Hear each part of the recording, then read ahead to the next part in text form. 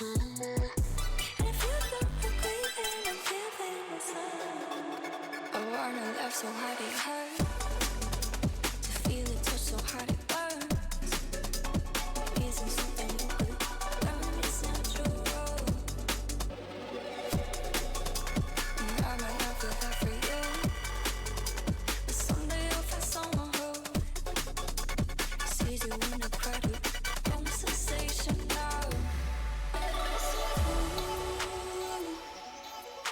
Every time I dream of you, I see.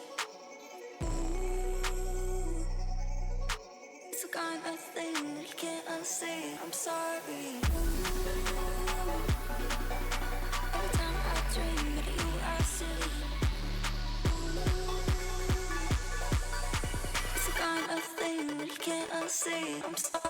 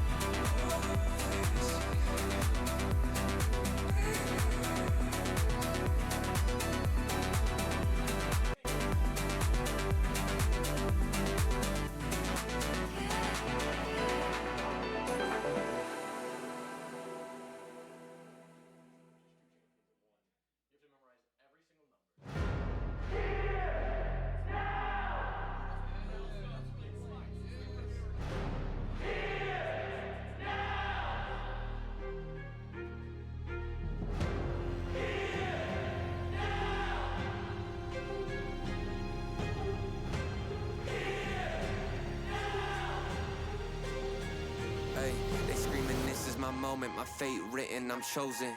Other spirits fall, but mine has ceased to be broken. You stripping down my pride, but time my only opponent. And lately I abide, but limitless I've awoken. So let me show you that everything I sacrificed mattered. All that blood, sweat, tears that I scattered. All that fake talk, fear that you splattered. Push me to right here, a new chapter. Here now, waiting for the flag to fall. Here now, cutting through the rolling fog. You know you need it. It's so close, I feel it. Here now, this is the moment.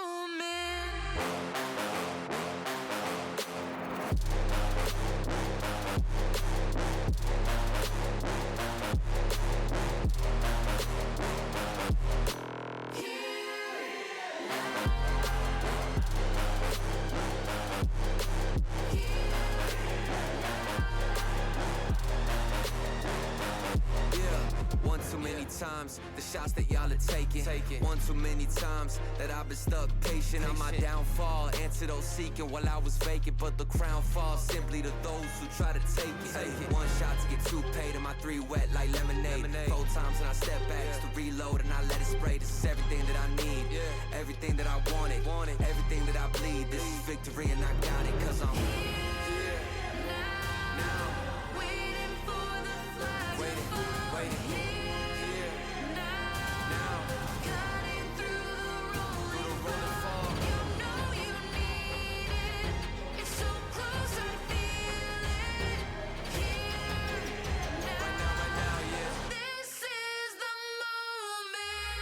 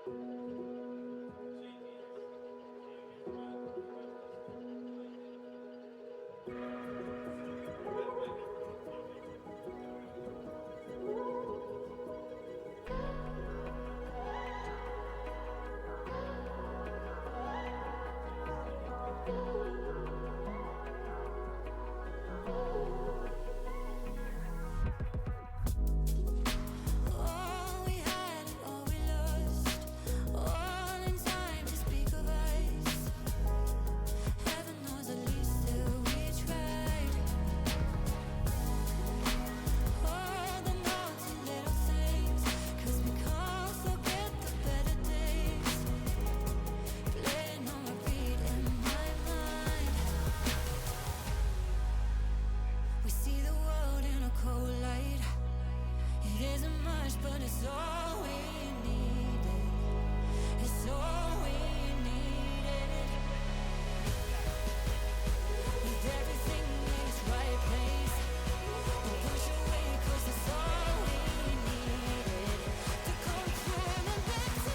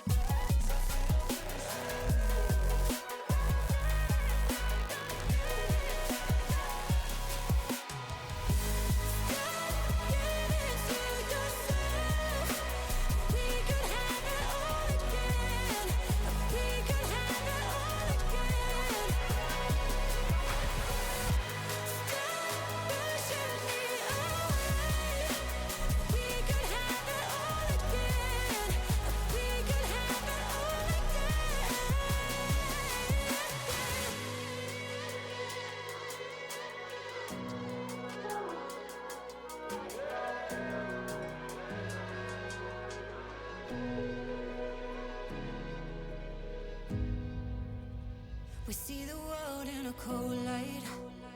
It isn't much, but it's all we needed. It's all we needed. With everything in its right place, don't push away 'cause it's all we needed to come through and back to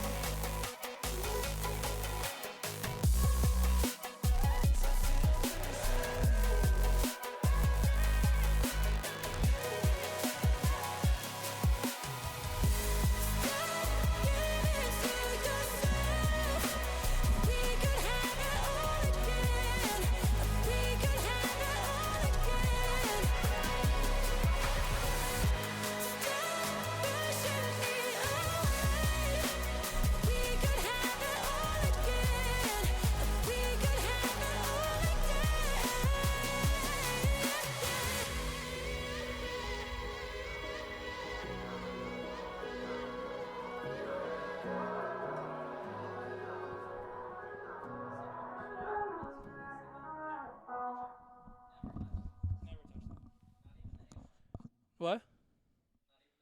No. No, you're chilling. You're chilling. Kyle, can you move around like the peripheral? Oh, I don't hear you.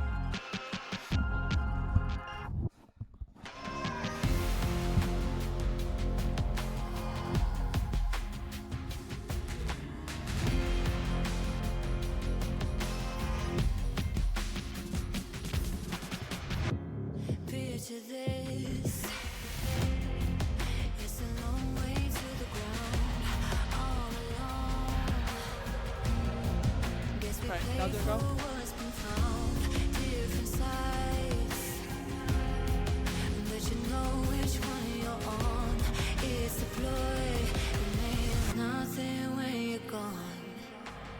Don't blame me, my own sick grief, just not today.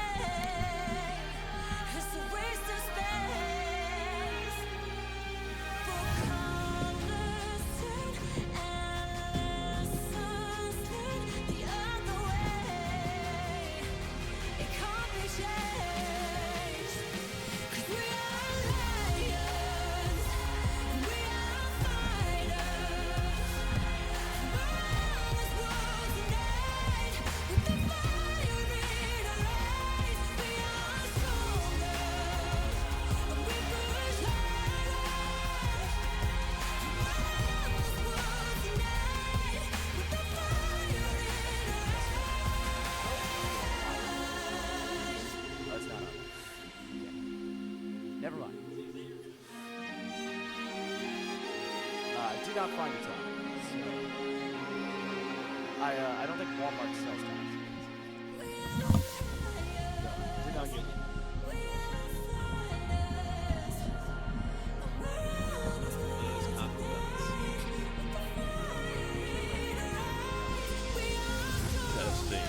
Interesting. Yeah, because I'm sitting on this line, and I was on the outside of the left of the line. And you were on the outside of the right line. When we were doing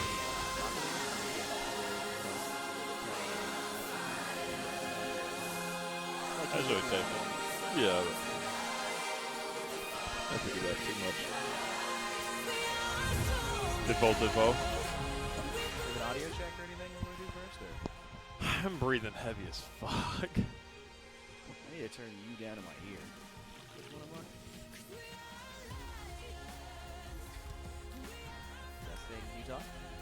Testing, Utah? Testing. 1, 2, 1, Okay. 2. You're good. Hey, yo! Is it getting my mic? That's another big question. There we go. I turned my info. I think is what you. I'm now left. I'm in second. It's Yeah. different from I think yesterday. I think honestly, I think your mic's up too high. Probably. Because when you just But- spoke a second ago, it went red. Hey, yo! Yeah, it's been Yeah. red the whole time. You need to turn it down. Here, so I'm going to turn this down to sitting around this point. I'm seeing a little bit of yellow. Never really keep picking into the red. Oh my! Okay, yeah, that's fine. I'm not going to Testing like 1, that. 2, 3. Welcome back, everybody. All right. Ah! All right.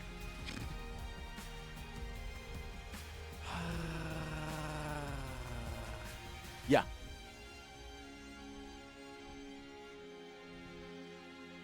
I don't think we'll go too much into it, but Yeah, it's not the biggest. Bind Haven split. Bind Haven split. Oh. Okay. I'll let you in. We'll. Turning life to dust. Main stage continues, and we're back with Valorant. Rocket League doomed to come after, but we're going to get the good things out of the way first, and unfortunately follow up with some of that Rocket car goodness. My name's Infernosis, joined here by my good friend Mick, and we've got two teams, the two best of the teams, so to say, Obviously. here for Valorant, playing off for the finals.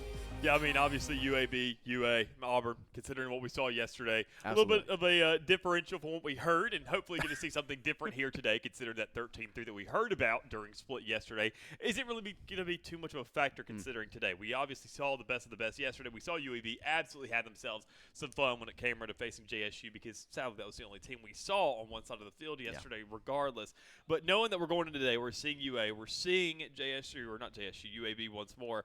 I think, honestly, I talked to the players. I mean, obviously, UAB, they have that confidence. There's not really too much to ask them, quite frankly. But when it comes around to UA, this is a team that I've kind of seen here for a really long while. I've known the majority of this roster. I've seen them kind of develop over the past couple of years.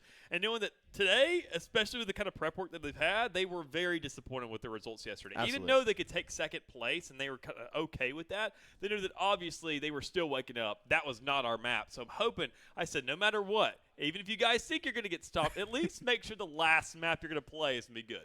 Teams of this caliber in the collegiate scene, and any scene in general, though, to be fair, Dallas, they're going to go into every game expecting that they can take the win. They're not going to be satisfied at the end result. That's not a W at the end of the day. And Auburn is a team that has a lot of accolades to their name. They've been building up the roster and the program in general for a very long time. I think just recently gone from a club to an actual program in their school. They just had a facility built. They are really investing into esports, which is huge in general for esports as a whole, but also for the state of Alabama in general. They're not going to be happy with a result that is not a W at the end of the day. But UAB is a team that has already tested them on the map of split, like you mentioned, and, well, to be fair, kind of slapped them around. Silly. 13-3 is a scoreline that is not indicative of a great rate, but split does tend to be one that is fairly lopsided, and it only takes a couple in that second half if you get a poor first half start. So splits, you said, isn't going to be an option. It technically is. It's the third map. It is the decider match if it is required, if UAB don't close this one out instantaneously. And we can go ahead and kind of already discuss a little bit the kind of map picks, because, I mean, going ahead, starting things off, considering that we only really have two players in the lobby, so you and I are going ahead expecting we're going to be cutting a lot of time here. But all things considered, though, I mean, Ascent, that's the first map that got knocked off the board. That's the first thing we can go ahead and talk about, because Ascent is a map that everybody knows. So, obviously, we're not going to freak out about it. We know what to expect with Ascent. We know that every single team knows Ascent. We know that every single team has prepared Ascent to some degree.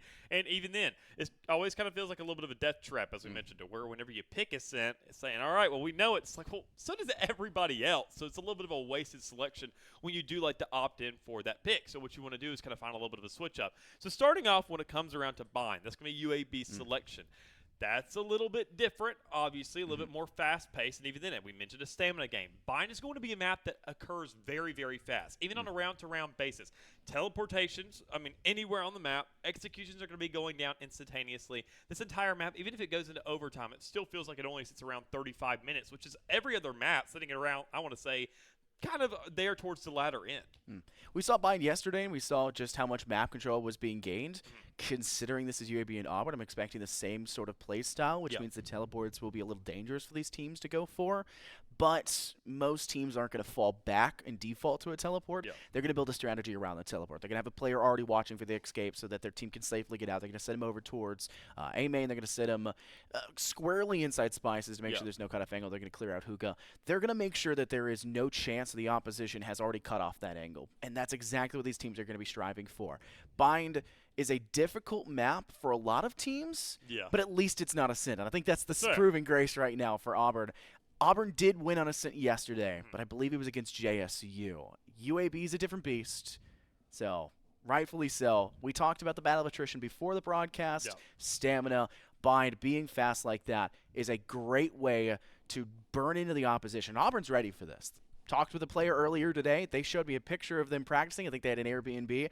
They had a monitor on top of a piano. They had a mouse pad and a piano, like stool step, a chair, and they had a mouse playing with that. And that was how they were playing. They said, we have prepped for this one. We are prepared. We're not just going to do it here at the facility. We're going to go back to the B and take this seriously.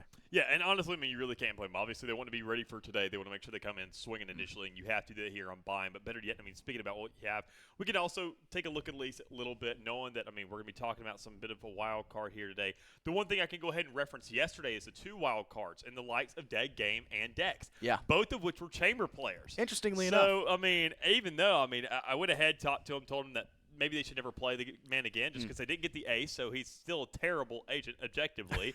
Knowing that, now today, and even then on Bind, he was hearing Auburn talk about it. They said, honestly, Chambers outstanding on Bind. We love that agent there. We think he offers so much, which, honestly, you really can't argue that fact.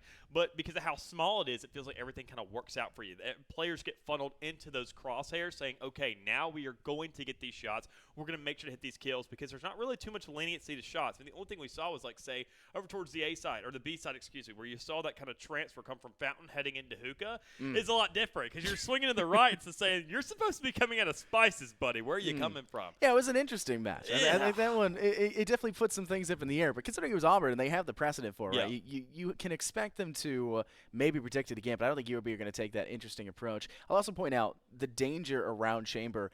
Highest economically savvy agent in the game. That's the whole point around Chamber currently because their util is kind of outdone by other agents in the game. For a map like Bind, you talk about being very high-paced. The action is very quick. Kills are coming left and right, which means you're not really saving those guns in between rounds. Every round is going to be costly for you. You kind of have to anticipate that. It's not like Ascent where you can default back to an angle, have 4 players left in the round because you played that defense really well. It's totally different. You're going to lose 3 players. It's going to be a 2v1 or a 1v1 in a post plant. You're going to have to buy up pretty much every rifle every round. And Chamber just saves you that extra credits, makes sure you have something flushed in the back pocket, and makes Thrifty rounds a lot more manageable. And we did see quite a few Thrifties yesterday. Yeah, and I think, honestly, we're going to see a couple of those at least here today. I want to say probably at least 1 or 2 over the course if we do go to that map 3. If not, it's a little bit more questionable. But knowing that, even then leading up to that point, kind of getting to that stage here on Bind specifically, this map you can see some Thrifties just because of how close these maps are, seeing the kind of lineups of these players and what they're kind of typically getting into. You have a lot of leeway to make sure to let these sheriffs absolutely go off. Just knowing that, say, especially on the defense, knowing these angles are very close quarters. And as I mentioned, those funnels, your utility can literally carry a game on this map. That's why Brimstone and Viper are so important when you're looking at these controller picks because, and Raze especially for that duelist because there isn't too much other options, quite frankly. You're not really messing around with those picks, especially on your duelist, because, that's your most important. That is your catalyst to every single attacking round. So, knowing that this is where things are going to start off, knowing that this map's going to be a lot faster, I like the selection from UAB. I think they want to make sure to go ahead, kind of hit the floor run, and make sure that they are flooring this thing off the start for an early lead, possibly. But with the second map being Haven, that's going to be Auburn's pick.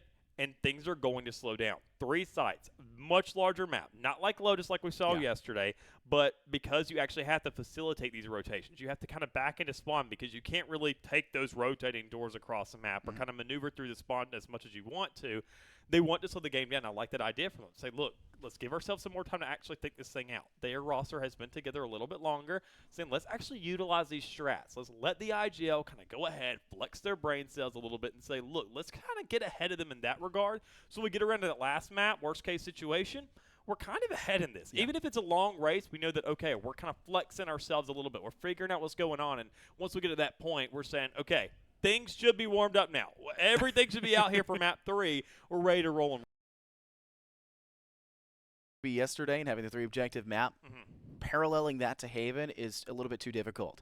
Highlighted just how gorgeous UAB's playstyle was of sending that very cascading wave in an even state. They were willing to push the A and C side simultaneously. When they would push towards B, they'd send all players in with one player lagging behind to make sure there is no player going for map control. It was a very gorgeous display of what you can do as a team when you're confident in a 2v whatever fight, a 2vx fight, whatever comes forward against you, and taking the advantage on those sites. You're pressuring and also making it so that no matter what, there is no chance that when you lose a site control, there's not another site right there that you can go right back to. UAB, that's not really an option on Haven. To be honest, you pressure over towards A, you can't push down C. C long is too dangerous of a route to go for. You have to go through Garage, and Garage only gives you a very limited vision of that site. It does not give you the greatest option to go forward, because if you're pushing through Garage, you got to deal with Garage window, you got to deal with the player on plat, you got to deal with the player on tubes when you step out. There's a lot there, so that strategy from UAB isn't going to be as viable of an option, but there's so many more different ways to go about it. There's 2 different approaches into that A site, technically still 2 on C. B has the option to take Garage, pivot back through that link. There's a lot of availability that wasn't there on Lotus that I think UAB are going to have a much better job of changing that strategy at the very least and finding a great way to take control of those sites. It's going to be tough for Auburn to answer that, but they also have the same capability to achieve the same result. Yeah, and knowing even then across this entire series, and knowing that, I mean, Auburn, I can go ahead and talk about their flexibility a little bit. Knowing that, I mean, we're probably not going to see the chamber on that map. We're going to see things start to kind of pan out a little bit, start to figure out what exactly is going on this map, because Dex, I mean, I've seen him play something like the likes of Neon. He likes that agent. He likes to be in those duelist roles and those duelist shoes. And here on this map, kind of things panning out, you're expecting that to happen. You're expecting these players to kind of go ahead, figure out what's going to be done here, and make sure to lock that kind of stuff down. You can already see a little bit of a hover in these agent selections as we do start to get into these areas. So I'm happy to know that already we are seeing Dead King start to hover over that chamber a little bit. Go right back to the tried and true. Nothing to really switch up too much. But even then, what I'm keeping my eyes on specifically is the initiator picks today, because you can go ahead and look right here off the get-go. The guy with the green hair is obviously standing out, not only to me, but probably anybody who's never seen this game before. But Dex wants to go ahead and mess around with us. Go right back to that chamber. We are seeing two chambers in one map. If I have not had any reliving of the era of COVID, this brings me right back to it. Unfortunately, I still have to be within 5 feet of you here, Dallas. So it's not exactly back to the era of COVID, but the chambers being locked in, who would have guessed that the 2 teams that were willing to lock in chamber would be the ones here for the finals? Alabama is just built different, and we are testing the limits. And considering UAB is a team that can compete with some of the best collegiate teams out there, it's really nice to say that they're in the home state of Alabama. No, I know you're not from here necessarily. I, however, really like saying that one. But up on the chopping block, Sky, as well as the Rays you had mentioned previously, the Viper and the Brim. It looks to be a mirror composition for these 2 teams. I do like the fact that the Rays is being locked in. Some teams in the collegiate scene still go, hey, Jet's kind of the default. You can't go wrong with the Blade Storm. You can very much so go wrong here on this map. Yeah, I mean, especially considering, I mean, as I mentioned, these chokeholds. I mean, Jet can dash through. That problem is Rays actually clears out that space for the rest of your team to follow up with you, which is just a necessity, considering what this map is made of and what you have to really do just to get yourself onto a site in the first place. So, no, we're going to be seeing this mirror matchup. I already mentioned it earlier. The Viper, the Brimstone, both necessities. That Rays on the Duelist, a necessity. Chamber, a little bit of a flex. You can see KJ, you can see Cypher, you can see a switch up. And Sky, we didn't really talk about the initiators too much, but there's a lot of leeway for that.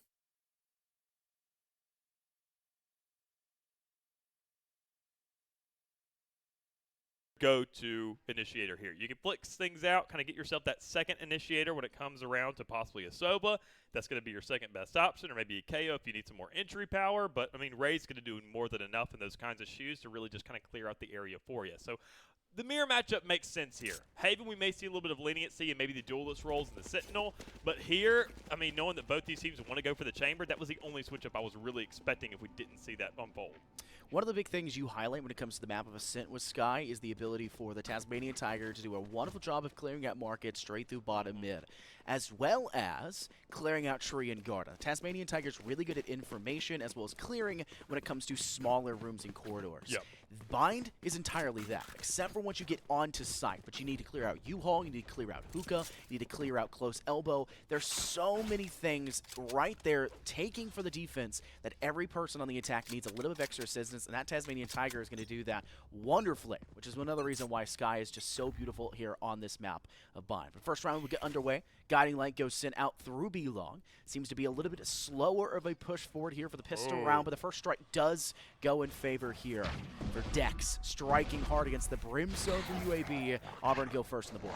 And already, I mean, looking for a lot of aggression here out of Auburn. I mean, they cleared this a little bit towards Hookah. They know exactly what's going on around the site. Even then, Chaywan is unexpectedly running into another player there towards the likes of Octagon. But you go ahead, you see those trades going away, and a spike to go down as well. So this is a very good stance for Auburn here off the initial get-go. They found themselves a numbers advantage, and knowing the retake is going to have to come through in spawn, you're kind of choked up, and you're hoping that Raze can do something there, kind of pushing to B main. But Dex is going to be holding that to his team. An interesting decision from UAB to take the TP over and be long. They separated all the way to A, thinking maybe they'd push over towards Showers because that's where first blood was gained. And they decided, nope, that's not what we're going to do whatsoever. It's going to be a B-side push. We've got Spike down, and now UAB are stuck in a very unfortunate position. Van tries to swing out here through Octagon, does deal with one, takes quite a lot to get boosted off the board. Pressured from both ends. There's the paint shells to deal even more damage, and it's just a guaranteed kill there for Poison with that Frenzy, even though they were at range. Only 20 HP to their name. It only takes a couple hits. First round will fall in favor of Auburn, and I'm sure they're plenty happy with that result because your Raze has already been fed 3 kills, and they're getting closer and closer to that showstopper. And even then, I mean, speaking of rules of 3, I mean, you got to at least go ahead and get 3 inside this map for each half, all things considered. I mean, Yeah. 3 is the bare minimum, and even then, it's all Auburn down yesterday during the matchup that we talked about initially. So, I mean, as soon as they hit that threshold, you're saying, hey, you're doing better than yesterday. You can be happy with the result. You can keep on chugging through the series knowing that you have improved. Those piano practices are definitely making sure to lock something down for you. So, I mean, already you can see that even then, better yet, I like the discipline coming out here for the likes of UAB. They're not going for a force. They're not trying to switch anything up. They're giving Auburn this respect now, knowing that they are a completely different squad today, and they're getting the damage off with that respectively. Poison's going to drop, and that's expected to be picked up in the meantime if you do want to push for it, but you have a very big cross-winning at Fountain. Yeah, it's a very tough spot to go from. Van doesn't have the safe space to try to create an option there for your Raze to work from. And Escape will have to fall back for just a little bit. Took a little bit too much damage from that paint shield as well. Unnecessary damage, I might add. But, I mean, they're working with pistols anyways. They're just going to take as many aggressive fights as they can. Spectre in hand for Rue. It's going to find its target of Angelia. Rue's now going to swing out from U-Haul. Has a little bit of assistance already on site. Spike is seemingly doomed to go down. With Dead Game prowling around over towards the Ready Night crates, they may just swing out here, but hopefully think different, and they'll fall back for just a moment. It's Chainwan Lever to secure that frag, leaving Just a Band once again in a 1v3. I don't know how Auburn stayed focused yesterday, Dallas, when they're playing on a piano. I think they're playing Overwatch. What is that melody? I would be so confused the whole time. Yeah, I'm quite with you, but even then, I mean, it's music to my ears, at least hearing these gunshots go off, but even then, better yet, music to the ears of Auburn as they get themselves a second round. So, not really all that expensive considering only 2 players were dropped in the meantime, and even then, if you did have a player not opt for a buy, which Dex did go for that Marshall instead, you can kind of say, honestly, you pick up a Spectre, maybe look for that aggressive pushing around like this, kind of hand one off to Poison possibly, because you know that, I mean, we're not going to see UAB buy up on anything or want to pick up a Spectre when they have all these Phantoms and Vandals within their grasp right now to be working with. So already look at the half armors on the side of Auburn, see what they can really do in those shoes, and they want to make this round expensive, knowing that, I mean, obviously, as I mentioned the last round, UAB didn't buy up on anything. They bought up on utility, kind of played a little bit more conservative with it to make sure they have a full buy and a full kit in this round, and that's going to be very, very, very important. But even then, what could also happen to be very important is these initial engagements. Where are you going to force them? We see them kind of inkling over towards that B side of the map, where things could get a little bit more aggressive up front and a little bit more handling, but I mean, already you have to consider where that's going to be taken because full hook control's coming out, and we're going to see a massive pitch come through if you have nobody on UAB ready for it. You've got to close that distance as fast as possible if you're Auburn. Yeah. The SMGs are limited at range, and unfortunately, a band was aware of the fact that a play was coming in from Hookah. Dex now completely locked out from jumping out for window to go for that refrag quickly. The Snakebite doing a wonderful job to zone from a band from the side here of UAB. Headhunter in hand for Dex. Missed opportunity for 2 hits and a hasty retreat made. A dead game off screen over on that A side. Has already found 2 kills here in this round. It seems like Auburn have been buried at every chance they've been given. The glimpses of success in round 3, unfortunately, will stay just a glimpse as it seems to fall through their fingertips. They're trying to prowl up through B-Long. Band has a great angle to work from, and they just line up. Swinging in tandem, it may work, but not when there's rifles against you. You don't have that range still at head play. Yeah, good morning. I mean, there's a little bit of a wake-up call there on the board, but even then better yet, just inside of UAB to get themselves around on the board. To be expected, they're going to grab that first there in the 3rd round when they do get the full buys, but problem is for Auburn, they didn't even get themselves a single rifle to be handed over to their side, and that is going to be a big point to kind of go ahead and consider, because even then, you do see a lot of teams able to get it scrappy with it. They say, okay, sure, not a good round for us, honestly, but I mean, so long as we make it expensive for them and know that we have somewhat of a switch up here, that is a lot of credit being conserved. And even then, there was no real rotation there at a UAB. They were holding it down with those 2 players. And if there's no real flex room there, if you're not even expecting to stress out and have to do anything to retaliate, that's going to be a trend that you need to go ahead and keep eyes on at the very start and change up. There's a reason why that's called Octagon, where a band has been lying in wait. It technically has a real name with a garden, but it's Octagon. It's a fighting region where you're going to get up close into the action. You can watch out through hookah window. You can make sure you have that B-Long presence. And that's something that UAB are really harping on. Data Killer, great shot here. Back's not giving them enough space. Dex will fall as well. Rue finding a clap back and trying to find a rifle, but Data Killer can't get it up in time. And it's given back for a 2-for-2 trade, equaling to a 3v3 as they now take TP in long, then pivot over to the A site, which was smart. Note, the raise for UAB was coming up from the flank, and now they have no presence to work from. They're going to have to wait for TP. They want to make sure there is a full pressure in towards site first, but Mr. Skit jumps the gun, and because of that, it's a free pickup for Rue. And even then, you can already go ahead and kind of look at a little bit of the holes there in UAB. I mean, just speaking about Angel specifically, we saw that smoke go down, and we saw the Incendiary both go out neck and neck, right next to each other. Those are both going to be stalling tools here. They can be kind of isolated off each other, but you don't need to do that. You're taking isolated fights against dead game. One by one, this man's playing dominoes because he's lining them up and knocking them down. It's a chamber, folks. If they're willing to play chamber, they're willing to cut you down. If you are going out of your way to cripple yourself with an agent like this, you have to be damn well confident that you can rock behind it, and that's exactly what happens. Dead Game lines him up and knocks him down like a kid who doesn't truly understand how to play the game of dominoes. Been there, done that. The 2v2 tied for our scoreline. Dead Game has had a beautiful display in round 1 when it came to their attempt in the holdover on that A site, and they've had a great job there in round 4. But round 5 is a different beast. Rifles will be up for every team. For Auburn, they've had a tough time keeping things together when it comes to facing off against the Rifles from UAB, but they're still trying to harp quickly over towards Fountain, and Data Killer has no problems dealing with not just 1 or 2, but all 3 that push that way, and it almost seems like there's no chance for Auburn with that spike left all the way back in spawn. Yeah, all the way across the map. You know a little bit of a lockdown's going to go through there because they're not even having to rotate for it. You really can't do that. It is all down to Dex, who's just trapped over there towards showers, not even within the vicinity to even hear the spike if it did make noise. That's how far across the map it is, and nothing's really going to come out from that. That's now 3 rounds in a row coming out from the side of UAB, and these are all rifle rounds, keep in mind. So sure, this could be that one team where you're saying, all right, well, they wake up and they start to actually play the game a little bit because, well, they're a rifle team. We didn't really see that yesterday. We saw them kind of be just full force across the board, but I mean, now we actually put them in shoes saying, okay, you have to fight this out. Well, things are going to get a lot more greasy, a lot more grimy, and a lot more dirty because even then, we're already seeing a double operator on the field. Both chambers running it to be expected, but on the attacking side, I always say it, I'm pretty sure you always feel a little bit of a disadvantage, but you may have an advantage in numbers so long as you can get that first blood. It's just the play here from Dead Game, transitioning away from the A defense, now moved over here towards B long. Seemingly has been spotted by that Tasmanian Tiger, so they use their RW to quickly escape out of there. An interesting decision and a great usage there of Chamber's utility, though limited in range in recent times. It still gives you a huge advantage. Seekers go out. Mr. Skit jumps over the top of that, sends out the Showstopper. But shockingly enough, J1 Lever actually survives that. Doesn't seem to go far enough over there. Not even a lick of damage. Tag toward them with that AoE. And because of that, we're down to 60 seconds left in the round, and all 5 players are up and standing. But the action is starting to boil up on A side as U-Haul has been taken under control, and it seems like Auburn are ready at a moment's notice to deal with that pressure on site. But it is Data Killer alongside their Seekers to get the first kill to get fragged back. I mean, just over and over and over again, you're seeing Daddy Killer able to not only just manage these first bloods when it comes around to just being around the map, but even then once you're actually in the conflict in the middle of every single of these rounds and the nitty-gritty of it, and knowing that you have that attacking Viper spit up, you got to get that spike down. But problem is that creates audibles, and guess what the one player that doesn't need audibles is? Viper, because you want to keep that player alive. It's not going to happen as you get Rue. 1, 2. That's good for Rue, but man, you have to get that spike down and kind of play a little bit more, because 20 seconds on the clock, you know that everybody is surrounding you like sharks. You need to find this execution. Rue's got a prowl up behind Dead Game.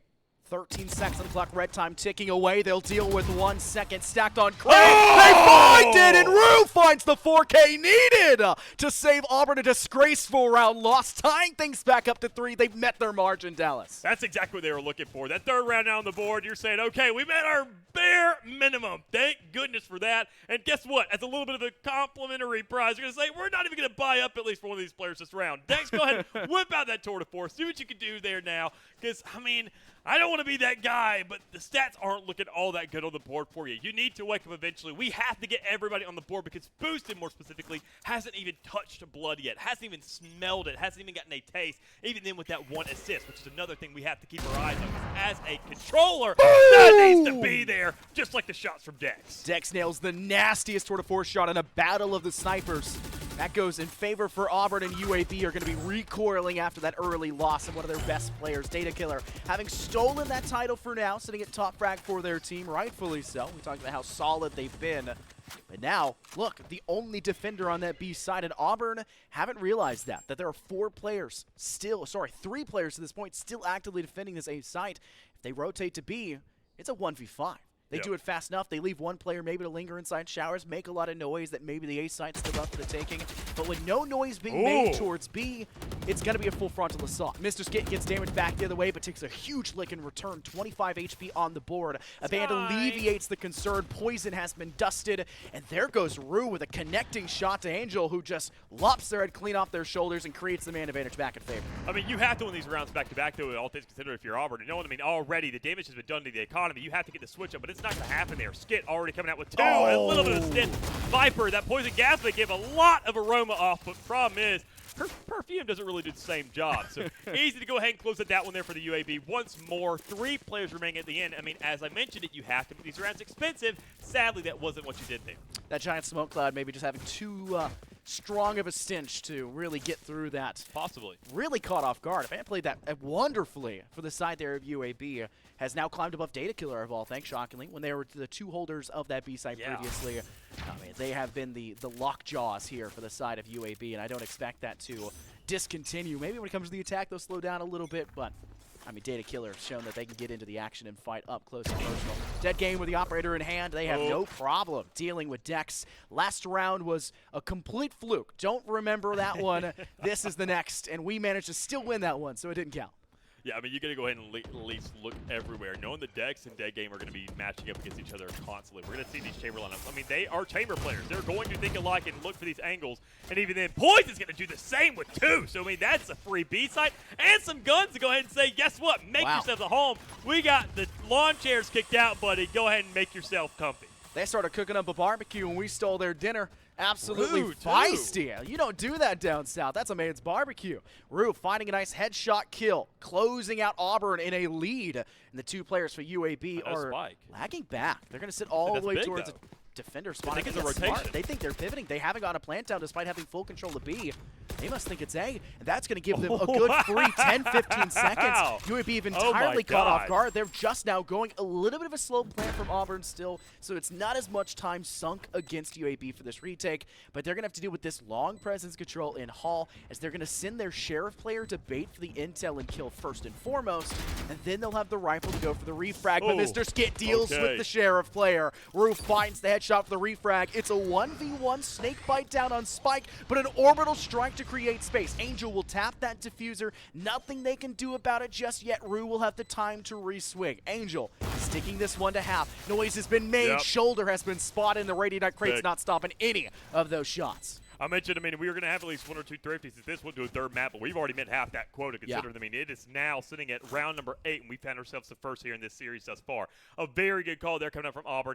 Huge picks off the get-go from Poison. 2 to get on the site, I mean, who hasn't really had the best results thus far. I mean, sitting at 5-7 before that round, able to go ahead and say, look, get the 2 sheriff kills. Now we also get the site. And even in the mistake from Auburn with that spike being back, that is something you never see. Typically, you see a little bit of a hold, kind of a split up. I do like that discipline once again from UAB, saying, look, no matter how this works, it doesn't care if they're rotating, if they're staying, make sure you play together. Work off those numbers, because even then, I want a guaranteed kill if somebody falls in the meantime. But already, Auburn off the back of a very good round, they want to make sure they can really hit it home here. Call for a timeout, take some time here and say, what can we do? What worked there, what didn't? And, well, I can just go ahead and tell you the sheriff shots were online, but I think, honestly, these defaults are working out great for you. Just stop lining up against dead game. I appreciate what Dex is trying to go for, but you got to consider who your strengths right now and who your weaknesses are, not on the opposing side, but better yet on your own roster. Dex is an extremely valid player, extremely strong. We know that they can clutch up big, but the issue is right now they're going 3-7 because they keep picking the wrong fight early.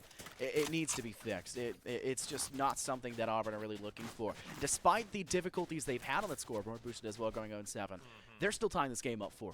Auburn is fighting up against UAB, and I love leaving the spike back a little bit in that last round. It's a thrifty for them. If they leave spike into the player that's pushing forward in towards the side, they die. They have less than half the effective firepower to reclaim that spike. Exactly. So it's a smart decision. It did get a little bit close and dicey there, but that's a thrifty. They took a dub, and we expected there to be quite a few thrifty rounds, and it finally did come through fairly early here in this map, in this series, as it is a full BO3. Shaylon Lever gets the first pick up, and wow, UAB once again acquiescing that man advantage early, and that's something that we did not see them do a lot of yesterday. Yeah, I mean, that's already, they were locking it down again in the game. Keep in mind, sure, we got a little bit more of a one-sided affair when they came around to facing against JSU. And it was also on the map of Lotus, which still just baffles me that they even made it through the map pick and ban situation. But all things considered, you're finding yourself a good start. Auburn has to hold this thing down. UAB, they have themselves very, very good holds. I mean, even then, they know how to use that utility and how to flex their kit a lot. And I think, honestly, they can manage themselves at least maybe 1 or 2 just on this hold, and still unless they can get a gun pickup. But that Viper put us down. Dead Game had the audible. Could have at least given a shot for the right click, but didn't even attempt it. It's a free gun. Lol, free gun. Right moment right there. Right click, it can take down almost any opponent. 2 will almost guarantee that kill, especially even at that range. But the Viper's pit just slightly too much for Dead Game, and they feel that discomfort and will fall back. And with the limited weapons that they're really rocking, they're just too scared to step forward. Dex, great shot to take down Angel. A band finding one. Dead Game with 2. The Headhunter. Gorgeous display once again, showing that Chamber, despite being bad, Dead Game is good. Make it a 3rd. A band will hop onto that diffuser. Last player, Dex, unknown. And I think Dex realizes this is a lost cause. Save the big, costly operator, the boomstick, for another round. Already you can see that Shorty is going ahead and being a little bit of a influence in that round. Poison was not happy about that one, but even then, let's go ahead and give just more props to that Headhunter. That was Dead Game's round. That was, you called it a thrifty straight up. I don't care how much money you wanted to spend. When you use that Headhunter for 2 out of, the 5 or 4 kills we saw, then you're settling with that 10 times out of 10. Absolutely. You couldn't care less. Knowing that already, even then on the board, you're sitting at these back and forth situations. And we're seeing these rounds start to unfold where you see a little bit of a buy, a little bit of an attempt on both sides. It's admirable. I love to see it. I love the influence and I love the emphasis on making sure you have these guns. You just can't really lose the big picture, though. You don't want to sacrifice too much. And Auburn's doing a good job of holding that, but UAB's doing a better job of maintaining it. We've seen a lot of thrifties. Auburn are stuck in that state right now. Yep. Issue is saving the operator in that last round, and we highlight this quite a few times in our cast together. It forces the team to feel like they need to meet and match that operator, and they just didn't have the credits to do so. Soft armor for everyone, a couple frenzies, maybe a sheriff in hand. I think there was one Spectre. They're just trying to stay simple, try to play for the thrifty once again. They've done it before. Nothing saying that they can't do it again. But when they have that boomstick, they're going to be so reliant upon that. And Dex has not gone online yet. They're still offline. They still haven't heated up. Getting only 1 pick in that last round, not really helping the team when it came to that site control and holding for the post plant. It ultimately felt like there was not enough emphasis behind this player, and that just needs to be fixed. Dex needs to lock in. Dex needs to find that space to really come into their own. And I think this could be the chance to do so, playing for B Long. We've seen so many times a Skit get a little overextended when it comes to that position, gets caught off. You'd still have to deal with a band who's sitting in the back of B site, have a great angle for Hookah, doesn't have to worry about Octagon, doesn't have to worry about B Long, but they may just have to, because look at the slow prowl peek from Dex, but Poison's the first to get dusted. And even then, try to push out through Hookah with the Frenzy. None of this is really going to work out for you. You're expecting to clear that space right there through Hookah to go ahead and kind of give Dex that lineup there towards the outside of Octagon, right next to the TP. But even then, if you don't hit that shot, none of it's going to matter. You're 8 seconds on the clock. The players that don't have a gun, push up. Try to see what you can do. But Dead Game's already on the flank, able to find 2 in the meantime. Even then, the operator's still alive, but Dex needs to survive for a little bit longer, knowing how expensive that thing can be. And that's the closure there. Just go ahead, rip all the guns out of their grasp. Death Game's going to try to pick that thing up and can actually get it in the meantime. That is a perfect stance for UAB to say, look, we have not only guaranteed 6 now and even half no matter what worst case situation, but I think with the way they're kind of playing this thing out, they're probably going to be good for a couple more. Yeah, Operator has been collected, obviously stolen away from Auburn, and because they didn't have to buy that in that last round, they're still doing fine, plenty fine for the money, but it is not available for them anymore. They don't even have the tour de force. There is no boomstick in the back pocket, and because Dex was unable to escape far enough away to disallow that collection, they now have to worry about that boomstick. They know for a fact Dex is going to be wielding that one. They've been playing with it very well. They've hit the tour de force shots, and out of all the players here, Dead Game's the only one that's gone online, and it comes to that chamber department. It's shocking considering how good Dex can truly be. Snakebite goes down, Guiding Light to join into the fight. Data Killer does get a pick on a poison, but boosted.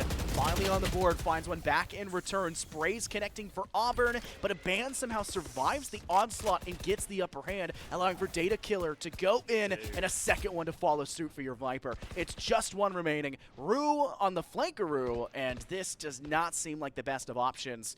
You got 4 men you have to cut through. Spike is completely under control for UAB, but I don't think they know Rue's here. I think, keep in mind, Rue's done this before. Ooh. That exact situation was on the opposite side of map towards A, but it doesn't work off B, sadly enough for you. Already, though, we got to keep in mind here, UAB, we're not really creating too much of an actual storyline for them just because, obviously, UNA, you think this is our event, that we wrote the script. No. Even though we may write any scripts over here, it comes down to us having to pitch it to UAB. They are our producers. They're the ones saying whether this is going to pass or fail when it comes around to actually hitting the shelves. And honestly, they said the last one wasn't working out too well for them. They want to make sure to hold this thing down, and they're doing exactly that. So when you consider what they're bringing to the table, they're looking good. 7-4, and I'm probably considering a little bit of an 8-4 with the actual bias coming through for Auburn right now, but Auburn needs to make sure to lock down these numbers. We're talking about shells and sales. They need to make sure to sell me that they can actually make sure that these rotations can be successful. You need to count these players. You saw it there on the B push. You said, okay, one's dead, 2 are on site. That's the majority of these players on B. We can rotate to A and make sure to overwhelm the opposition. Those calls aren't being made fast enough, but one that is going to be coming out is a showstopper for one. And Poison knows that there's a player inside Cubby, so you got a stinger to take care of it. Oh, strike fast, sting like a bee. Great play from Poison, and dealing with that Viper's Pit was the best possible play. This is Auburn's round for the taking. It's theirs to lose. And with 3 players left for the side of UAB, it's a tough recovery. Angel playing for within the Sky Smoke. Maybe hoping that their own perfume doesn't get spotted, but Poison is quick with it. Takes their head clean off their shoulders, forcing Dead Game to refrag back. The Operator making a lot of noise.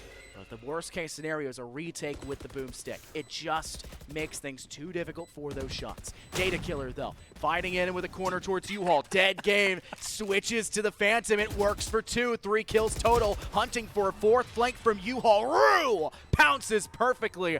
Tanking in tandem with their teammate, plays that perfectly. And Auburn's bias, we're not all Bepic here, but they climb to 5, and that'll be a very solid first half. Of course, considering, after yesterday, we're just keeping our eyes on them, knowing that, sure, we cannot have the disappointing result that was a 13-3, and already going ahead, crossing the threshold, and make sure to keep on fighting it. Keeping it close, better yet, making sure to lock down those rounds.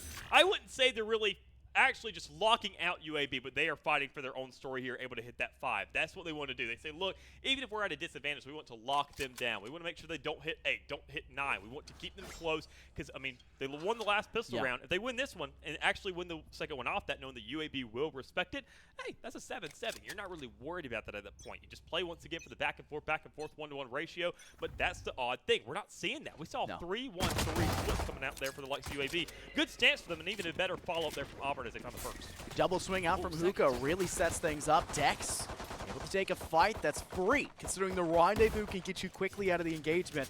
However, you don't need to worry about that. That was the only player prowling to the A site. They've stacked 4 on B, and the pressure is there. They're hearing that ultimate orb be taken. Nothing that Auburn can necessarily do about that one. Let them farm up. They just won't win the round. That's their playstyle they're working for. They're going to get plenty of pips to their name when we take them off the board and kill them quickly. Data Killer working from within Octagon. One player behind, and it seems like a rotate being made from a bench up through Hookah, but still too slow to assist in that fight. The doppelganger for Data Killer goes off the board, and it finally gives a little bit of leeway towards UAB, but Free gun, Ruse by still the way. prowling the back of sight. Law, free gun, Oh right click, and my Data God! claps back, forcing Boosted to go for the refrag, and it's just a band who was too slow on that rotate through hookah, but they've already dealt with one. A 2v1 in nature, and look at the HP here for Boosted. They're Oh. dusted. A band needs a 3K, knows the players towards spawn. Hallway, a dangerous zone to prowl. They'll recollect the orb, and they'll hit the head! Oh my God! Go ham! It's those pistol rounds, man. I mean, it doesn't matter what the numbers are when you have a ghost more specifically. I mean, sure, classic, you got to get close enough for the right click because it's not a one shot to the head. That ghost, though, will make sure you look like Casper within seconds, knowing that that thing could be a one-shot headshot at almost any range because you're not buying full armor, frankly. You don't have the money for it. I mean, this is not an age where we can exploit Astra Stars in a round one situation. So, I mean, all things considered, that's once again UAB lighting up the leaderboard. No matter how close it may be, sure, Auburn, they're able to go ahead. A couple are able to frag with the best of them. But you can see that UAB is the best of them. Everybody is holding this thing down, and everybody has had a shot in this 8-round gap that they have right now. This game is unbelievably close. The scoreline only being shown as an 8-5 is a complete disgrace to how truly close this match has been. Yep. Auburn's behind, but that is almost surely not to last too long. If UAB continue to make mistakes here and there, I'm sure they're plenty confident here. Dex holding strong, Headhunter in hand, the best weaponry you can ask for here for a round like this, but it's not enough to do with the band. Spectre connects for the kill. Boosted hiding within the smoke, doing their Let it go best impersonation here, that UAB side. Boosted has a lot of noise to work with. Right click, there it you is. go. Doesn't need it. Love The the range read. is there. Boosted comes up big way necessary. 2 in the round. Dusted finally, but the damage has been done. A 3v2, entirely collectible for UAB, but an overextension by Chaewon Lover puts them in a it's bad so spot obvious now. and leaves Rue to a 1v3. What can you do? Play with the classic. The spike will go down, and you've got to retake a site with nothing but the cheapest weaponry possible. And even the UAB already being on the prowl there, just looking around the map saying, okay, let's go ahead and search back towards that attacking side or that defending side spawn. We don't see anybody over here. We already had an idea that they were there on the flank. And, well, that just confirms our suspicion. Oh! I do not understand what this classic is doing, but it's already down 4 kills in this round. Free gun, by the way. Bulldog in hand. Rue will stick this to half. Toxins being marked as Sticky. low, being swapped. Why still stick to the point? Dead Game does not care. The Close. Spectre at range will find themselves the kill, and UAB will well, have a very scrappy round to go about it, but they'll climb up to 9-1 away from outstanding, that though. double-digit margin, and 4-round buffer given to themselves above that Auburn side, but that just shows anything can happen in this series. And keep in mind, the 2 players that went off in that last round once again are Poison and Rue. I mean, keep in mind, sure, you're sitting at 9-5, but one of those rounds won by Auburn was Rue in a 1v4 situation. I mean, these rounds are having to be absolute clutch or kick situations for them, and you can't have that kind of gamble being thrown up in the air just for a couple rounds to say, look, we have relevancy. You can make sure to make those flashy plays and have those rounds and be happy about it later into the game when you know it's a 1-to-1 kind of ratio, but when you're sitting at this kind of deficit here, you're sitting at 4 rounds and you know that one more, UAB, they're at that kind of point where checkpoint chokehold situation.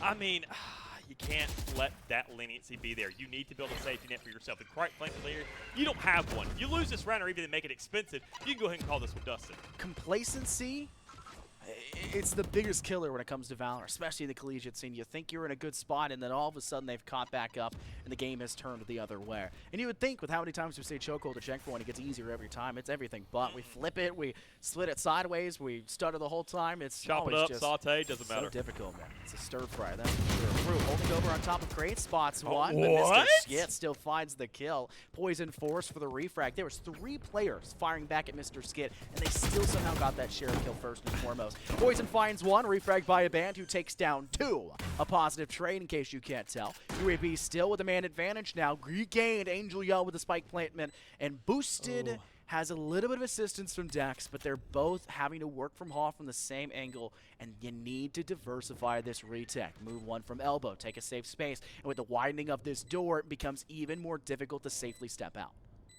You know, one thing I heard recently was it was Tins, I believe, speaking about it. Even though he's not a controller player, I heard that even then, right there, playing towards elbow, already a very good idea. But I mean, you need to put that smoke a little bit more aggressively to make sure they can even get into the elbow to go ahead and create that game plan, as you mentioned, to kind of spread out. Just make sure that to get even into elbow, you have to fight through a smoke. You don't give them free leeway in the back of the map, because otherwise you're going to get these situations where a player can survive, go ahead and pick off another one, and sure, it's still a round win by UAB to hit themselves to that 10-round checkpoint. But There it is. I mean, knowing that, well, a player surviving, that could be something for the next round. That could be that wild card. Boosted could toss it over to somebody like Rue or Poison and say, look, buddy, your turn. I mean, this is the sword. I'm crowning you. I'm knighting you right here, right now. I need you to slay these dragons, no pun intended. Rue, unfortunately, being the player to hold the Judge, the shotgun here for this round. Your Viper doing so is a little odd. He usually expected to be the Raze. Yeah. I think Poison has been fairly solid, though, with that Phantom, and they're going to continue to hold on to it. They're going to say this is maybe the right idea for us. Boosted, who has been, in every one of the series we've seen for Robin so far, the bottom frag, openly has said, I play better in packet loss, and they are seemingly doing so. They were 0-7 at one point. I think they even went to 0-9, and now have themselves a tied position for third for their team. Boosted has come up clutch, and yet still the rest of the team has seemingly fallen back, and UAB have taken that space in a way to say, hey, double digits. We're taking this as a chokehold.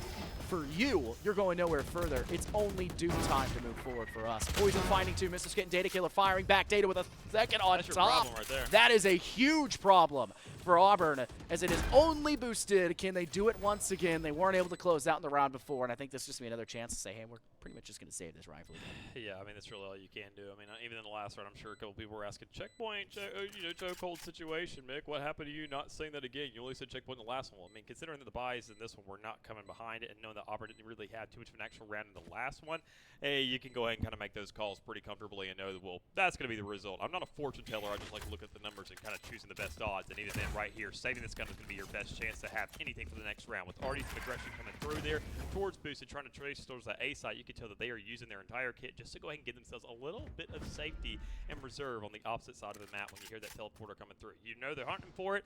Just survive a couple more seconds, and you should be fine and dandy. But in the meantime, 11 rounds going their way for UAB here. They only need 2 more to close this thing out. Meanwhile, Auburn, they have a very long road ahead of them if they even want a shot.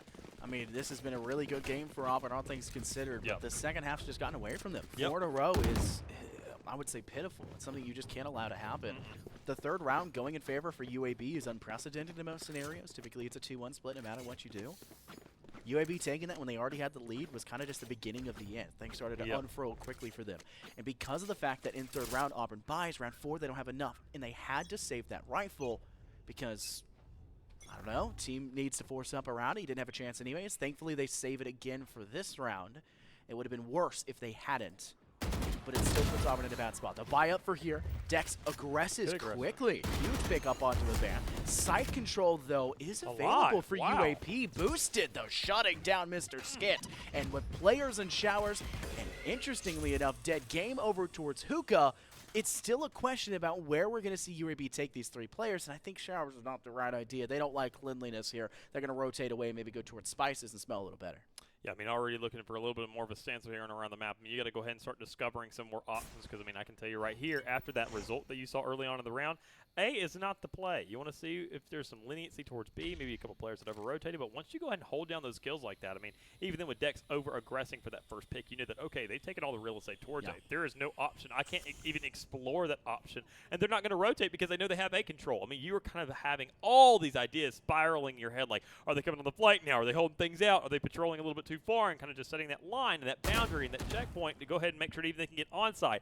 It's a lot of chaos in the back of the head that can give almost even the best of players anxiety just thinking about it. But you need to make sure that right here, right now, you get your aggression to the site, you find the numbers that are in front of you, and you can see that Auburn is providing those, making it fairly expensive thus far, but in a 1v3 situation, I can tell you going ahead for Auburn, you don't want to invest some ultimates right here, right now. You want to do it when you know the actual cards are trying to get you. It's dead game. Anything can still happen. They'll collect that spike. 8 seconds on the board. It's going to be a dangerous fight. Boosted up close and personal. Headhunter in hand. It's not going to matter. Rue with that Guardian through the wall of all things. Boosted Despite like, having bro. Boosted right there. Like, that's my kill, that's my man. KD, I man. needed it. I'm trying to stack You're my stats. 19-12, bro. You Come don't on. need that one. You have your ultimate. Come on, man. This is ridiculous. I guess Boosted does as well, but Auburn taking that round in stride. They're fairly happy with the result. Honestly, from UAB, it was a little disappointing. The failure for a play coming in from short as well as through showers. It felt very one-dimensional.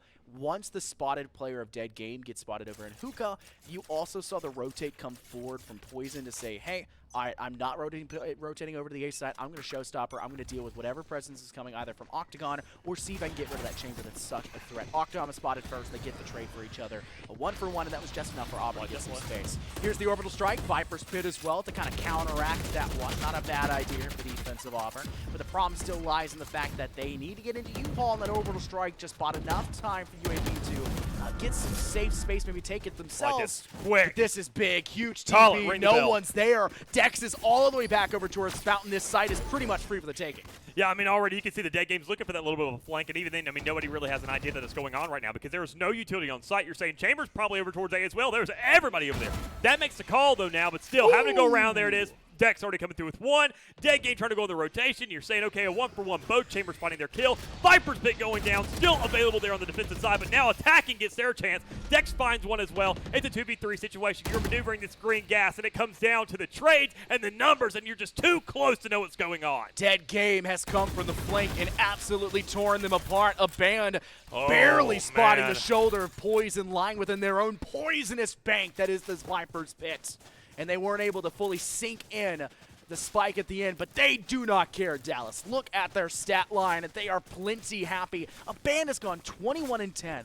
Dead Game's at 19-9. Their lowest frag is 6, and still the player above them has more than double. 2 players at double digits, 4 for the side of UAB. That is a nasty statistic. And Angel's still doing her job, right? Yes. I mean, she is making sure that she's getting these assists on the board. She's at the top of the board in that. I mean, of the entire lobby. So you're saying, sweet, thank you, Angel, for doing that. done. You're just not really doing – you're not being the Angel in terms of heals. You're not playing that stage. You're not playing that Sky. But No we mercy. have those shoes filled. Trust me, because Data Killer is doing a outstanding work whenever you're going ahead and getting that kills department filled. So already some good presence here. You're in a 12-6 situation. UAB are looking to close this thing out and grab it by the teeth and just rip it out one by one. So knowing that already you have that tour de force to play with, you're making the quick rotation. Auburn, you know they over-invest all the time, too many times. So once again, when you want to rotate, ring that bell and run across the map, you know you have ample time to do that. Dex able to go ahead and get one there. First number off the board. You're thankful that you create a little bit more time to survive.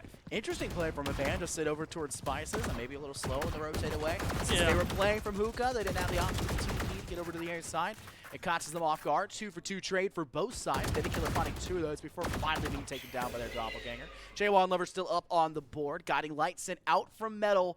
And with a player in U-Haul, this is a great option for a pickup. There it is. Poison off the board. I think it's Dead Game. Mr. Skit takes down their unfortunate doppelganger, Really? and it leaves just a 1v2. Mr. Skit has the chance here. Could take TP with that spike, but doesn't know where these players are. One could still be ready to rotate over to the B side. Both players are waiting closer to defender spawn in case they need to go all the way through, and I think that will be the case. Mr. Skit will make that noise for TP, Go for it. and there's the quick rotate. Chaewon Lover is going to beat them there.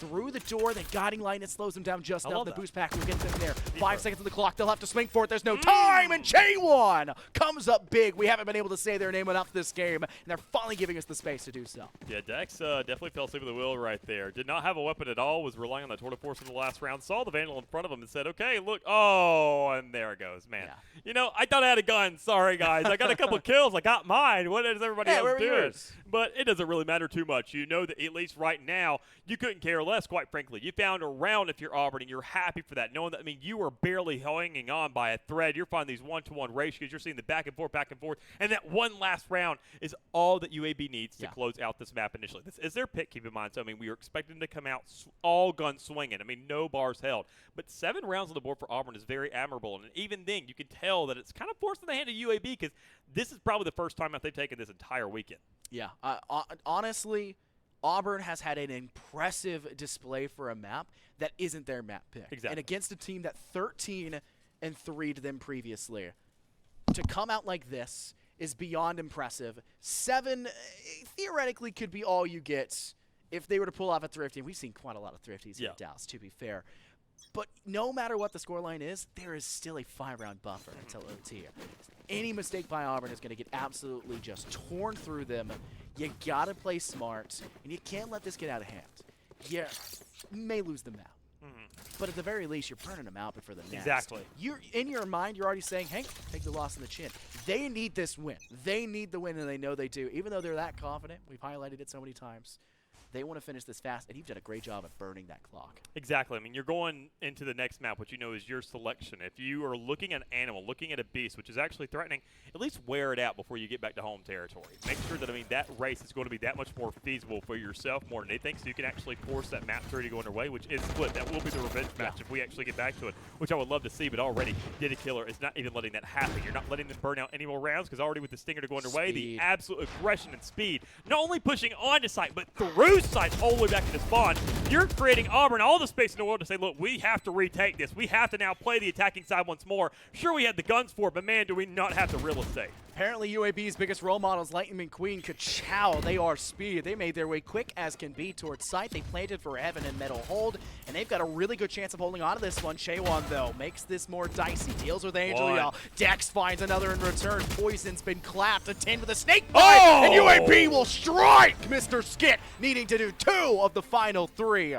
What a performance from UAB in a thrifty round win. We said anything can happen, and it did. Gorgeous. So already, I mean, going ahead, looking to see how these things really panned out. I mean, good there for Auburn. I mean, going ahead, we're obviously panning things out for them, saying, look, how is this game looking for you? Because I mean, we're expecting already UAB. There was a precedent set here. Saying, okay, what's going on? How are we playing this thing out?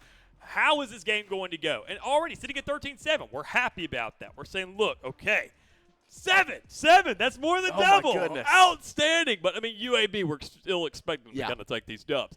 A very good split across the board. Beautiful. I mean, you can look at it right there. I mean, a band sitting at 22-11, that was to be expected. A UAB player kind of sitting on top. The controller, a little bit more kind of iffy. I mean, watching Data Killer felt like that was their spotlight player, all things considered. But knowing that Rue and Poison were also stepping up to the plate. They are swinging. They are winning these fights out. You're going to have to see Auburn once again really step up, because it wasn't the team that was losing the game. It was just a couple players. Better yet, I don't want to put anybody on the spotlight. I do not want Boosted to take any players down. I'll say it. Boosted had really good clutch moments. I can't put that in Boosted entirely. Yeah. The KD's not great, right? And that'll happen It was to a lot of everybody, though, players. at the bottom 3, really. The bottom 3 were really lagging behind the rest of the top 2, who were in the double-digit margin for a very long time for Auburn. You can't get backpacked by a single player. Exactly. But you need a couple in the back pocket, and UAB had 4 of those at minimum, and I would dare say the 5th. Angela, she did a gorgeous job of performing, like you said, with the assists. You look at the stat line, and in one-dimensional way you say, hey, they're not performing up to snuff. But then you actually keep in mind utility, space creation, everything on the board. They're basically the Mercy without the heal. And I think, quite frankly, I mean, when you look at the likes of what UAB was providing, obviously, I mean, everybody was doing their own thing. I mean, even then, I'll go ahead. I think even though Aban being at the top of the board, Data Killer was still my MVP just for this match specifically. I have to agree. I mean, already, Sky literally does it all. And if you're not doing it all with her kit, if you're not getting every single inch of value out of that. We saw the heals come through. We saw everybody run back to Data Killer and be like, Mom, I need help. And, I mean, Data Killer was there for it. Able to get the heals off. Able to go ahead and get the flashes out. Even then, not even swinging off his own flashes more times than not, saying, I'm setting it up for somebody else. Yeah. You need your ultimate, because guess what, buddy? I've already gotten more than enough kills for mine. Let's talk about the defensive duo tandem that was Aban and Data Killer. You say Data Killer was the MVP. I have to agree. I mean, despite being the fact that they were not the top frag by about 4 kills, they were the MVP when it came to that defensive hold. Aban did a wonderful job of rotating and dealing damage on the A side as well. But Data Killer was so clutch on the defense. You obviously fall back a little bit when it comes to the attack. Because you're really just initiating for your team. You're flashing out. You're creating space to Tasmanian Tiger. The rest of the team's going to push forward. You're going to give that space to Dead Game 10 times out of 10. And apparently you're also going to give that space to Aban, who just had a show-out game. The 2 best players in that series were Aban and Rue statistically. The Vipers being top frags is a crazy thing to say. That makes sense, but for binds and the changes, I have to agree. It kind of fits into the mode of them. I mean, knowing that even then Viper is obviously going to be a prominent pick here. I mean, we're not going to see too much of it, I really feel, in these next couple maps. I mean, obviously we had an Icebox in the rotation. Should be another kind of absolute necessity. But you're happy to see that these players are starting to feel themselves on the controller. Because, I mean, after yesterday, we did already see a band able to also kind of absolutely go insane during Lotus as well. Kind of playing that duelist role as the Omen, from what I remember. So even then, I mean, showing that they can play, they can frag with the best of them, we have to see what Auburn can do in that next map. Because Haven's coming up here soon on the other side of this break, and that is is their map pick. So Auburn, if they want this to go the distance, if they want to get this close, which they already did kind of for the majority of that first half, we're going to have to see whether they actually had the stamina to do it once more. Yeah, speaking of that break, we're going to go ahead and send you guys out over to that one. The players are standing around talking things out, and they're going to need a couple minutes, and we're going to need a couple minutes ourselves to get some water and rest after that very dangerous game that came forward. We'll see you guys when that one's ready to go.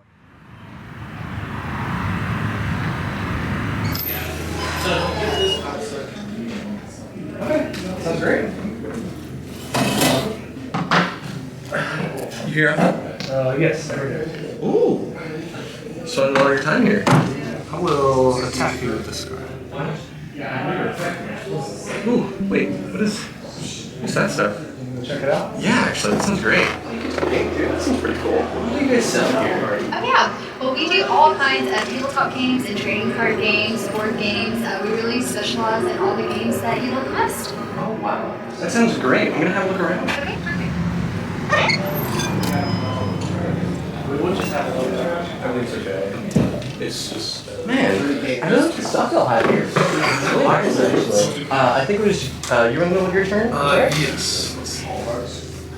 So I was going to play this guy. Oh. By banishing these two. I see. I will attack you with this guy. How much? Oh, 25. Okay. Well, good game. Thank you. I bounce you. You missed it. No.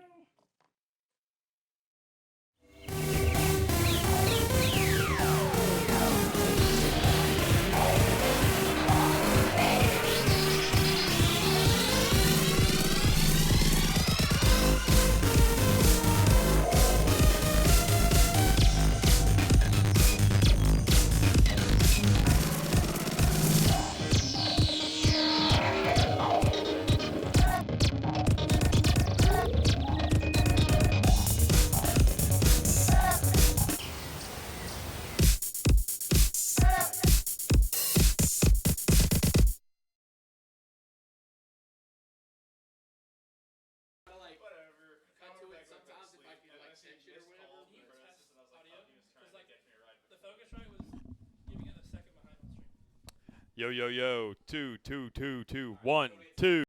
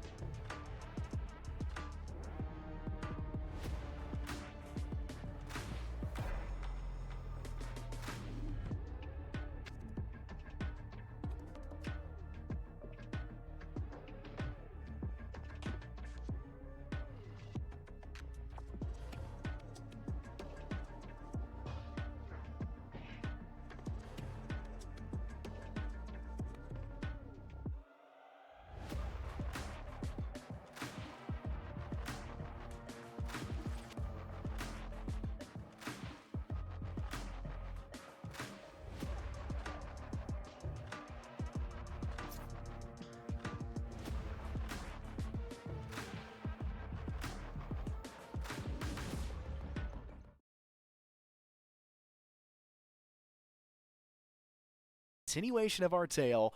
Auburn barely getting trounced, to be fair, in that second half, but barely losing still, which is impressive against the UAB, who has come into this tournament with utter confidence, and that has been showcased very well for them. Now we're heading over to a map like Haven that we highlighted earlier.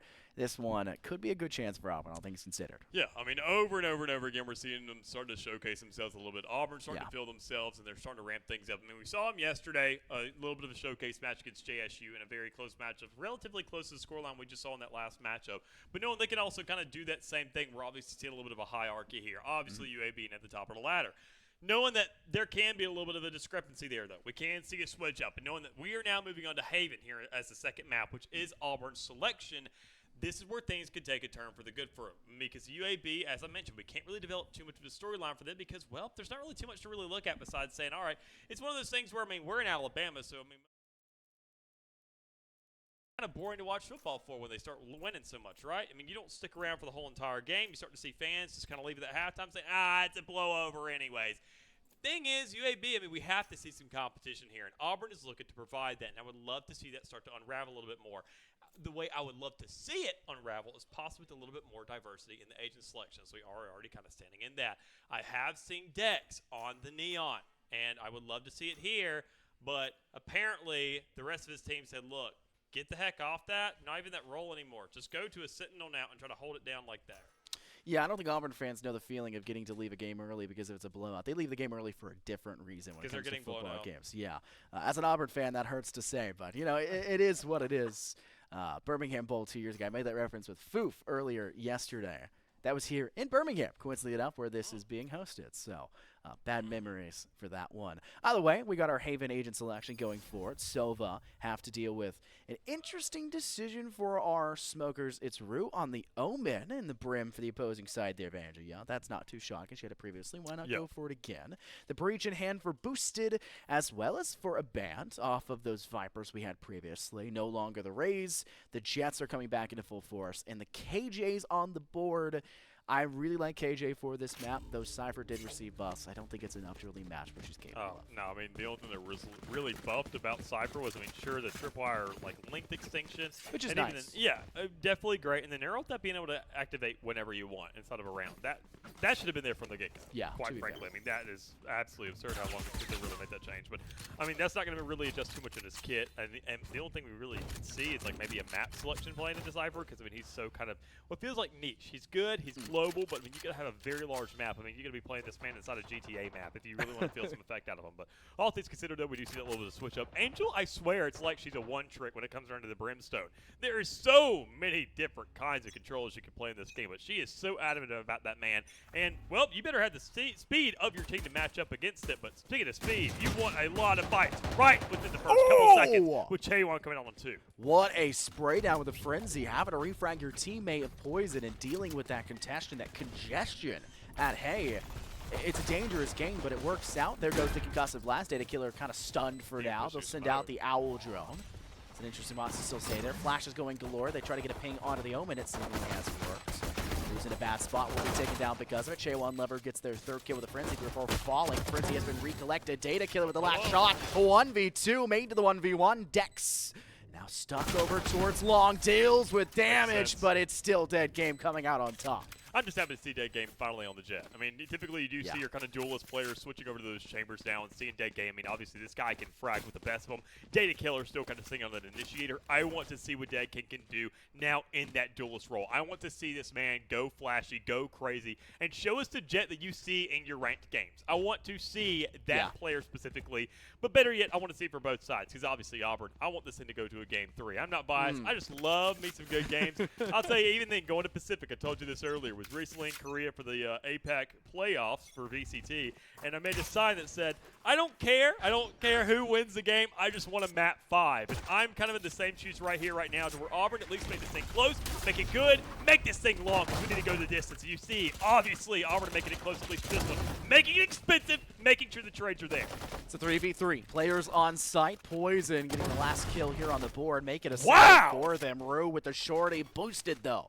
Dusted by the Bulldog in the hands of Mr. Skit. Still working from short ram, tosses out a bit of util. is still on cooldown as well. Chucking to her near its cubby corner. Rue is there. The Bulldog finds its target. 41 HP though. The full HP of Poison on the other end could cause a lot of complications, especially when it comes to the fact that they more likely not have collected an SMG for themselves. Mr. Skit, the Bulldog needs a headshot, and there it is, 3K for Mr. Skit. You know what they could do on that Raze last game on last map, and they can do it apparently here as well on the KJ. And I think it was an interesting transition, bringing the chambers to different playstyles, falling back Dex away from the chamber over to the KJ, and then putting Dead Game, who was that chamber previously, onto the Jet. They took a different route with their players. Yeah. And I think that shows that maybe UAB have a little bit more diversity and control for their players of what they're capable of, and I think that's an important factor for a team. Yeah, I mean, just kind of look at the way that things are starting to pan out. I mean, I'm expecting a little bit more here from the side of both of them. I mean, even then, a very good stance for that second round coming up from Auburn, making sure things are very expensive, and you want to be looking at that. But knowing that even then, right now, kind of seeing the back and forth, knowing what's starting to unravel here. We got to see, obviously, this third round go very well for them. I mean, they made sure that second one was really darn good. They made sure that, they knocked down 4 players, even then had the chance to win it out. As soon as you saw that alarm bot go down, I understand right there. I mean, when you're looking at the likes of Poison, you don't want to risk shooting that alarm bot, kind of giving away your position. They already know you're next to the spike. I mean, they're going to be watching that. That's to be expected. But, I mean, knowing you don't have the best gun in the world to really fight that, even then, they didn't really give it to you. The only couple players, you only saw, maybe a Bulldog and a Spectre there. It wasn't really a full force through like we're typically used to seeing. Otherwise, you wouldn't be able to see these guns being purchased up right now for round 3 coming out from UAB. It's a little bit of an interesting approach, still one nonetheless, but when you're on the attacking side, you get a lot more money with those plants going through every single time, which was robbed from the last one, but still not the biggest concern in the world. I think we're at a timeout here as the clock is pause, seemingly stopped for now. You highlighted that you wanted to see a game through. I think everybody can pretty much agree with that one. It's Championship Sunday. Might as well see the whole thing through straight to the end, especially because it's our last cast together here on land for today, and you don't want to miss the opportunity to keep getting that experience. Unless you want to stick around for COD by any chance. I think I'd rather do anything but that one. I've got a couple. I got a PC tucked away in a corner calling my name during that time. I'm sure you can find somebody else for that one. I swore off of COD quite a while ago. Not my bread and or butter. That last round was very interesting in terms of costly endeavors for the side there of UAB. It was pretty expensive. Only one player surviving. Mr. Skiddy was able to apparently get rid of the Bulldog they had and pick up a Phantom during that round that was brought forward. I think it was a gorgeous play from Auburn nonetheless, even though they did not win the round. 4 to the 5 of the weapons dropped. That is tough to try to fight for the next round.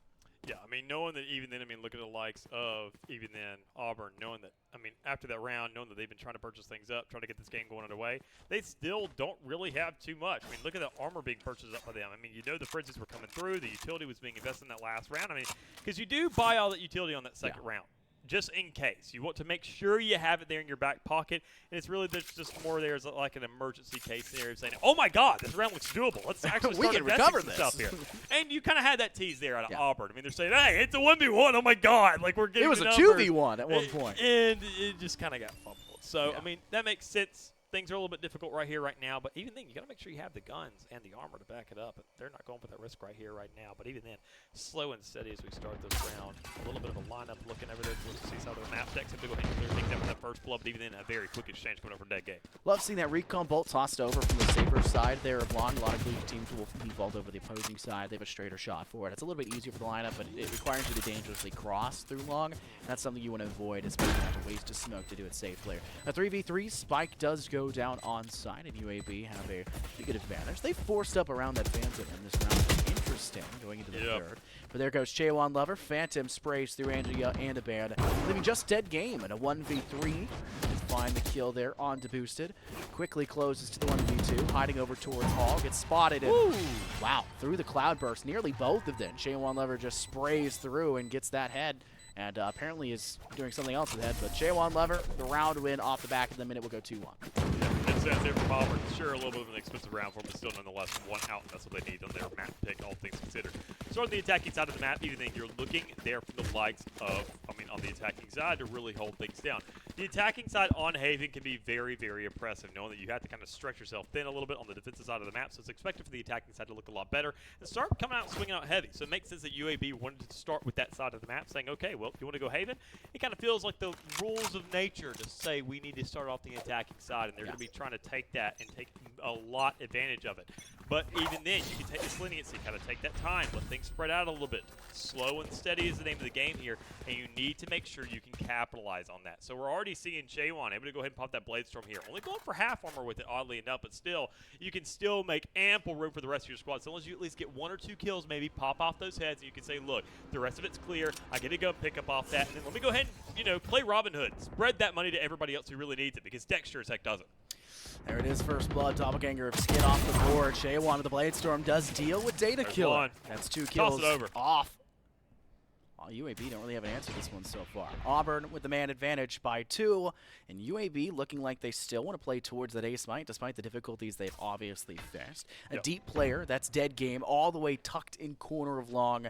They've left 2 players mostly towards lobby. They had left Spike in the entrance towards mid window. They've since picked that up, and it looks like they'll go for a 2-1 split for that transition to site. 2 down short ramp, 1 in long. Dead Game's going to have a tough time getting out from that position, though, because you have to deal with poison on site for Auburn, and they'll also have to deal with the ramp play here of Shaywon, who's been heating up, and it is a 3K. Spraying down impactfully. Dead Game, what do you go from here? Nowhere. Poison finds the Vice, and it goes huge for a flawless round of all things for Auburn. That is exactly what you needed. I mean, sure, you haven't had the best stance so far, but even it's early in the game, who cares? Yeah. You found that first round. You get the follow-up there. The Blade Storm did just enough to get that first pick to work. Shaywon said, look, now I got a gun. Followed up, get a 3K for the round. That is the upgrades I'm looking for. Now, let's not only do that in terms of my hands alone. Let's do that for everybody. Be a little bit more charitable. Make sure everybody starts to taste that blood, and even better yet, gets a taste of a lead here, which is really what you need. And it's going to be very doable knowing that we do not see a buy coming through from UAB on this one.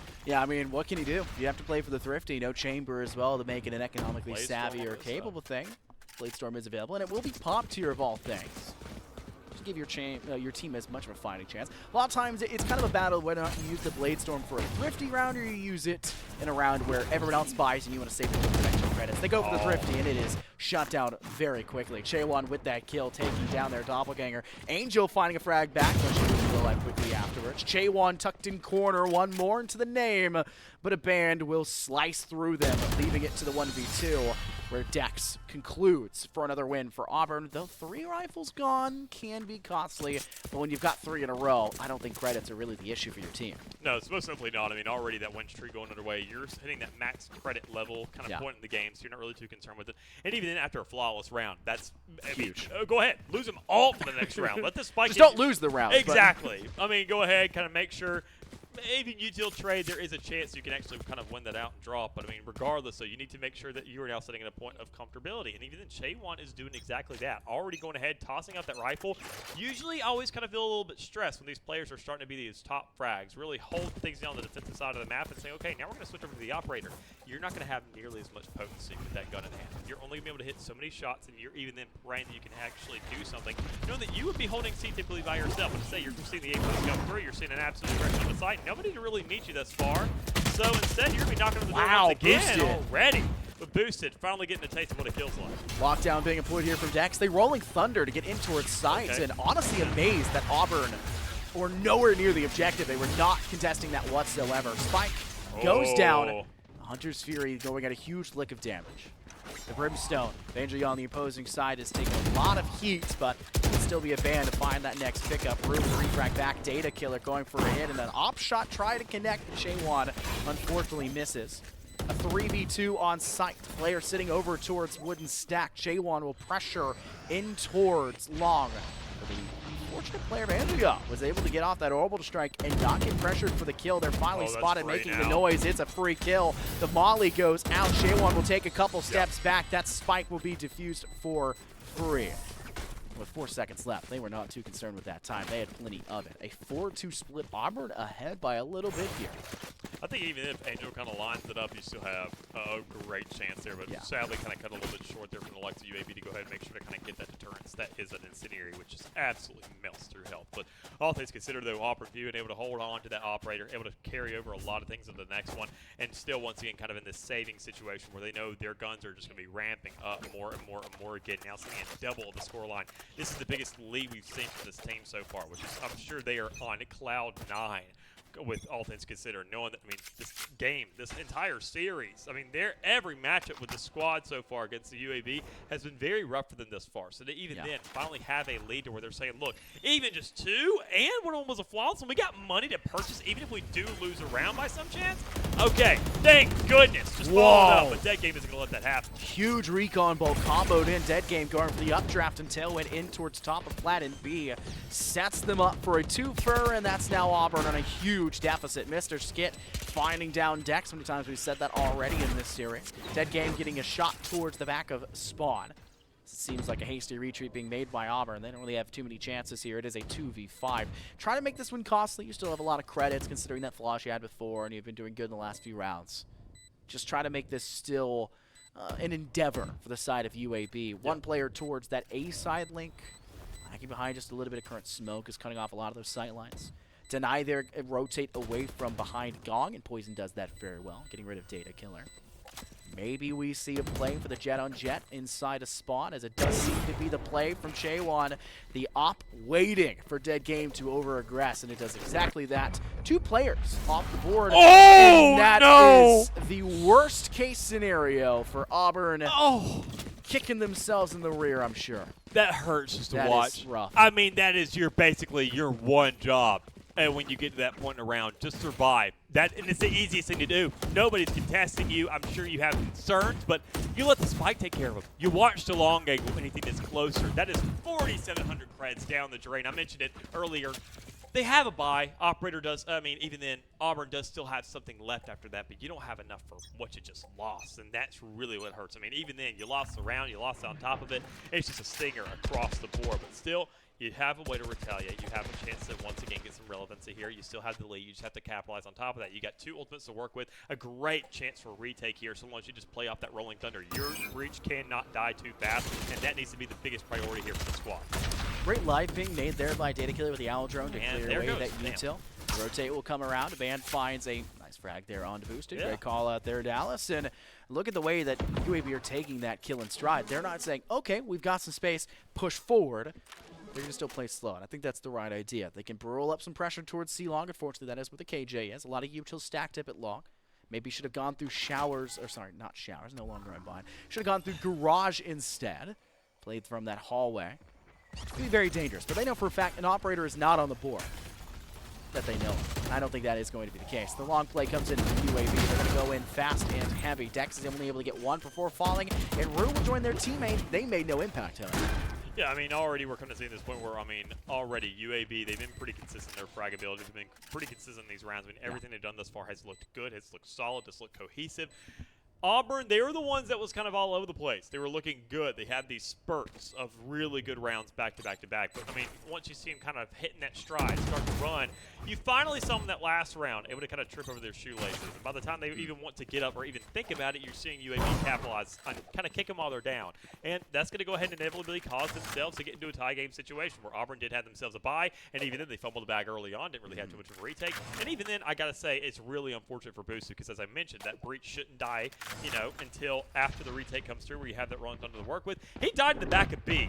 I mean, that is, it's not even like an angle where he's aggressing and trying to look for these first initial blood. I mean, speaking of blood, you find at least one more there in the meantime, but you want to hunt those guns down. He was in the back of the map, basically, and still got picked off. You're like, dude, I tried, Mick. I was listening. I understand. I comprehended, but this was just out of my control. Too many variables stacked against me. Apparently, the good Lord himself wanted me dead. So already looking for another round to go underway, and even then, you still do have that purchase now. 3 ultimates accumulated. From the Shadows kind of being feasible here, usable in its own right, but it has to be used perfectly because we have seen some circumstances on the defense where that From the Shadows can be perfect when you see, say, like a Rolling Thunder coming through, line it up perfectly just like Texas Crosshair for that first. Great pickup for Auburn. They are in a much dire position. They need these first picks. They need first bloods as much as they can get. Yeah. Especially in a player where you have to worry about the util of the smokes. You got to worry about the stims. Brim's very annoying, but the breach can be even worse when you have to deal with Rolling Thunders, have to deal with the blast, the flashes. Having that lack of initiation means, hey, what are UAB going to do for an answer? And they got to go very balls to the walls. They got to go very aggressive. They got to answer with a bit too much force, brute force their way through. We saw that a lot yesterday with Alabama and their Rocket League team. Apparently, we're going to see that here for UAB as well. They're going to send 3 players down short. Shockingly enough, not dead game through long like they had previously in their last A attack. I'll drone around the corner. They're going to do the old R6 strat, droning forward for your team. It doesn't work out just yet. It is Mr. Skip for the first and now a second blood for their team. Make it 3. What in the world's going on for the KJs in this lobby? It's still stuck in the old Rays mindset. They can get gun up too. Yeah, I mean, already looking for a little bit more presence here in terms of this actual retake. I mean, you're in a 2v3 situation. You don't really have an initiator or a duelist. So what are you going to do? You're going to smoke off the site and you're going to flush them out with a KJ? Well, no, you're not. The attacker KJ shutdown comes through. You're just buying out time. You want to guarantee this round, and already that's an ample time to go ahead and say, look, this timer's now clocked off. And you don't see Auburn just backing up to kind of wait to re-aggress once more. They're saying, look, we're getting all the way out of there. We don't have that time. That was perfectly played there by UAB to just go ahead and deter them.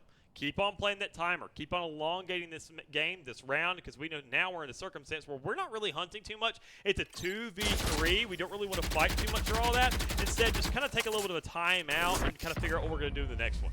5 times. Auburn has saved a weapon 5 times so far in the series, and that has not even happened once, if I recollect, for UAB. Nice kill by Dex there right at the very end. Does deal with Mr. Skip. Still getting a couple good spots. Auburn will call a timeout. I think this is the rightful time to do so. Getting 3 back in return is a little bit rough to try to recover from. Auburn is a team, like I mentioned, with the 5 times they've saved a weapon, they're very quick to go ahead and say we're saving. They're outright going ahead saying, we don't want to lose the weapon. We want to have a chance in the next round. We don't want to risk anything. I feel like UAB is a team, and we saw that on Lotus. We saw that last map. We saw that here as well. They don't care about saving. They're going to go in for the kills. They're going to go for a fight. Anything can happen. We've seen Rue pull off 4v5s. We've seen Mr. Skit and Dead Game go crazy. We've seen a band find an ace or about well as close as you can get. Same thing with Dead Game on Lotus. They will take those fights because they have that confidence. I feel like that's something that is kind of lacking for Auburn, all things considered. Yeah, I mean, just kind of looking at how this game is going to keep on going. I mean, obviously, UAB is looking to start to hemorrhage Auburn a little bit. I mean, you're seeing a lot of blood being lost here in the process. You're seeing players drop rounds. You're seeing kills that just really aren't unraveling in the direction that you want it to. Things are looking a little bit complicated, all things considered. But, I mean, looking at this only 1-round deficit, this is a perfect time for Auburn. You know, you kind of kept it close. You've been able to go ahead and kind of lock down that 4-round spree going underway. And now you're saying, okay, things aren't all that bad. We have a Blaze Storm, full armor. Rue's kind of in a little awkward situation, but it doesn't matter too much. We're kind of looking fine here, but knowing that UAB, they just kind of flipped the table on them completely. I mean, they've been kind of spreading out their ultimates. They've been utilizing every single one of them. Now they're all back to the point where they're about to have every single one of them again, almost like an overtime situation with 2 players being 3 away, 1 being 2. They can accumulate the majority of those in that round alone, hit themselves 6, and capitalize off that to hit a 7th, knowing that that next round will be a guaranteed eco for the side of Auburn. So, I mean, this is a perfect setup here if UAB ever wanted to take an opportunity. J1 with the Blade Storm. Very aggressive play coming from C-Long. Has a little bit of assistance from Poison. Auburn are trying to bring something out of the woodworks. J1 takes a huge hit of damage, though, and that's pretty rough. They're going to have to fall back over here towards Cubby. And they have a shorty, of all things, in their back pocket. Only 3 blades left as well. They'll need to connect to the head to get the job done. Dead Game playing the lane spots through first. They have no problem finding that kill, though it did take them just a second. 5 players remaining for UAB. Sight is theirs. Owl Drone out from Poison. And a huge concussive blast to come forward into the foray, and a Blade Storm met by Dead Game. Not sure why. They feel it's necessary. The rifle is still there. J1 with one of their own. Dead Game doesn't get a single blade out before they're felled. A ban. 2 for shutting down that presence coming from Courtyard. Rolling Thunder met by Auburn. And that site now easily retakeable. Is there in time? Boosted's in a bad spot. Has to stick to the spike. Can't do it now. The Molly's down, and that's going to be it. Round is done. Boosted could make it expensive, or they'll go for their 6th round save for a weapon. Thinking they're going to go for the 6. They've done it pretty much as often as they can. Yeah, doesn't die to the spike that time, thankfully. Big. It will switch up. Sure, it's a Vandal and an Operator this time around, but still, once again, as I mentioned, I mean, you're going to see UAB investing for that last round with every single piece of util because they got the money to throw at the problems. I mean, they are one of those rich players right now where it's not really too big of a deal for them, and even as I mentioned, the majority of the players are going to be on an eco for this round. So already you see so many ultimates kind of getting prepared. Data Killer, more specifically the Hunter's Fury, honestly, you could set up for a C push here. I think that'd be a great idea, knowing that you're playing in for range. You win that 10 times out of 10, knowing the guns that you you have inside your arsenal, and that's going to be an easy push with that operator kind of lined up at the back of the map because Dead Game really wants to go for those plays, wants to go ahead and start warming up a little bit, saying, look, we're about to get on the defensive side of the map. That's where I'm going to be playing as a Jet. So, I mean, hey, let me go ahead. While I got the money, let's kind of live in luxury for a little bit and take advantage of that opportunity. Interesting idea to come out here for Rue, trying to play once they heard the Owl Joan, just swing out as fast as possible. Fortunately, comes Files there. Chaewon, though, Sheriff in hand, another play through C-Long, and this one actually pans out for them. They'll deal with the breach once again for the side of UAB. But let's keep in mind, last time the breach was felt first, they still won the round off of play through A, and Auburn had guns. Now they don't have that same luxury. It's a tricky round for them, but they're now up for a 2 for boosted. Really aggressive play with the Vandal, and Mr. Skit was left wondering where the answer was.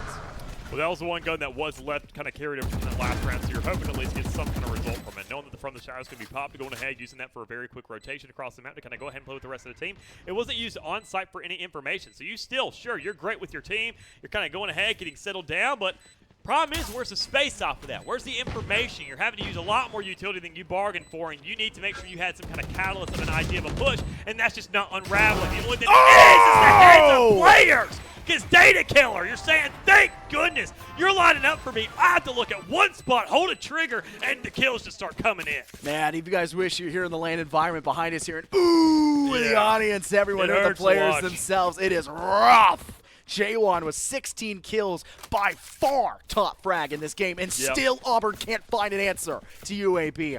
I don't like correcting you, Dallas. I really don't. It's one thing you don't do as a caster. But that From the Shadows in that round, I loved it from Auburn. They put it directly on site where the spike plant was going. And it was a game of, what's it called when you run at each other and the last one to leave wins? Red Rover. Or at least kind of like chicken. Yeah, it was a game of chicken.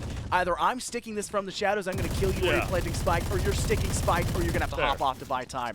It was the right idea, but UAB read that. They're saying, I'm playing this game of chicken. I ain't no chicken. You're leaving first. And Rue had to cancel the From the Shadows. Yeah, I mean, already, though, it comes down to the timing. Doesn't really matter. It's all just kind of condolences behind us because we still have another round going away, and you're looking to go ahead and make sure to close this thing down. UAB looking for themselves with 8, obviously. Auburn trying to fight for 5 once more to find that same exact kind of half result that we saw on the likes of Bind. But still, things are having to go ahead and unravel a little bit more. We're going to have to see this game kind of go in one direction, and it is playing into UAB's favor. You have the ultimates to work with, 2 of which both post-plant ultimates to work off of, and even then, that spike is down. They're probably going to be pretty darn set up for this because you're saying C-Long. I talked about it in the last round. Well, they're going to go ahead and invest in it right here, right now. Oh, this is a dangerous spot to work from. Auburn, though, will have their money cut out for them. No one moving onto the flank. Instead, the Jet coming out. And the danger still present. Chaewon will tap down this spike for just a moment. Not sticking it down. Boosted gets dealt with quickly by Mr. Skit. Now the mollies will fall in swiftly.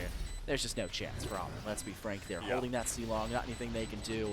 They'll have to be won easily by UAB. A double the stat line there against Auburn, but that was on the attack, and a lot of teams favor the attack rate. Yeah, I mean, that's the way it is. Well, obviously, we expected that coming up from UAB, starting the attacking side. I mean, when you look at a map that isn't your selection, you want to make sure to come out swinging, and you want to start things off aggressive. And after the map of Bind, well, you're saying speed is the name of the game. We're starting off here. We need to make sure to continue that momentum, and they got themselves in a position where they could do exactly that, and they're capitalizing on it over and over and over again. Starting off with those first 2 initial rounds, that massive 6 spray, that's how you get to the result that we're looking at right here, right now. And Auburn has to find a way to match that. They have to do better because, once again, this is their map pick, and we have to be impressed by it. Problem is, haven't really seen that thus far. That 4-round spree, I was definitely convinced for a second, but I mean, UAB was not letting that dream last very long. Hey, you get 4, that's all you get. That's UAB's answer. We're going to go meet you, 6 in a row right after the fact? There's just nothing that UAB seemingly can't do that Auburn just does, but not as well, right? Dex first blood here in the round. Good shot for Auburn. Now they do lose Chaewon Lover. Poison finds the second, so they'll maintain that man advantage, but was lost for barely even half a second. Player hiding from behind Flats. UAB will be cut out short. That's Anglia left with no teammates to work with. A band caught off by a smoke and caught off by the frenzy quickly after the fact, leading Dead Game to the 1v4. It's a pistol round. They're not going to save like you would if you're Auburn. I would also hope that Auburn would not save in a pistol round like this, but they've already done it 7 times, so maybe it would still lead into. Bad habits tend to die hard here, Dallas. So, Dead Game still working in from defender spawn, recon bolt just to buy a little bit of time. They'll hide inside the smoke, so there's no chance it'll find them. One player behind the Radiant Knight crate stack. That's Rue. Shot will be available. They'll go through the wall to do so, holding in long. Hey, Auburn. So much. We yeah. did the exact same thing just a couple rounds prior, and the exact same role. It's going to go forward as Auburn steals a page in the playbook for UAB and win the round because of it. To be expected, a little bit of closure there. Good sense for Auburn to go ahead and get at least the first round, and knowing that they're probably going to follow things up. I do like the force coming through, possibly out of that game. Not the Marshall, but instead was opting for it for a second. I could see the idea. Even then, may actually see the execution. It comes down to whether or not this is actually going to pan off, because I mean, you have a pretty good leeway, pretty big safety net to work off of. You're going to see some aggression towards that A-long area, and even then you're seeing the assistance come through with the Sova. I would like to see a fade more than times than not kind of in these situations. We did see for a really good bit there, like the raise, fade kind of combo with the paint shell coming through in that spot. But obviously with Jet, there's a lot less kind of leniency with that. You have to make sure to hit your shots, because the only utility that actually does damage is going to be your Blade Storm. So already, though, looking to see what can really happen off this. We're seeing a lot more damage towards that garage area as Mr. Skit is able to open things up with a short. What a shot. Completely cutting off Poison. Nothing they can do about it. There goes Angel Young. Finally a frag back. Falls in favor here for Auburn. Boosted's the one to do so. Boosted will even get down that spike, playing onto the C sights. Seems like a dangerous spot for a retake here for UAB. The perfect chance for Auburn to get to that 6-8 stat line they've been hounding for. Data with the Owl drone out. He does tag down the Jets, but you still have to worry about the fact that they're coming from both ways. Paul as well. Chaewon and Rue, good for 2. Boosted gets a unfortunate team kill with their molly onto Rue. That makes things into a 2v2 once Dead Game claps hard against Boosted. Data swings the back corner. Chaewon! Double flick, and the Spectre sprays through! A 3K as Auburn climb closer, etching just 2 rounds behind. I mean, those 2 rounds, you know they already needed it. You know that was a definitive by them to say, okay, we got the first, we can get that follow-up. We need to make sure to find some relevancy here, and they have fought for that. You can really hit this thing home if you find yourself a 3rd round in a row. Get this 3-0 start, because already UAB punched you in the gut by doing that in that last map. They said, this is our map pick. We're going to get a 4-0 as a start. We're really going to hit this lead in. Auburn has that chance for retaliation right now. They can do that. Knowing that, I mean, look at these purchases. Look at those guns available to them. It's not like this is a half buy or anything. This isn't an eco of any means. It's just pure glass cannon. And if you can hit those shots first, you can really nail this thing home. It's high risk, high reward, and they're going for the biggest reward they can. Payday at the end of the day, they're trying to strike for payday. Gold at the end of the tunnel. Moving in slowly, though. Auburn are taking their time here in this round, realizing, you know, UAB is going to have something in the back pocket. Though they did do a little bit of a forcey, having that Dead Game go with the Marshall.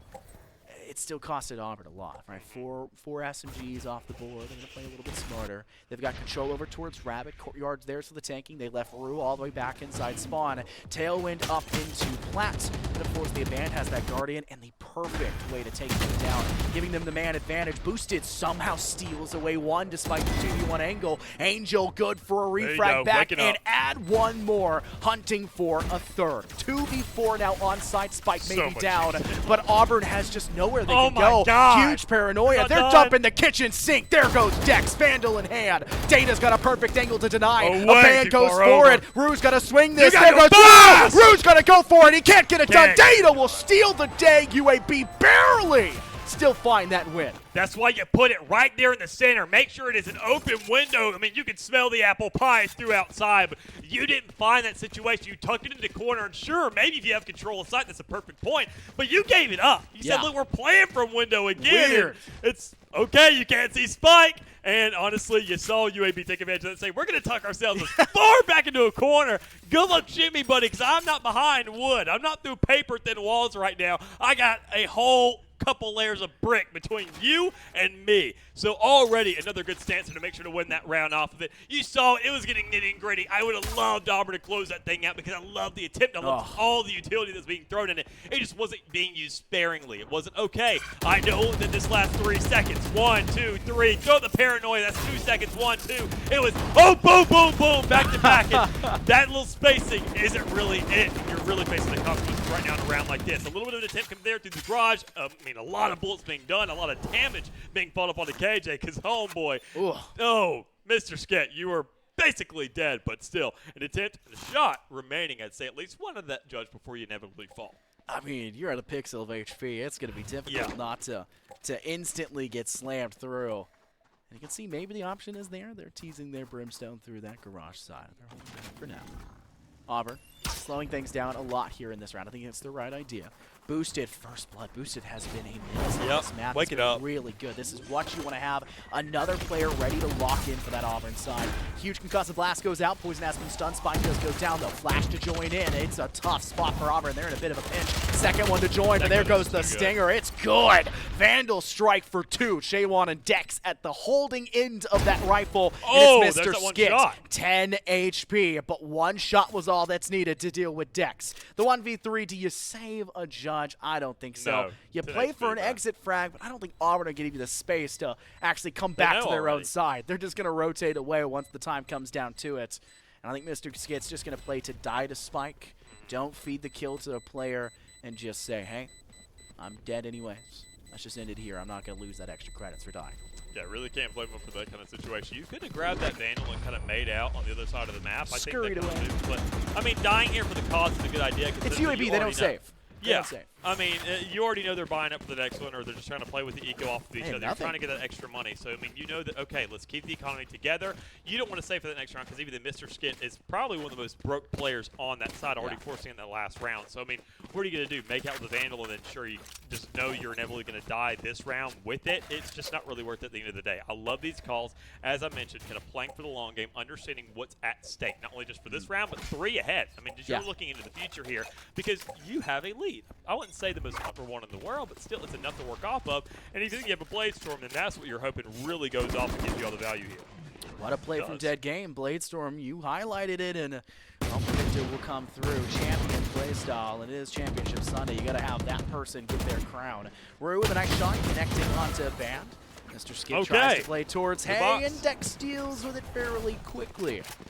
A lot of headshots through walls here today. It's not always just bricks and plaster that get the job done. Sometimes you can just spray through Ready Night Creator, a couple wooden planks or two.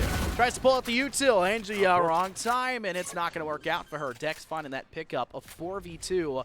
Auburn just 2 picks-ups away from getting into a 1-round buffer, going up to that 8-9 margin. They'd won that round previously, you highlighted. Would have already been up to a tied state by the end of this round, but it also would have been a different story to tell. Theta Killer hiding up inside Heaven. They just don't have the I love the eco. idea. There's nothing more to work with. The Bladestorm with the updraft high, but Poisons played a lot of duck hunt in their heyday, and they have no problem dealing with that. Just now need to wait for the dog to bring back the body. Yeah, try to give it a shot. Diddy Killer's going to be waiting in the back of the map, just kind of closing things off, saying once again, we're going to die to the Spike here, knowing that once again, Auburn's going to be able to close this thing out. They're going to get closer and closer, and they'll be able to go ahead and close out this margin and this game here. And, I mean, it's impressive, knowing that they had the resilience here. They are bringing this game back. They are making sure that, I mean, this scoreline is looking, I mean, just inevitably good for everybody at stake. Knowing that, sure, you had yourself a little bit of a deficit earlier on. The economy's kind of been all over the place here. You don't even really have the full guns, considering that Shaywon is now sitting on that Bulldog still, but it's not a big problem. It's not too much of a concern. I mean, you invested the Blaze from last round. You found yourself an upgrade because you didn't really invest anything at all. That's why you had that 6,200 credits right now to work with. But Dead Game is the one to keep your eyes on because now the Operator is in play. We saw him already going ahead and warming it up on that attacking side, expecting to kind of get it pretty early into this half. But no, we're about, 3/4 the way through this game. You have seen this half start to go ahead and play out a little bit, and you're just now being able to put this thing into practice, into play, because Mr. Skit, you're saying, all right, you're doing your job. I'll let you kind of do your thing. Play this defense. Hold A side all by yourself, because guess what? You have a lot of players coming in that direction. Let's hope you can live up to the dream. Ooh, and the dream falls short if you're an Auburn fan. You think maybe had that happen in quite a few years in the past few football years. 4v5, losing out on your KJ surely does sting, but you weren't pressuring to the C side anyways. You're moving in towards A, and that Operator's going to have a bit of a tough time when it comes to the retake. We've highlighted that so many times this weekend already. Boosted will tease to the initial plants. However, 2 ults back to back. It's Data Killer's Hunter's Fury and the Orbital Strike to decimate 2 players. How do you live through that? Guess what? You can't. How do you go from here? Guess what? You can't. It's just Poison now remaining. They're good for 1. Make it 2. But a great swing by a Band catches them off guard and will shut down any more of the humiliation that was coming forward from that Vandal. Yeah, 1 in 3 chance. At least one of those players is going to have a gun more than likely, and they did. Sure, you're not really worried too much about the actual armor that's available, or better yet, the absence thereof, because considering that you already got 2 kills initially, well, how do you not risk that armor? You get kills through walls and with ultimates that are going to go ahead and do the damage for you anyways. Now sitting in that checkpoint chokehold situation of the 10 rounds here for the side of UAB, they are now at that point where I think honestly this could be a chokehold. I mean, look at the buys coming through from Auburn. It is still fully available. Everybody is waking up. Sure, we're not seeing positive across the board, everybody fragging out, but it is a lot more even. And you said it again and again over the years we've casted together. A team that frags together wins together. And we are now seeing that cohesion from everybody to where we are seeing this round deficit being almost nothing at all. And I think, honestly, I see it as a 10-10 because this is a make-or-break round not only for UAB, but for Auburn to go ahead and switch up that economy and really give themselves a big point in a way to warrant themselves towards 10 of their own. Spike's already moving in towards a long. 2 players holding the angle. Rue has some assistance from a tertiary angle. Chaewon working alongside Poison. It's a 2-2 split with a lone straggler still working in towards Rabbit, of all things, holding a cutoff angle. So no one from UAB can safely pivot over towards that A site to assist the players actively defending. Isn't that a phrase I say all the time? I love previously. Haven, A site, is the most takeable objective in all of Valorant, and unfortunately for Auburn, UAB are seemingly aware of that. They're going to escape away from site, they're going to let the presence be there, let them take control of it, and they'll play for the retake. What a gorgeous play from Mr. Sket. Play from there initially, get the pick, and rotate out of there. No need to fight again. Play for the rest of the site.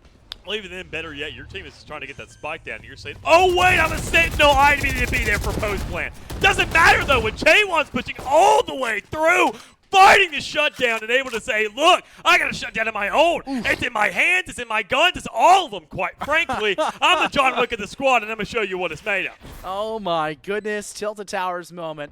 Let's make a John Wick reference. We'll call it Fortnite. It's fine. Dead game left by themselves. You got an operator. You're saving Yeah, this do not one. retake that. Actually, get really close to the site, think you're safe, and then die to the bomb. Auburn did it. It's now finally time for UAB to finish it as well, maybe. But I don't think that detonation's going to hit all the way over towards C-Long. They're playing for maybe an exit frag. I don't think Auburn's going to peek them too much. They'll go for the flawless result, though you need the kill to keep it concluded, and it's not going to happen. Dead game makes a lot of noise. It gets swung on both ends. They're pinned in. This spike's going to detonate soon. They're going both ways. He misses it. He's behind the cloud first, and there it goes. Operator off the board. I don't think it's going to be collected by Auburn. They don't need it. They want rifles when they push into sights. I mean, considering that Auburn now they're seeing the actual aggression. They're knowing that, okay, these rounds are working for us. We actually get to push on the side and get the spike down. Who knew? Regardless, though, you were happy with the results that are going underway. You have strung these rounds together. You are looking at this attacking side for Auburn. It's not 6 in a row. They're looking at a much more comfortable paced game that is spreading out for their favor. They're saying 2-1, 2-1. Maybe let's get 2 more, and then we can trade that off, and it doesn't matter. It's going to be tied by that point, and we can go ahead and make that catch up again, because if we keep this ratio, we're going to be looking at overtime, or better yet, just winning the game outright. It starts off with Dex once again, winning the 1v1, able to capitalize on that. Who switched over to KJ? Not quite sure, because I'm still seeing a chamber in front of me. Oh my goodness, it doesn't matter as long as you can hit the head. You don't even need a headhunter. That Vandal will get the job done. It's just a lot more costly. Boosted, pick up frag. How many times have we said Boosted was lagging behind? They have been big in this series on this map, and there it is once again. How many rounds have we seen Boosted get 2 kills? You could count it on one hand, and they've doubled that margin on Haven. It is insane. Just Data Killer remaining, who's had a bit of a slower game, all things considered for UAB. I think Poison has kind of been outdoing them on this Sova roll. That may change if we are forced into that third map where I think Data Killer has a really good shot to come back into the round. I love the slow and steady here. Just holding angles, seeing what's going on about. Don't overextend here, because once again, we've already seen Auburn fumble a flawless round. They lost a player there in the post plant, just at the spike going off. You're not worried about an operator here, but Dex doesn't have to worry about an Ares already sitting around that corner. You know the Vic's going to come through, and even then, Data Killer is happy with that result. You had an Ares in hand. You know that you were dying to that spike anyways, no matter what, because the next round, you yourself a bye, because, I mean, well, everybody. That's what you were playing for. But now, sitting at once again, we talked about the checkpoint chokehold situation. As I mentioned here, I thought it was a chokehold, and what do you know? We look at the likes of UAB to where things were a little bit iffy. I said if they won that one round at Auburn, when we saw that kind of comeback start to surmount, I knew the economy was going to play, and here we are. It seems like the prophecy has finally gone ahead and fulfilled itself, because we are looking at 10-10, tie across the board. Auburn, you have to break that streak right here, right now. The pacing, it can't be a rhythm that we see. It has to be momentum, and you need to make sure to get that third right now, because that's a lot of money to work with in the next 2. The mold desperately needs to be broken by UAB. I think if they win out this round, or even lose it. They just need to buy again. They just need to keep forcing. They have to change the game plan because the problem has been that 2-1, 2-1 split. If that continues, Auburn winning. Right, they go through. Split has been guaranteed, and they're going to have to avoid the repeat of what happened yesterday with that 13-3 result. Spike goes down, though, for Auburn. They're plenty happy with the way this game has been going. Aldrone will spot the player down below in hell.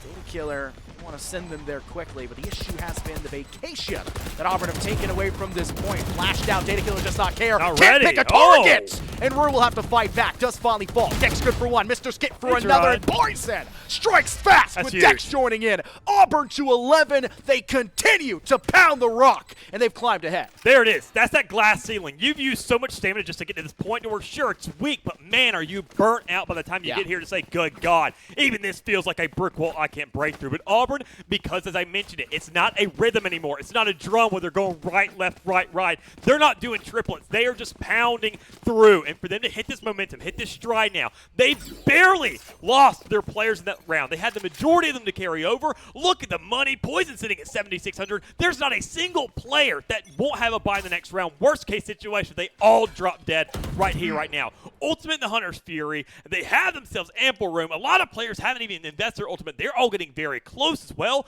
You can guarantee this game. And sure, it has gone the distance. UAB has made it difficult, but you want this series to be just as long and strenuous because that next map, like I said, it's going to be the revenge matchup. We saw a 13-3 in the split yesterday. Well, today, Auburn is warmed up for it. Knock, knock, who's there? It's Dead Game hiding in cubby. J1 Lovers dusted quickly. The Bulldog in hand enough to find themselves a kill. There goes the util. He's going big in a band! 2 for their own!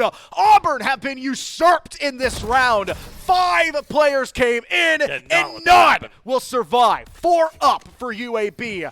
A timed position. They thrifty their way through. Still costly for a thrifty, but the Guardian and Bulldog by itself saves the day. What a play from Dead Game, and what assistance by a band. I mean, even this, a band closing out that round, getting the majority of those kills, getting the closure at least on it. That's your top frag from that map 1, stepping up again, saying, look, sure, I'm on a different role now, I'm playing the breach, I'm not playing a controller anymore, but still, I'm able to control the pace of this game and make sure that we keep it in tight no matter what.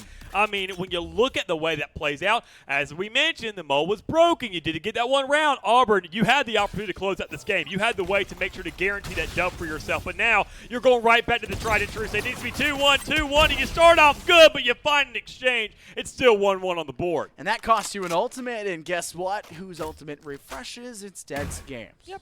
It's a bit rough. It's not necessarily the trade you were hoping for at that point.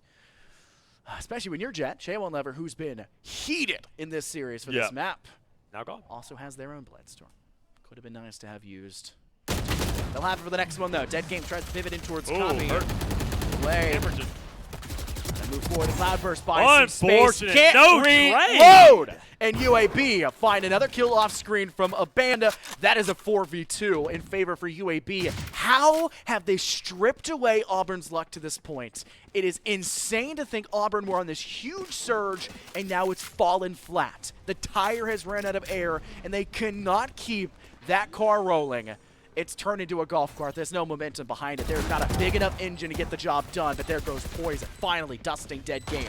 No more Bladestorm. Still mostly thrifty weapons for the side here of UAB, and that's perfect for Auburn. Poison spraying through, does not stop holding that trigger, and it leads to 2 kills in quick succession. They'll pivot down Stairwell. Poison, I don't think they're known here, Dallas. No, they'll move in through Hall. They've got the flank. Poison's in the perfect placement. They split up, and boom! A 4K for Poison, and Auburn reach match point first. Worst case situation, you're going to OT. You can fall asleep at the wheel right here, right now. But once again, we're looking at that rhythm go underway because, Auburn, they broke it earlier. That 2-1, 2-1, 2-1. You're saying, please, I just need one last 2 to capitalize on top of this and go into that third map because I guarantee you, once you get to OT, UAB are going to be ticked. They're going to say, look, we gave you the respect and bind, but we were able to at least close it out. We were playing with our food. Your food is now alive and fighting back, and they have found themselves a lead and held on to this for the majority of this game, I'd say. So now looking to go ahead, get this refrag, work this off. Auburn, you have tripped up. Your laces have gone ahead and been your biggest enemy in this game so far. You have to make sure that thing is tied as tight as livingly possible right now. UAB's the Shark. They ate good in round 1, but round 2's hit, and they didn't realize Auburn's a bit of a puffer fish. It's got some tang, and that tang's fighting back. 12-11 the scoreline. Auburn just needing 1. Rolling Thunder to the A site. Great escape from UAB. like it. They know they don't need to play for the Space. side initially. Go for the refrag back in the retake. Hunter's Fury out. It's just a great way to Just buy live. time. They'll plant Spike farther out for long. Boosted guaranteeing it. Still the 5v5. Weapons galore for Auburn. Boosted's waiting with the flash. Aljon cleared away from short ramp. 2 players awaiting there. Rue themselves just fighting away. No more ultimates on the board, bar the Blade Storm, and I don't think they're going to pop it here just yet. Dead gave it a ban, good for 1. Shay1 back in return, Oh falls to my Data Killer. God. Mr. Skip Poison. swept out from Poison, on you. but they're cleared by a ban. It's Oh, just Dex. Dex left standing. Deals with 1, stunned and dusted, and that's UAB forcing overtime, and they are pissed. I mean, quite frankly, you really can't blame them. We've seen them in this situation already. Anytime they're in a deficit, they always find a way to get some relevancy here. They always say, look, if we don't have a lead, we're going to force a tie, and we're definitely not going to give up a loss Absolutely. no matter what. So you see it again and again and again here. Auburn had a chance. We saw it already. The rhythm that they had they kind of invested a little bit too early because that 3-1, then they didn't find the next 2-1. They just found a 1-1. So already we're breaking these molds, and as you mentioned earlier, UAB was the one to do it, or at least in terms of relevancy and retaliation. Hitting in overtime, hitting these strides back and forth. UAB on this attacking side, that's going to be the problem. I mean, let's go ahead and just look at that scoreboard alone. You see that 6-round spree, and keep in mind, every single, if not the majority of those were rifle rounds. So you're saying, okay, you know what? They probably know their way around an attacking side with the full kit behind them. And even in the majority of those rounds, Dead Game was rocking that Vandal, was not running the operator. Because quite frankly, in an overtime situation, that's a gamble that you want to take on the defensive side of the map. You are not going to mess around with the money anymore because there is no jokes, no games. This is not a carnival here. This is a grand final. Yeah. And 2 out of the 4 of the round wins for the defense of Auburn were Thrifties, right? Or not Thrifties. Yeah. They were against Thrifties. They were against a UAB team that did not have proper weapons. Antigos. You gotta realize Auburn has little to no defense for this map. They didn't have a game plan. They really got swept out from underneath them. Their attack has been clean, and Haven is an attacker favored in recent memory. These times have been really falling in that way. But there is no excuse for the defensive performance, I really would say, from either of these teams. It's been rough, to say the least. Yeah. And it plagues the collegiate scene on maps like Ascent. We had that problem with the heydays of Houston and Northwood. We're now seeing it here with UAB and Auburn. Shots connecting, though. It's Auburn for first blood. Shay1 Lover deals damage and deals with the KJ of Mr. Skip. And even then, you mentioned, the likes of those other 2 teams. You got Houston and Houston, exactly. Houston, Northwood. But Hawaii as well. Exactly. Hawaii was the one I was thinking of. But even then, we can also think of Alabama, who was also kind of current or present in the last one. They all like to go for like those icebox selections, those kind of like tried and true 2-site maps. They don't even like to go here purely because of that reason alone. They hate the one-sided affairs. They like to be close. They like to go ahead and flex their brains. They like to go ahead and make these switch-up plays and force them on maps where things look a lot more traditional. So a map like this already going ahead and hitting into an overtime scenario. This is perfect. This is looking really good. But even then, for the attacking set that we've highlighted so much, it's already down in numbers, surprisingly enough. I don't know if you could hear it in the background, but the crowd started cheering for Auburn, was making some noise. Yeah. They stopped. Where's the noise?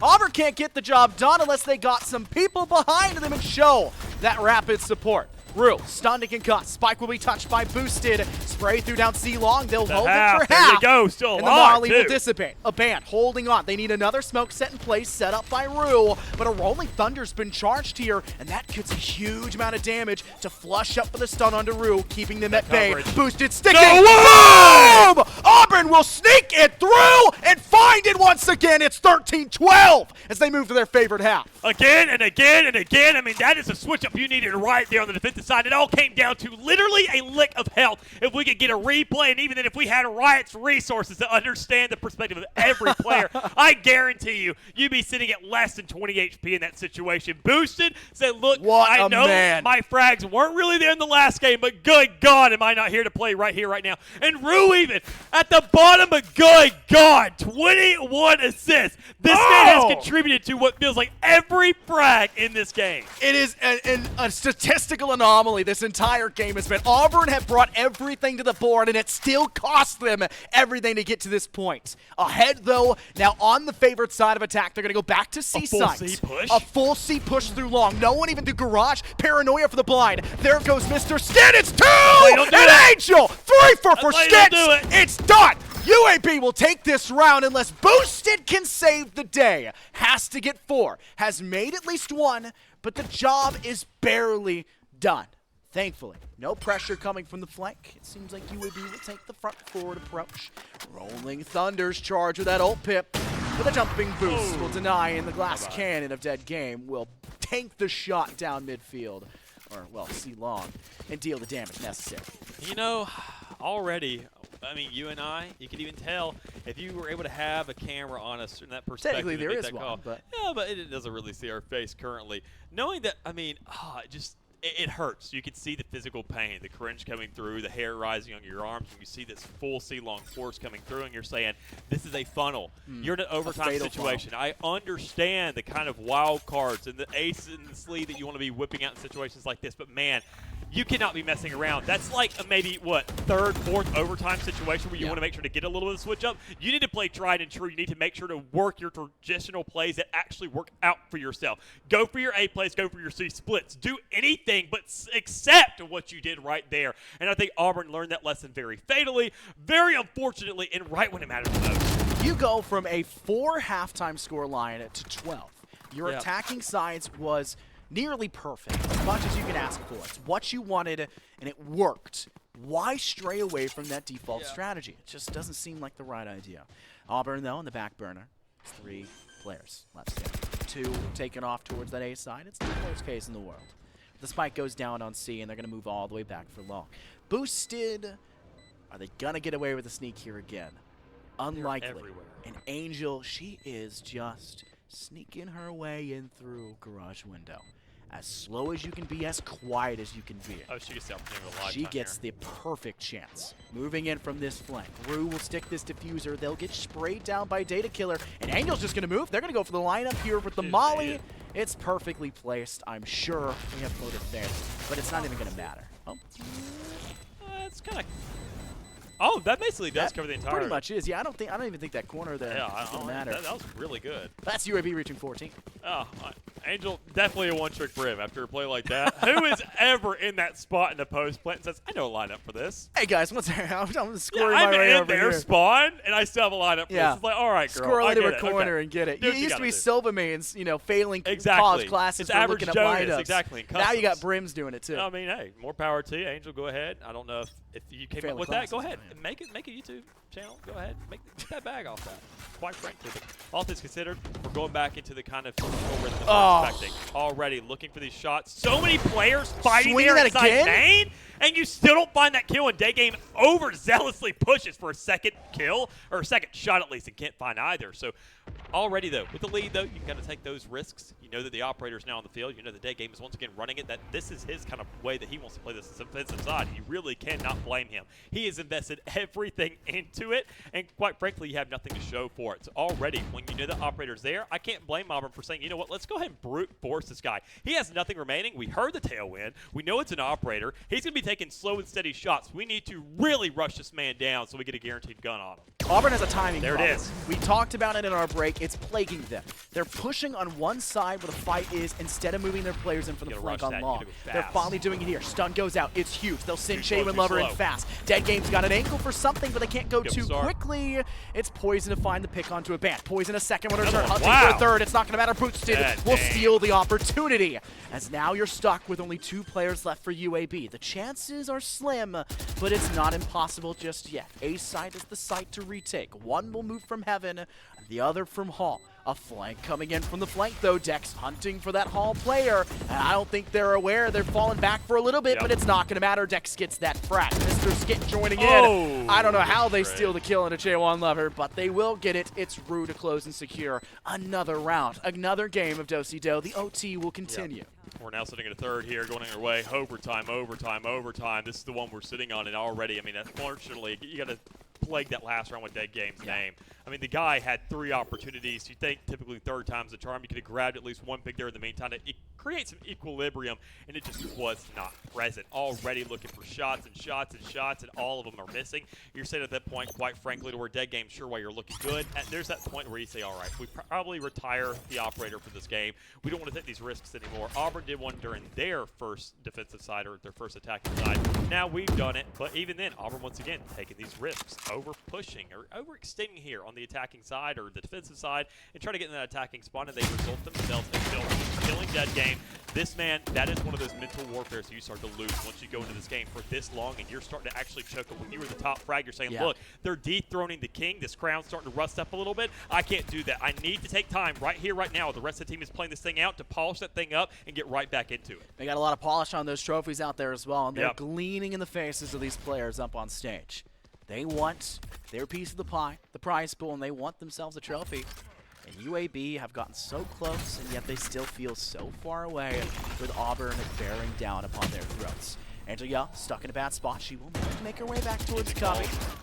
Play in from hallway, though, from Garage. And it's a net for trade, and it's Auburn all in the feed. Rue flying through the smoke, but still finds Angela at the end of the day.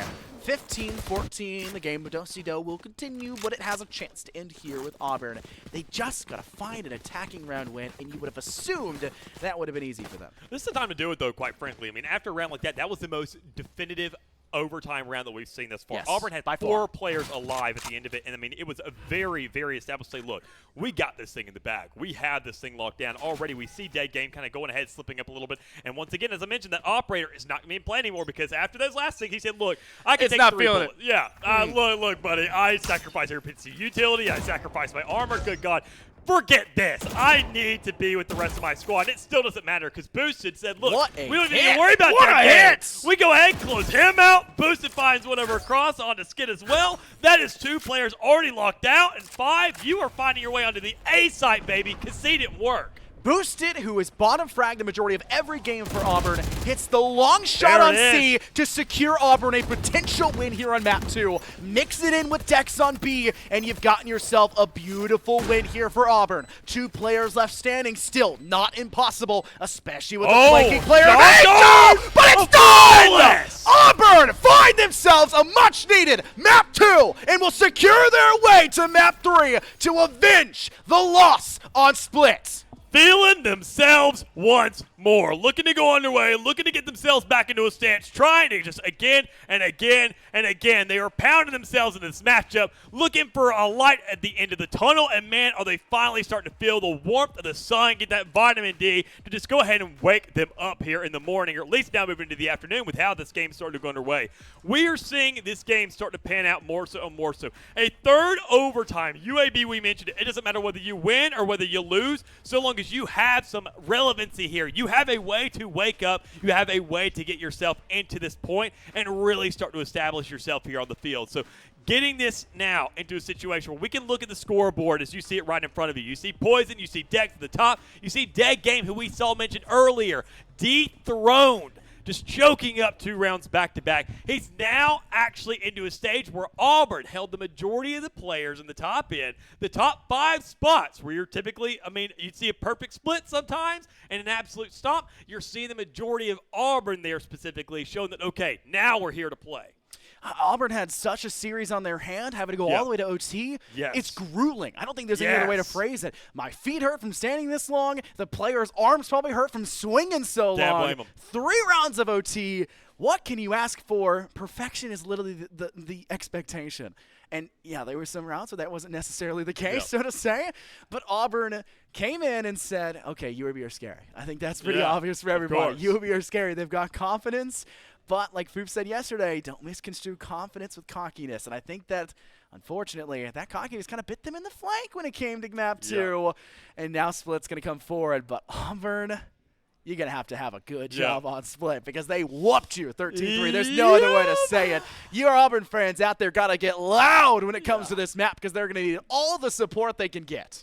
I think, quite frankly, I mean, Split's going to be the place to do it. We talked about it in the revenge matchup. I mean, this is the Knight versus the Dragon situation, as I mentioned. I mean, the Blazers, UAB, holding down their mascot's reputation pretty damn well here today thus far, even in the entire weekend. Knowing they can continue that stride, and they're going back to Split. As we mentioned earlier, I even talked to the Auburn players yesterday, because those guys are a bunch of goons. They love kind of messing around. They love being hospitable in a foreign environment. You can see, that kind of lives up to them a little bit. But, they start to feel themselves a little bit more so. And they said even then that, okay, sure, in public games, the defense seems like it's a little favored, and you're ranked in matches and whatnot. But honestly, it feels like the insignificant, it feels like the weaker side in these 5v5 situations.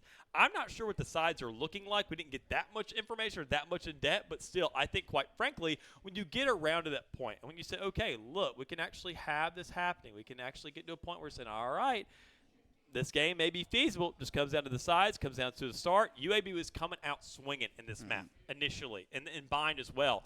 I think you got to come out, carry this momentum over, and make sure that, as we mentioned with Dead Game, having those really bad last 3 rounds in the overtime, you make sure that you can make that man hemorrhage off of that and really dig into his mind with it. There's a name at the tip of your tongue, and it's Dead Game, right? Yeah. If there's one person, I won't say that necessarily costed the series, but it's definitely what gave Auburn that fighting chance. Dead Game, easily one of the best, if not the best player for their team. They can play in Chamber. They got to be good, right? And Chamber stinks.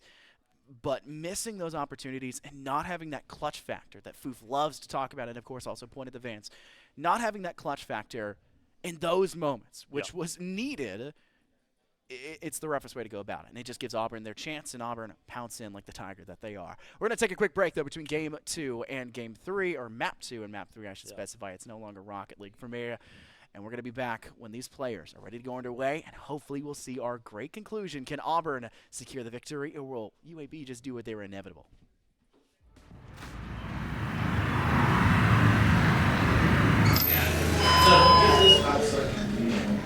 Okay, sounds great. You here? Yes, there we go. Ooh.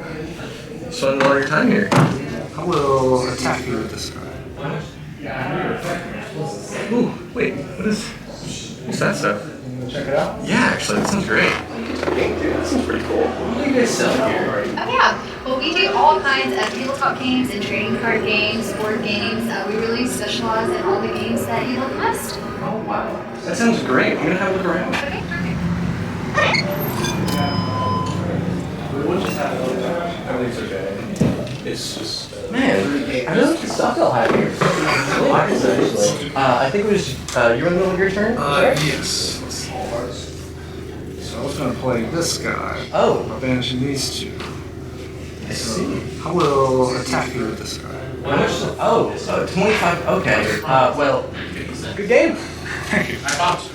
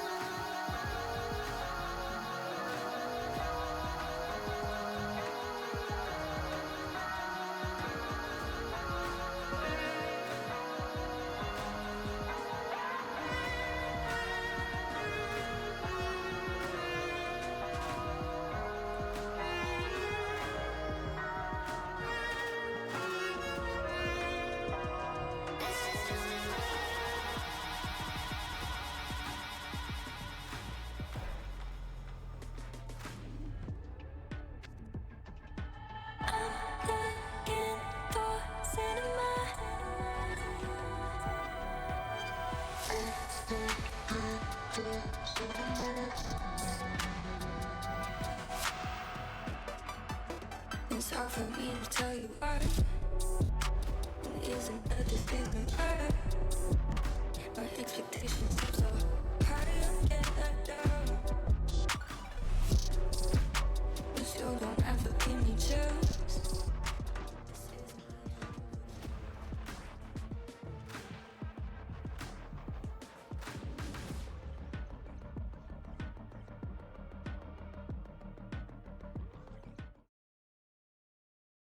Monday, and the action continues. Who'd have thunk it? UAB fans and players surely didn't. They They did. fall out Nope. on map 2.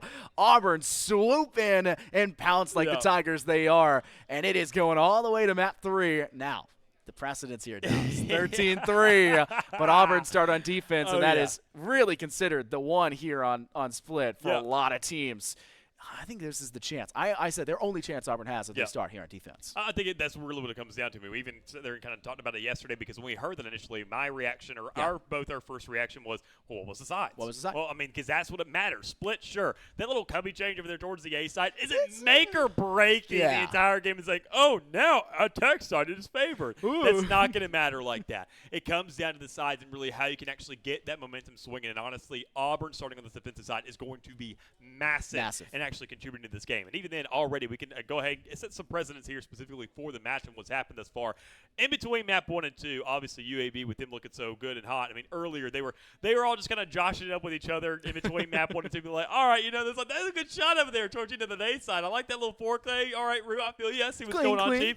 And after 2 and 3, they were on opposite sides of the thing. You say, this is real. This is UAB is not messing with us anymore. This is something we have to actually hold down and really sit there and nail down. And you can see that UAB won it. They're going for the double duelist setup. They are setting up very offensively for this first half because we talked about it. Attacking side doesn't look all that hot, but man, maybe if you just completely pick for it and start out the gate swinging, you're really going to find something. The problem is momentum that always likes to carry over from a map-to-map scenario, and you can see that already both teams are looking to opt for it.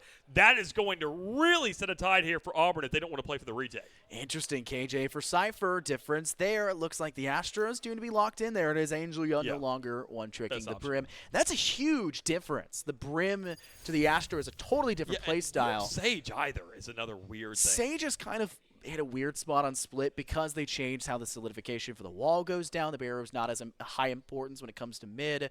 Split used to be dictated by controlling mid, and it still has a very high presence in the map. But because of the winding over on B, and of course the A side being a lot more open, just as a whole being a very open objective, it's a little less important. It just is a faster avenue for teams. Yeah. So the Bear Rope's falling off. Sage is not there for that reason, though a lot of pro teams still like to really use the Sage. It's just something that they've defaulted. They've been playing the game since the beginning, so they're going to Yeah. stick with what's comfortable.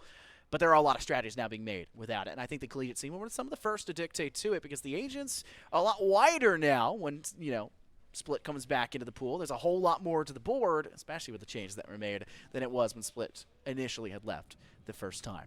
But I think the change up there for Angela is going to be very important to see how she reacts to that switch up. Yes. The Brim that she's been one-tricking that we were really liking. We really highlighted Yeah, how many it's been interesting assists, to watch. how wonderfully she did on map 1 for Bind.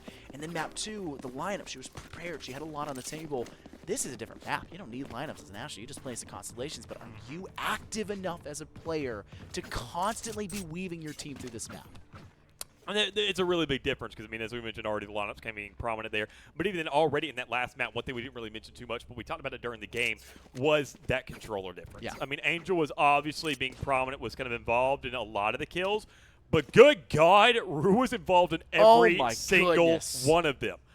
We saw that Omen have like 29 or like 21 to 29 kind of in that 20 range in terms of assists while still getting so many kills in the meantime. Like, it is outstanding what was happening with that Omen that you could tell that Brimstone just was not getting nearly as much prominence as what you see out of an Omen. So, obviously those controller players are going to be very, very, very important here. Asher being a little bit of a mirror matchup. Only difference we're seeing is on that side of the Sentinels, and that could be a lot. Because, well, Sky, you have her here, you have her playing, you don't really have her alive because, well, you're seeing trades go across the board and they're in the favor of UAB to start off. UAH. Auburn in a bit of a tough spot. Fickle Pickle. They lose 3 players out of the fly, leaving just 2 remaining. 4 players still standing here for the side of UAB. It's a bit tough, and we are seemingly back to the packet loss. You see in the Yeah. top right corner there for Network Promises. Well, we had a really solid first 2 maps. It's because we talked about it, man. Yeah. Completely. We were just- trying to troubleshoot it a little bit during the break. We also highlighted a couple of the issues on both teams. You know, tear, just overall. We had a lot of points about it. Well, you were out there, you know, watching the 2 teams do the funniest thing ever. Finally say, okay, this is getting real. We were breaking things down in here because, you know, we're not as all color pointed as you are. You just know it off the top of your head. We have to discuss things in the booth sometimes. It is a round win, though, for you, Ruby. I don't think anyone you know, understood that. Good one. Good joke there in the chat. Oh, man. The rivalry that nobody expected, Rocket League gamers versus Valorant. I can't wait for 2040 when both those are the 2 largest esports in the world, and it's just like CS is just dead because CS2 doesn't launch like we want it to. It'd be a timeline that nobody would expect, but it'd be out funny as all hell. But regardless, though, Dead Game, Skit, looking to go ahead and start things off. Your 2 duelists getting their frags, doing their job, and looking to close at a very quick second. Yeah, you kind of want a kill or 2 here from the side of Auburn, not just for this fact of saving grace, but also for the fact that you need to drop some of the SMGs out of the hands there of UAB. Just try to make it a little bit more costly, but the fact that it's flawless.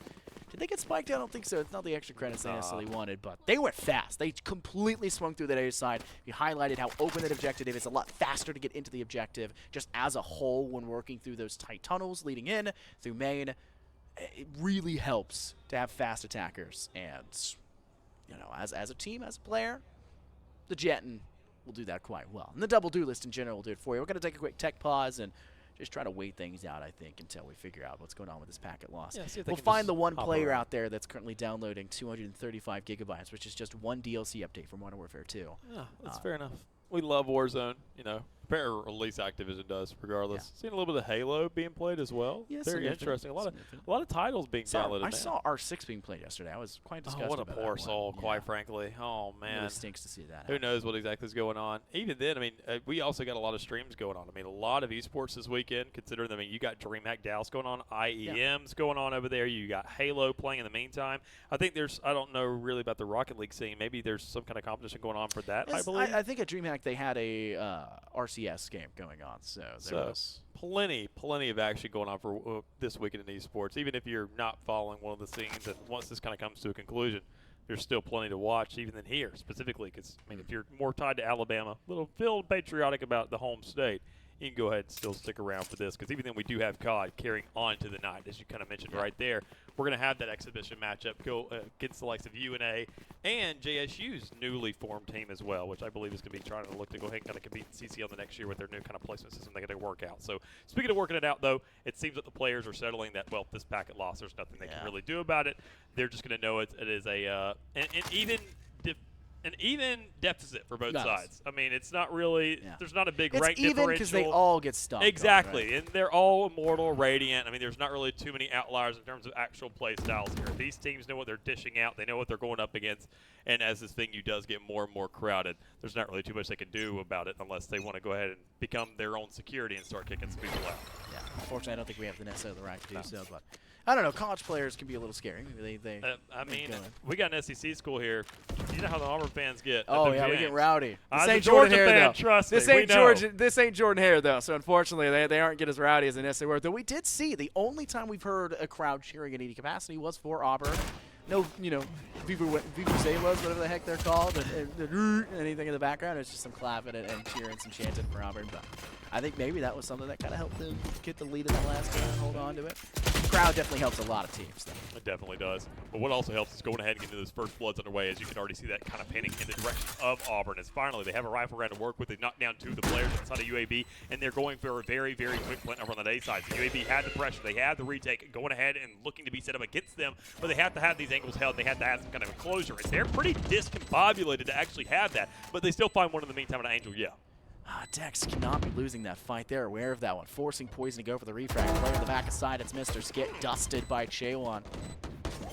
seemed like the chance here for the defuse. There's no one really close by. Dead Game does not have the opportunity to work with huge damage on that crossover, trying to pick up a rifle. You try to make it manageable at range, and you just make it impossible in the process. It really stinks to see, but yeah, Auburn are plenty happy with that result. They unfortunately only get out of there with 2 rifles, which is a little unlucky for them. And the question is going to be, how do you force the rest of the team to match? Do you force the rest of the team to match? And they're going to go ahead and do so. Rifles galore, a Bulldog in the hands of Rue, and we saw how good that Bulldog is for Rue on bind. Yeah, what a bark. Maybe it continues.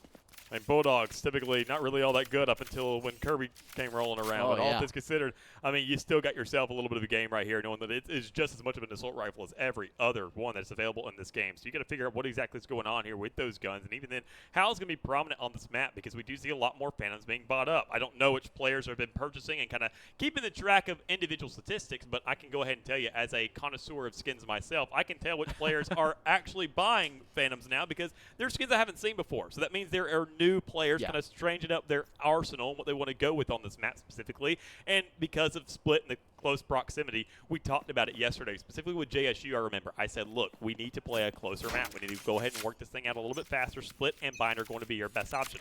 Bind's already been played. Yeah. It's already behind us. And even then, the scoreline wasn't all that great. So considering that we're still going to be seeing Split, which is a relatively similar kind of play style, it's not really working out all that well, as you do see, once again, UAB open things up with the boom bot, able to go ahead and double things down with Dead Game on that second frag, as Boosted can only find 1. So that's now 4v3 in favor of UAB as they want to push to a side. How many times does a Roomba manage to find a kill like that? Fairly dangerous, and most of the time really just used for that information once it latches onto its target and gets going their way.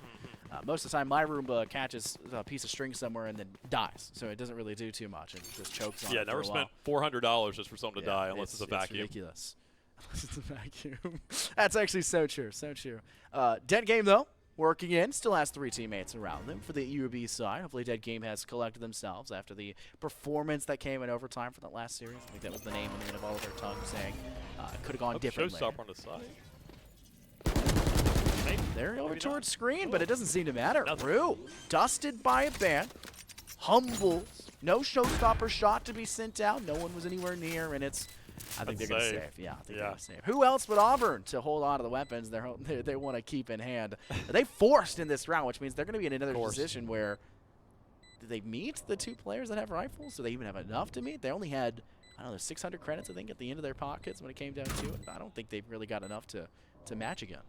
They're just kind of tucking themselves away. I mean, you get these kind of positions where you're more than happy with what's going on. I mean, you can go for a save round, and so long as you make that decision early, that's what I like at Auburn. They're not kind of indecisive about it. They're not saying, oh, then we lose one more body, then we kind of spread out. No, they are working for it initially, saying, right here, right now, let's go ahead and talk about what's going on.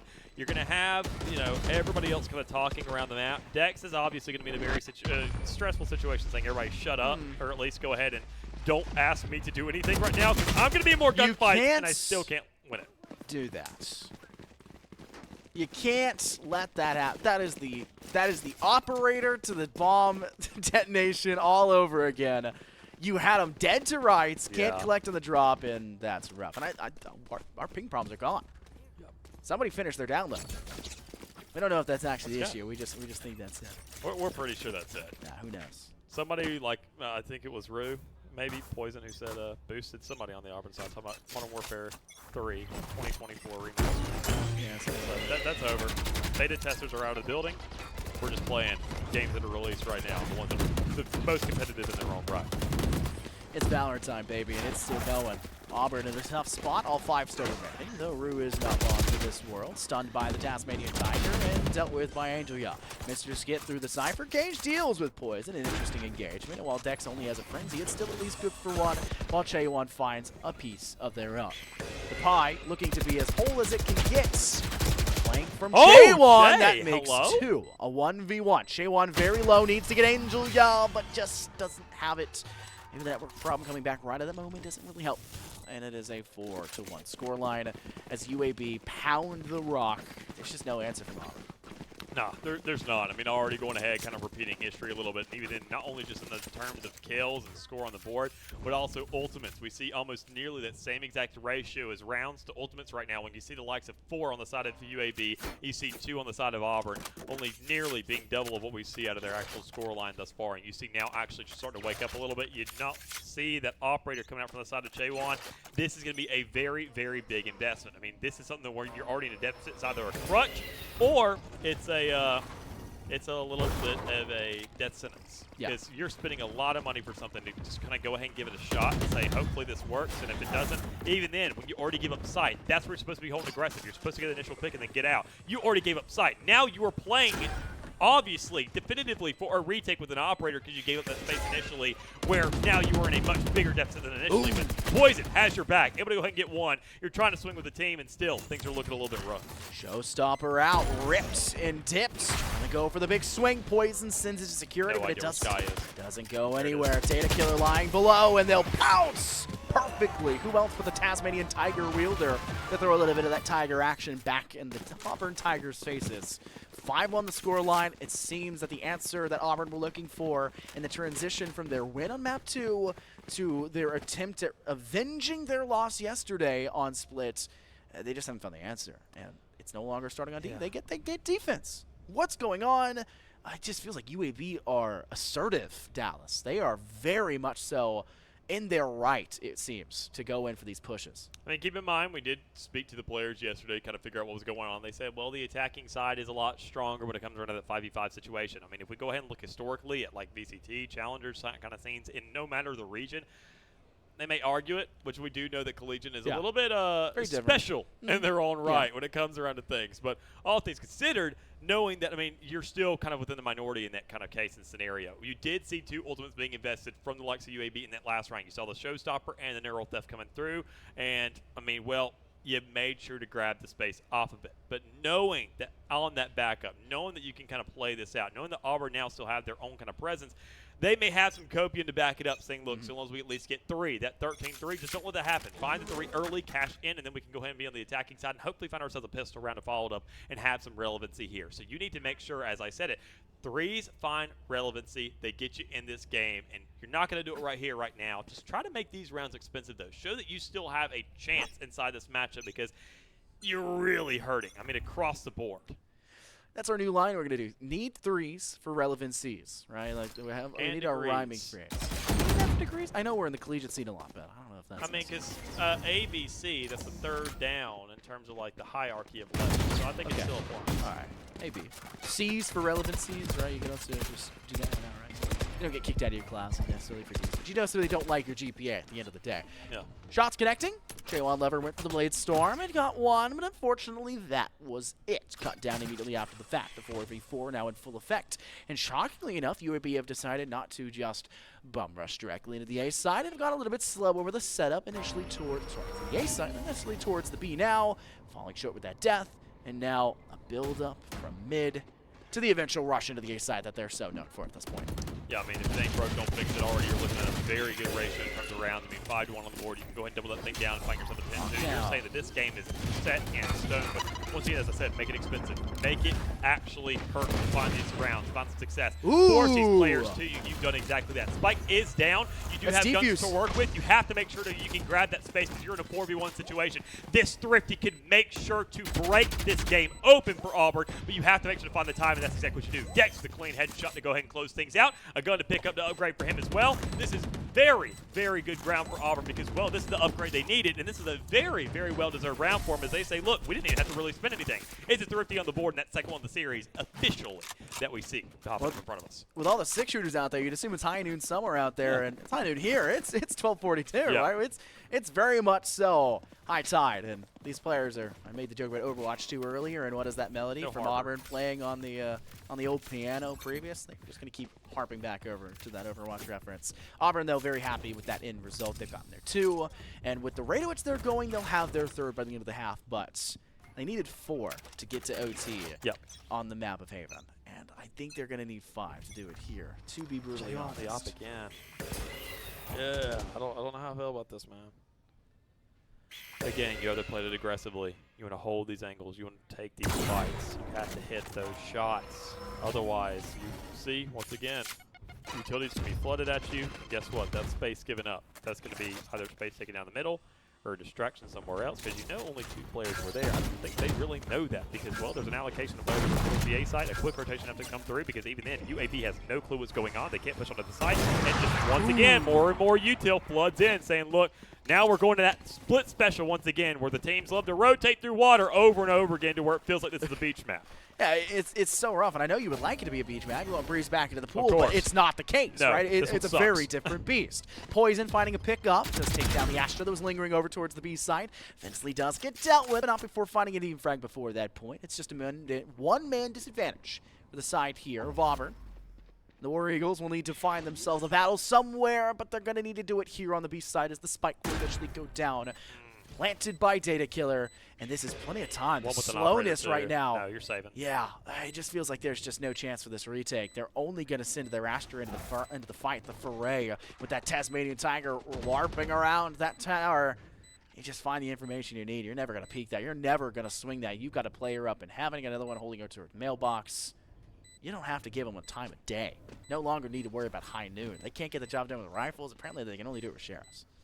Got to see what you can really do here. Maybe an exit frag, possibly. I think, honestly, UAB does have a little bit of money, so they can try for this at least. You do see an inkling. You get that shoulder to peek out, but you can't really hit those shots too much. Dex with a little bit of exchange there with dead game, but still, J1 is across the map, and you know darn well they're not going to catch up to him in time. So already to hold on to one of these guns, 2 rounds on the board. No matter what, UAB have themselves a guaranteed even half at the end of the day, so long as even then their screens or the packet loss really starts to get to them, which I think we've gone ahead and gotten to the worst of it. So all things considered, seeing what's going to continue on forward, seeing how this game, this series is going to chug along, really comes down once again to Auburn. The Knight in Shining Armor up against the Dragons. It's starting to get a little bit hot in here because, man, you can see that heat is really starting to just drag them out and slow them down, and they need at least 1 or 2 more rounds of speed to go ahead and kind of get some rejuvenation into the next side. That next half could work in their favor. They can find something. Just go ahead, get those rounds, and then take a break. Don't stress it too much. You've done your job. Woo! J1 finding a great shot, connecting over to the band, maybe making up for some of the mistakes they made with those missed opportunities in that last round. Still, it was a loss, though. Really hounding Railway here. Poison up inside of Raptors. Does get one, but it's a trade going in huge favoritism for the UAB side. Mr. Skip finding the last. That gives them that ultimate man advantage. Bum rush strategies galore coming out of UAB, and it is working to AT. Spike is down. Player coming in from alley, and it's an alley-oop dunked down upon them. Dead game with the finisher, and it's just J1. They've dropped the operator. I think this is smart. Rifle is in their hand. Hopefully they threw that operator a little too far back. You don't want to give that to the opposition if they don't want to use it. And it's not going to matter. Dead game. The jet on jet violence falls in favor of UAB. A 3K to do it. And it is working out 7-2 for them. There are 3 rounds left to find 1 win for Auburn to have relevancy.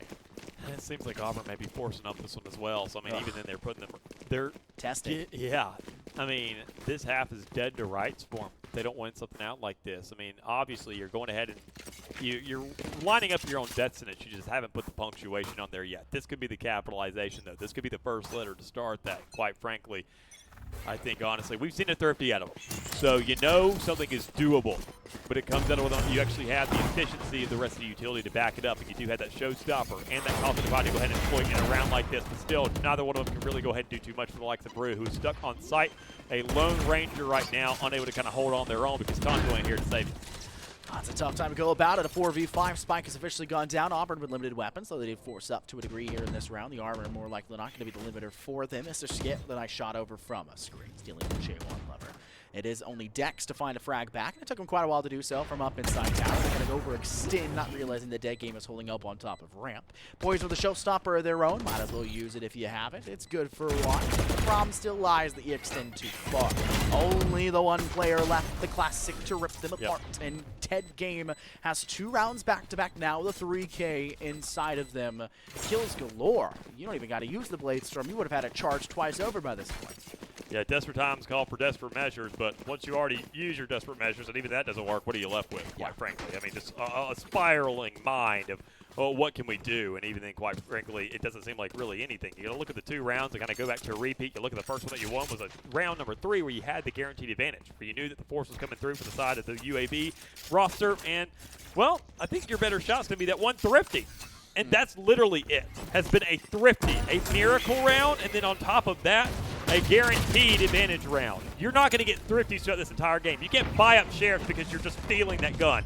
You need to win with rifles, and I don't think Auburn has it in them, but they can prove me wrong any time of day, but this round alone is not going to be it. We did find 2. One of them was a collab, little wall. Get that little bit of penetration on top. Get up close. That's where the Frenzy can deal some damage, though Dex does take a huge lick from that. Catches their coattails and sucks them down asunder. Dead game long ranged over towards that lobby side, that main side over from ramp. Just do the distance. A drop down from heaven. Boost pack to close away the gap, and they're not aware of this player of the screen. Sanjaya, she has a wonderful crossfire. Great play from UAB, and this is now the last chance for Auburn. Why did Auburn decide to buy in that last round to such a degree? It's because they had just barely enough money to go forward in this one. It's barely enough. Not Poison, who bought a rifle, might I add, doesn't have enough for full armor. They feel disjointed. They don't feel like they're on the same page. Yeah. It doesn't feel like they're... the team goes, hey, maybe we should save up and go sheriffs only. Poison goes, no, guys, this is my round with a rifle, and it wasn't. Dex buys a gun for Poison. Poison can then actually get armor in this round, but you know, casters don't do math. Yeah. But whatever. It is what it is. Considering that even then, well, as I mentioned, I mean, it's just kind of those small, fine details that I mean can make and break a game. You have to be cohesive on that. You said some missed details, like a couple of missed points, maybe a little bit of trip ups, and even then, you have to make sure that you were flushed out through and through inside this game. And even right there, that could have been an opportunity to show that still that the minds are thinking. The brain juice is flowing. I mean, sure, it's just now kind of reaching the noon. We're getting around to 1 p.m. in Central Time, and I mean, we're awake. We have now kind of woken up. We've gotten ourselves something. Well, Dex has gotten at least something inside this round thus far, shutting down the sky, but you still have an Ultimate and a Neural Theft to worry about. A lot more rosters pushed up right through into your spawn that you're just not expecting to be there. The aggressiveness from UAB, they aren't playing this map like Split, truly. No. It does not. It feels a lot more like Bind, like guerrilla warfare. They're just at spawn right now, quite frankly. It's a totally different scenario. It's like we're playing a Call of Duty match. I know they were dogging on the network issues being from Call of Duty downloaded. I think they thought they downloaded Call of Duty. They're getting into the action. They're fighting up in the face of Auburn, and Auburn just doesn't have an answer for it. This ruthless aggression has been unadulterated, and because of that, there's just no defense available. You need to meet offense with offense, and Auburn aren't up to stuff. Showstopper round, it's going to hit a wall. No need. Dead game 2 for it's done and dusted. 10-2. You didn't get your 3. You didn't get your 4-5. Yeah, this one is getting rough. Get ready, folks, because UAB is just 3 rounds away, potentially from lifting that trophy in our celebration ceremony. Mention it every single time that, I mean, a 9-3. We even said it inside this game specifically. You need 3 for a half, plain and simple. In my 2.5 years of casting this game, I have seen 1 comeback from a 10-2. And that was on the map of Breeze. Obviously, the best. That's why your favorite, yeah. I mean, of course. I mean, the best map creates the best games. Wasn't that Hawaii, too? Huh? Wasn't that Hawaii, too? No, it was a Tier 2 matchup. It wasn't a collegiate. Was it a Tier 2? I think we had one in collegiate, though. It was Hawaii that got swept on Breeze is what I'm thinking of, which I thought was very funny because it's Hawaii. But, I mean, all things considered, though, I mean, you could see that timeout going underway. Even then, kind of one of those kind of spiral the minds situations where you're seeing the UAB even then calling a timeout here. For the first, they said a tactical just because they don't want to go back and forth and pop that thing over and over again. Just give themselves a couple seconds because, I mean, when you look at a score line like this, you're really not too worried in the slightest. You are just playing things out. You know that, sure, a pistol round is going to make a difference to get yourself 2 rounds initially if that happens for Auburn, but they still have a very, very, very long road ahead of them just to have some relevancy in this game. I think if Auburn get to around that 6-round threshold and it's 6-10 and they get 4 in a row, you can say, all right, things are feasible here. But there has to be a lot more ahead for them, and it has to be shining. It has to be perfect. It has to be miraculous. And, man, I don't know how many much more miracles they have left in the tank. Honestly, the Auburn fans out there, if they can hear me, desperately need to start getting loud for your club, for your team, to support your university, because right now the players are silent, so at least the crowd can bring some joy to the table.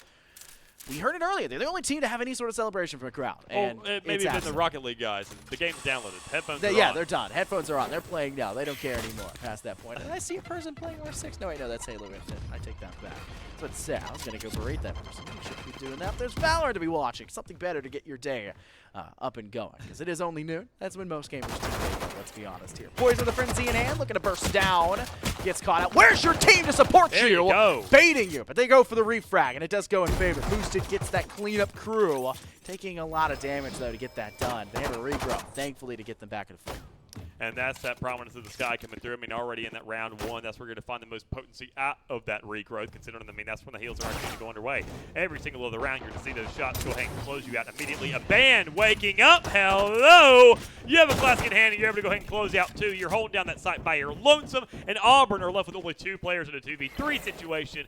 Man, just when things are looking pretty all right for him after those kind of first initial frags and trade-offs. Once again, UAB, being the Dragons they are, Blazers going ahead and just firing through all cylinders, and they are once again here showing that, hey, you were trying to build a story, but guess what? We tore out half the book, and we're going to make that thing pretty darn short, at least here for this map. They burn the pages. Yeah. Dragons go just breathing tons of fire. They are laying waste to the fields of Auburn's glory. This is just a tough time. 3v2, it is a retake now on the A side. Auburn have control for a post plant. Guiding Light has been recharged, but sent too early. There was no one engaging at that point. They're going to send out 2 straight through main. 1 player down through elbow. Player in elbow has been spotted first. They're going to try to be rushed down. Data Killer can't get it done, though. Boosted left alone. Good for 1, not for 2, nor 3, which was necessitated. Defuse will go through, and UAB will reach 11. Pistol done. They need 2 more. Almost guaranteed the second here. Already, I think once again, I mean, you kind of look at the likes of this game, and sure, Skid's fragging out, Dead Game's fragging out. I'm still keeping my eyes on Data Killer, who's still just back on that sky. Yeah. I think that's just where he kind of feels at home. That I think Sova so. pick really wasn't there for the Haven, wasn't really as prominent as we needed it to be. And still, once you get right back into that sky, we're seeing assists, we're seeing kills, we're seeing everything across the board. It looks like the man's aiming for a triple-double. You just got to throw a couple more deaths there in the meantime. I mean, and that's not really going to happen. Now sticking 11, 2 on the board, you have yourself the 4th round to come up in heavy, and you know more than likely you're probably going to win it. So long as you're just going to keep that space with that armor to work off of. Because the Stinger, unless those sprays, oh my god, I've experienced some terrible sprays here recently. That gun feels insane, and it really feels warranted to why they're going to go for it. You see? Still, you just crouch, you do it, and for some reason the bullets just magnetize to the head. It feels like wizardry sometimes. That here, gun Dallas. is It is insane. It's crazy. But the Spectre is finding its opportune moments at range. Rue gets a little overextended up through ramp, goes blazing the tower. There's 2 players there. Mr. Skit gets a paint shell kill and joins in for a 3rd kill. Spectre in tow as Data Killer finds that final frag needed. And with the force from Auburn, they have no money and no problems. It's match point, serious point. There it is, going ahead. UAB, obviously. I mean, Artel, that map number 2 was one to remember, at least for both these squads. I mean, a wake-up point, I'm sure UAB, with how unbeatable of a roster as they kind of look comparatively, they're going to go back and kind of review that one over and over and over again. I'm sure Auburn's going to go ahead and kind of celebrate, at least for the time being, but knowing what's going on in this game, knowing and seeing what's happening right in front of us, UAB are right back to the tried and true. They know that this map, they already beat Auburn in it, and just looks like, say, They'll do do it better. what we've done before. And do it better, as you mentioned. I mean, already that force is kind of going to come through. You're expecting maybe Auburn to kind of waste it up. But the thing is, they're going to have to win 10 rounds in a row off that. And they didn't even manage to get 2 with the rifles on that last half. So, I mean, you really can't blame them for giving it a shot. But goodness gracious, UAB, they just want to close this thing up. And I think they're going to do exactly that. Auburn moving in as quick as they can. Trade 1 for 1. Abandoned Rue going either way. Been falling in the final fact of that one. Dex finding a kill, and it's a refrag back. These 2 teams are very quick with the avenging frags, which is a very important factor for Auburn's success. They just need to make sure they're the first one and not the team relying on that refrag going the other way. Yep. They have side control. Seems a little bit slow for UAB to assist. Notice that they're not sending Dead Game over with the operator. Don't want to hand that over to the attack. They also don't necessarily want to lose it. I'm not sure why. Just play the round. It is 12-2. It may very well come 12-3. It's the same scoreline it was previously. Mr. Skit good for 1 on the boosted. Frag back. Denied from J1 Lover. A sending play from the player Avenger. Yeah, but she can't collect for the kill. Leaving just Dead Game on the operator in hand. They're rotating the same way as the side here at Auburn. They try to go for it, and who will fall to Spike? Tailwind up. You can't miss that, but it's nice, the shorty, to go for it. Auburn will get to 3. Unfortunately, they didn't do it in the first half.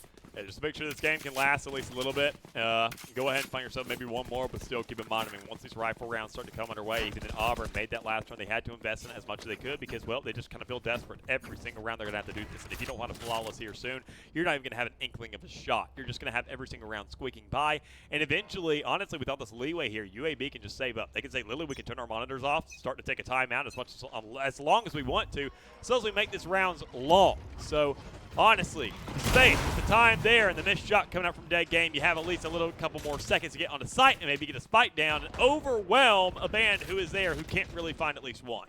Boys in with the Phantom kill, much needed for Auburn to stay themselves into the lead. Regrowth utilized on a dead game, trying to get them back up to full HP. Will do so. They can move from security operator in hand. Players over towards elbow. Showstopper from Skit, though, denies Rue's potential from back behind screen on site. 3 players in elbow. How do you go from here? The guiding light gives you space. Data Kill will use that utility, give themselves a frack. Judge at range somehow finds a kill. Mr. Skit finds another 3K in the round, hunting for a 4th.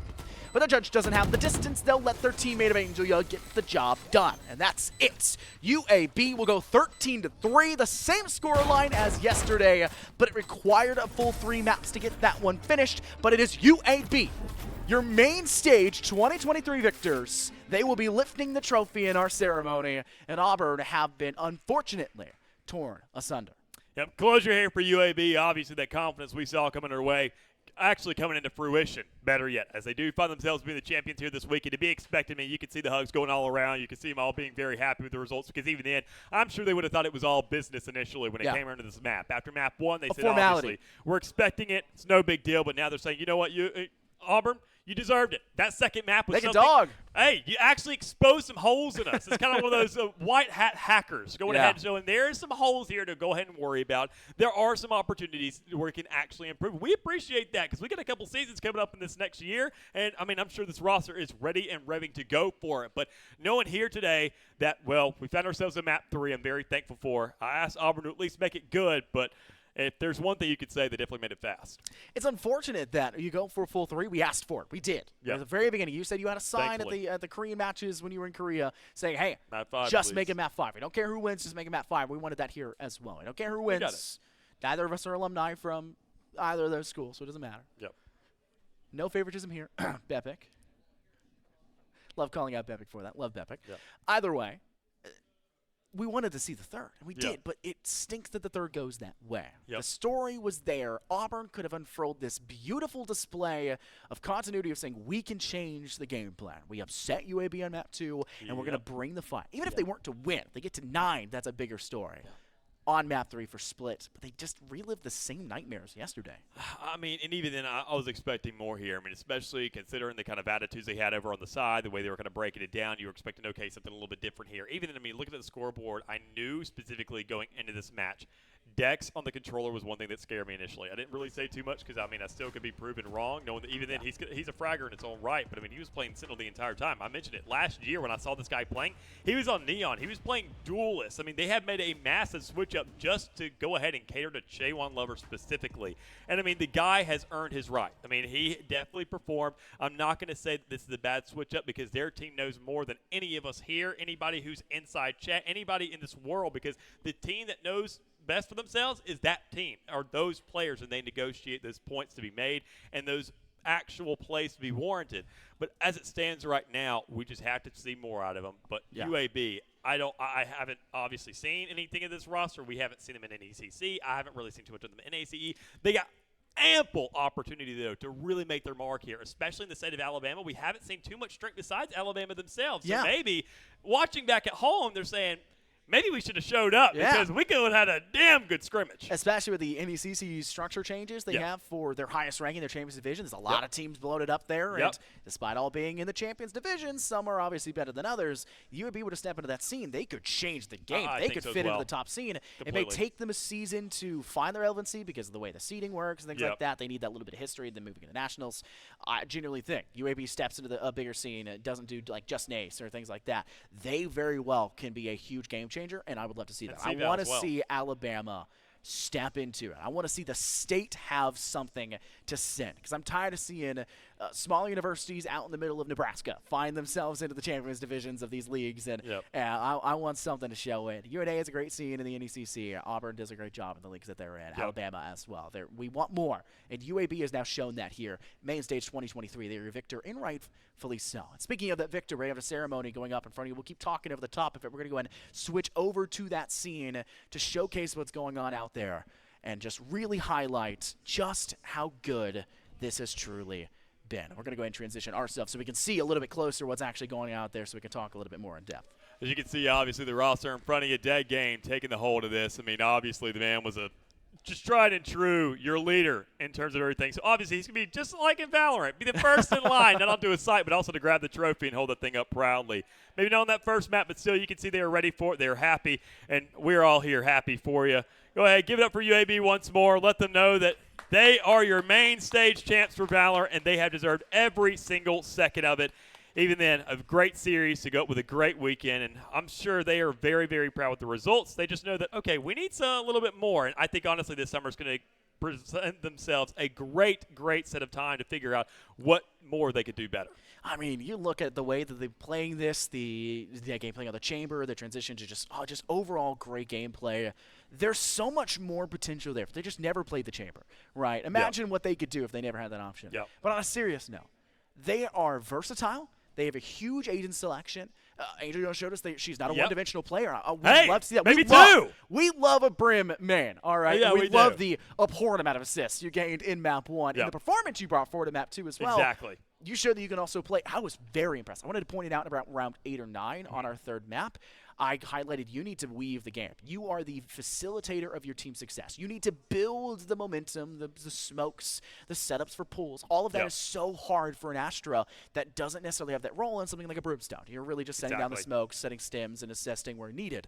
Astra's a very active role. She played it very well. I was very impressed. I think so. Same thing was not said to be Auburn. Of course, they were on the defense initially, and it's a little bit harder to find that stage, but you also were getting really bum rushed in, and you were getting killed off very quickly. So it wasn't a lot you could truly do. And even then, I mean, also just credit to everybody considering them and came around this weekend. I mean, sure, we didn't get to see UNA today. We didn't get to see JSU. And, I mean, JSU, obviously, that's their more kind of primed-up roster. You can see them kind of hang around with the best. UNA was a little bit of a makeshift roster with a little bit of a mix of their purple and their gold squad, their primary and secondary, but considering that, well, one of the members I know, their main duelist, is across the world in Japan right now. So he's still winning, let's be real, compared to any of them.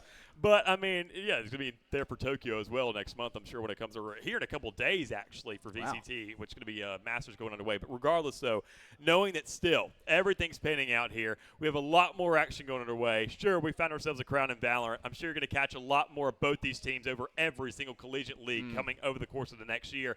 But we got Rocket League and COD still to come up because we have an entire day of gaming still underway. Yeah, Bepic's over there cheering in the window. I know you guys can't see it, but he wants pumped. He is I'm sure he was leading microphone. The charge as well for the Auburn chanting that was going on earlier. I would not be surprised. He's going to be rocking the orange and blue tie, and unfortunately stained a little bit marred after the second place victory, but it's still second place. No one else can take that away from Auburn, right?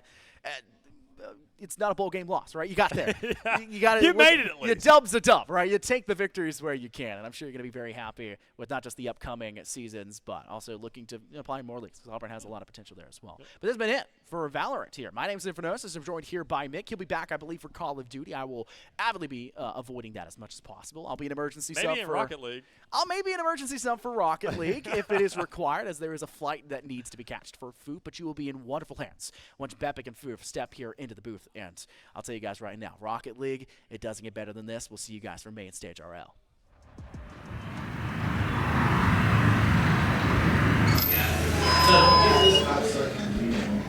Okay, sounds great. You here? Yes, there we go. Ooh. Spending a lot of your time here. I will attack you with this guy. Ooh, wait, what's that stuff? Check it out. Yeah, actually, that sounds great. That seems pretty cool. What do you guys sell here? Oh yeah, well we do all kinds of tabletop games and trading card games, board games. We really specialize in all the games that you look best. Oh wow, that sounds great. I'm gonna have a look around. Okay, perfect. We'll just have everything's okay. It's just Man, I don't like the stuff they'll have here. It's really nice, actually. I think it was you were in the middle of your turn. Yes. Let's see. So I was going to play this guy. Oh. By banishing these two. I see. I will attack you with this guy. How much? Oh, 25. Okay. Well, good game. Thank you. You missed it.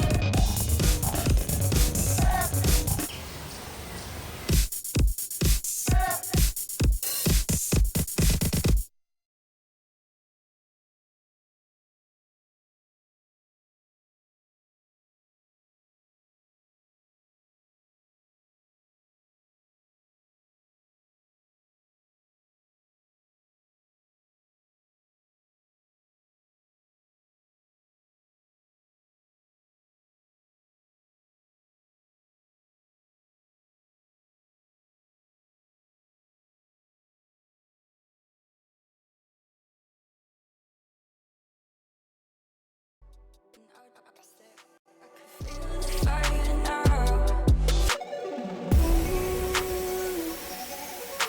Every time I dream of you, I see. It's a kind of thing that you can't unsee. I'm sorry. Every time I dream of you, I see. It's a kind of thing that you can't unsee. I'm sorry. I'm looking for cinema, and it might be naive, but I know what I want. This is good enough, so give me some cinema. I want that late night, boom, accent says I'm looking for cinema, and if you don't agree, then I'm giving it some. I wanna laugh so hard it hurts, to feel it touch so hard it burns. It isn't something you could learn, it's natural. And I might not feel that for you, but someday you'll find someone who sees you in a crowded room, sensational. Every time I dream of you, I see. It's the kind of thing that you can't unsee. I'm sorry. Every time I dream of you, I see. It's the kind of thing that you can't unsee. I'm sorry. I'm looking for cinema, and it might be naive, but I know what I want. And this is not enough, so give me some cinema. I want that late night, boom, accent says I'm looking for cinema, and if you don't agree, then I'm giving it some.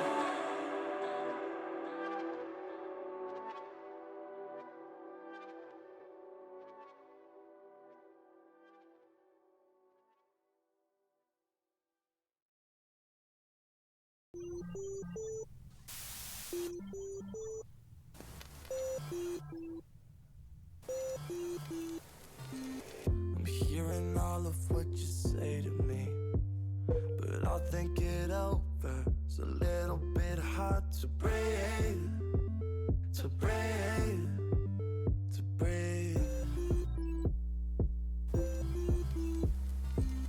This kinda seems like it's a common theme. You don't think I understand what you said to me, to me, to me. Yeah, every time that we have this talk, it's a little bit hard to admit our faults. but I'm not so perfect. Is all of this worth it? Is all of this worth it? This feeling is fading, and I can't look back and can't catch my breath. It's too hard to let go. It's too hard to let go. Good, good, good, good, good, good, good.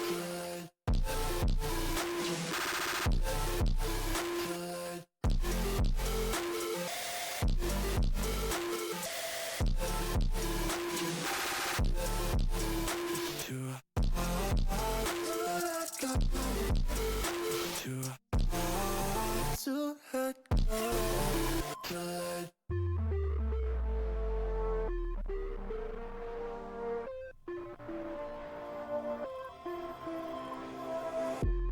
Just look at me, breathing deep. After all the things we've been through, yeah, don't forget the reasons not to let this slip through our heads. Yeah, every time that we have this talk, it's a little bit hard to admit our faults. But I'm not so perfect. Is all of this worth it? Is all of this worth it? This feeling is fading, and I can't look back and can't catch my breath. It's too hard to let go. It's too hard to let go. Good. Good. Good.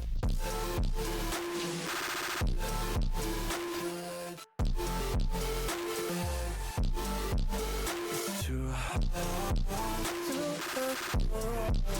Good.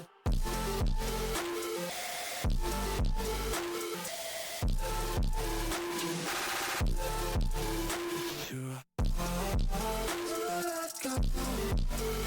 Too hard to let go.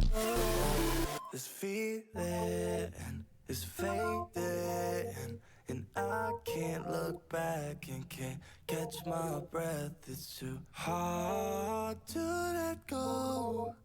It's too hard to let go. Good.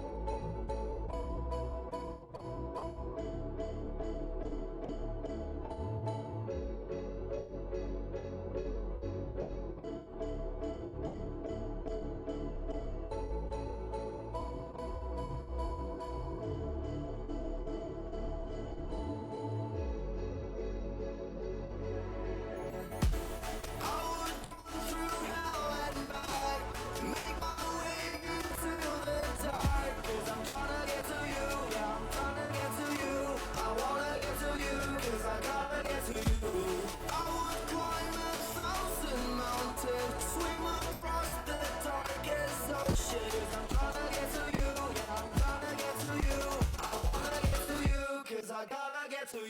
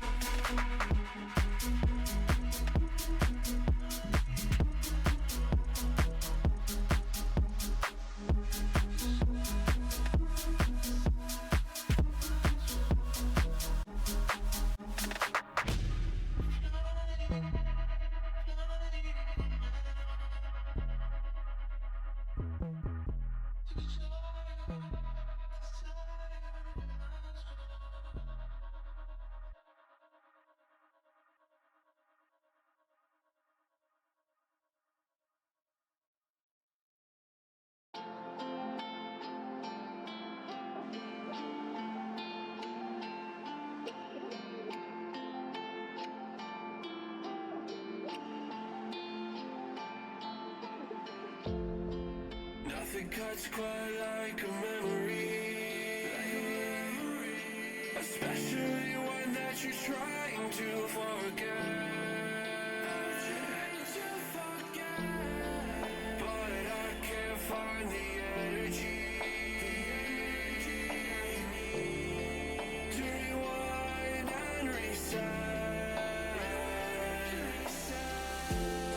I know you don't wanna be used, but you use me to build up.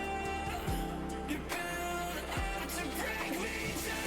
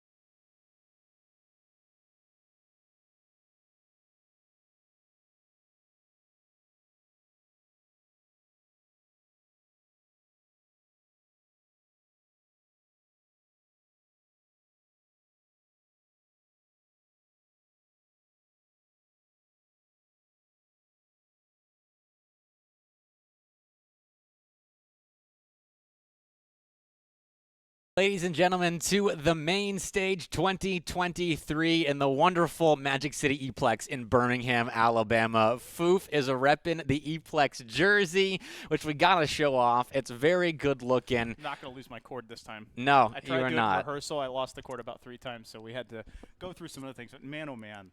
Bepic, We're back. We are back. We made it through yesterday. Groups was a gauntlet.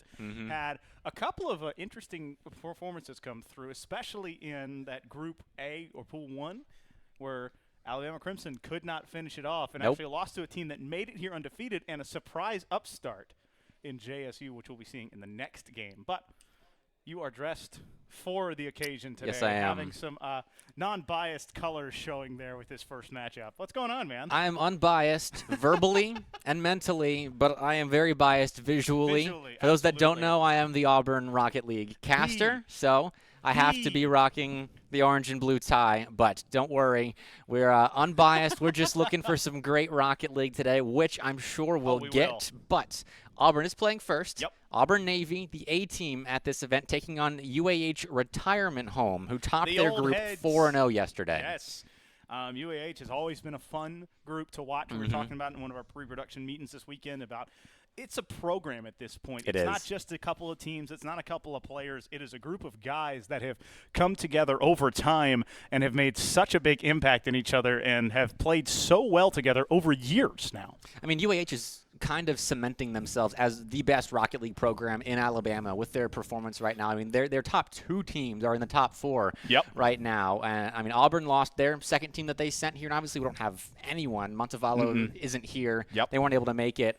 But UAH is seriously impressing us with the performance in the Southeastern Esports League as well. We covered? They are, we were there, and we watched UAH perform very well in that tournament. And I'm eager to see how they stack up today. But, I mean, you mentioned JSU. Yep. We got to talk about them. I mean, they're playing later, so we'll talk later. about them We're going to hold some more. points. But JSU out of nowhere. Last year, RKO. didn't make LAN, did not look good. Yesterday, second place in their group, Just top 4.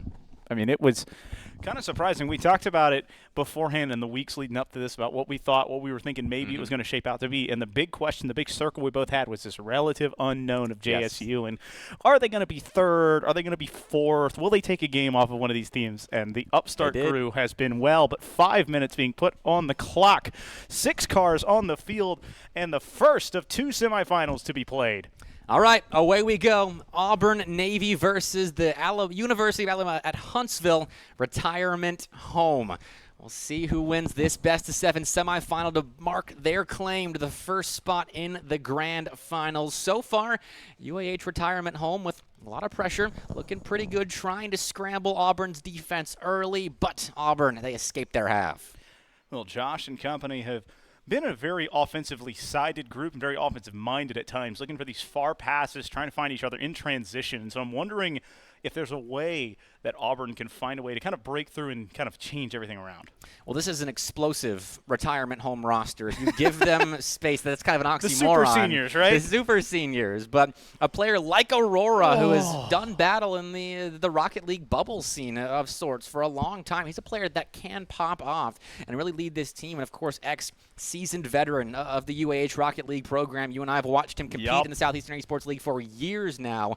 He's a solid player as well. But Auburn, a big opportunity. Exto using his post to save it. Mango off the back wall to Vroko, and he'll find the top left corner. First goal of the semifinals. That was a beautiful touch to put it in the top left-hand corner. I didn't think there was any way that was going to find its way in, but the softest touch and the tightest of angles, it's a 1-0 game.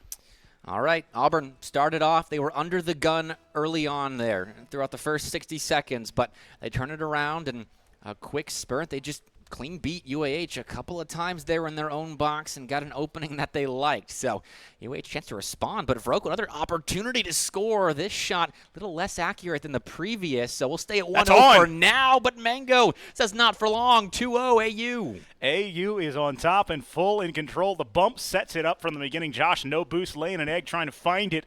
And that top angle again, they're just putting it on the top shelf where the kids can't get it.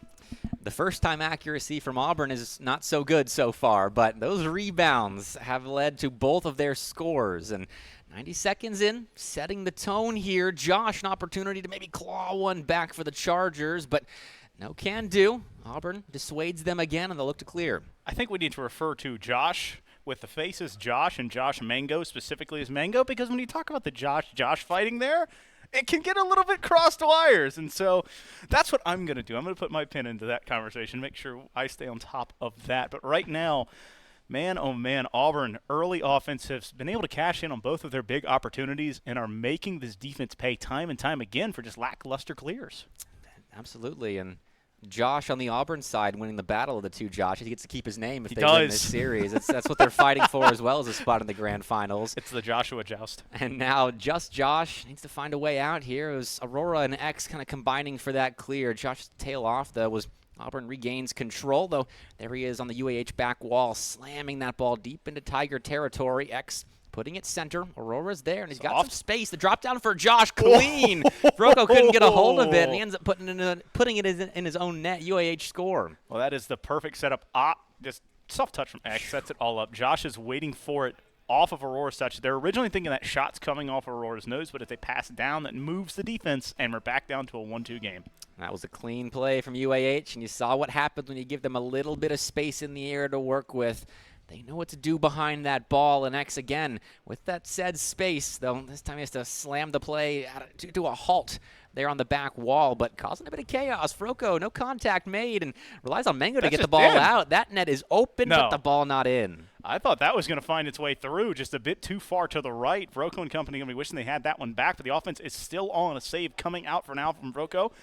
Mango trying to slow this down. Aurora has it on one touch, but gets a bit too far in front of it. X, big 50 here at midfield. Doi hands it off to Vroko. Vroko's intercepted as X staying on top of it. That was phenomenal midfield control by Auburn right there. There was a moment where they had two players rotating out of the play with zero boost, and it was up to Mango to buy time. He does, but uses all his boost, and then we see Doi step up at the midfield line, buy time. Everyone has boost. They get another shot. That time it's off the crossbar, but they set up this play with a bout of great control at the midfield line. UAH could have very easily found a clear there if Auburn's challenge game wasn't on point, but they do well to keep the ball in play for themselves offensively and got very close to scoring a third, but UAH, I think, they're going to find their way out here. This is the first time that UAH has been able to have a good amount of boost on the defensive side in the past couple of seconds as they've been running left to right, up and down on this blue end as Auburn is all on the offensive front right now. Crossing the field, X sidewall play, wanting to get something kick-started, but is bumped off of the ball, and so Auburn back on the attack. Yeah, but Doi has zero boost. He's just forced to take a low boost 50 right there, and he'll steal a corner. Good bump. UAH need to find their way out of here, and I think Vroko might have just helped them with that no-contact play. Josh down the pitch. X found him with the stretch pass. 40 seconds left. UAH still trying to tie us up after those first two Auburn goals set the tone for game one, and this is their last really throw at the net. Well, Josh gets a demo, trying to find something midfield. Aurora popping it up high. X looking for the soft touch to keep it in position. Josh waiting in the wing, but Vroko shutting it down. Just under half a minute left to be played here in game one.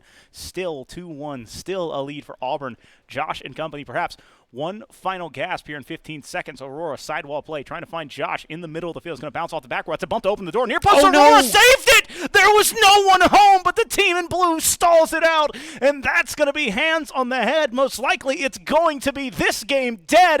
A beautiful shot, but the team is there. Josh, backboard play. X trying to run underneath it. Vroko has a clear. It is all on Aurora. He needs to make something magical happen. He stopped the goal for once, but maybe Mango letting it fall. And that's how game one ends.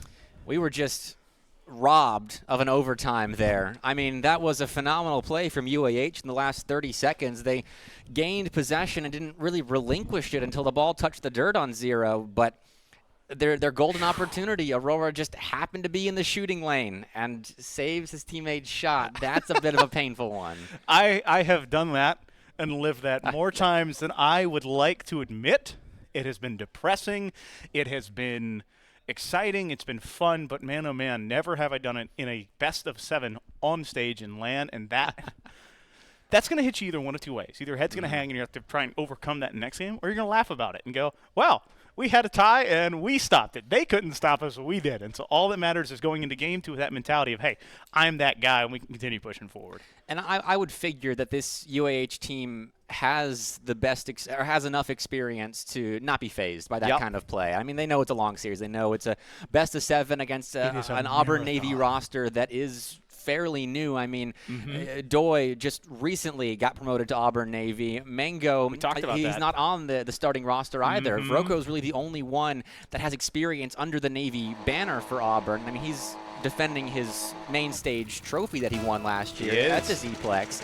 So Auburn does not have the same experience level, I feel, as UAH does. So I think UAH responds well that Game 1 loss, and Auburn, I'm curious to see how they keep this momentum going. Well, riding high after a victory is always something you want to see from a team, but how you respond in defeat can really just point how a series and an entire day is going to go, especially in single elimination. It could be a very short day. It could be a very long day, depending on how you want to play. Josh and company looking to make some more offense happen as they are fighting back after having a close opportunity. Still trying to find first blood in the series. UAH still playing very tight-knit in offense. They like to break out together. They're usually 2 players right there, one to potentially bang it or control it, and one right behind the play. And that aggressive style, I think Auburn kind of figured out a little bit. It almost exploited them a couple of times, but hey, X is right behind the play, and he'll be scoring the first of Game 2. Auburn just kind of disintegrated here. Doi was all alone, crept up a little bit too far. He tried to catch it, turned it into a challenge with X, but that aggressive rotation that I was just talking about, X is right behind his teammate, getting that initial challenge with Doi, and he cleans up as a result of it. When you risk it all, you have a chance to lose it all. And UAH taking full advantage of it, scoring 1 there. Looking for first blood, able to find it here. Now they want to build on this small lead that they're able to gain in the first minute. Worth noting as well that that's now 2 unanswered goals for UAH. You feel like it should be 3. Should be 3. After that ending of Game 1, but Auburn scored 2 very early on in this series, first 90 seconds, and they've yet to find the back of the net. I'm wondering if UAH is starting to sort things out defensively. This is an opportunity in the counter, though. Soft touch, they're rolling off the wall. Mango 50'd hard by X. Josh trying to cut it, but Vroko instead calling his own number. He wants to go near post here and does, but it goes off of the crossbar. The woodwork will not work for him. That was a creative way of getting the ball out. Vroko very close, but no cigar. Now Mango, 100 boost, picked up the flick on target, but Josh pretty much awake on his own goal line. Double commit, that's important. UAH could have really sprung a big trap. Instead, they give Doi a chance to get the ball out of his own half, but too strong a touch on the sidewall gives it right back. Good back pass. I love the idea of Vroko, though. Wanted to pull the trigger, but the ball did not want to cooperate. Josh waiting. Mango wants the near post shot, but it's turned away. X, beautiful call there. Aurora and him both on the backboard trying to go for it. Aurora ready to make the save now because of the communication. That's something that looks so simple, but if it's not calmed correctly, it doesn't find the way to happen. Mango looking for that soft touch, but again, angles are just a bit too shallow. Auburn peppering the net of UAH right now. They've got 5 shots in the first half here to UAH's 3, but a couple of those you feel like if they got a little bit more venom behind them, it's going to be difficult for UAH to save, but Chargers do find a way out. They do stop the siege that they were under momentarily. That is a dunk.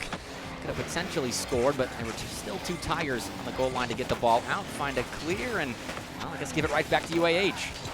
Hanging out, waiting in the jungle known as that goal line, just making all the plays happen. Still down by 1. Auburn needs to get on the offensive side. They've been stuck on this defensive front. X having a lot of fun in the air, but couldn't do much more after that. Soft touch from Aurora, just waits for now, but it's bouncing dangerously. That's a shot going through. You have to be careful not throwing it off the sidewall. Wow, I mean, that was just a freebie. Aurora, I like the idea. Try to get it to Josh, and if he misses, play the corner, keep the ball glued to the side wall, but just a little bit inaccurate. Too far away from Josh. Too far away from the corner, and had too much venom on it, so the ball leaks back center. And Auburn says, thank you very much. That's kind of a gift. Broco's not going to miss that, and now a chance for 2 potentially, but Mango, net by a defender there on the ground. Well, 100 seconds left here in Game 2. UAH still looking for their first win, and that goes through. Aurora put just enough on it to not be saved. Rocco beaten here by Josh, accidentally puts it center for Aurora. Kind of the same deal, a gift for a shooter that is not going to miss an opportunity like that. And then Mango just a hair behind the play, could not save it. UAH claimed their lead right back. And also of note, in the last game, UAH was held to just 4 shots, despite matching Auburn's possession numbers. And here in possession, again, pretty even, but UAH 6 shots to their name, just like 6 shots on the side of Auburn as well. Beautiful showing so far. Both offenses starting to hum, but neither really running away with the freshmen. They're taking turns going back and forth, and it's not been a very heavy stealing game. You want to see someone kind of set their flag down and own the offensive end. We're sitting almost perfectly at that 50. We are 50-50 at field domination. It's been a back and forth game, and it's something you rarely see, especially at this speed of it. And it feels like both defenses are comfortable, just kind of sitting back, waiting for their moment to break out. And I think that's why the pace of play has been a little slower when we do get to the offensive end. The teams just kind of turtle up and wait for something to come their way that they know they can save. Right now, Josh, we get that out. A simple pass center. Rocco attempting to get it to his teammate, but defense in the way. And now rotating back again. No one quite there to shoot, but defense off the near post find a clear. Aurora has the flip, but a little bit too overzealous going away from it. Josh aggressive push as the third. Mango in retaliatory strike. Again, aggressive, not a lot of boost, but a bump to set it up. Rocco, backward play, has a lot of space, but Aurora shuts it close. Josh looking for X. X climbs the ladder, but so does Doi. The ball falls down. Mango now flipping the field. Aurora looking for the soft edge. He's going to put it right into the Doi. Doi down low and slow. Wants to find a pass midfield, but Josh intercepts with 8 ticks left. UAH, a beautiful pinch. Oh. Josh couldn't find the redirect. X maybe waiting in midfield to pass to Josh. Josh far post, but turned away. And UAH take one back. I love that from Josh as well. The angle's a little awkward, so I don't know officially if this is what he was going for, but instead of shooting the ball, playing it just across where he knew there were no defenders, because if you shoot that there, that could stay up. It could pop off of a front bumper, and then you've got another 0-second play that seems like it's going to last forever. But plays it smart. UAH controlled that game, and that's kind of what it's all about in series like this, just controlling what you can control. And right there, UAH was able to control the pace of play. In defense, they seemed cool, calm, collected, and then there was that one play that Auburn scored off of, but really that was just the one blatant error that UAH committed. I think it's big when you have both teams give up an easy goal, and it finds a way that one team had already scored one. So you had the answer to make it 1-1, and then UAH finds the gift goal back. And so with both teams in this awkward kind of equilibrium of handing one, taking one, UAH had already had enough of a cushion and insurance to follow through and keep a lead. All right, game 3, I think is a big one, because UAH now, they've got that game under their belts. They've figured out Auburn offensively a little bit more. I'm not going to say they've completely figured them out. Entirely figured out. But no, not yet. I'd be concerned if that was the case. But I think we're still fairly even right now going to Urban Central. But Auburn does have to respond, because if they let this series get away from them, UAH can really run away with things very quickly. Here we are. Third game of this best of 7 turning into best of 5 territory, being shared one apiece each way. And yes, I will continue to break this series down until it's a best of 1 Patrick, and that means we get game 7 ultimately. Mango and company, defensive side, looking for the clear and find it for now. UAH with enough to touch and burn away. Oh, Doi? Doi can't get there! Oh, that. Oh, okay. Ryan's going to be a little upset about that. He had a completely open net, just couldn't corral the ball. And Auburn now with no one in defense. Doi's got to get back quickly, but what a play that was. Doi's ground game has been phenomenal. Just couldn't sign off on the play with a score. Did all the work, showed all of the way to make it to the answer, and then didn't circle. Has it written down, but didn't circle. Aurora trying to find a soft touch. 2 defenders, though, colliding in midair to keep it at arm's reach. Dangerous double commit here if you are UA, and that's another AU, and that's another one pushing off. Rocco needs to be careful. Josh diving in a net. X soft touch off the top. Doi ready, though, as that deep third rotation coming out from midfield to find the clear. Wow, Auburn was playing with fire right there. Some of those soft touches, just trying to finagle their way out of defense, but it works out. They do what they had to escape without conceding, and now an opportunity. Doi, though, flying past the ball, and he's prone to moments where he gets a little uncomfortable after a bad play, and it cascades into more mistakes. I saw that yesterday against UAB, the one game they lost, but was not comfortable, missing the ball, giving openings to the Blazers, and I'm hoping for Auburn's sake that that's not the case here, because you have to force UAH open. You can't be missing balls. You have to be playing your A game to beat this retirement home squad. I'm never not going to enjoy the names that UAH will always come up with. UAH Boo will be one of my favorites of all time. Classic. Retirement home's great. Dog Wolf, who we'll see a little bit later today. Rocco midfield to Doi. Doi the soft touch. But again, too soft on it as it catches right off the defender with a lot of time to read that clear X. Into the corner is bumped off at Doi. Beautiful slowdown here. He wants to get up and over off the backboard. That cut it past Josh, but Aurora has the play. Mango backboard to himself, but he's not reading it. Josh the soft touch out. And playing with fire are both of these defenses, but for some reason, they're not burned. That was the one bounce that Mango wasn't able to read. If it comes off the back wall to score, UAH was flustered on their goal line, but Crossbar not willing to give Auburn a little bit of help. Ooh. Instead, UAH having to work from their back line. They are so low on boost, just playing the small pad game, but Aurora gets them out as a passing option center. Joy trying to cover it up, but Roke going to interrupt the play before a pass even could develop. Clear for Auburn. They'll try and reset their offense, but UAH has dodged a bullet. I feel like both teams are living in the matrix right now, just constantly dodging either way. And so we stay at a 0-0 affair in game number 3. So tied in the overall series, tied here. And in a series that offense has been king, defense has been the premium of this singular game of not allowing a lot of possession consistently and not allowing easy shots. Roke wants to hustle here. And wow, there it is. Not fast enough. That was an easy score for UAH. It was. Had everyone beaten, and Rogo's trying to cover the near post right here, but doesn't expect the fast pass from Aurora. And he does it. Auburn overextended. Skip the line. 103 seconds left, and UAH finds one to be up again, trying to find 2 games in a row. Rocco, the soft touch, getting up in the air, trying a little bit of a pace changer instead of just ringing it off the backboard. Mango midfield, but all he finds is X to Aurora, who combine on that awkward pop-up. Joy, midfield play, wants to follow it here, has the boost as well. Soft touch, Josh putting it out towards the field. Rocco can't get a really good touch on it. Mango had another opportunity, and that is again an open net that's turned away by no touch or a mistouch.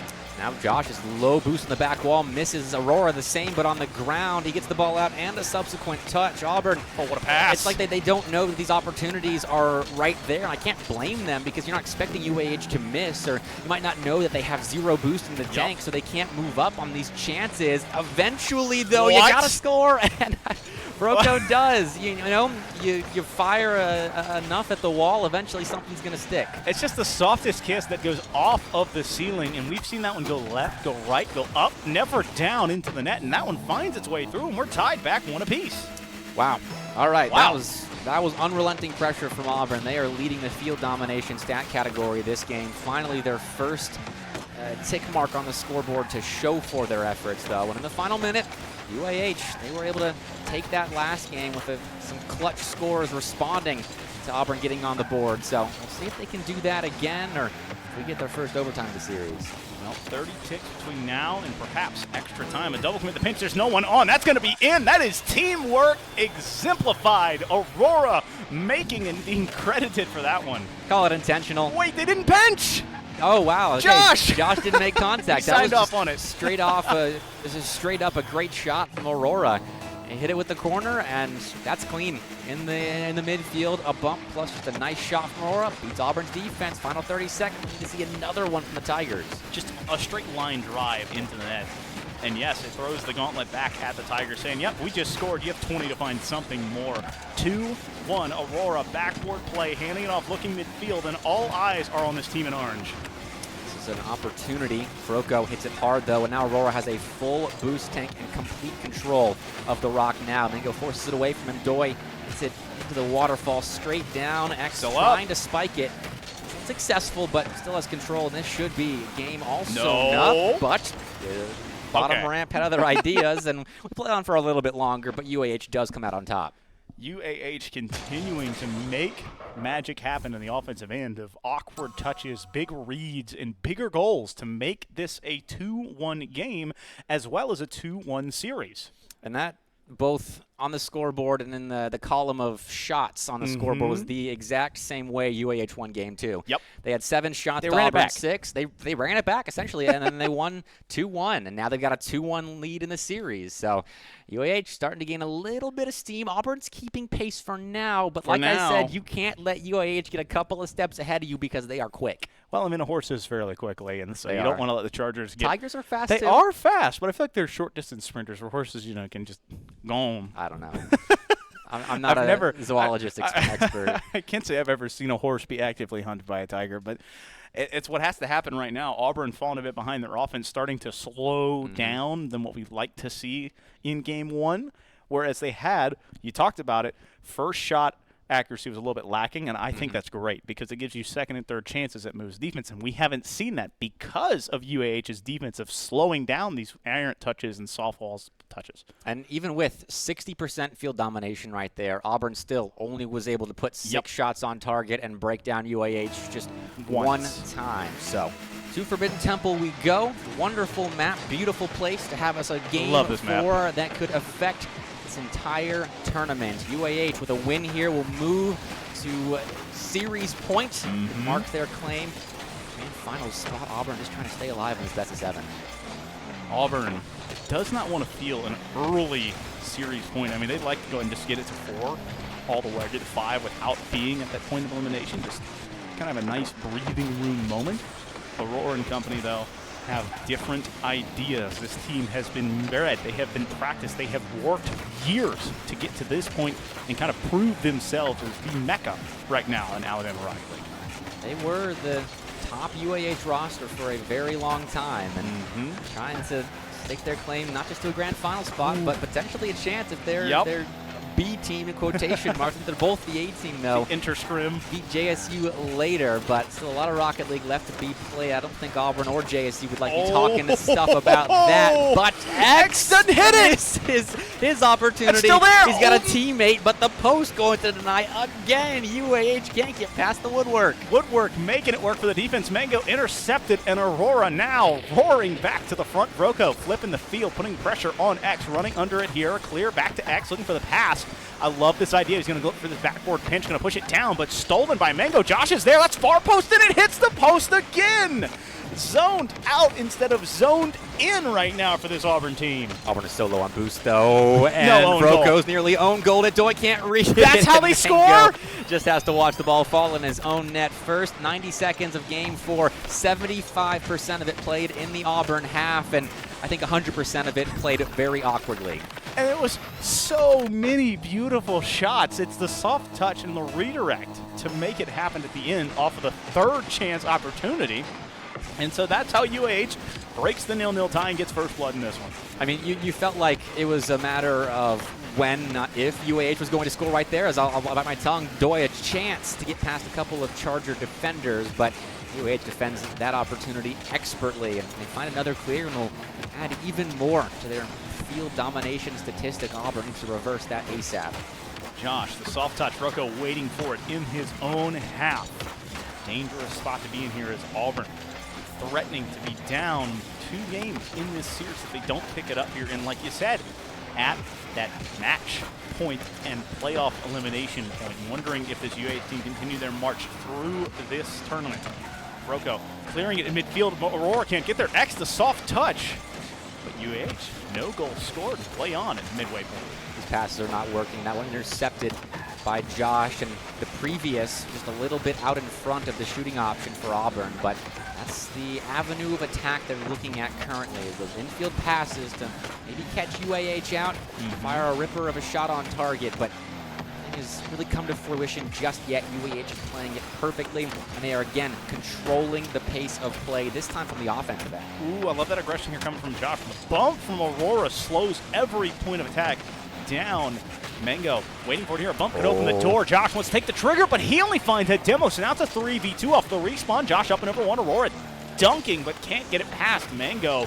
Rocco waiting for the soft touch. X trying to find just a hope and a prayer for 50 backflipping. Josh, dangerous place to be in here. That's going to set up Mango near post. It bounces off the wall, but no pressure from the third man. Demo opening the door again. The smoke screen could be dangerous. X, though, defending his goal for his life. Mango, the soft touch. And after some fireworks on the field, fireworks go off in the net. This has been a very low demo series up until this then. game. We've seen 5 in this game thus far, and I think 2 of them just came from Doi right there. That was a phenomenal play. Heads up, he'd swept the line on the previous play, so I was watching the change in idea for Auburn right there, and then it worked out perfectly. He connects on the last player and scores the equalizer, which UAH just tried to erase, but Auburn again defending it well. Beautiful pass, better defense from Kuroko. I love the ideas on offense and defense meshing there. So they find that the point of attack, pass off backward, Mango's there. There's no one home, but it's not enough of a shot. Just kind of missed on it there. The soft touch and what should have been a sure goal to go up by 1. And again, Auburn with a golden opportunity cannot cash it in. Just kind of bobbled it. That was an inch off being the perfect pass to get Mengo a hard shot on target. Again, we're talking inches. UAH trying to answer immediately. Every time Auburn gets an opportunity, UAH tries to, on the flip side, very quickly counterpunch, hit him in the jaw, but neither side getting their shots to fall at the moment. Doi flies past the ball. Vroko trying to keep it in play, and UAH is a little spread out right now, but Aurora does very well to recover and break out. I just love the ball control and the car control we've seen from all 6 of these players. They have a very good idea of where they are, where their momentum's taking them, and how to turn and pirouette these cars to make either aggressive touches, find shots, or make 50s and contest touches. Just kind of keep it at this midway point. Josh, backward play has passed midfield to no one, as that looked pretty until there was no one home. Well, we are hurtling towards another 2-1 result. Every game thus far has been 2-1. You feel there. like whoever hits 2 first is going to be the one that takes it. Auburn fans not going to be happy to hear that, but UAH rejoice. You've hit the mark of 2 goals first. And it comes off the back of another demo. Demo number 5 on the side of UAH, and they have been rocking this Auburn team physically. 9 ticks left. And that is the sign that Auburn needs. They have to have offense here. They need to find it now, or else it is match point, and it is elimination point. Broco's there, but it's not enough. He kept it too low. And again, a heartbreaker. The buzzer beater has been beaten. UAH is living on a prayer to be up by 2 in this series. Man.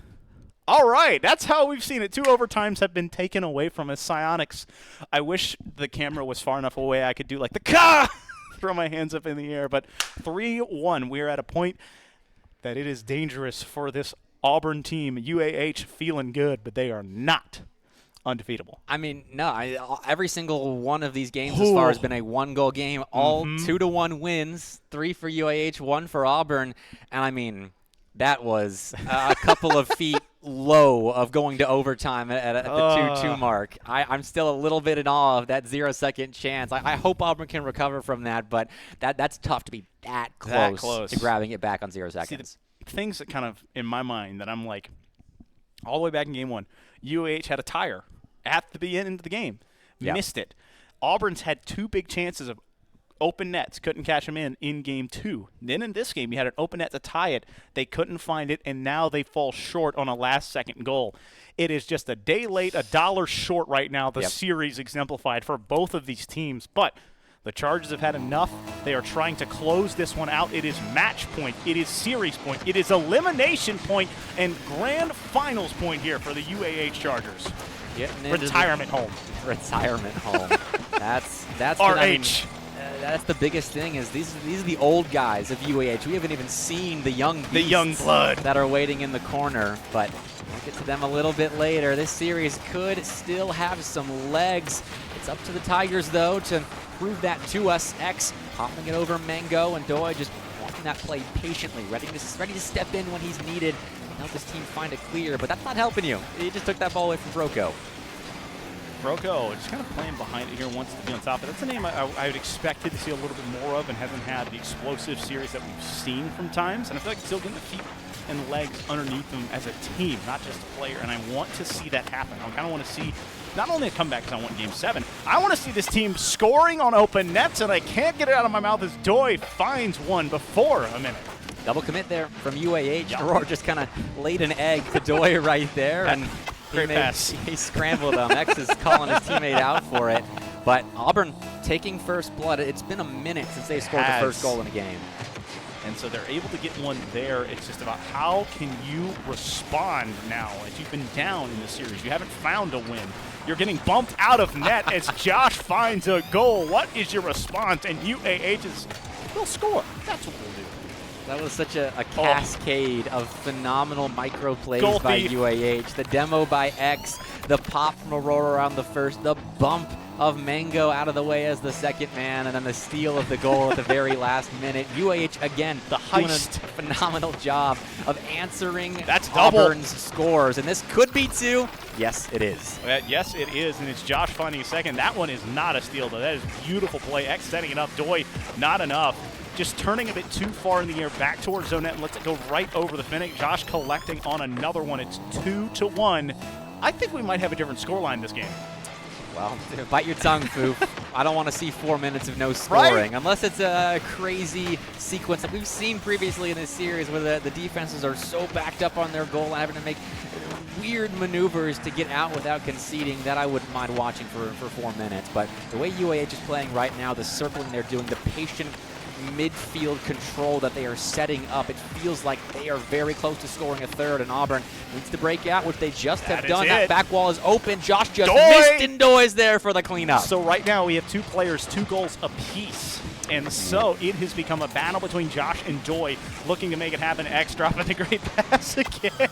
I love the teamwork and cohesion, but yes, we are past the 2-1 curse, Pepik. And we've done it with Auburn only shooting twice. Yes. They're 2 for 2. 100%. Both of them coming off of the front bumper of Doi's pink Fennec. UAH trying to break the deadlock. Aurora into the air again. He's terrifying when he leaves the sand.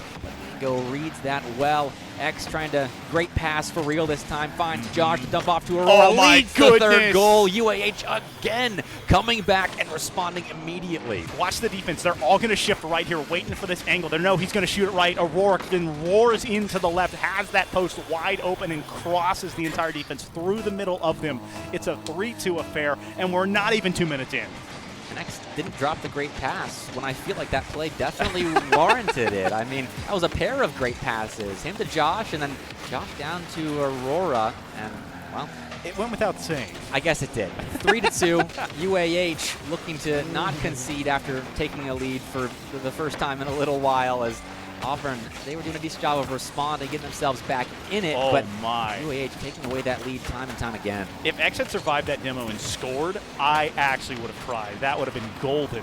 Aurora looking for a clear. He's got a teammate in front of him. Josh running underneath. That could be a big win, but the Joshes collide in front of the net.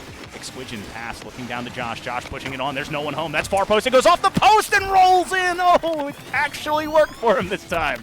A little I thought he was going to stay PTSD in cursed. your Yeah, voice right there. I was so worried. We've seen so many great plays playing off the post and stay out, but that one does fall. UAH build themselves a pretty decent cushion. I mean, there's still half a game of Rocket League There left is. that Auburn can get a couple 10-goal back game? within, but I hope we see a 10-goal Okay. game. I mean, I was talking about a shutout for 4 minutes. I don't think it's going to be the case, as no one seems to be able to read the ball in defense. Doi? Doi just got bailed out by X. Oh my gosh. That was an open net miss. Don't think we didn't see it. Oh gosh, X. The soft touch off the wall. He can't find the clear. Doi then puts it too high, and it goes off of the nose.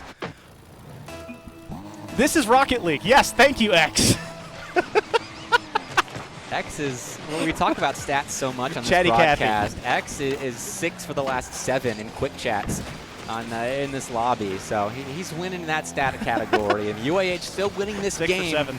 despite some shenanigans right there. That is the best word you can use for it. It has devolved into a mosh pit of calamities, woes, boons, and banes, and I am all for it. I am enjoying this. And right now, it is still match point. It is still elimination point. It's still grand finals point here for this Chargers team. And I think, most importantly, everyone at this point in this lobby has relaxed infinitely, because they're just, it's been way too wacky.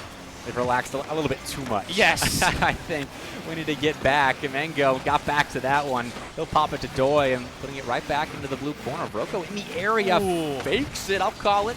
Mango takes a Takes shot, some but mistakes. The fake didn't quite work into a goal. Auburn missing that opportunity. I love the slow play there from Aurora, and knowing that Broco wants to challenge early. Josh doesn't find the touch he wants. Mango running behind it, but X is all the way home. Beautiful play just to make it awkward for a clear. Josh to X. X forward. Going to bounce off backward. Has Aurora reading it early. That's going to be a soft touch in. That is perfectly executed. 5-3.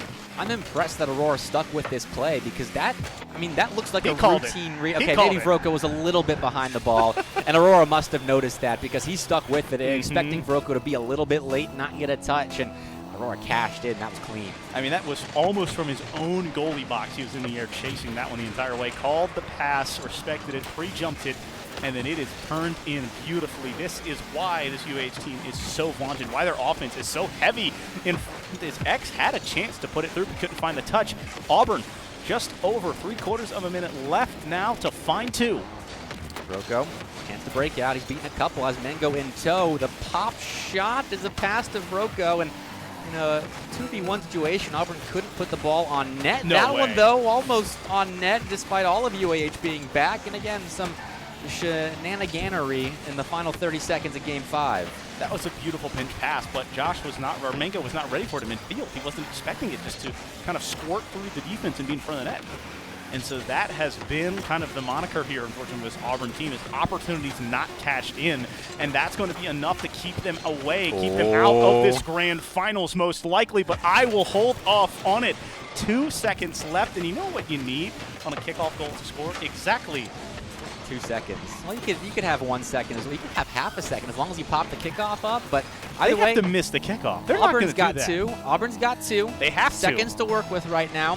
Doy's taking the kickoff against X. The ball pops up. Mango on the side wall here. No, sir. Just spikes it. I think he was looking for Vroco, maybe trying to get it across the pitch to Doy, who was probably picking up boost. But either way, it doesn't work. UAH is moving on to the grand finals. UAH again survive by a very thin margin, but 4-1 is still a 4-1. Make a great showing out of it. And Auburn did everything they could, put everything in the kitchen sink forward, launched it in the can, and just tried throwing it at the wall. And at times, they almost broke through. But again, just couldn't get all 7s on the slot machine. I think the biggest stat that Auburn Navy should take away from their run here, they lost twice. Yes. Out of the 4 series they played, both were to UAH teams. They played, let's count them up, 8 games against UAH teams. All 8 were 1-goal affairs. Auburn won 1 of the 8 that they played against UAH. That is just a feels bad moment, and so close. You've had a lot of time to work against the team, got to work against a couple of their rosters, and now you have a lot of, let's be honest, a lot of film to go back and watch and see a lot of these good plays that you made, almost good plays that you made, a couple of mistakes that you made, just get to clean up on it all. And it's just you have to cash in on those open opportunities on a good team, on quality teams, especially when they have UAH in the name.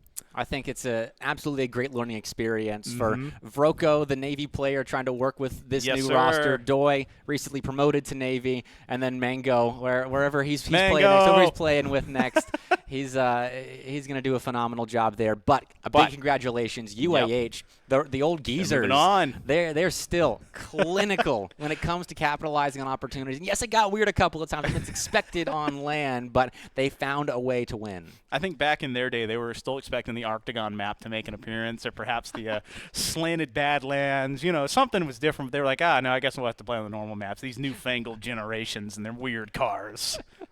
Oh, man, I love calling college kids old geezers. But, all right, we're going to go to a break. We got another semifinals match over the horizon. UAH Dog Wolf, the other versus Alabama at Huntsville roster here, versus Jacksonville State. Oh, yes. It's a surprise roster in the top 4. The fun bunch. We'll watch them in just a little bit, but the main stage will be back after a break.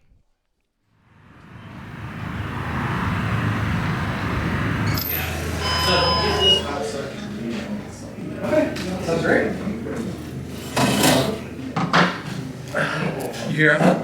Yes, I heard it. Ooh. So I know all your time here. I will attack you with this guy. Ooh, wait, what's that stuff? Check it out? Yeah, actually, that sounds great. That seems pretty cool. What do you guys sell here? Oh yeah, well we do all kinds of tabletop games and trading card games, board games.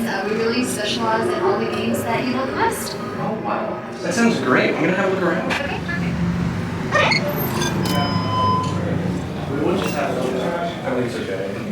It's just Man, I know the stuff they'll have here. It's really nice, actually. I think it was you were in the middle of your turn? yes. So I was going to play this guy. Oh. By banishing these two. I see. I will attack you with this guy. Oh, 25. Okay. Well, good game. Thank you.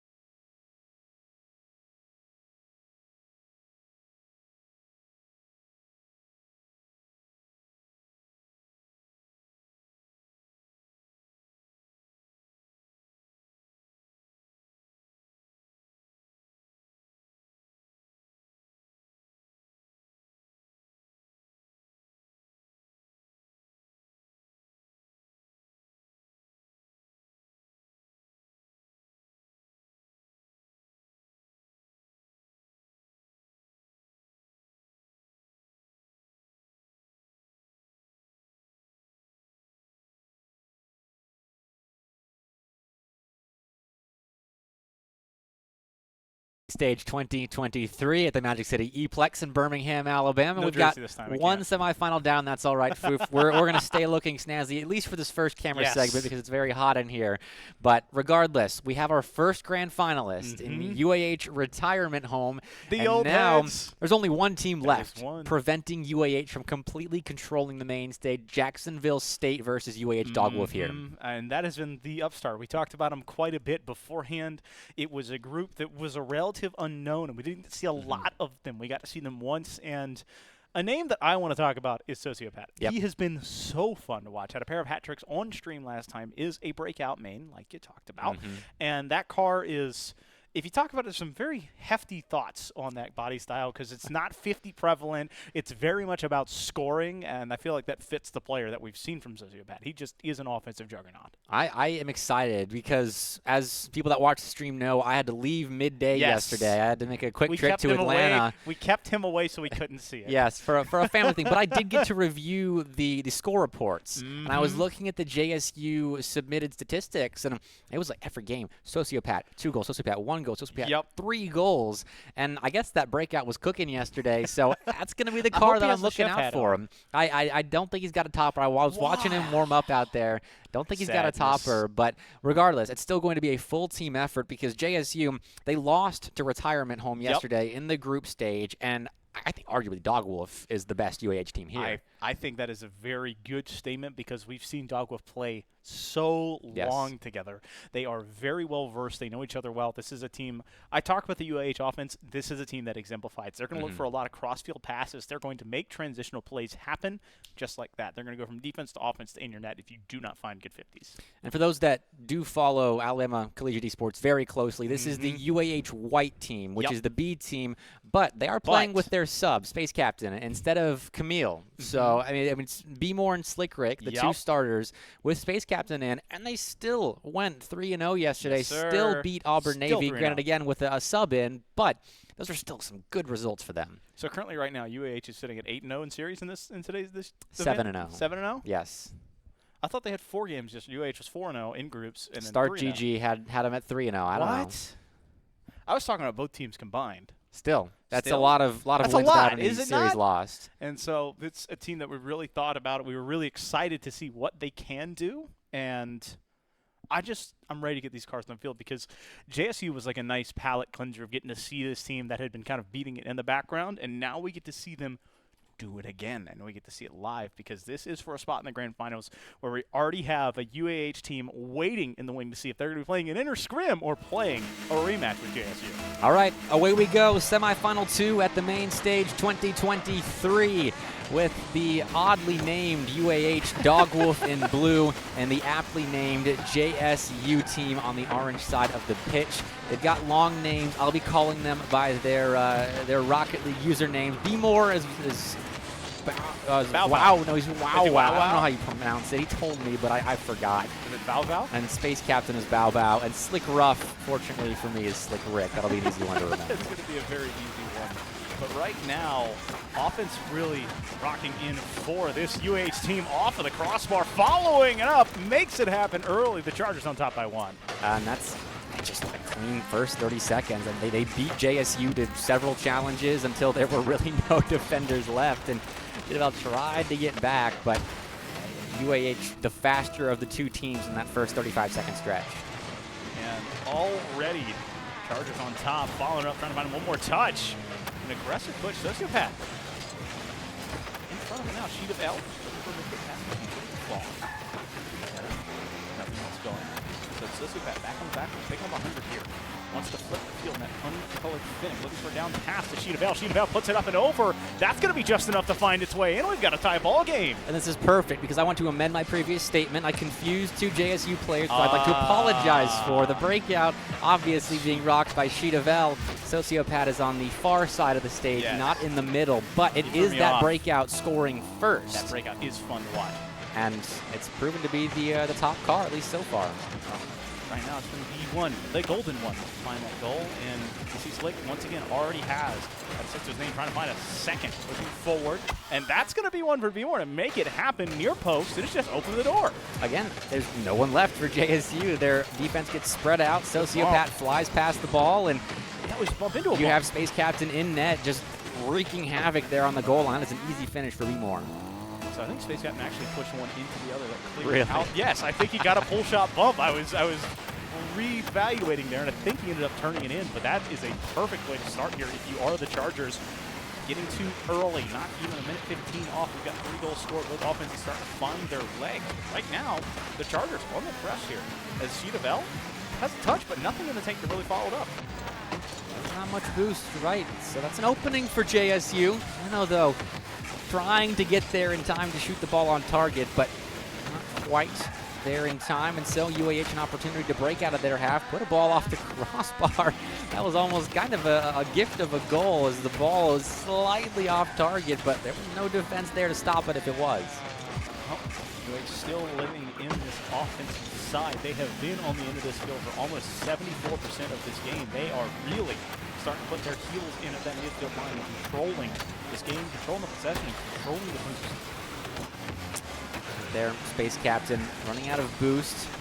UAH a little low with one man back, but that man's B-More, and he's comfortable as ever in that kind of position. Popping the ball center for maybe Space Captain to hop up there if he's feeling aggressive, but JSU able to capitalize on the lack of a shooting option for UAH and push back the Chargers. But JSU really no established offense opportunities. It's just been kind of counterattack after counterattack for them, and they haven't been able to find anything off of those. Soft touch off the backboard. Midfield looking for B-More. It's a big 50. Sheeta Bell now on a 1v1. He's got Nina waiting in the front wings, but that soft backboard from Slick Rick just slows it all down, and now it's a mad dash back the other way. Nano there missing the ball, but Sociopath has his teammates back. A little bit of team cohesion getting JSU out of a could have been awkward situation, but UAH still circling the wagons around this orange goal line.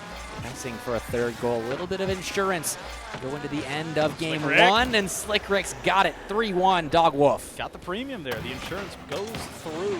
About 115 seconds left. It's just a beautiful setup off the backboard. Slick Rick turning it in. This time being the recipient of the pass instead of the facilitator. It's a full team effort from UAH Dog Wolf, as always. When they're playing under the name of UAH White, it's always a team effort, and I'm glad that style has translated to their goofy name for the main stage.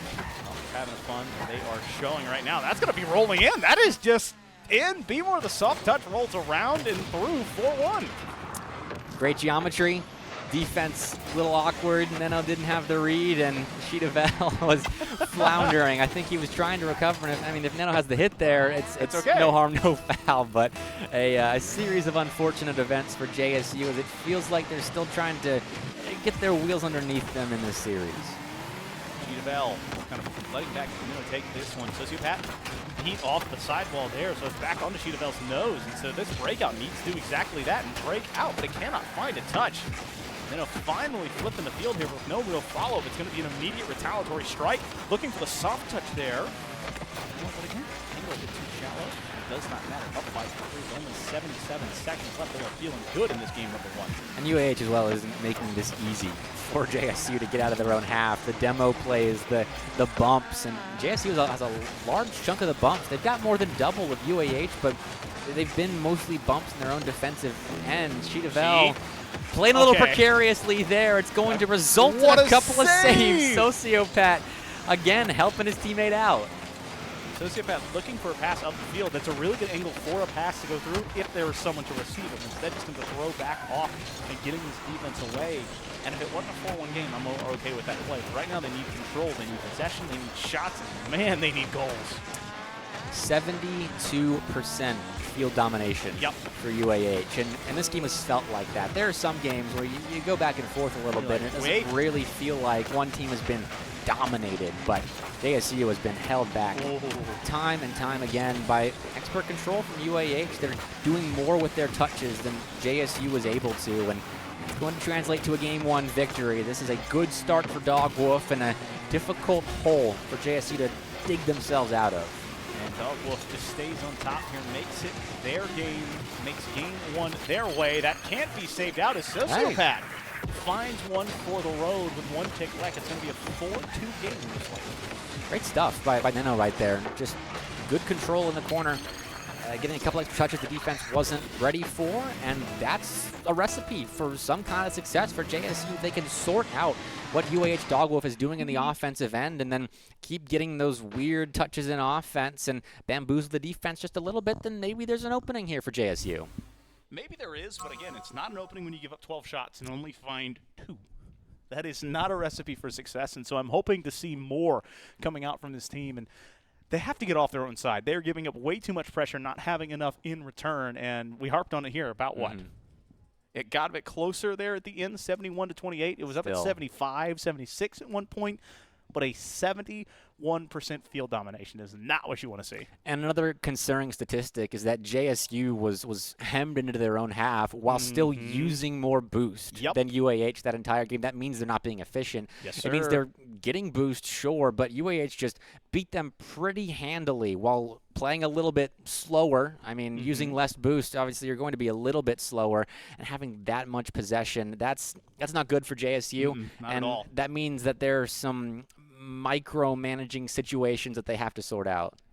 It's a lot of boost was probably spent getting back to the ball because probably. they weren't finding clears. They were getting the big aggressive touches and trying to get past it and play up the field. But when they're getting sent up the field and the ball's not falling, they have to rotate out. And they're giving boost away to this UAH team who is very happy to take it.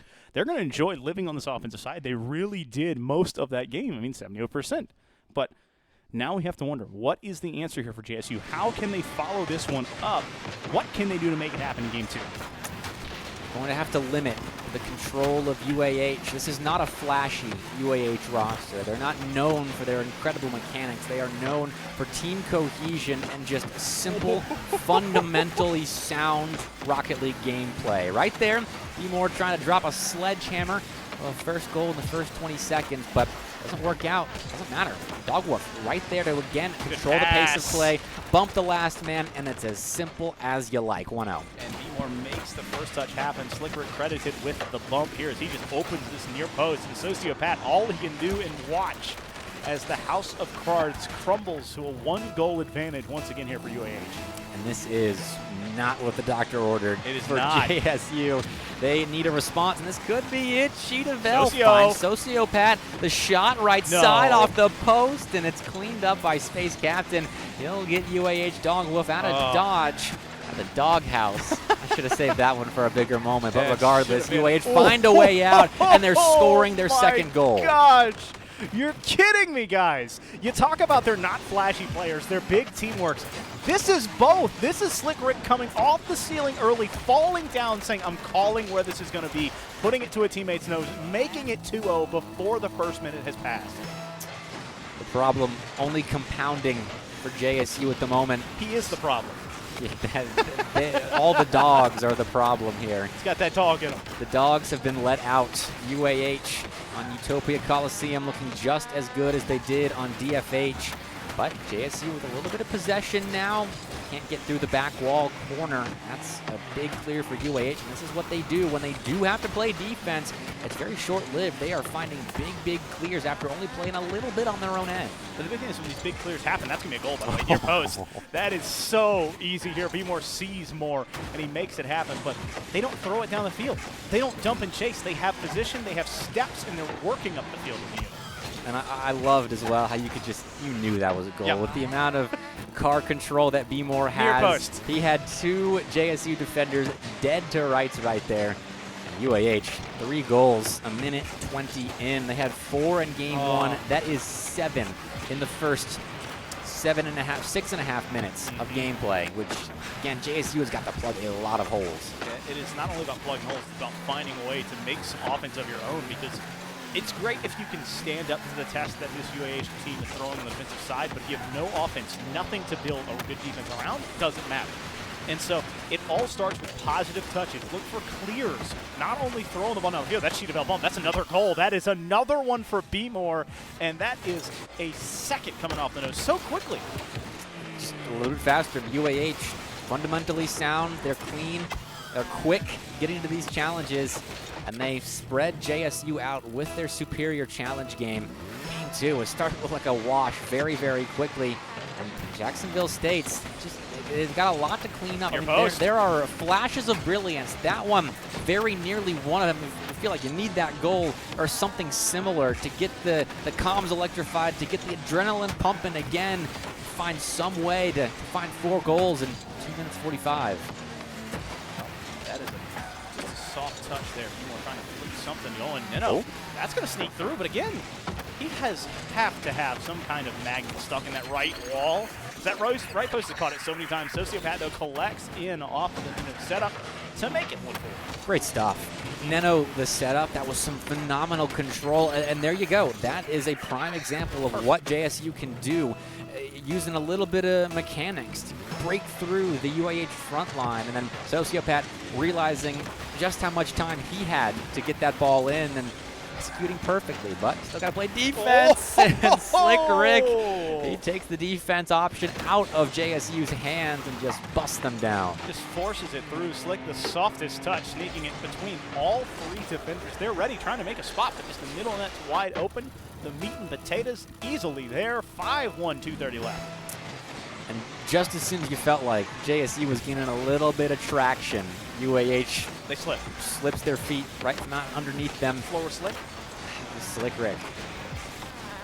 Well, right now, it is Dog Wolf all the time. And I was holding on to this one for a little bit because I like to think that the Dog team kind of changes dog breeds depending on which stadium they're at. And I'm just like imagining some very fancily dressed poodles as they're just enjoying their time frolicking here at Utopia Coliseum. And they are frolicking. I mean, that's as comfortable as you like. B-Moore is just hopping up with the ball, hopping down, a big grin on his face all the while. 6-1. And there are still 2 minutes left here. I think game 2 is very close to out of hand for JSU. At this point, you got to figure out your defense. I think that's the first step on their laundry list of things that have to happen to beat UAH Dog Whiff. And it comes down to winning balls like that. I mean, Neno's jumping for that play, but doesn't get a toe on it. And so UAH keeps control. Shidavell going after the ball. No control on it. That leads to a shot for UAH and a rebound opportunity. The defense is there. The recovery was nice enough to prevent a 7th goal from going in, but you got to turn those slight touches into clears and not just more defense. Slow it down here. Shidavell wanting to push forward. The ball bouncing up in the air. Just trying to get something going here. Understanding they have a 5-goal lead. Don't want to force too far. B-Moore flipping the field as captain in front of him. Ops pushing into the corner. So pass back out to midfield. They stayed mid. That was going to be a free setup, and it is coming back off the nose. And that is Space Captain, I believe, with a hat trick. And it comes down to that touch right there. Because B-Moore and Space Captain have the cohesion to find one another. If you give them the infield territory, it's the name buff. I don't know if this name is buffing anything. Maybe it means they're having a lot of fun because it's a fun name, Dog Wolf. You come into a tournament with a name like Dog Wolf, you better be smiling on the stage, and I think this game's given them a lot to smile about. Nothing but goal after goal after goal. It has been time and time again. This offense has just found a mark, and there's been a couple plays that have been polarizing, just beautiful mechanics, just express teamwork. But you talk about it. This isn't like the most mechanically advanced team. They understand the game well. They know where the ball's going to be. They know where each other and the defense is going to be. That's a redirect coming off. No 4th goal here being for Space Cats, but he's going to want that one back because it could have been 8-1. So far, another game where JSU is using more boost than UAH is. Oh my goodness. But UAH have that possession control. Again, field domination of 60%. But hey, Sociopath going to grab his 2nd goal of the game and breathe a little bit of life into the JSU camp. Didn't stay in Brazil. No. I was wondering if we were going to end there, but Sociopath finds enough and gets a soft touch. And again, just the soft Finnick play, making goal happen. But now they need to build off. You got a brick laid down, but you can't call it a foundation just yet. It is good to know, though, they as can a team score. that they can score and they can hit those shots where there is a defender back, but it is somewhat open. Like they're making reads. Sociopath off the back wall. Neno with the carry to the midfield. The mechanical plays are there in offense, though defense is where a lot of JSU's problems lay. It's in some cases you kind of want to put defenses needs to get better, but you need the UAH offense to get worse because they are playing at such a high level. Indeed. They are just all systems go working like a well-oiled machine. This shows experience, this shows practice, this shows confidence, and it shows a 2-game advantage here in a best-of-7. And this one coming off the back of a 10-goal game. We were teasing about it earlier, possibly having one. This one living up to that hype, and UAH continuing their tear on this side of the bracket. Although I prefer our 10-goal games to be a little bit more 6-4, 5-5. 5-5. But JSU has a lot of stepping up to do. I do feel like this right now is UAH's series to lose. It is. I think it's just a fact that they are the speedier of the two teams. They're the more controlled of the two teams right now. And that's tough to figure out a way around. I mean, we saw one shot from JSU that wasn't taken by Sociopath, who had 5, which is good, but the majority of the offensive production coming from one person is not a way to beat UAH. Especially when you can't capitalize on more than 2. You have to get 2 or 3 in the early stages of a game and not find a way to be down 4 or 5 goals into the middle of the game, because then you're just looking as this mountain gets higher and higher, and you sink lower and lower into this valley, and it just becomes more and more of a mental game at that point. Because you can score, you can put a lot of shots on that, especially being Sociopath. You just can't find yourself down to be dominated. Again, a 60-40% here on the offensive push. They have to find a way to break out. And I want to talk mental games. We got Space Captain barking in chat in between games. So, Dog Wolf, well, clearly. Are you sure they're not speaking in code? I mean, I don't speak dog. I don't speak dog wolf. Come on. All I hear is barking, and that's what Space Captain was doing. And here he is again, still laying down the barks. That's the mental game. You got JSU fearing the bark, but maybe focus a little bit more on your back wall defense. That was an own goal. And that is just a soft touch for Sociopath. You don't want to give him any momentum, any space, as that is, Space Captain living up to the bark, and I guess that was the wrong play call. I call that karma, I think. You're barking in the lobby chat. You're asking to put an own goal in. But regardless, it's the first lead for JSU, and it lasts all of 3 seconds. Okay. Well, I got to say, Space Captain, 100% goal participation in this game. As he's able to get that one through on the offensive side. The defensive side scoring one of his own. Fair enough. Doing fairly well. He flips the karma back, evens the game. Net neutral. JSU already on the board. It's a good sign. Taking advantage of offensive opportunities this early on is how you take possession out of UAH's hands, but it does still come down to their ability to stop the Chargers when they do get a little bit of control behind the ball, when they get an opportunity to shoot like that. Chidavel stands firm on the near post. One more defender on the goal line as 2 were beaten by Space Captain. That last man was not there. Comes off of Chidavel making the save, but I believe that was Nino who ends up doubling on that front post, and then wants to panic rotate out. When you open back out after double cleaning, there's no way you get back to the far post in time. That's how we have a 2-1 scoreline here. That really sums up the struggles for JSU. It's just time and time again getting beaten by UAH. Just they keep hitting the ball towards your net, and they're defending the initial opportunities well. It's just the subsequent chances, the follow-ups. That, though, was the first try from UAH that time around. But, boy, was that a nice web of passes they just weaved. Well, Sociopath, unfortunately, putting it midfield, then it goes from captain to Rick to captain, the old 1-2-1, my favorite passing play to happen. And they're up 2 once again in this series. 3-1, first minute has nearly come and gone. UAH, just a cascade of goals. We're only in the beginnings of Game 3, and they've scored 15 goals across 2 and a 5th games of Rocket League, which is seriously impressive, and it's a good warm-up for them. But JSU making some action happen of their own, that time in the offensive end. Solid bump, and Sociopath, another goal to his name. You said that you couldn't compete with a team like UAH if you only have Sociopath making the majority of your shots. He said bet. And that he's got 2 already in this one to keep it tight. It's just how long will it last? My gripe, though, is with the Rocket League game client, not counting that as an assist for Chidavel, because that is, he makes that play happen. But Space Captain, not interested in the beginnings of the JSU comeback. He slams home a 4th goal, Gosh. That is the best goal we've seen today. Can we talk about, I wish we could have another replay, but he actually high-pointed putting Boost back down to make the perfect touch. That is just egregious car control. How do you have the wherewithal to stay enough boost in mind and then have the soft little tap right at the end to keep it on?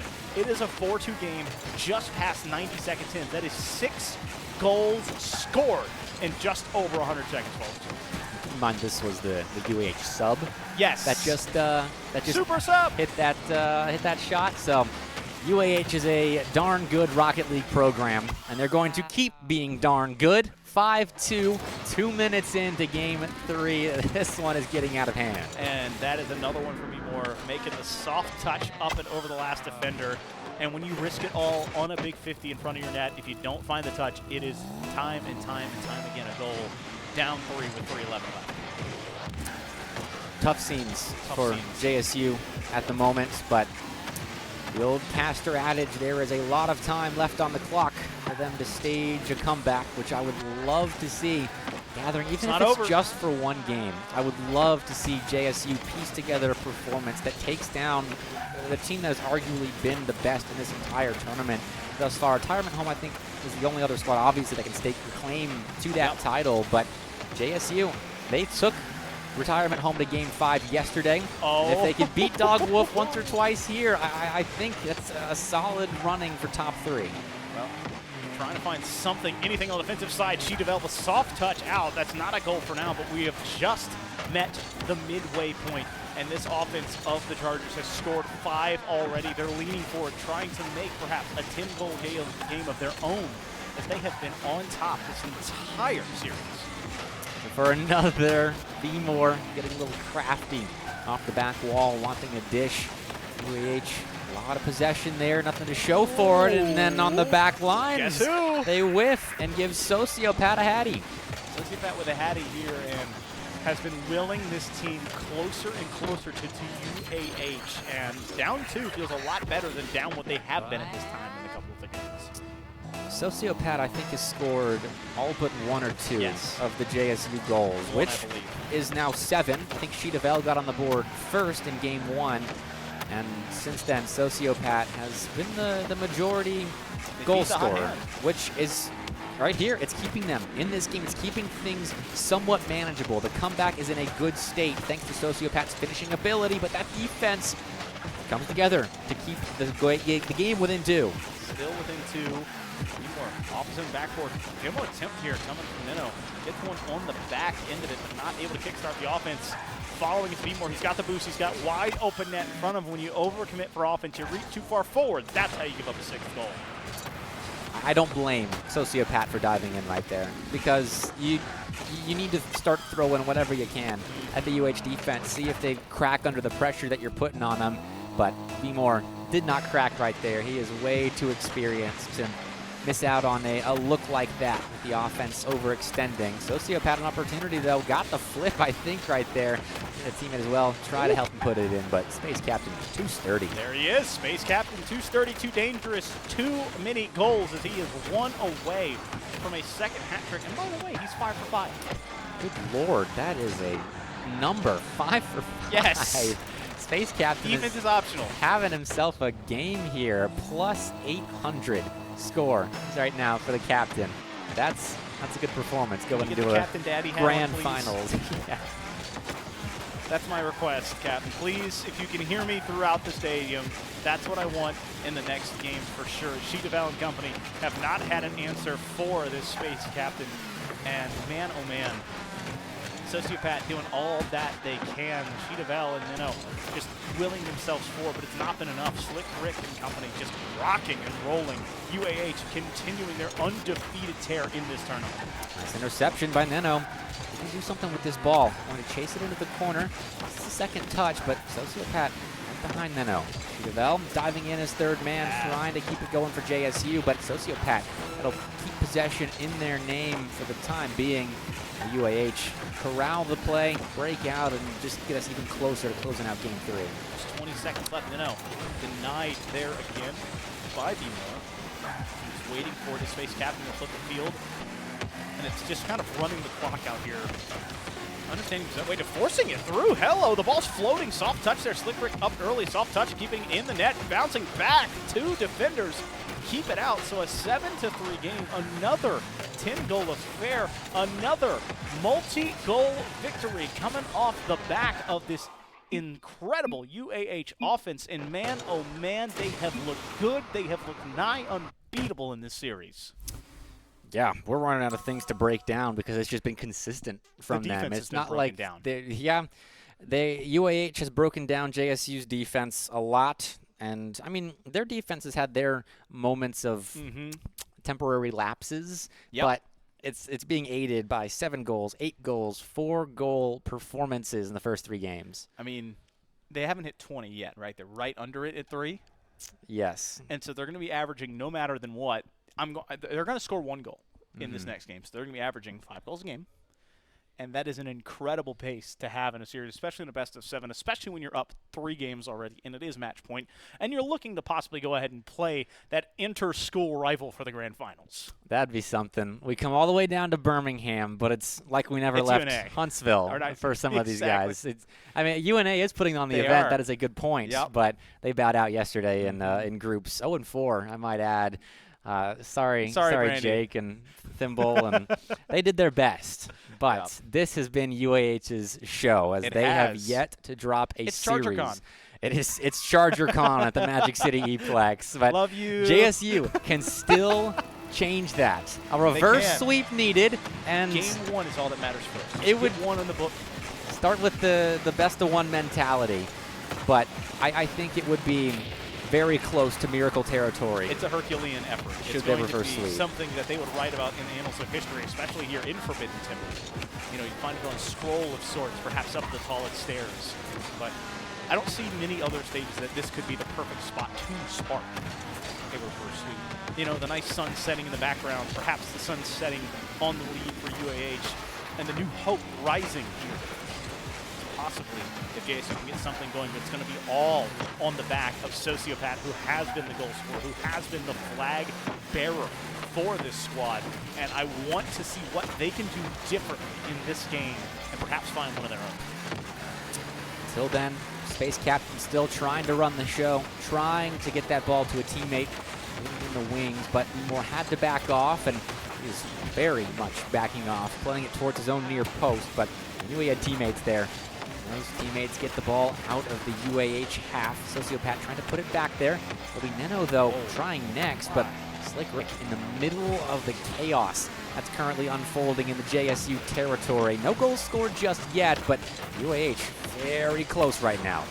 UAH just kind of knocking at the door, but they're not over-committing. And a lot of times you see an offensive player jump into the mix like that, and you're like, that's over-committing. It's not, because they have the mechanics. They understand where the ball's going to be. And it's keeping that pressure on, keeping a spring that is known as this JSU defense wound tight and cause them to just be mentally stressed further and further, to reach out with these boosts, to try and find new angles to break free, because they don't want to have another 60% game where they're just stuck in their own half time and time again. Well, so far, 60% field domination for UAH. JSU trying to flip that now. They're doing a decent job of it. Nena's going to have to rotate out, so Sociopath sticking around a little aggressively, but the ball comes right into it. It is Beige Fennec. So an opportunity for Jacksonville State, but forced backwards. Cheetahville leaving that for a teammate, and this ball is sitting on the orange goal line. They'll head right back there after JSU cleared it out, and then it'll pop in the back of the orange net. 1-0, UAH finally on the board. I was worried we were going to have to like check with Cheetahville. I thought he DC'd just with the ball sitting right in front of that breakout. It's just so awkward in the net, having 2 cars in the same spot. We talked about it last time, having 2 in the same spot, one over-rotating out. They decided to stay in the same spot there. Doesn't work as well. 1-0 UAH. This time took almost half of the game to get there. That's what I said. Had to change for JSU. They have to sort out their defense, and up until that point, it had been sorted out until Cheetahville just kind of had that oopsie moment where you take your hands off the play and said, someone please help me. Help. And that got the defense a little too awkward there on the goal line without much space to break out, and UAH only saw what they did with that space. So as long as JSU can keep the more clinical defensive performance going, they've got a chance around Forbidden Temple. It feels certainly like a surgery for this time. It is do or die for this offense. as they have scalpel in hand, but they need to know if perhaps they're making a decision or putting it down. And signing off with this, Casey DeBell does not have the boost to follow it up. A great idea, offense to defense transition. Slick Ruff has it. A little full reset, but not a lot cooking there. 115 on the clock, and it's still only a 1-goal game. Oh, B-More looking for a teammate. Slick Rick will be the one that ends up with the teammate that B-More is looking for. Here's the play once again. That's denied by Sheetavel. There, but it's the rebound opportunities that get scary for UAH, or scary for JSU. It's scary from UAH, though. Jacksonville State deter them this time around, and they've got numbers going down the pitch.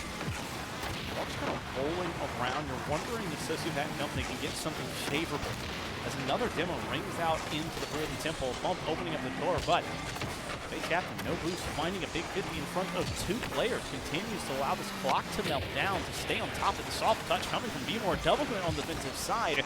I believe that was Nino credited with that save. The save is great, but you have no goal to show for it. You need a lead, and now Space Captain, the back pass, trying to set up B-More. B-More backboard play, but not a lot cooking. Wait, no, Space Captain finds the near post as the defense couldn't get the clear. There wasn't much cooking, but UAH just made a whole lot out of not very much. That is a nice shot. Space Captain seeing Neno coming off of the back wall and knowing that that corner, that top right corner, ever so slightly, little bit of the goal is going to be open. And he slots it. 2-0 UAH. Just when you think JSU is really in this thing, keeping it manageable. Chargers trying to slam the door shut. Sheetavel, Nino, Sociopath. 3 names we've talked about so many times in such a high regard. This series, this entire tournament, but UAH, Dog Wolf, I love this name, has made it almost irrelevant. They have been all over the offense, all over this team. 3-0 thrashing here in this 4th game. This is the first time around. Actually, no, I was looking at ball possession instead of field domination. UAH is still 60% plus. Controlling the pace of play, pitching a shutout here in game 4, and Sociopath, I thought he was going to change it. Neno going for the bump. I like that idea right there. If Sheetavel's pushed up aggressively, then that's a goal. And Neno looks like a genius, but doesn't quite pan out. Not everyone on the same page, and without a goal to show for their first 4.5 minutes of efforts, I think JSU might be out of this one. Well, not a lot cooking here. JSU flipping up in the high. Sociopath had the game of all games and won before, but unfortunately, UAH's offense is a bit too tall to answer. And again, that right post from the offensive push has been their spot. That will be the practice they'll need to go to get it a little bit further into the left, find more favorable touches, and not line up against this UAH team that is just on a tear. It's going to be a UAH finals, the retirement home, going up against Dog Wolf. A 4-0 sweep on the southern side of this bracket. Impressive.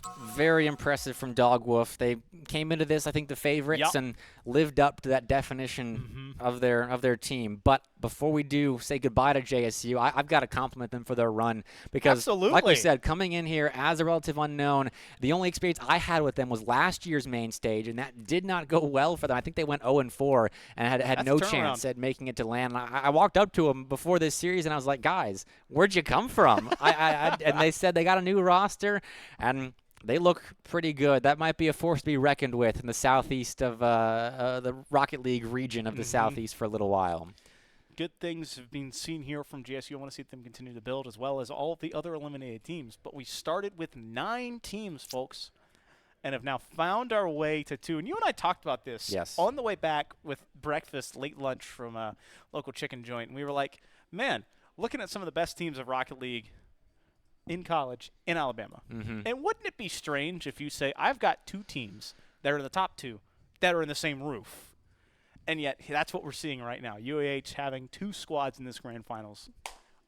I'm ready to see this rematch that we saw in SEL. I am too. It's funny that in Alabama we have 2 programs, albeit there are a lot of teams playing with subs, so maybe not officially, but we have Bob Jones in high school in Alabama, 2 of the best teams in the state, and now UAH with 2 of the best teams in this tournament, the 2 best teams. The 2 best teams. In this tournament. We'll watch them play in just a little bit. But a break before the grand finals of the main stage 2023. We'll see you in just a second.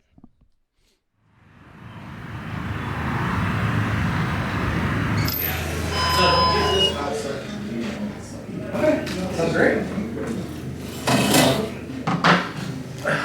You hear him? Yes, I heard it. Ooh. Spending all your time here. I will attack you with this card. Ooh, wait, what's that stuff? Check it out. Yeah, actually, that sounds great. That seems pretty cool. What do you guys sell here? Oh yeah, well we do all kinds of tabletop games and trading card games, board games. We really specialize in all the games that you request. Oh, wow. That sounds great. I'm gonna have a look around. Okay, perfect. What just happened? Everything's okay. It's just... Man, I don't know what stuff y'all have here. It's really nice, actually. I think it was... you were in the middle of your turn? Yes. So I was going to play this guy. Oh. By banishing these two. I see. I will attack you with this guy. How much? Oh, 25. Okay. Well, good game. Thank you. I bounced.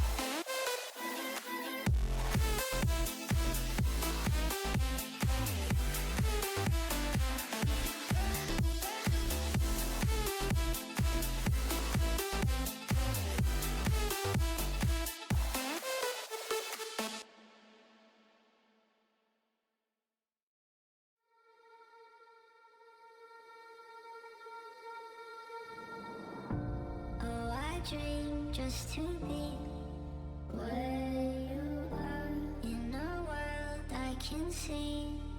Where you are, though you are meant to be. Wish you're here next to me. Where you are, oh, I dream just to be where you are in a world I can see.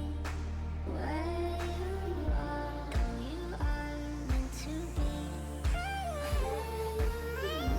Wish you're here next to me. Where you are.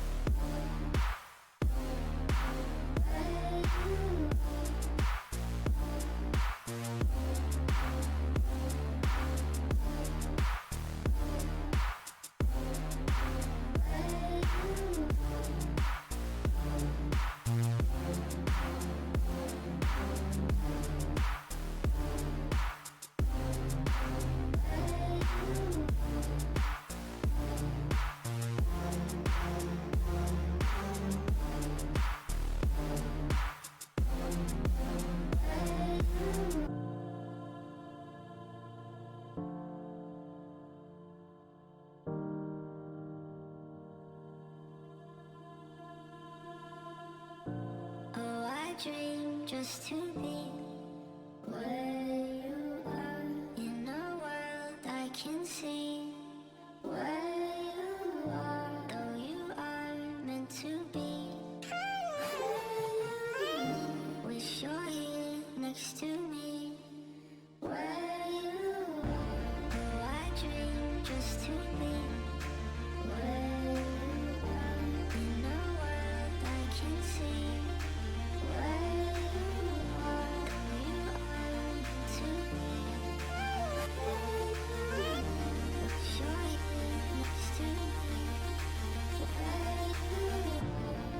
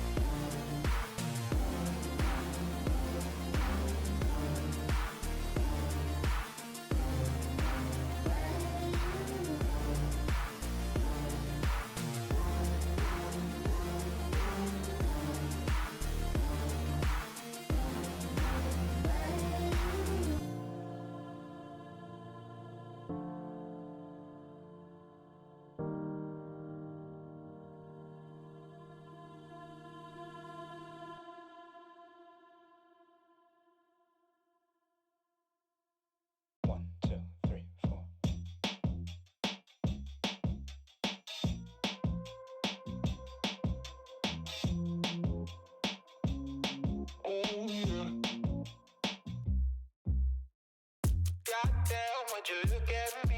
Yo, I'm a lazy motherfucker, that's what everyone sees. Ain't it funny how you wanna be the best, but you can't even get up and get dressed? Wasted, face it, you're never gonna make it. Rockstar, you won't get far. I know you're confused. People tell you you can be anything you wanna be. Wanna go to outer space, superhero in the streets. Damn, what a lie. What a time to be alive. How have I survived? Life's a battlefield. 1974.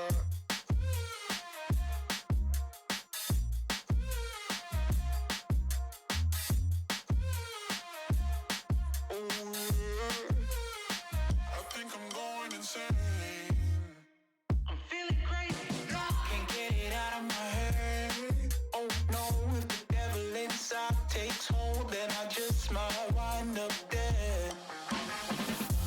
Wasted,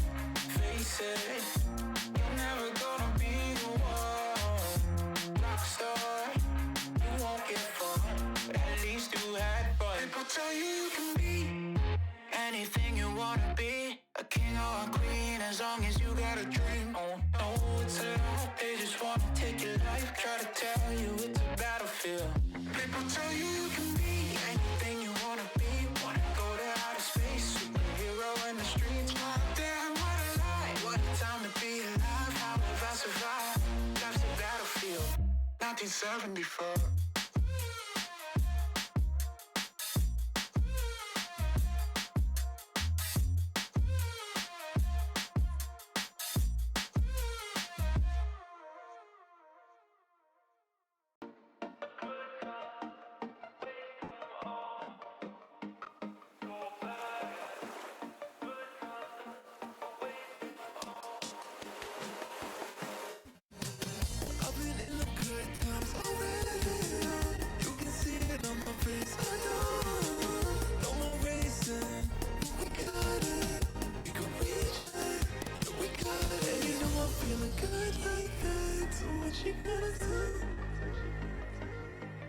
And I can't stop thinking about you, what you gonna do? And you know I'm feeling bad like that, so what you gonna do? And I can't stop thinking about you, what you gonna do? What you gonna do?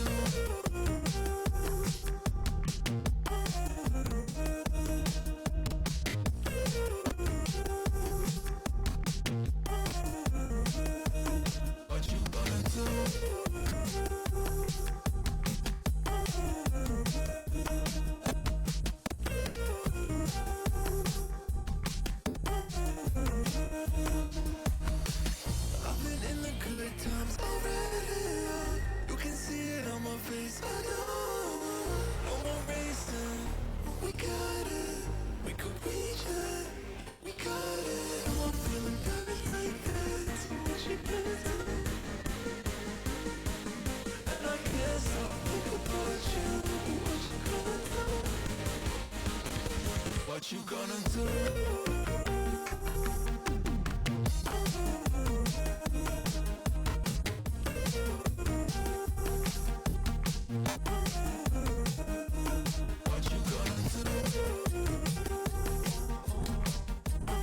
Welcome back to the main stage 2023. The Rocket League portion is about to wrap up here at the Magic City E-Plex. We have 2 teams remaining. 9 entered, and only these 2 squads are still here. Both hail from the city of Huntsville, Alabama. Both have players that attend the University of Alabama at Huntsville. UAH retirement home, Yes. UAH Dog Wolf, the final 2 teams left. Wolf. Oh my goodness. It's the tale as old of time. Just watching these 2 teams fight it out. They do it almost weekly. We've seen them do it in the SEL. We've seen them do it for years, and now we're seeing them do it on the grand finals, on the big stage. Already putting 5 minutes on the clock. Barks are coming out, having a great time. Ladies and gentlemen, the grand finals here of the main stage 2023, UAH. And you know this is going to be fun, full of banter, and that kind of goal just might incite it. Yeah, there it is. X dropping the close one as UAH Dog Wolf implode and concede the first goal. Well, retirement home striking first, showing that that old Silver Fox experience comes to fruition. 1-0. It's still going. B-More dropping the all bark, no bite. Josh, the bow wow. We're having fun right now in the grand finals. Best of 7, by the way, if you hadn't guessed that, by the semifinals pattern that developed earlier on. We saw a sweep.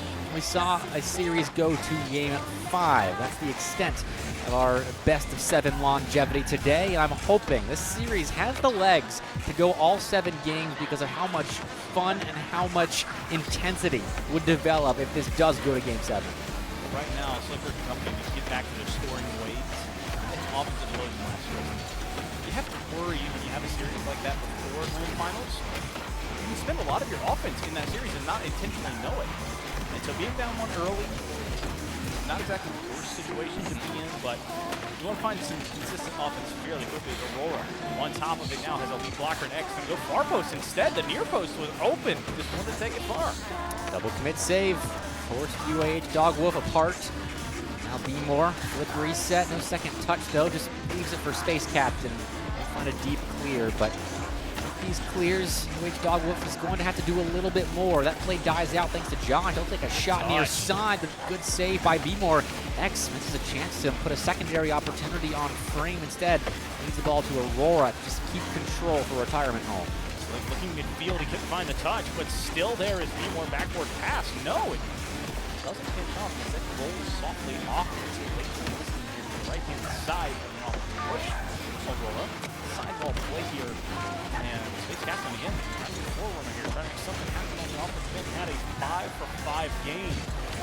Ready to go. And now trying to live off it here. X going to force it through over 2 defenders. And it's 2-0. And X, 2 for 2. Both of those goals for Retirement Home coming off of his very colorfully colored Fennec. That was a lot of L's. It was. And Retirement Home just dishing them out right now. I mean, Dogwolf catching some... They're in the kennel right now. They are. Can't be feeling good about the way this Grand Finals has started, but they are trending in the right direction, I feel, especially with that kind of shot getting very close to going in. Dogwolf is starting to develop a little bit more offensively, and their defense is solidified just a touch. Josh will make time to clear out the midfield. Oh, dear. Redirect X. I love what I'm seeing here. And so let's just talk for a moment. We have a reasoning of why this retirement squad is called the retirement squad. X getting to graduate. Very, very happy to see him playing his last leg here at the UH player. Having Aurora heading out and in the transferring, and then Josh being the lone bastion to be wearing the UH banner next year. So trying to end on a high note. They're up by 3 at the midway point in game 1 of the grand final. And they're going to find a save. Excuse me, I thought they had one early. This is a chance for Aurora and X to keep adding to their highlight reel as players under the UAH banner, and I think that was a highlight reel worthy play by X a second ago, and this one maybe less so, but it counts for the same amount of tick marks as the previous one. 4-0. Retirement Home is killing their UAH compadres. Yeah, it's not been pretty here at the first stages of game 1, but here's what I have to wish that I hope they're all in the same Discord. I hope this is a group call, because they're sitting right next to each other. They're like 5 feet away. Listen, if they're supposed to have the headphones on, I want them all in a group call, so that way you can hear everything and every word. You have to have done in-house before. You have at least 6 players in the same call, just having a great time. And right now, UAH Retirement Home having the best being up by 4. I'm sure they've had their fair share of series played against each other where they were all in the same Discord call, and only to be a fly on that wall. I wish to be listening to the smack talk. And I mean, even right now, I'm sure there has to be something being said across the stage. There will be something said across the stage at some point. Dead silence. In this best of 7. I mean, unless this keeps going on. I mean, if Retirement Home just keeps crushing Dogwolf, then I don't know if the banter will develop with a one-sided affair. Well, we saw Boggs sparking earlier. Coming in a redirect here from Slick Rick, but he couldn't get it to fall. More midfield play, trying to find Space Captain Aurora, trying to get redirected. That's going to be Space Captain signing off on it. Goes near post off of that aggressive rotation through, cutting it back down to 3. The Space Captain, a big part of the finishing ability of Dogwolf in their series against JSU. He's been hitting his mark on the target, and right there, shooting it slow, knowing he had the defense, going right to left, and finds the spot on the near post that was undefended. And the first goal of the Grand Finals for Dogwolf at the minute 15 mark. I'm sure they would have liked to start off a little bit faster, but better late than never. Exactly. X and company. X has 4 in this one already. 4 for 4. Aurora following up a bit high, has a follow touch. Josh ends up pushing it too far to the left, so double commit for the goal. Sometimes you have that flash and then score, but unfortunately both of them are flashing. No one gets scored. 3 goal with man here for Retirement Home. Dogwolf still digging their heels in, stuck on the defensive side. And we have almost a perfect 50-50 here. But scoreboard, the biggest storyteller in this series. That's a nice save to keep it just a 3-goal lead for Retirement Home, but their shooting has been phenomenal. 6 shots given away to Dogwolf. They've had 6 opportunities, only 1 of them falling through, whereas 4 for 9, almost 50% Retirement Home is shooting, and he's looking very likely to close out game 1 with the win, especially after they just hit that 50% mark. So that is Aurora setting it all up, going back to fine soft touch to push it through. 5-1 with 19 seconds left. I hope the players know that the chat is very much visible to everyone watching right now. Aurora, I'm looking at you, but at least we know they're having fun. Yeah, this is a bit more a banter I was not prepared for, to say the least. But a 4-goal game here for Retirement Home to start off the grand finals. X putting the final touch on. Josh going to be pushed by, and that ball doesn't touch down, so it's still floating around. Slick Rick looking up for B-More. X. Cowboy strike in. Aurora does not find it. Josh, though, putting it in the field. And that's going to be an own goal push through. It's UAH goal no matter what. Just written down 5-1 in my notebook as well. I'm using pen here, guys. Come on, put the ball down. But regardless, 7 goals in the first game. 7 for UAH? Yeah, well, yeah, that's true. Forgot for a second that this was a completely UAH Grand Finals, but 6 of them to UAH RT. I think that's the bigger narrative here. Yeah. RH, good old retirement home. I gotta say, I just love the atmosphere that's outside. I don't think it's picking up on our end, but I wish we had cameras on the players' faces because it has been nothing but joyous laughter for the past minute and a half. And they're having a great time. They're friends in the game, outside the game. Great group of guys. All 6 of them are just joys to be around, and so they're enjoying their time here. They're enjoying being at the top here. They are competing, but they understand this is something we come for. This is a fun time we get to have. So you can win it. I hope, though, for the sake of entertainment, that they have a little bit of fun in a closer game. Yes. I'd love that because these blowouts, not exactly the most exciting gameplay, but I have a feeling that Dog Wolf is going to bounce back. I like goals too, but when they're being scored on your own net on 0 seconds after a 4-goal blowout, I mean, what else are you gonna do? Just let it put fall? the ball down and make sure I don't have to ride over the 5. You had to ride over it. That's all you're upset about. I am upset about that, but game 2, it's a long series, and Dog Wolf can make up for past transgressions against my notebook. But it comes down to how they respond, I think, defensively, because they got broken down a lot right there by Retirement Home, and it wasn't exactly like our Retirement Home was stretching for these goals. It was fairly simple at times. And it was just kind of scoring at will, having 3 opportunities to talk about, and taking advantage of lackluster touches of players. And that's something we said a lot about Dog Wolf before, is that they were doing exactly that. They weren't having big mistakes. They were aggressive. They were finding mistakes. They've laxed off a little bit, had such a big offensive performance in the previous series. Where'd it go? Did the clock strike midnight? A good question. Not quite. Not it's quite. still It's daylight Aristoclock. outside. This isn't main stage 2022. we're still playing with daylight outside. But I think it's just an off game, honestly. I think that was the warm-up for Dog Wolf because, I mean, this is no slight against Jacksonville State. I think Auburn Navy is a faster team and thus a better grindstone, I think, for Retirement Home than JSU was for Dog Wolf because some of those games got out of hand and you're not playing as your full locked-in self when you're up 8-2. Very true. And what was it, 8-2, 7-2, 4-0, just a lot of running in the series before. And so something that it always trips me up when you have a mirror match like this is I love talking about team names, and I can't go with the Chargers or the Chargers. You don't know which. They're taking away your best weapon I as know, a caster. I love it, but we do have Retirement Home, so That's true. I do have that different. Ready. Speaking of ready, I think we're trying to corral these rambunctious pocket Join the players. lobby, guys. We're trying to play some Rocket League. Whatever happened, we are getting game 2 started now, and all eyes. Well, my They're waiting 2 for eyes. us. I'm not going to speak for anyone else. Looking at Dog Wolf, I got to see how they respond because you and I know that the 2 UAH teams, though there is technically or was technically an A team and a B team, are very, very close matchups for one another. And so I know Dog Wolf is going to get blown out for this entire series, but I would like to see what they do, what they change to get themselves back in this. I think the big thing you also think about is X and Aurora are playing with the last game up. And so it could mean a little bit more to them to go out not only playing for their team one last time, but go out and win. So they might be taking a little more aggressive. They're trying to push for these goals, make some final last big plays. And I wonder if that's also weighing in the mind of them.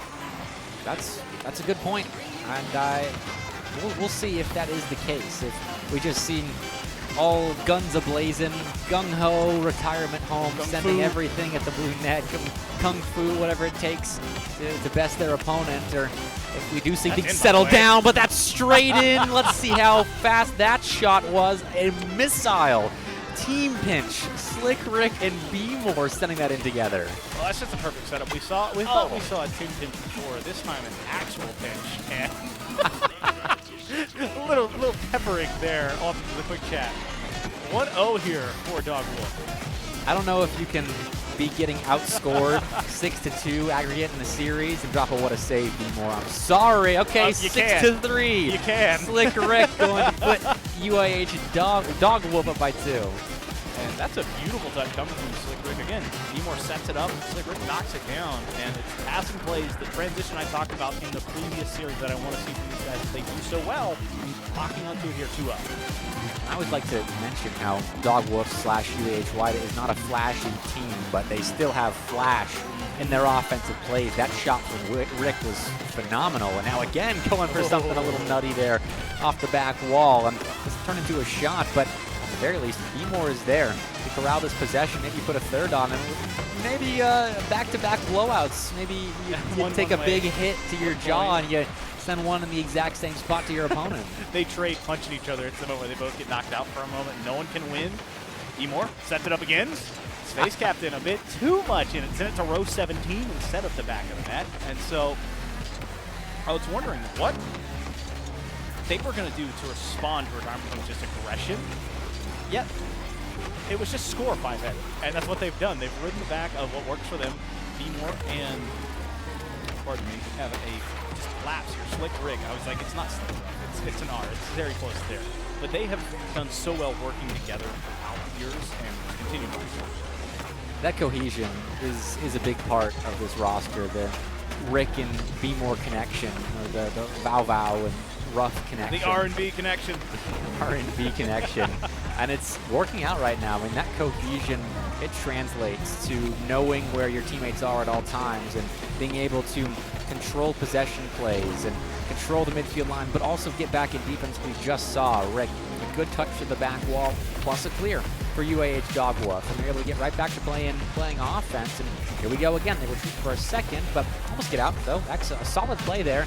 Not forcing a mistake out of the defense, but forced to hang around, be a nuisance, and bump Josh on the way out. Be a nuisance not only for his opponents, but for his team as well. That is the perfect Goblin mode play. That is a Farpo shot that's going to ring off of the woodwork. Beemore just caught beautifully there. I was wondering if he's going to catch back up to that X up in the air. He's got the play. Wants to follow it up here. Slick was there, but not ready to score. Angle. So it still stands at a 2-0 game. And more pressure here for Dog Wolf. To alleviate the pressure now put on their shoulders, and Beemore is the man for the job. Through a pair and just dumps it off for a Space Captain, and he'll put it in the third. Wow, that looked easy for some reason. Got it squishing up early, or X up early, and Aurora was trying to go for the aggressive clear, had a cherry-picking player up the field trying to get a kickstart of offense. Risking it all, ends up paying. Again, down by 2, down by 3. Very similar to Chambers. Still, UAH Retirement Home will be happy to know they're still leading the aggregate score for the first 2 games, 6-4 overall. But game 2, if it does fall Dog Wolf's way, will tie us up in the series 1-1. And I think that is what matters the most, because I know both sides want that trophy. In their case, the pinch goes the opposite way. Not on target this time. We don't get 2 pinches finding the back of the net. 65 seconds left here as Josh goes into the corner looking for a backboard play. Again, not a lot of follow-up this game. The offense is trading hands, really, for each charge team. Dog Wolf had the issues of offense before, and now it's kind of switched to the side where Retirement Home isn't able to resist that. It's not been able to find these passes into clears. Josh and company need to make something work. X trying to lead block, but that ball being pushed in front of an opportunity. Josh is up too early, but Aurora able to line it up, and they're only down by 2. Well, it's a good thing that Josh didn't touch that ball, because it's easy to try and grab that by backflipping into a shot, and sure, that's a shot you could maybe hit, but if you don't hit it, you got Aurora right behind you with a clean look at scoring the first goal for Retirement Home in game 2, and he'd probably be upset if Josh did end up altering the course of that ball, but he didn't. So hindsight's 2020, and we've got a 3-1 look in the final 30 seconds. This game just got interesting. Well, need to have more. Seems good, but I want to see a closer score. Josh 50 beautifully there by Beemore. X pass one. Josh trying to find a redirection. Actually fake it here, and so X still on top, but no boost using the delayed flip. A double commit keeps it there. Josh wants to force it through, but 2 defenders keep it away, and it's going to be most likely a 3-1 victory here for Dog Wolf as they find game 2 to go their way. That's a nice response, and that's why I think you and I were both excited to see what they do in Game 2 to get themselves back on the right foot in the grand finals. 8 shots, 4. Wow, and X with 92 points. I think that kind of limited performance is huge looking forward. Usually score isn't a good determinator of how well you played, but if you score that little, you did not have a lot of impact, even if you were making things happen on wall bumps and demos. But yeah, we need to see a little bit more coming out of X, and I think we need to see a little bit more just consistency-wise when we're touching and passes on the offensive end. I was really confused at why you were so tall out of the corner of my eye there for a second. Your feet are tired. And I'm sure these players are a little tired. Thumbs are getting tired. There's a little pressure that'll weigh on you having to play in front of a crowd. I mean, these players have done it before. They've played on land. They've got experience playing at a competitive level, a high competitive level like this. So probably not wearing on them just yet. But as this series gets deeper and deeper in, their feet are probably going to get pretty tired too of running around trying to score all day. I'm really intrigued to see what the answer is going to be because it's been retirement home, dog. Dog water. Dog. Wow. I mean, they won Game 2. Hoop, they're not playing that bad.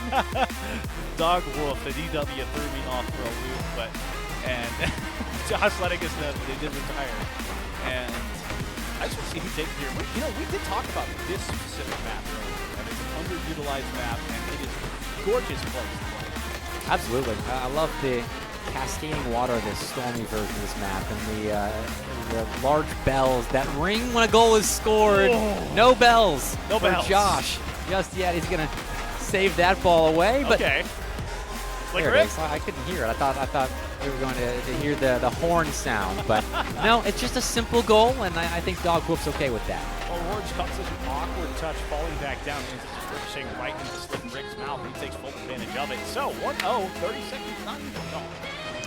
Moore with another what a save, trying to get in the heads Mental game. of his opponent, but Josh I think playing with house money here, saying, yeah, we retired, even though Josh isn't retired, technically still playing for UAH next season. It's neither here nor there right now. UAH has 2 teams on the field doing battle. It's a 1-goal game and the first swing game of this best of 7.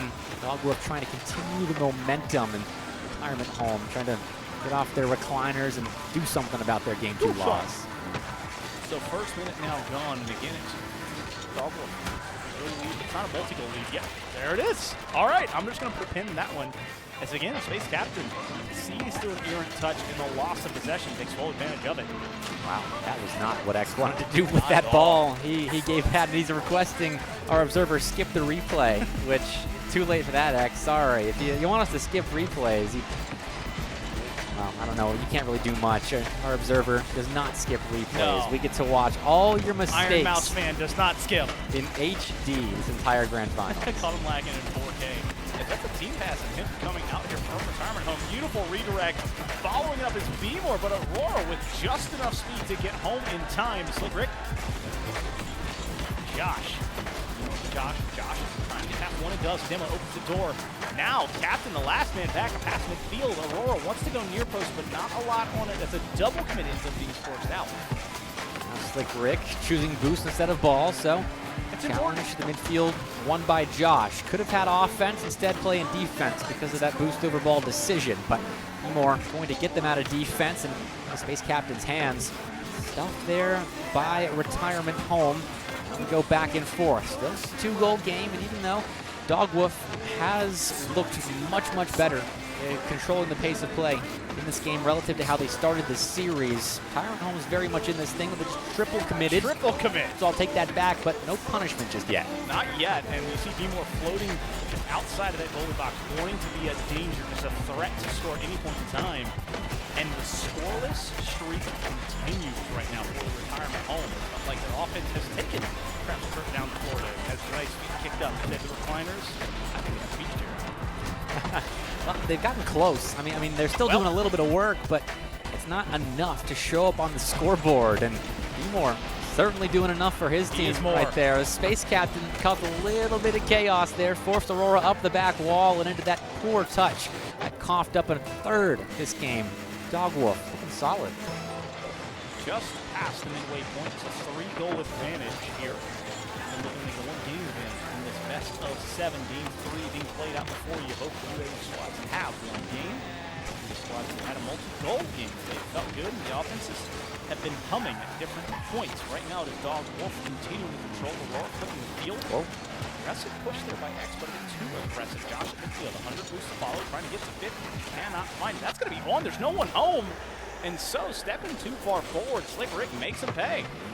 And that's the turning point, I feel like, from a manageable comeback, 3 goals in 2 minutes, okay, into a pretty bad mistake there at the midfield line that puts us at a 4-goal deficit. A retirement home is a lot to nothing. And I mean, there's a decent chunk of clock left, but we got to build up a lot from nothing to be able to come back here in game 3. Yeah. Just over 112 seconds left. Josh and company need something now. I mean, even if it's not just a winning goal to get all the way back in this game, it's kind of feel good. Yes, we can score again. Yeah, we scored a bajillion in the first game, but after that it's been ice cold. And so, pass off the backboard, trying to find the clear. X ends up putting it towards his own net, just keeping it on the side. So an awkward position here by this defense. Aurora breaking free, as you see. Space Captain stepped just a bit too far forward, so the offense got pushed back. Oh, and now missing the back wall, opens things up, but we started playing pinball there for a second, leaving the Rocket League pitch, and no goal conceded. And the ball ricochets every which way, it stays out, and now might be the back of the orange net. No, good save by Aurora. Josh will clear. Nice bicycle, push full, X, catching up to it. Big 50 keeps it in the field, but no boost in X's car means no real pressure. Bmore looking left, he gets a demo as well, so Space Captain getting a lot of brevity here, wants to go back down behind Aurora, but instead drops it on his nose. So, 50 ticks left, Bmore had an open net opportunity, and a back pass attempt, is that's going to kickstart the offense for X. Fortunately for Dog Wolf, despite the insanity that just transpired, Slick Rick was back, so the play slowed down without giving away the first goal to retirement home on Urban Central. Still looking for it though. Aurora trying to put the ball to a teammate in the blue box, but nothing doing. It really has devolved. Everyone's just hitting the ball for the sake of hitting the ball. I think they know game 3 is over. Well, 4-0, we get past the point where it really should be possible. And so it's going to be 2-1 here in the scorecard as Dog Wolf made it back, set back games. X going to put the soft touch on, saved by Slick Rick. Aurora can't find the touch either, so DW up 2-1 in this series and have 2 games to go.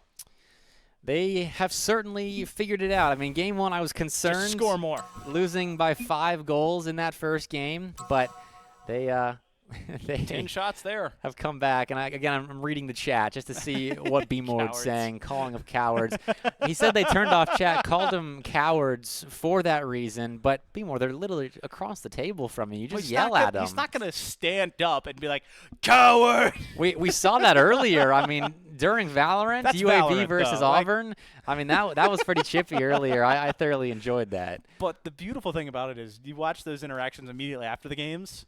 They would laugh about plays that either side would have. They'd talk it out, and it's the beauty of also being in LAN. You see a lot of bad interaction of yelling and anger, but it's the beauty of the game. We understand we're playing a game, and that's a group of guys same age, doing the same thing, getting an education, and realizing that it's just fun. And that's what I love about events like this. And you get to see it in spots like this, even though the chat has been turned off, apparently. That's too bad. Hopefully their headsets aren't too thick to where B-More can still scream at them, and they know Actually, what's... you have to scream louder. Yeah. We'll see just how loud Dog Wolf are. A pretty resounding scream after being held fairly silent in game 1. I mean, the turnaround that they have had, it's been good to see, because I was concerned about the longevity of this grand finals, but Dog Wolf has done well to make this very competitive. Now it's up to their counterparts to keep it competitive. They got to claw one back as they've now dropped 2 straight games. Well, I'm still going to be very wary of any lead that Dog Wolf has because of what we saw the last time these teams played, where it looked one-sided for B-More and company, where they started running away with it, and then it was just light switching over. Back the other way. Retirement Home has done this time and time again. They know how to keep the series close and get back into it. And this is going to be goal number 1 for them. X pulls the trigger on it 34 seconds in. That's a good start. That's how you get things back. A well-timed demo at the midfield line and a fast turn by X. I think the other demo happened in the corner, the Retirement Home corner. But either way, they didn't respond in time to get that save, and that feels good for Retirement Home. Getting a shutout and then scoring the first 30 seconds of the next game. Aurora and company feeling confident now, breaking through that dam that was built in that blue net.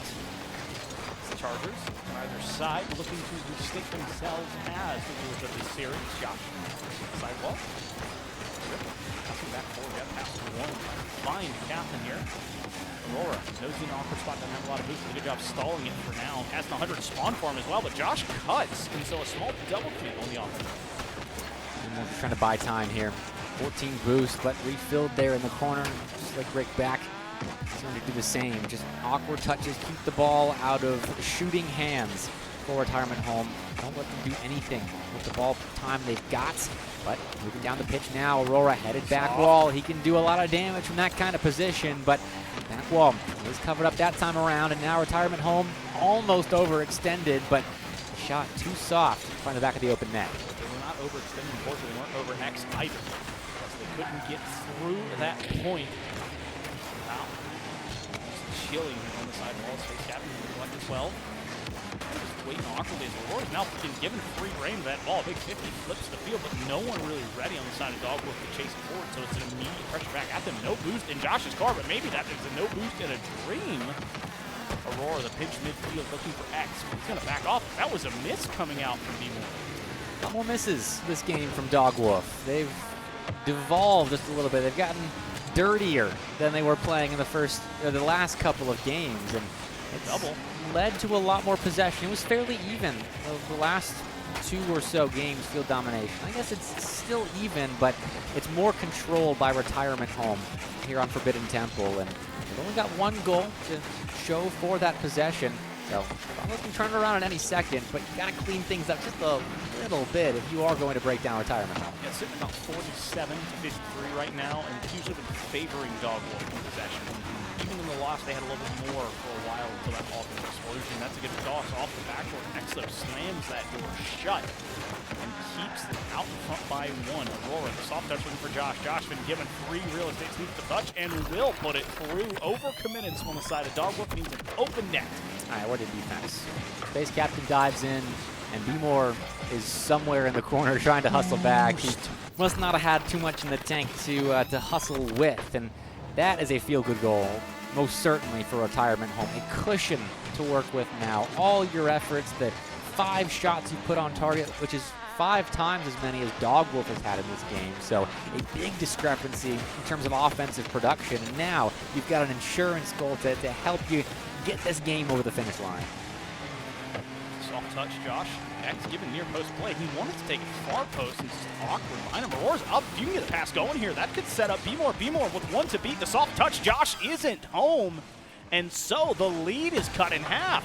Oh, that was so clean. I mean, perfect shot from B-More. Space Captain knew his captain was down the pitch. Captain, oh captain. B-More knew exactly what to do with that gift of a pass. Nailed the top left corner, and that's more like it from Dogwolf. It's been very sloppy, been very error-filled this game for Dogwolf, but right there is a great example of what they're capable of.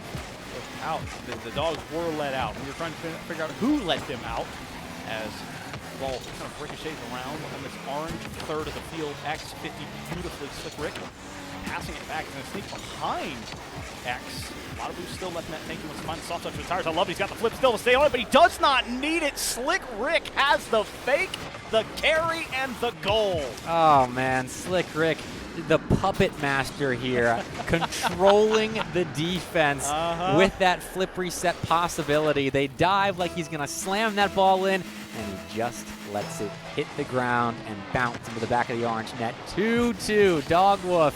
Again, concerned about that, but they find a way to recover and potentially get themselves the lead if they can do a little bit more with that possession as Josh clears it away. Touch midfield, you have it X and Aurora. It's almost simultaneous with their midfield. I felt like they were practicing in sync. As you have B-More wins it off the ceiling, pushing it back down. Aurora carrying it over, picks up the boost, has that Benny all the way gassed up, and ends up leaving the ball behind. Sidewall has Captain. Captain going near post, opting for the triple. Perhaps didn't see the orange call reach an orange net. Double commit, that's aggressive from Space Captain, needlessly so, and it leads to a third goal. A little bit of a mental lapse as we thought Dogwolf was getting back in this thing, but a mistake capitalized upon. That's a great shot. Aurora knew there was no way Space Captain was getting out of that jam.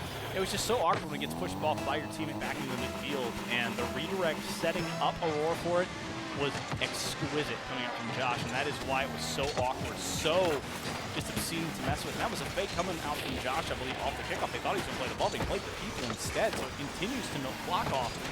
And it's a 3-2 affair. Only one goal here, but Dogwolf needs to get on the offensive attack soon. 13 seconds left. Get one back, get us to our first overtime of the grand finals, but X is having none of it. Great beat through the midfield, dunks the heck of that out of that clearance attempt, and then pokes the ball around the next player up for Dogwolf. Oh, that was pretty. Josh signs off on it. Slicker is so far out on that deep third rotation because they need to lead forward, because they need to score. 4-2. It's going to be a 2-goal game. It's going to be Deuces Wild here. 2-2. Grand finals. Time not going to come to a close without at least one more attempt on each other's net. These players taking every moment possible to try and make the other look a little bit silly, that in-house rivalry in the UAH Rocket League camp.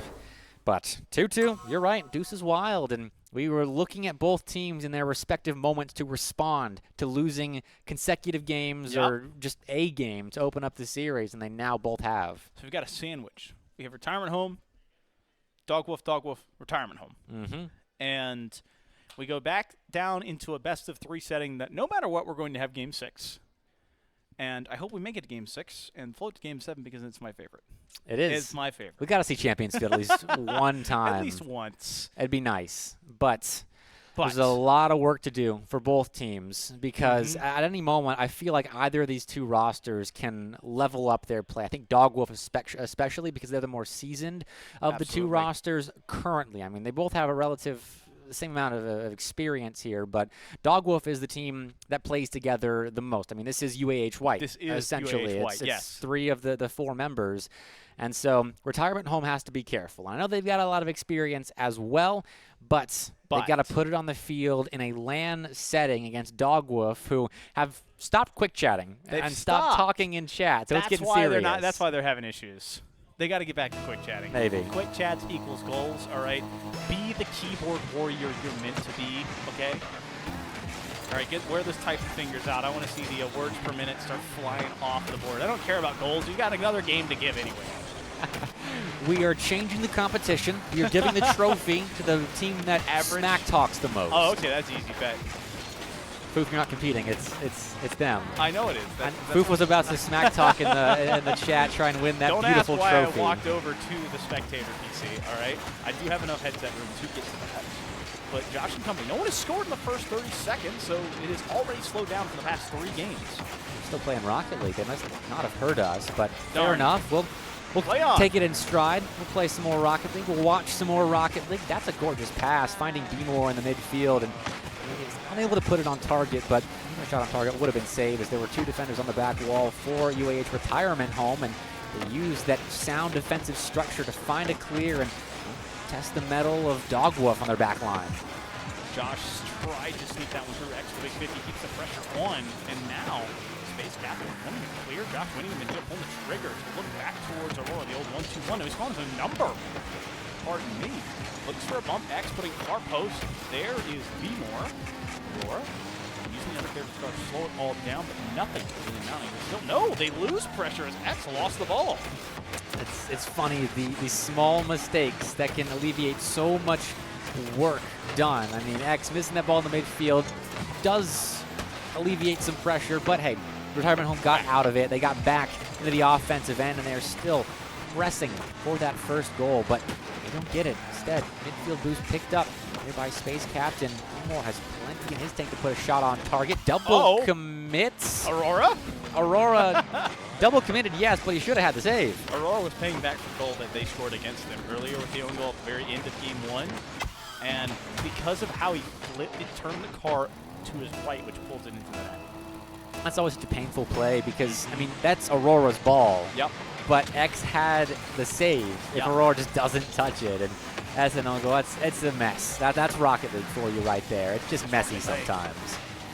Aurora trying to make up for it immediately, puts it off the backboards, can't follow it up. No, he can, and that's going to be an own goal back the other way. We're in a giving mood today here in game number 5. This is still Rocket League. We have that confirmed for us. 2 own goals. But we're tied up, and fair enough. It's like neither of them ever happened. So we'll move on. 2 minutes into game 5 here. Trying to see which UAH roster will take the next advantage in this grand finals and headed to game 6 with said advantage. CB Moore, infield player, can't get it to go. Space Captain wants to push forward, drove him with Josh. Waiting for him. Gonna collect the boost here. No, it got stolen by that man in the G2 Octane. X, deep hard there. The ball floating out. Aurora, soft touch. Side though, instead of pushing forward. I love the pass. It's him. You need to be careful here when you throw it so far into the middle of the field because these cars moving so quickly. You have aggressive pushes. It opens up your net. It's not exactly what you want to see as Timor. Captain? No. Lit. That probably should have been a goal. It's the best look that Dog Wolf has had in a little while, but the execution quite there. This is not the time you want your executables to leave you goalless after a moment like that. But hey, go right back to it. That's the name of the game. Respond and recover. That post, though, not keen on allowing Dog Wolf to take the lead. I thought that was going to be another own goal, and I was like, we set the streak alive at this point. No team can actually score. Right now, it has been Space Captain with a soft touch. Wanting a little bit more out of him. He slows that offense down. We had a 2v2 power play. Could not push it forward because it bounced from the sky. Slick Rick again, getting it up, getting the ball vertical on the field and vertical in the air. But not a lot. That was overextension, though, in defense. The net was vacant for a moment, but the play was in a corner. So, goal scored, no punish for Dog Wolf. But that precariousness, it's more important down the stretch as in the final 60 seconds as we go. A couple of seconds, still tied at 1 apiece in an ever so pivotal game 5. It's going to come down, I feel, to whoever makes the next big play or big mistake. One of those two is going to have a ginormous impact on the rest of this grand finals. Josh slowing it all down. Nice pinch off the wall. Wants to find himself again. A soft touch back. Setting up Aurora, who's going to push it far post. And that snuck past the defense, but it did not find the net. Next, looking again to the far post, but too far as well. They're going left to right, right to left, but not to the back of the net. Oh my days, that was close, though. UAH, Dog Wolf, little scary on the goal line. I think repaying the favor. Retirement home looking scary earlier, and this is just a scary moment on Deadeye Canyon. That's Space Captain putting the ball center. They've both got those woof names in different languages. Very confusing, but we'll sort it out. 10 seconds left, still trying to figure out who's going to move forward on to tournament point. That third win still on the line. No one going to claim before overtime unless on 0 seconds a stretch pass turns into a score. What a block that was by Aurora. Smoke screen for a moment. Josh wanted to keep the play up, but only for a second as it touches sand, and we do get overtime in the grand finals. OT indeed, and now the ball bouncing back around. You want to wonder who can find an advantage in this series. Tied overall, tied in the game, and we have the clock ticking up. The golden goal situation. Still so sketchy. Both defenses making errors that neither team can capitalize on, but it is terrifying to watch. Knowing the gravity of the moment, Aurora off the back wall, had Space Captain by himself on the goal line. Does well. Now once more looking for a clear, no contact made. We're going to creep up on 0 boost, but Tireman's kind of left that ball alone. So they get it back. X down the pitch, must to the back wall. Space Captain makes contact. Now back and forth, waiting to see when that next big moment is. Here comes from Aurora. Another touch midfield, trying to set it up. He's actually going to chase and get the Goomba. Josh, though, unable to find a positive angle. Pass back, X catching it here. Timor. Sidewall play, works that backwards, going to bounce and roll down. He thought it was going to come back out. It's still floating around, and pushing through is going to be Space Captain. So Dog Wolf takes the advantage here and makes their way to grand finals point. Josh. That skip the ball took off the post is what ends up costing him. He had that save, just took an extra glance off the post, and then off of his Octane, leaving the door open for Dog Wolf. And now they are one step closer to the promised land, one game away from winning main stage 23. And that's coming off of a game where you only have 4 shots on one side, or excuse me, 5 shots on one side and 6 on another. So very What's tight. overtime? It did. Yeah, that was a very quiet offensive game. It didn't feel like it, did it? No. It just felt like the ball was moving around, but there weren't a ton of shots falling through. And so with a game like this, it wasn't a defensive stance. It was a lack of consistent or concise offense that couldn't find shots. There were a lot of touches on the backboard, but not counted as shots. No, and as well, I think it's a lot of panicky defense that left the door open, but neither team was expecting it. Everyone was panicking. Everyone was panicking, offense included, and just an awkward game 5. So I like to say that it's going to get less awkward going forward, but with that trophy on the line, it's just gotten more. I think it's going to get a little weirder going forward. Game 6, potentially Game 7, if Retirement Home can recover from that loss. I'm really eyeing out to see if Dog Water can close it out. We talked about it. I've seen this, or Dog Wolf. I love you guys. I want to let you know that. I'm not, like, clowning you out there, I promise. It's just the DW really throws me out. I'm used to saying Dog Wolf, okay? It's not a phrase that I can't blame you. When I saw their team name and their player name, I was like, guys, did you come into this tournament with the sole purpose of messing with me and Foof? Because that's what it feels like. And B-More doing a little messing around with Slick Rick on the goal line. That's the first goal of Game 6. And that tag on a Josh twice, forcing the own goal. That's insane. Credited with the nice little 8-ball shot, and Josh was just bullied. That wasn't even fair. We call that body 6 seconds in. X and company need to find a response because they are now down in an immediate shot. That's going to be Slick Rick looking for another. Josh not being bullied this time, credited with the save. That's good. When he's not being bumped around on his own goal line, can still make plays, but still getting beaten around this time by Space Captain in the corner. And I'm not going to see this again because that... Aurora expecting a faster touch. Okay, wow, that's a mess. 2-0 here. Not even 30 seconds in, and Dog Wolf firmly planting their flag down and trying to put out this retirement squad. Let them out to the pasture. Say the future is now, old man. That is a diving save coming out from B-More to keep it at a 2-0 lead. Wow, B-More. That's an important save because cutting the lead down, I mean, you see 3 goals in the first minute. If it's one-sided, you start to think about a blowout, but you get one back if you're Retirement Home, and you recover and it's become more of a shootout than a blowout. But B-More prevents that from developing thus far, and 60 seconds have passed. We'll stay at 2-0 for now, but we have seen a lot of close shaves on both sides in the last 20 or so seconds. Aurora going all down. Let's find a player. Can't get to it a second time. X is going to be the last man back. You got to watch him as he does find that clear for the moment. Gets the pass in the field. Josh running under it here. Into the backboard, trying to find someone. But all it is just 3 blue cards waiting on the end here. Space Captain alone. So often is he the last man on the blue goal line for Dog Wolf, and so often does he do very well to make a save on whatever somewhat open shot Retirement Home is taking against him. So kudos to the not designated third man of Dog Wolf, but impressive third man. Off the back, trying to find something here. B-More loses control. Josh lets X take himself into Slick Rick. There's a little save here, has the ball still on the Octane. Josh is so far out of this one, has to play defense now. Stuck in an awkward 1v1, a demo clears it off, so the pressure has been released, but it stays at midfield. 2 demos coming from B-More and Aurora, the last orange car standing. Slick Rick not back to it, but fake Josh passed the ball. X next up, and now Josh off the back wall was maybe looking for something a little cheeky, but nothing doing.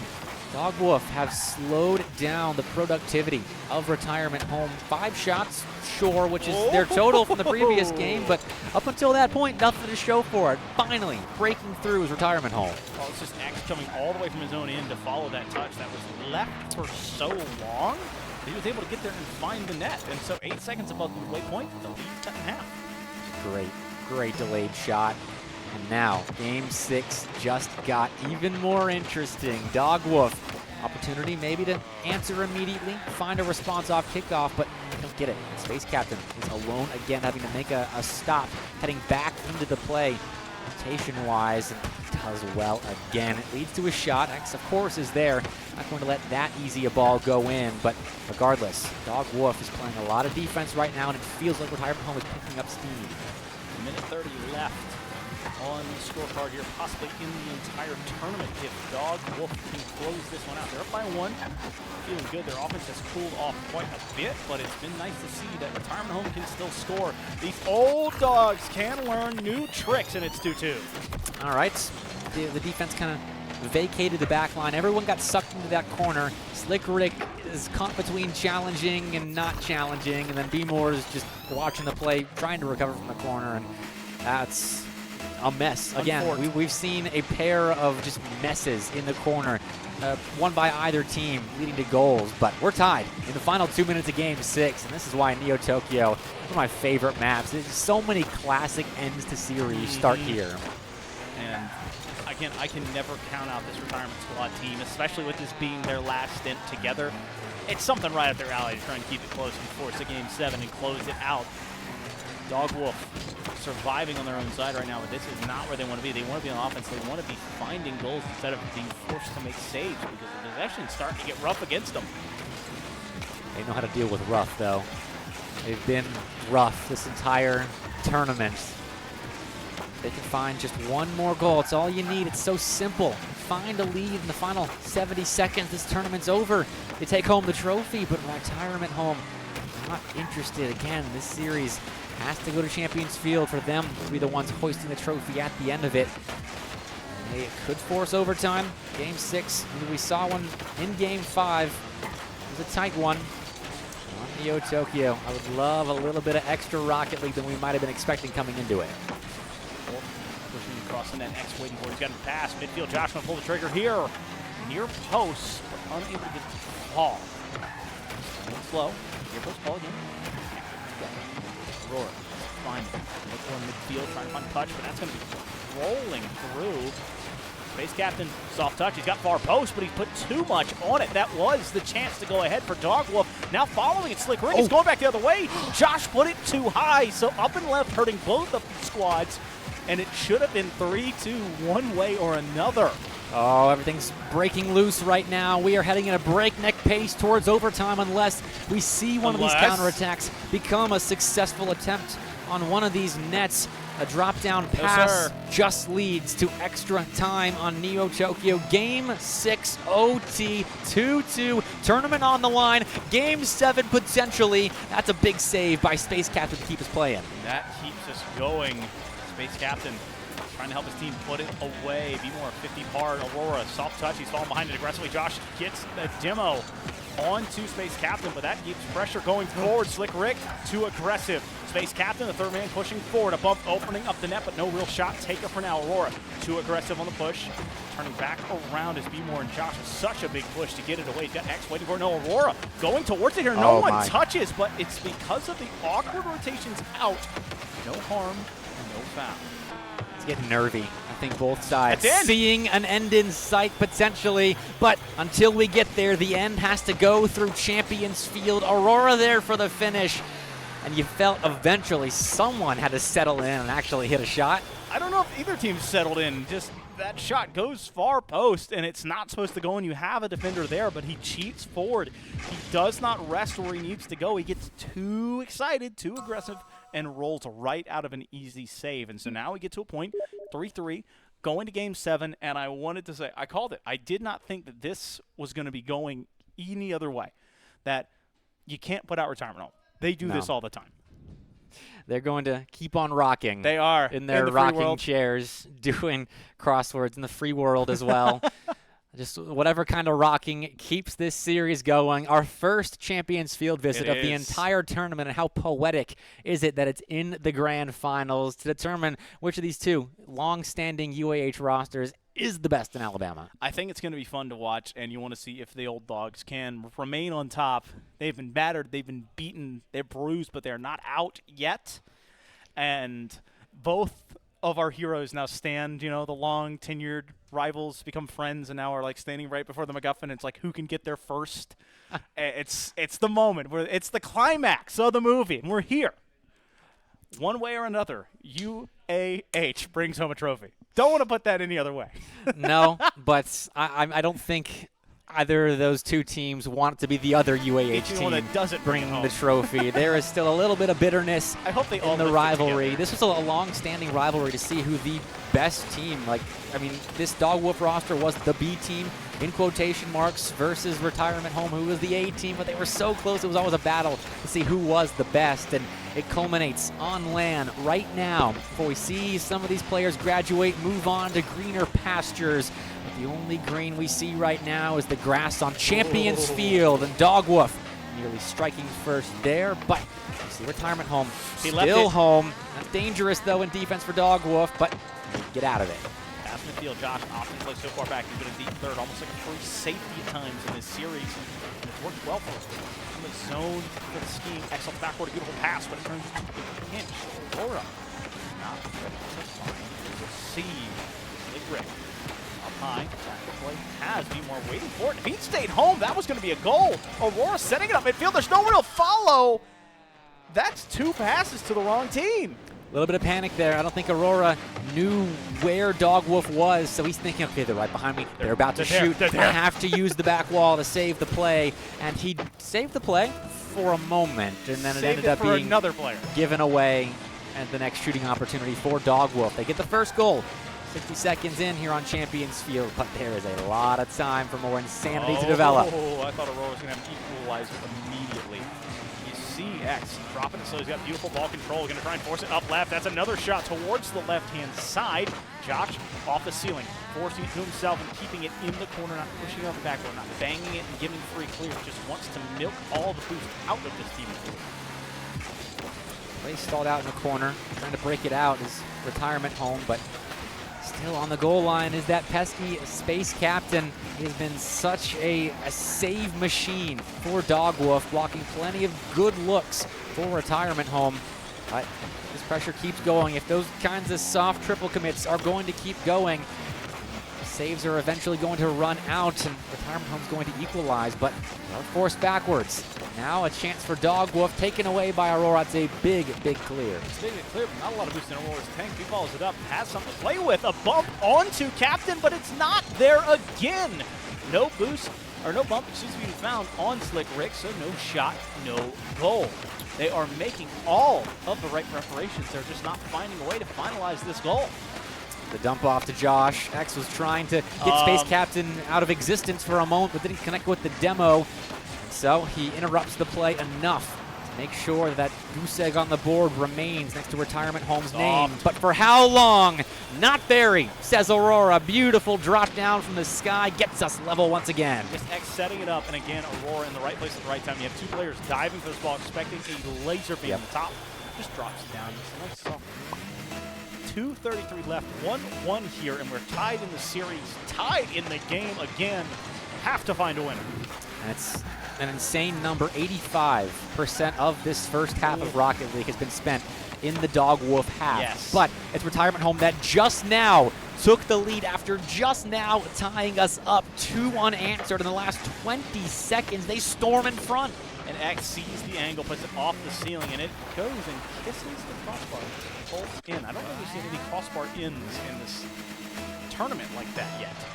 And so the first one to kind of wrangle the crossbar successfully, just past the midway point, 2-1 in this grand final. Well, they saved that ace up their sleeve for a very, very good time. A lead in Game 7 always feels good no matter when you get it. But now the task is holding on to that lead. And Dog Wolf is not going to let them hold on to it very easily. I'm sure they are already starting to yank at that lead, firmly gripped by the hands of Retirement Home. We'll see how firm those wrinkled old hands are. Is that what this series has turned into? An old man walking his very young dog?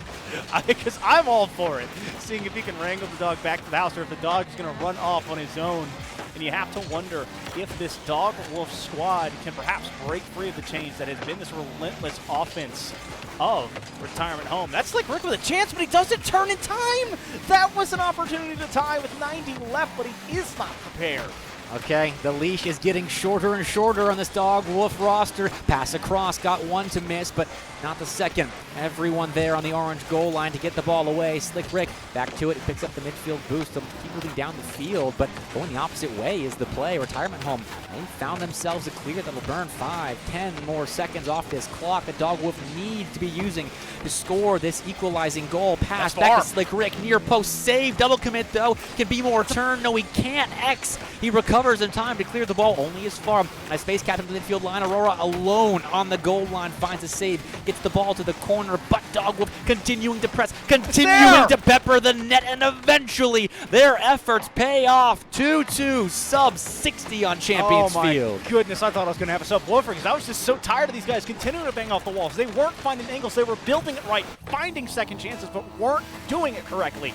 2-2, Deuces Wild Grand Finals, just over 45 seconds left here to play, and we're going to see which of these UAH squads takes home the trophy. Slick Rick, big win. That's off the back wall. Aurora misses right there as space captain. As always, he's been a presence on both sides of the field this entire series, and in a massive moment takes the lead for Dog Wolf. That is a gigantic moment as you see the fireworks go off in the back. You hear the crowd going, and you know the smack talk has started. Just over half a minute in Game 7, Champions Field, Dog Wolf has taken the lead back. Table has been flipped on its head. The tides have turned. The script has flipped. How many more times will it turn on its head? That net is open, but the ball is not on. Josh going to pinch the ball off the back wall and force one miss out of Dog Wolf, but a clear necessary. That is a big one to the back wall, but Be More right there for a big touch off the back wall. Final 10 seconds left. We need something magical out of Retirement Home. Instead, we get Slick Rick dunking the mittens off the midfield presence of the Retirement Home UAH squad, and that might have just put him in the grave. You know what that was? What was that? That's the passing of the torch. Yes, it is. That is the official moment. You're going to say Dog Wolf has taken over for Retirement Home, a team that has lauded over them multiple series, be it regular season, be it playoffs, be it behind closed doors. It is official. Their time is up. They go out not on their knees, standing defiantly, but it's still a 4-3 victory for UAH. Dog Wolf, Be More and company get to lift that trophy. Well, congratulations to the entirety of the UAH Rocket League program. I mean, two of their best players weren't even here, and they still put on a show for a shout-out to Skates and Taco, watching from the sidelines, I'm sure. But Dog Wolf. Dog Wolf. On top. The best name in the tournament, I say. And it's pretty good. Retirement Home is hard to beat, Come away. It's a solid name, because but it has name. They came in second. Okay. And so their name is not superior. Dog Wolf barking all the way to hoisting the trophy. They were barking the entire way. They got silenced for a couple of rounds there right at the end, but end up closing it out off the back of a very aggressive offensive time. And that was two players with savior medals. That is a total of 7 saves that they had to put in that last game. Offenses came to play other than, the 7-shot overtime game that we had a couple minutes ago. Yeah, that series just about had it all. It did. Except for non-UAH teams. The memes, the dreams, the misses, the own goals, the demos, the depression, the hype, the Game 7, and then, unfortunately, like you said, we did not have teams that weren't UAH. And now it's going to be full of the trophy presentation. Let's poke our head out there to see if Brandy's almost ready. He's milling about trying to corral He's got his hands UAH out. Dog Wolf. You know how Guys, it is. take the trophy from Brandy. You have earned it. Congratulations, gentlemen. And I mean, this is a hard-fought series. I'm going to let him yell. There we go. I got to say, great showing all around. UAH, again, pride of their school. Their Rocket League team continues to just grow, play beautifully. Great group of guys, great group of players, but amazing human beings as well. So fun to be around. And if you couldn't tell by the quick chats, this is just a group I just enjoy being and hanging out with in a Discord playing Rocket League or something. They are very fun. That's the fun of events like this, which we thank you all if you're watching this from the Eplex for coming here in person and supporting. Even if you were here yesterday or earlier today, thank you for supporting. Or if you were just online watching, supporting this event. We had a blast putting it on. Hopefully you enjoyed it as well. Shout-outs, UNA Esports, Magic City Eplex, everyone involved with putting this show on and growing Alabama esports, which there's a lot of passion in Alabama esports, and it's events like this that demonstrate that. Foof, I'd like some final words from you, of course, since you and I were in the booth. You were in the booth the whole time when I was on my hiatus, so please. I think hamburgers go well with fries. Red and blue is a very rough color combination. I meant on the tournament. Although you're right. You're right.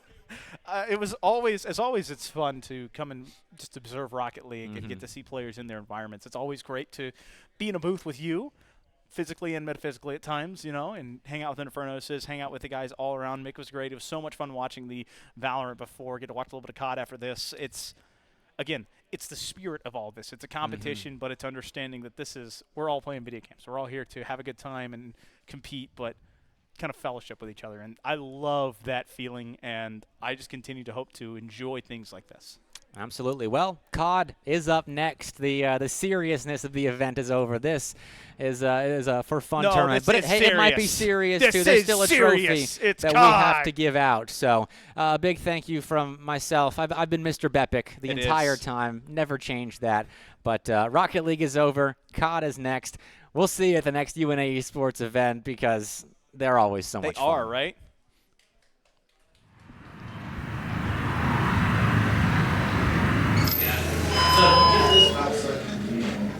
Okay, sounds great. You here? Yes, over there. Ooh. Spending a lot of your time here. I will attack you with this card. Ooh, wait, what's that stuff? Check it out? Yeah, actually, that sounds great. Dude, that seems pretty cool. What do you guys sell here? Oh yeah, well we do all kinds of tabletop games and trading card games, board games. We really specialize in all the games that you look best. Oh wow, that sounds great. I'm gonna have a look around. Okay, perfect. We will just have everything's okay. It's just man, I don't like the stuff they'll have here. It's really nice, actually. I think it was you were in the middle of your turn. Yes. So I was going to play this guy. Oh. By banishing these two. I see. I will attack you with this guy. How much? Oh, 25. Okay. Well, good game. Thank you. You missed it. No.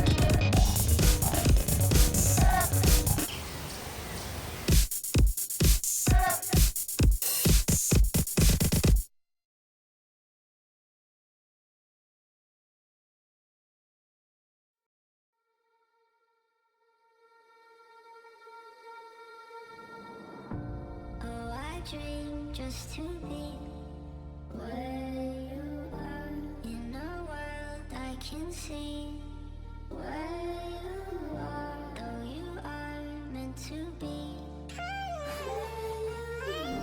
Wish you're here next to me where you are. Oh, I dream just to be where you are in a world I can see. Where you are, though you are meant to be. Wish you're here next to me. Where you are. Where you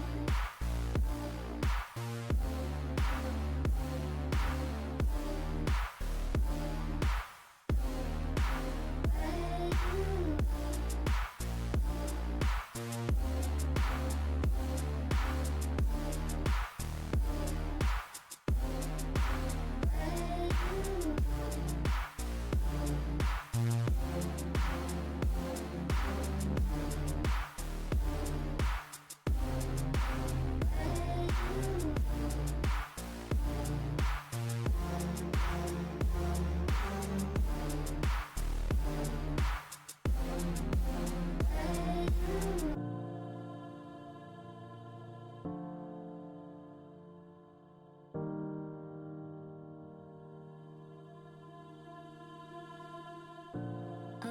dream just to be where you are in a world I can see. Where you are, though you are meant to be. Wish you're here next to me. Where you are, though I dream just to be. Where you are in a world I can see. Where you are, though you are meant to be. Wish you're here next to me. Where you are.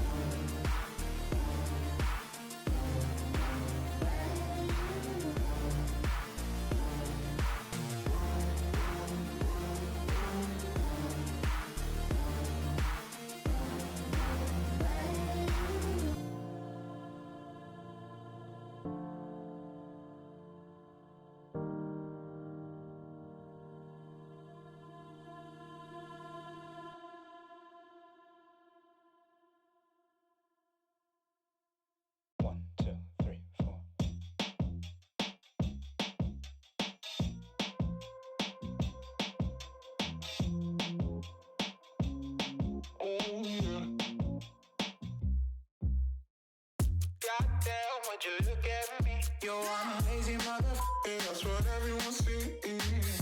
Ain't it funny how you wanna be the best, but you can't even get up and get dressed? Wasted, face it, you're never gonna make it. Rockstar, you won't get far. I know you're confused. People tell you you can be anything you wanna be. Wanna go to outer space, superhero in the streets. Damn, what a lie. What a time to be alive. How have I survived? Life's a battlefield. 1974.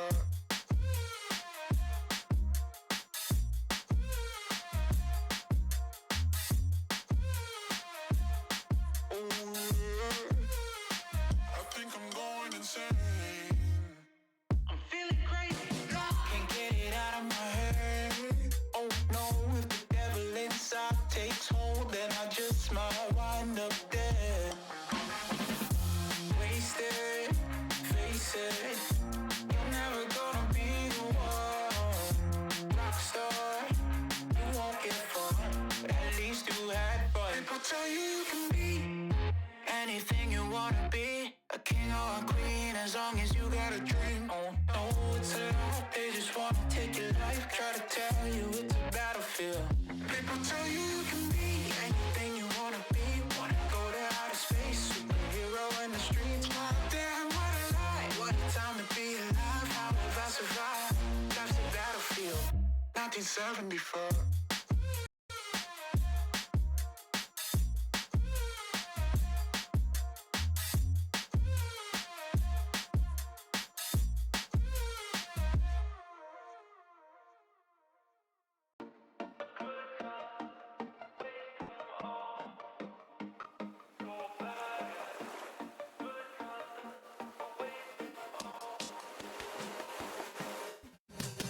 I've been in the good times already.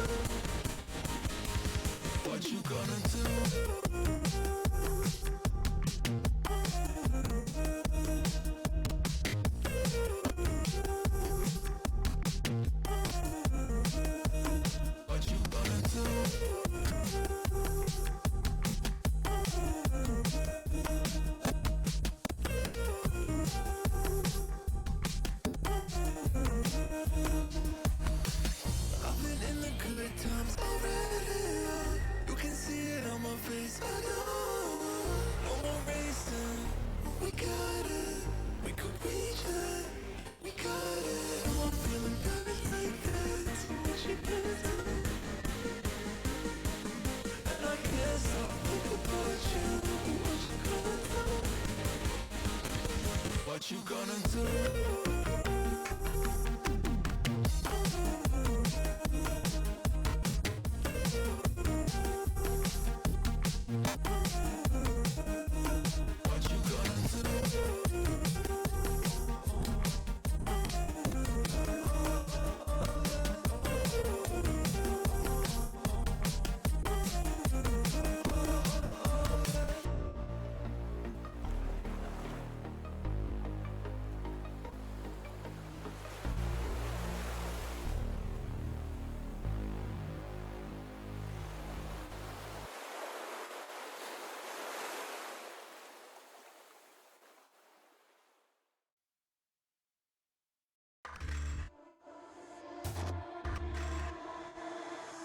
I stand back and I watch you explore in perfect visions like I've been here before. Falling faster, I try to ignore. I see you, I see you.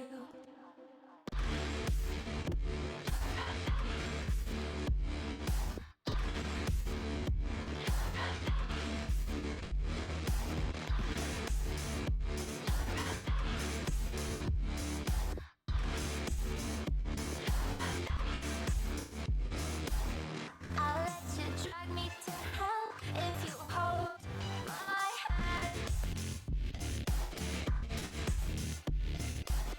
Tell me this is real and will never end.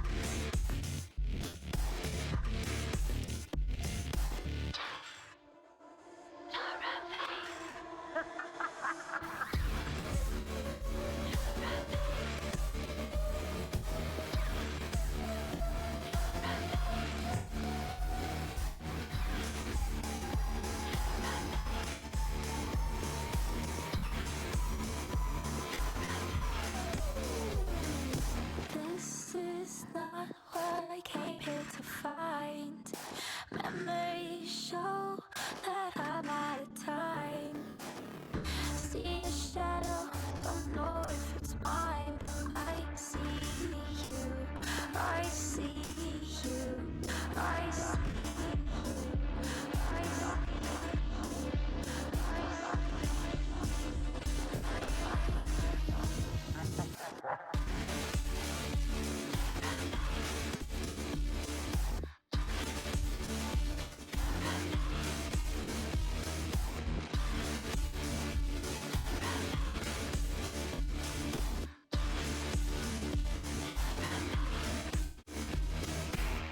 I'll let you drag me to hell if you hold my hand. Tell me this is real and it will never end.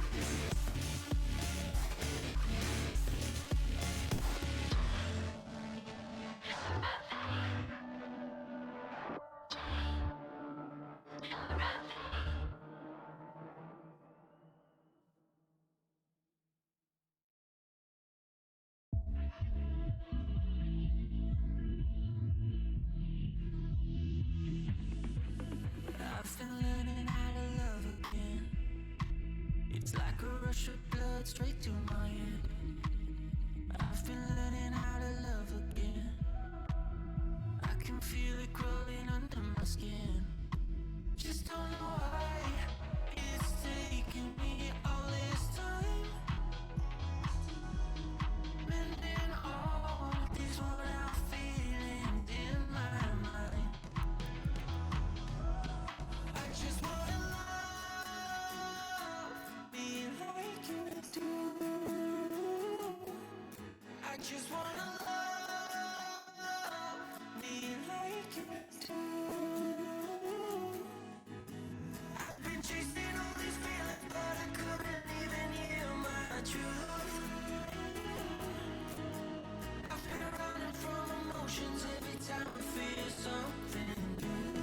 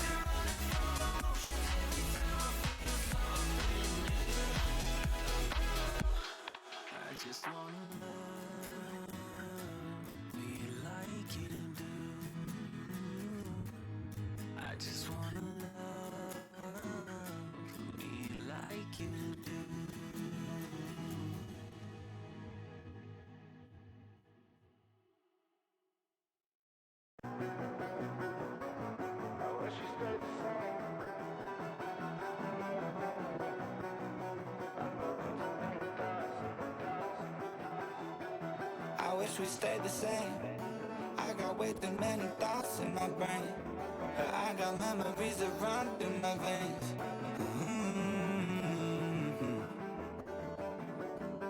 I'm not one to blame, but I could point out every way that you changed. Some things stay up while others go right down the drain. And lately we've been going down in flames. But if I'm honest, I get in my feels when I want you. Say you feel it too, I'll haunt you. Hold on till I'm lost in the fun. But if I'm honest, I get in my feels when I want you. Say you feel it too, I'll haunt you. Hold on till I'm lost in the fun. But if I'm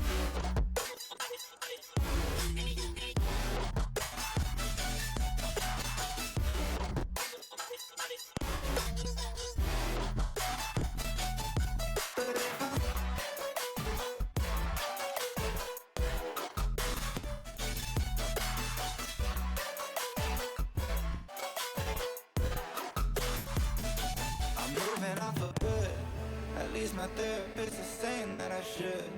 I don't believe it, but I really wish I could. Instead, I guess I'll stay misunderstood. Oh, 'cause I'm stuck now, just trying to figure out a way out of try, but can't seem to slow down. I don't know if I want to. But if I'm honest, I get in my feels when I want you. Say you feel it too, I'll haunt you. Hold on till I'm lost in the fun. But if I'm honest, I get my feels when I want you. Say you feel it too, I'll haunt you. Hold on till I'm lost in the fun. But if I'm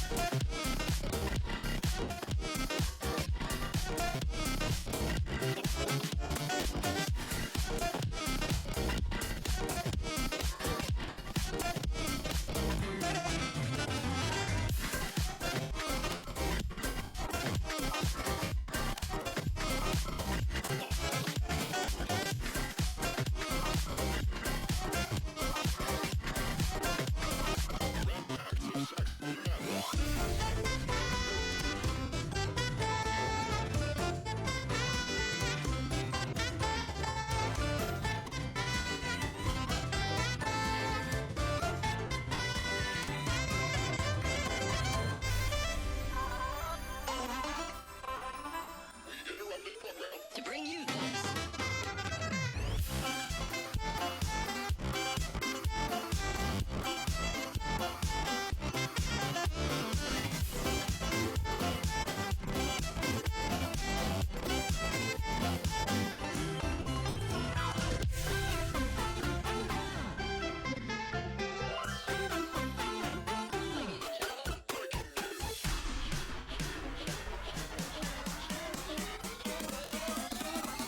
Random acts of saxophone madness.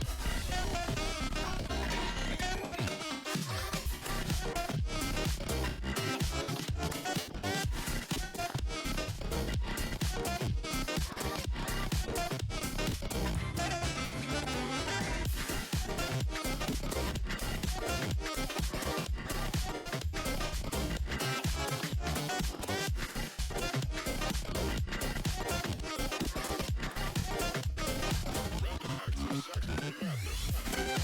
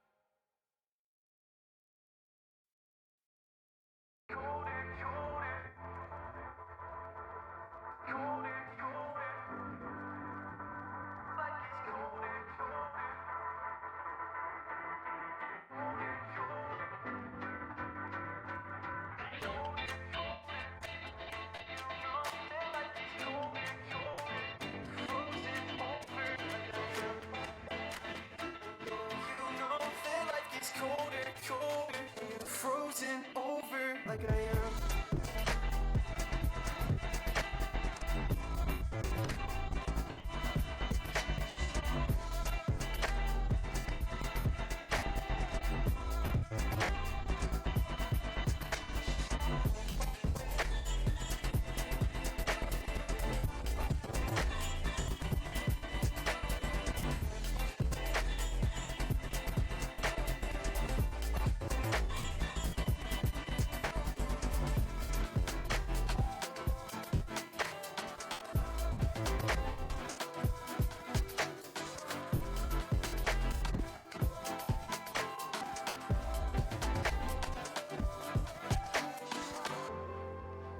Well, I know you know that like it's colder, colder when I'm older, older than I am.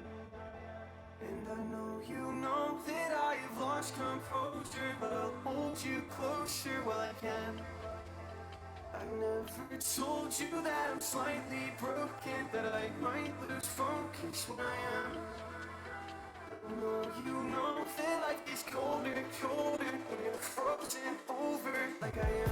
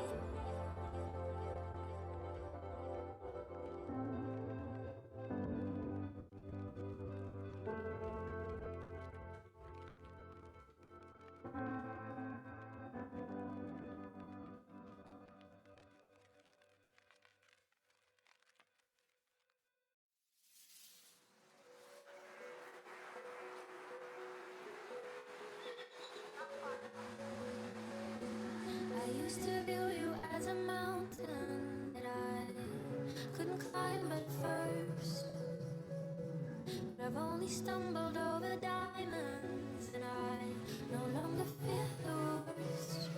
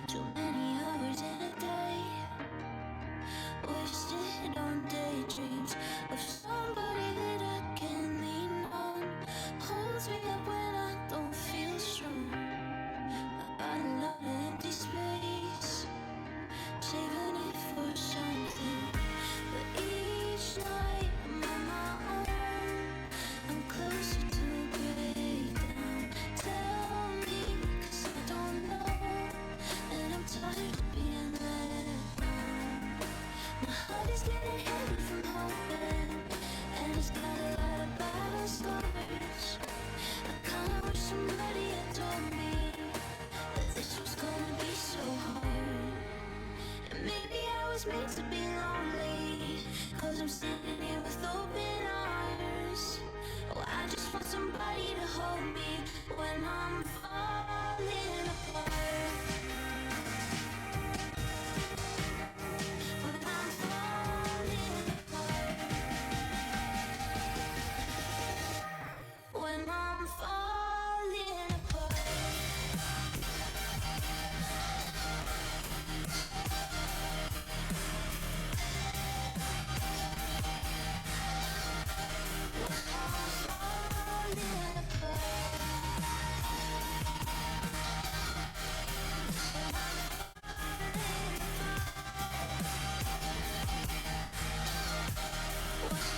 Falling apart.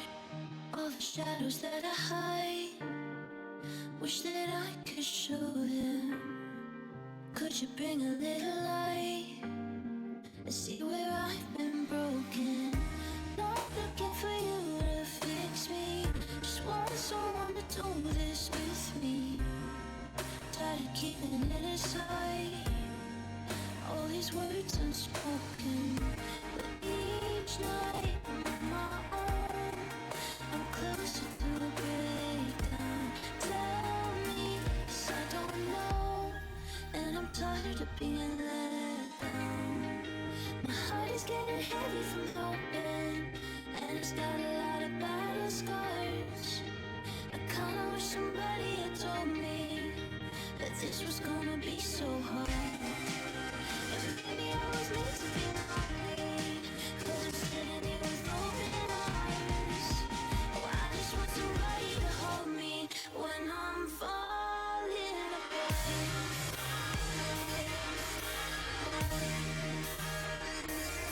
When I'm falling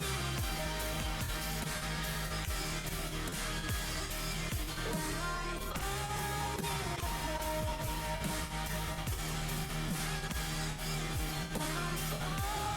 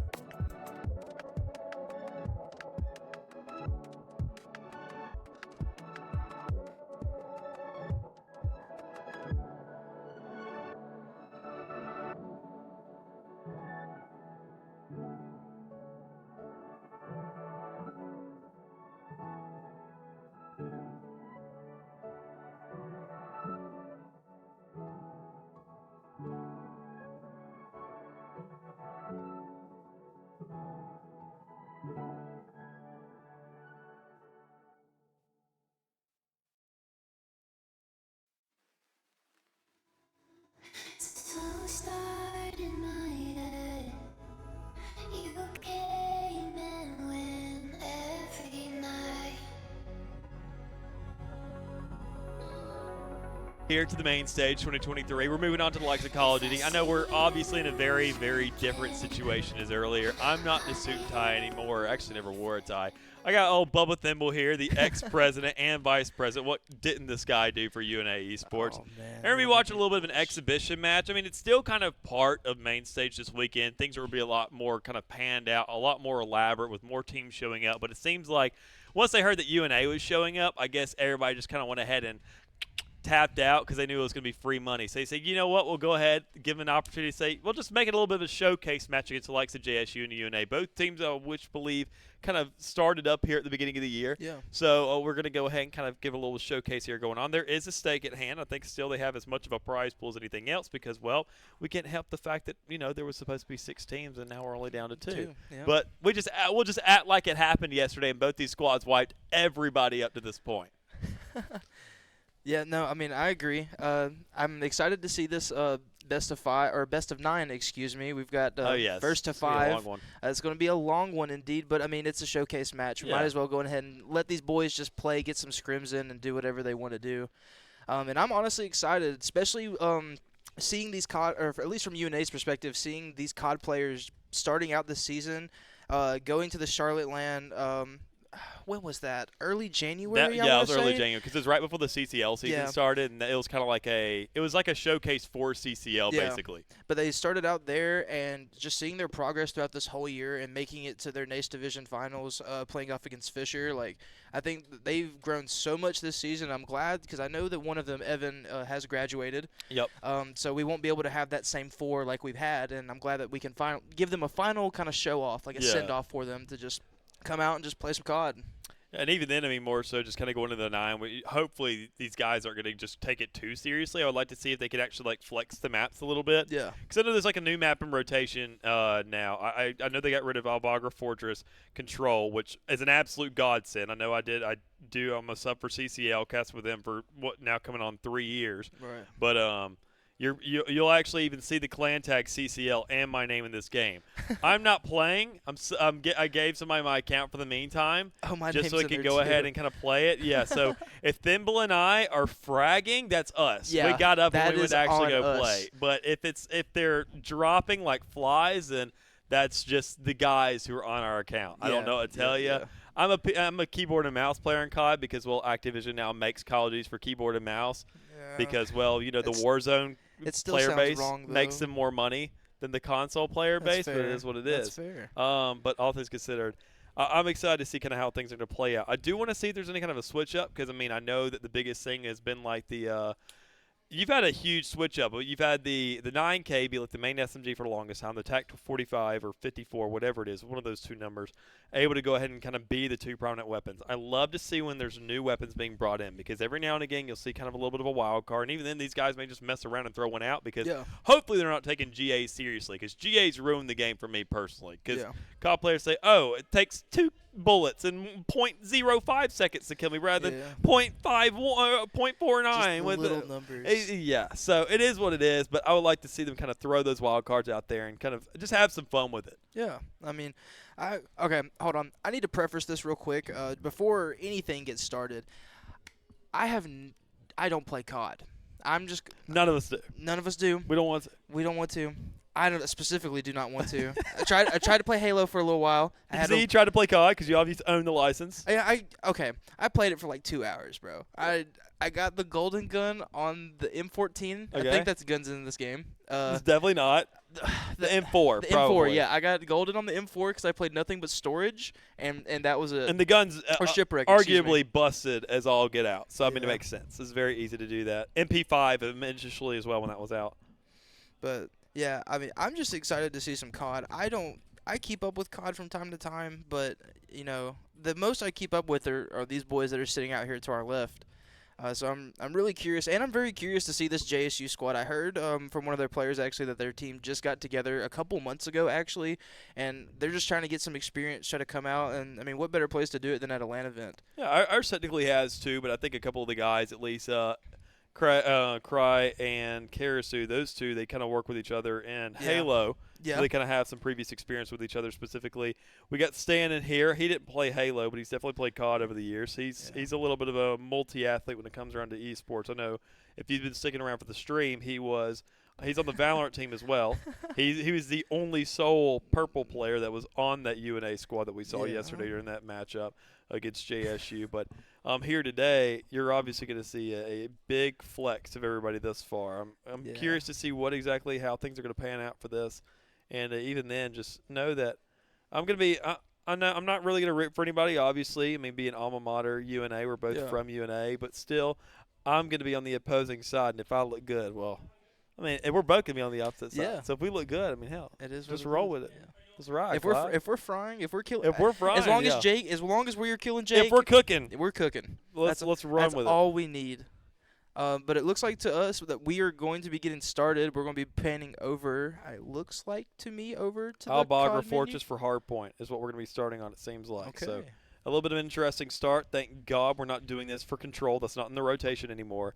The biggest concern, I mean, obviously, I'll go ahead and give a little bit of precursor and context there to where a lot of the teams absolutely hated this map on control, to where if a team knew that they were going to win this thing out because of how the spawns worked, you could never do anything. And on Search and Destroy, you're only that little guillotine over to your left that you see immediately right now. Yeah. There's a bomb right there. Every single time, you're going to see that bomb being planted there 10 times out of 10. Like, there is no leniency. Maybe once in a blue moon, you'll see, go over to the other side of the map, and we'll see the bomb being planted over on that site. But for the most part, it is right here in front of you. Regardless, so Hardpoint plays out a little bit more differently. We're not going to be seeing an objective. We're going to see players go ahead and get nitty-and-gritty with it. We're looking to get right into the TKs. All right, well, maybe a little bit of reset.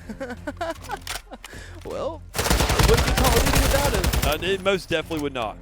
That's why you see those streams take so long. Call of Duty is one of the shortest esports to watch, but yet the stream is always the longest because of all the technical issues in it. Yep. Well. Thank God we are not sponsored by Activision because I already have to deal with them in the CCL. Man, I don't know. I just remember back in the old days. Back in you played Black Ops 2, didn't you? Of course. You played Black Ops. Goated. Is that your favorite COD though? I would say for zombies, it most definitely is. It was my first COD actually, so I came in at a good time. Right. Unlike Hub, one of our old COD players, he came in for Advanced Warfare. Bless his soul. Yeah, he said that was his favorite game. Yeah, I'm like, dude. The thing is, like, I feel like mine isn't faded. I don't have a faded take. Like, I feel like Black Ops 2 could actually be like a good goated choice. 100%. I don't know though. I think my favorite, quite honestly, it may be.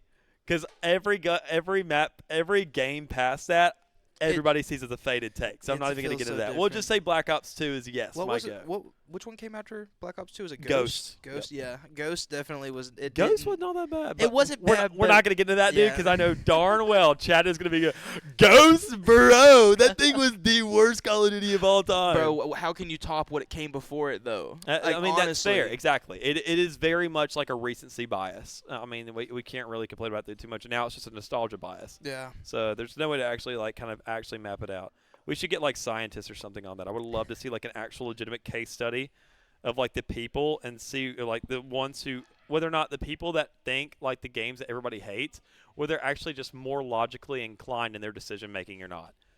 Whether they're actually like faded whenever they make those decisions, or whether or not it's actually like logistically proven to be like, okay, well, this person usually makes some really good decisions and they have really good ideas more times than not. So it probably makes sense that Infinite Warfare is maybe the third best Call of Duty of all time. Oh, that. You think chat was pissed off about the Ghost comment?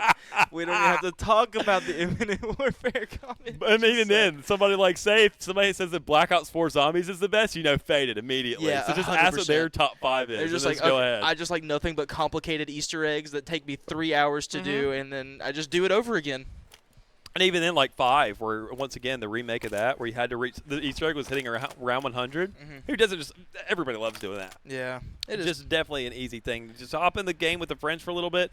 Just play some zombies for about 6 hours. Yeah, nothing big at all. But speaking of hopping in the game, hopefully this time everything will be going good. 10-second countdown. We'll be able to finally figure everything out. Hopefully no TKs in the beginning. But we'll see as we get started. There we go, Stan, Karasu, Cry, Jake. Okay, everybody's laid out. Seems like we're good. Go ahead. We're rolling things along.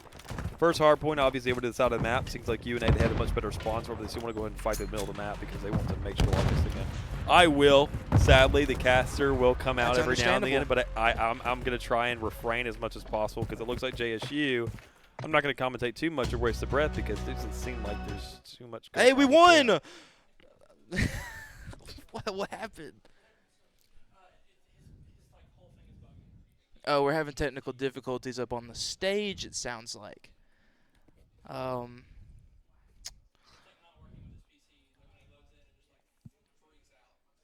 What is?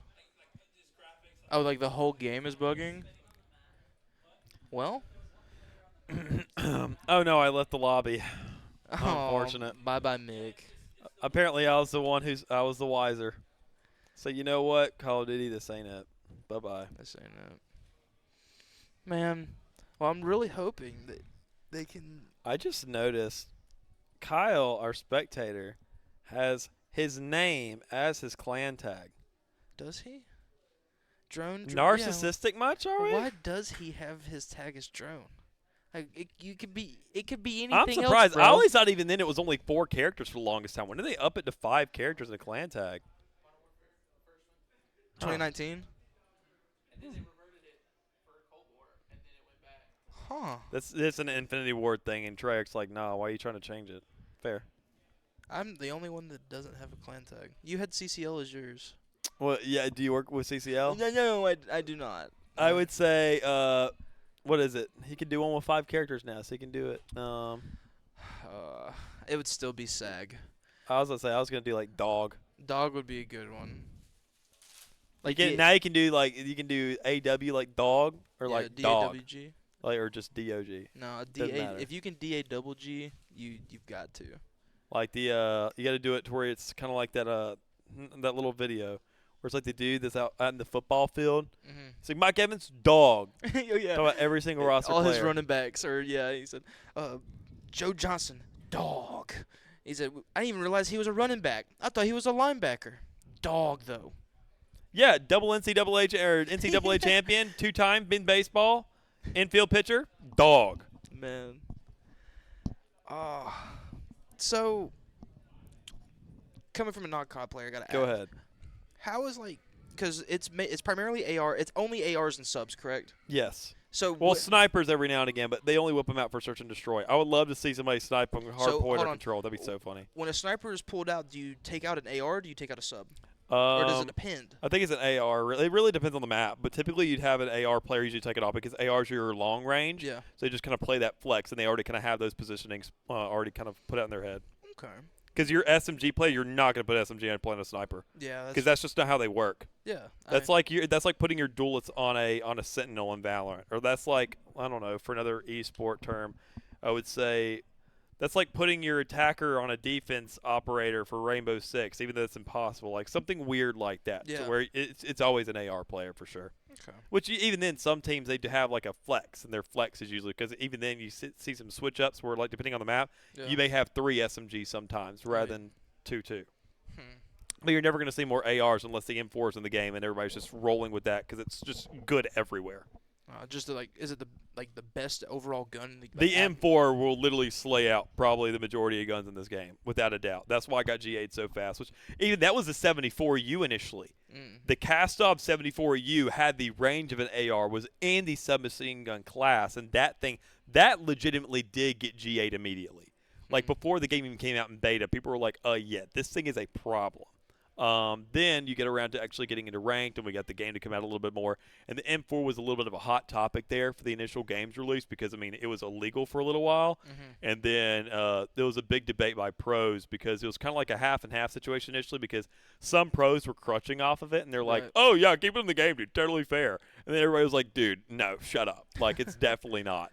I didn't think the M4 was that bad, but, I mean, quite frankly, realistically, I was crutching on it. I mean, I'll be real about it because that gun is still very, very solid. I think that's why it's the only gun in my roster that is of gold, the gold camo. I mean, that's like the only gun that I use. It's like every gun, though. It's like a rule in Call of Duty, which, I mean, you probably noticed this before, at least some people, is like the initial gun you get. Like when you first launch the game and all the guns, the first gun you get with every single class is like one of, if not the best weapon in that class. Yeah.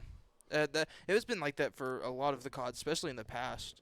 A lot of the first guns that you got, like the MP7 that you got in Black Ops 2, that one was really, really good.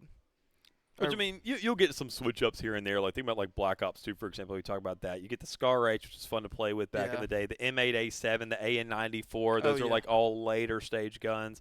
What is it? The Scorpion Evo, which is kind of crazy. Which even those are the good days because, like, nothing was really GA. Because I remember even then Scump was, like, cross-mapping guys with the Scorpion Evo. And you're like, this is not legal. Like, I don't – this man was playing a different game than everybody else. You just gotta, yeah. I mean, hey, but if it wasn't GA'd, if nothing was said against it, then might as well just use it. I'm curious to know. We do have a player on JSU now that I'm looking at this. He has a mouse thing next to him. Is he seriously playing on a keyboard and mouse? All right. Huh. Is that only so? Is only CCL controller lock in the league, or does everybody do it? Okay. All right. No, fair. Man. Sue's going to have to pick up the sticks here in the next couple months if they want to compete.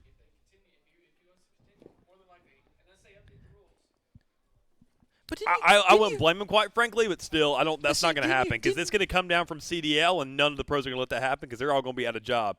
Easy as that. But you said that earlier that COD is becoming more KBM friendly. Yeah, it doesn't matter, though, because the pros, like I literally just said it, they're going to be out of job if it actually does go into keyboard and mouse. But couldn't they just do like a separate division? A separate league? Like a KBM thing is, only? The KBM thing is they know they're going to be out of job.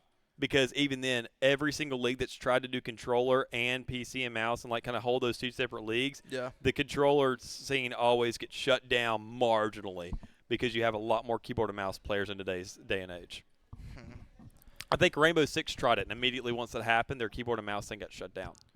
Because they tried to do like which Scott could probably – you remember, what is it, whenever they did like the Rainbow Six had like a keyboard and mouse situation, and they had like the Xbox League and the PlayStation League. They had it for each thing. They basically let those console ones, they shut those things off like almost instantaneously, right? Or unless those still exist. Only Sony. Sony is the only officially Rainbow Six sponsor. Which they could also technically do that with COD, but it's like nobody wants to. And even then, you have your roots come from actual controller rather than keyboard and mouse. It's a different situation. Because you only have like one esport where you can actually see like keyboard and mouse players and controller players synonymously, and that's like Rocket League every now and then, and Apex, oddly enough, which I don't really count Battle Royales as the esport because there's too much luck involved.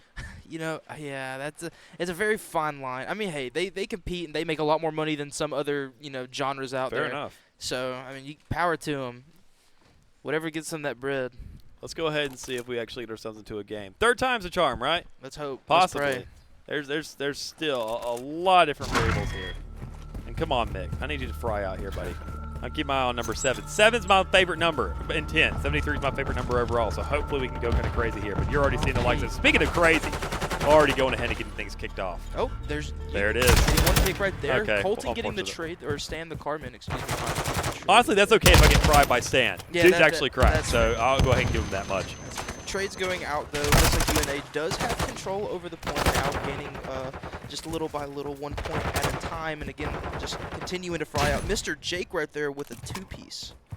Already got themselves a pretty good start. And obviously, Jake was the one who was talking mad trash about this matchup. Yeah. He will fail to admit that, or he will just straight up admit that. It depends on how he feels, because if he loses, he will not say a darned thing. But yeah.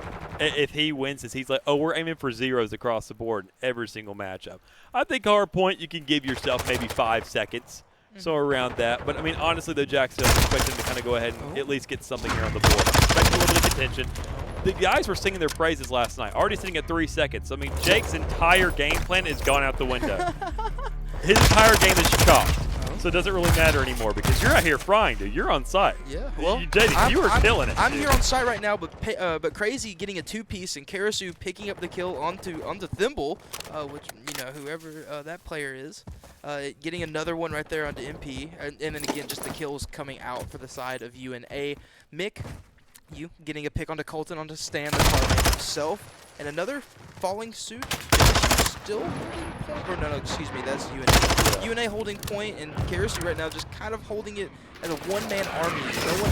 No one else really over here by the side on this point, and he's just kind of going back and forth, chilling out. You can see that Cry's already kind of setting up for the next set. He's been there the entire time. They were out there what feels like probably sitting around 20 seconds. Typically, you would love to see players kind of get to that point that early on. That's an ideal world. 9 times out of 10, you have coaches yelling at players, being like, you need to rotate faster. Because you see a lot of players have problems with that 9 times out of 10, but already looking to go ahead, kind of be setting up for that. When you see that your other 3 players are comfortably fragging out on site, able to take that thing over and not really have too much contention, you're not really concerned about that. But Jacksonville State able to go ahead and at least get themselves a little bit of score on the board, which is thankful to watch. But hopefully they're not going to get 100-man or 100-point club, but still there's plenty of time on the clock. It just comes down to whether or not Alabama can double the score with a much better ratio. Yeah, another thing, too, it just comes down with your positioning. You were talking about it earlier, Karasu just kind of sitting there on the point, just racking up those numbers by himself. But I didn't even think about Crazy going to that next hard point and just waiting for the spawn to happen. Just having those spawns play into your advantage and just making sure you have control over the hard point, that's just all you need to do, besides, of course, fragging out, which is just a basic thing that you need to do in COD. Because, yeah, this spawns can mess you up. I remember that initially when that's one of the biggest loops, one of the biggest learning curves every single year, especially in Infinity Ward games, where the spawns are a little much more awkward than Treyarch spawns. Yeah. And because they have like your individual spawns or like your site spawns or whatnot, but then you also have like your squad spawns. There's different kinds of spawns that are in the game. Yeah. And squad spawns can literally make or break a matchup. Just because it's like you have a guy who's going to go roaming off to the side and trying to go ahead and do his own thing, but even though everybody else is on site, it's like, oh, this guy's venturing off to the edge, let's spawn him over here. It's like, no, the rest of the team has control here. The majority of the team is here. Like, this is a democracy. Put him with the majority there. It is what it is. Already rushes through the middle of the map. Obviously, that's going to be Colton right there, crying out. Man's getting on 3. He's going to keep the blood flowing. He already has a taste for it. The iron is in his mouth. Yeah, the engine is revving indeed. Stands on a tear of 5-piece going off right now. Little low, looking for the 6, not able to get it as of now, but is hungry for more. Just kind of sitting, waiting, able to get that pick. Karasu also getting another. That's 2 down for the side of JSU. You said streaks? I mean, streaks are illegal here. Yes. There is a you got your artillery, you got your pred, or no, you get your pred, and then you have your like your strike. But the other one I remember, I can't even remember what it's called, but it's like one that like glitched out. What's that?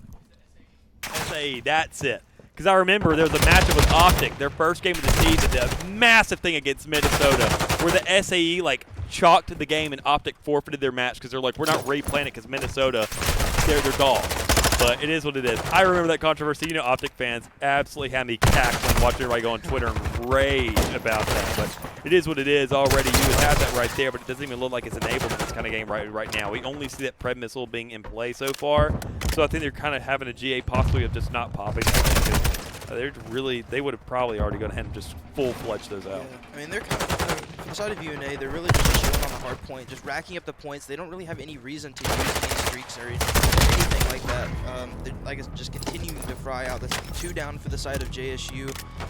And JSU, again, they've been getting picks. They've been able to get 2 at a time, but it seems like the spawns they're not able to clear them out quickly enough, because spawning in this game, having your spawns, it seems so important. Yeah. And if you're able to get the picks, that's cool, but are you able to get it in enough time to where you still have a man advantage for your next fight?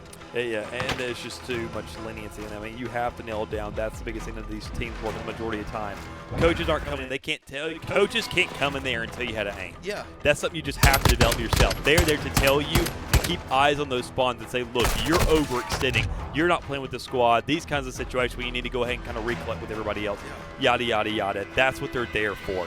They're not there to tell you how to aim, because that's quite frankly never what a coach does. A coach in soccer doesn't tell you to kick a ball. Yeah. You should just know how to do that. Those are the fundamentals that an individual can work on. Yeah. They look at the cohesion of a team and the bigger picture and say, how can this all collect and come together? So, I mean, thankfully we do have this show match, though. So, I mean, things regardless, win or loss, bad or good, no matter what, JSU being a newer team and knowing, I mean, they kind of just got themselves together relatively, recently. Yeah.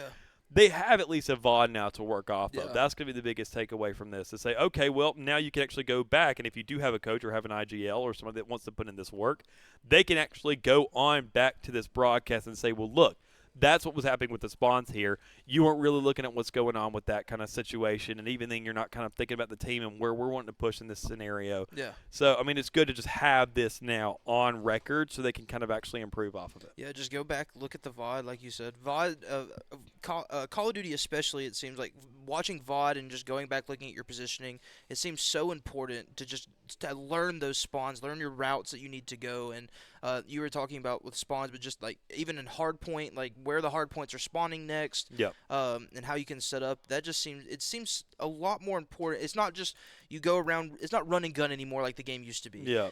Now there's a lot more that you have to think about that plays into the game. And I mean, just watching that first game alone, I'm never mind. I'm not gonna say I'm picking back up COD. I'm not playing COD again. I'm not doing that. No, I'm not doing that. It's worth a LA gunfight, I will say.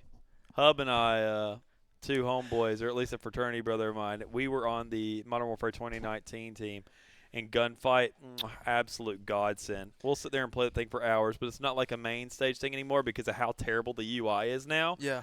It's like having to go into Hulu and then going into like the rom-com section. It's like you got to go all the way into genres, go all the way into the backwoods of the menus to actually find that thing. So you don't find competitive teams anymore. We'll sit there and play now Modern Warfare 2.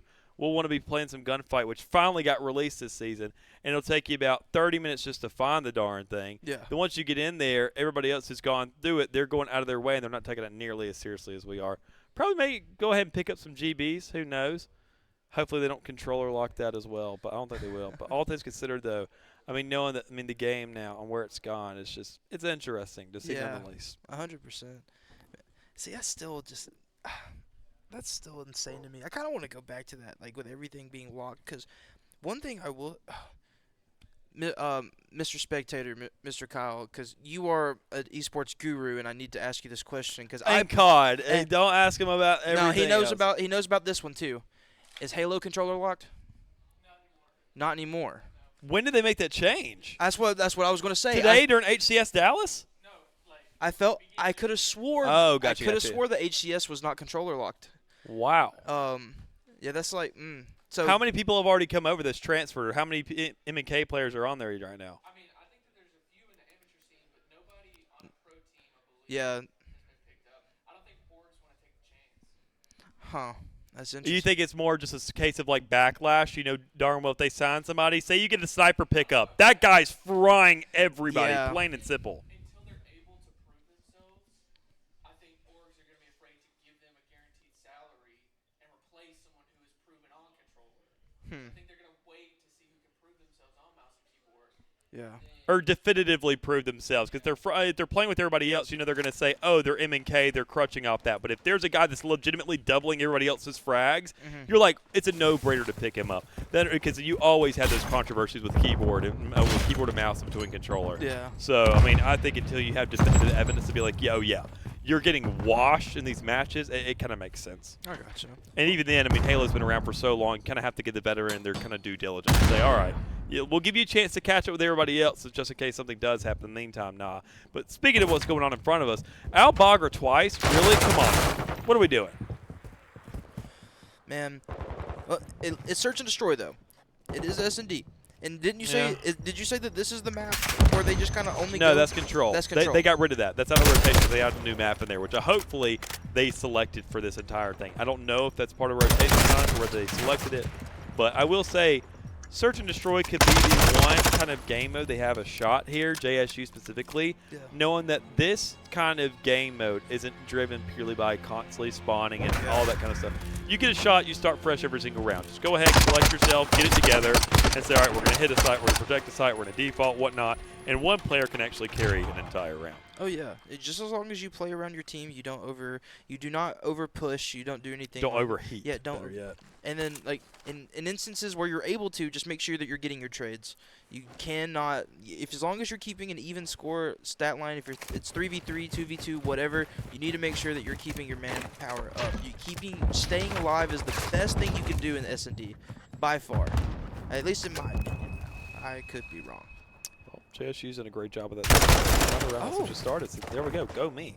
Able to go ahead and keep things evened out across the board. I did hear the guys, the UNA guys, they were giving props to, I think, the one that was playing on your account and my account, specific props. So good for us, right? Yeah. Well, I mean, able to go ahead. They said specifically in search as well because, like I said, the mode's a lot slower. You can kind of actually get some things going. You don't have to create too much actual game plan. Sadly, though, right there, shots just didn't really connect. You were sitting in a 1v3 scenario. Definitely doable coming out from Mick, but honestly, go off, buddy. Make me proud. 1v3 situation. Been in these before, but not able to clutch it up on this one. Honestly, realistic. If it was MW2, I'm washed there. But any game beforehand, I win those 10 times out of 10. Oh, well. The casting days make you much more money. So you just kind of get to the point where it's like, I don't have to be good at a game to make money off of it. Yeah. And even it's a guaranteed paycheck. I don't have to play or anything. Word. Just have to talk about it. I'm not in anybody's crosshair except for chat. Screw it. I'll do that. Just for chats. But yeah, 2-0. What's the score to go to this? It's 5, isn't it? 6? 6. Gotcha. Okay. So a third of the way there, UNA, the 2-0 score line. Again, like you were mentioning, this is still, as long as they're able to get their picks, JSU has a really good chance of being able to take this. I think they just need to get one round win to get that momentum going, and just like that, awesome kill right there on to stand the car man. First bloods.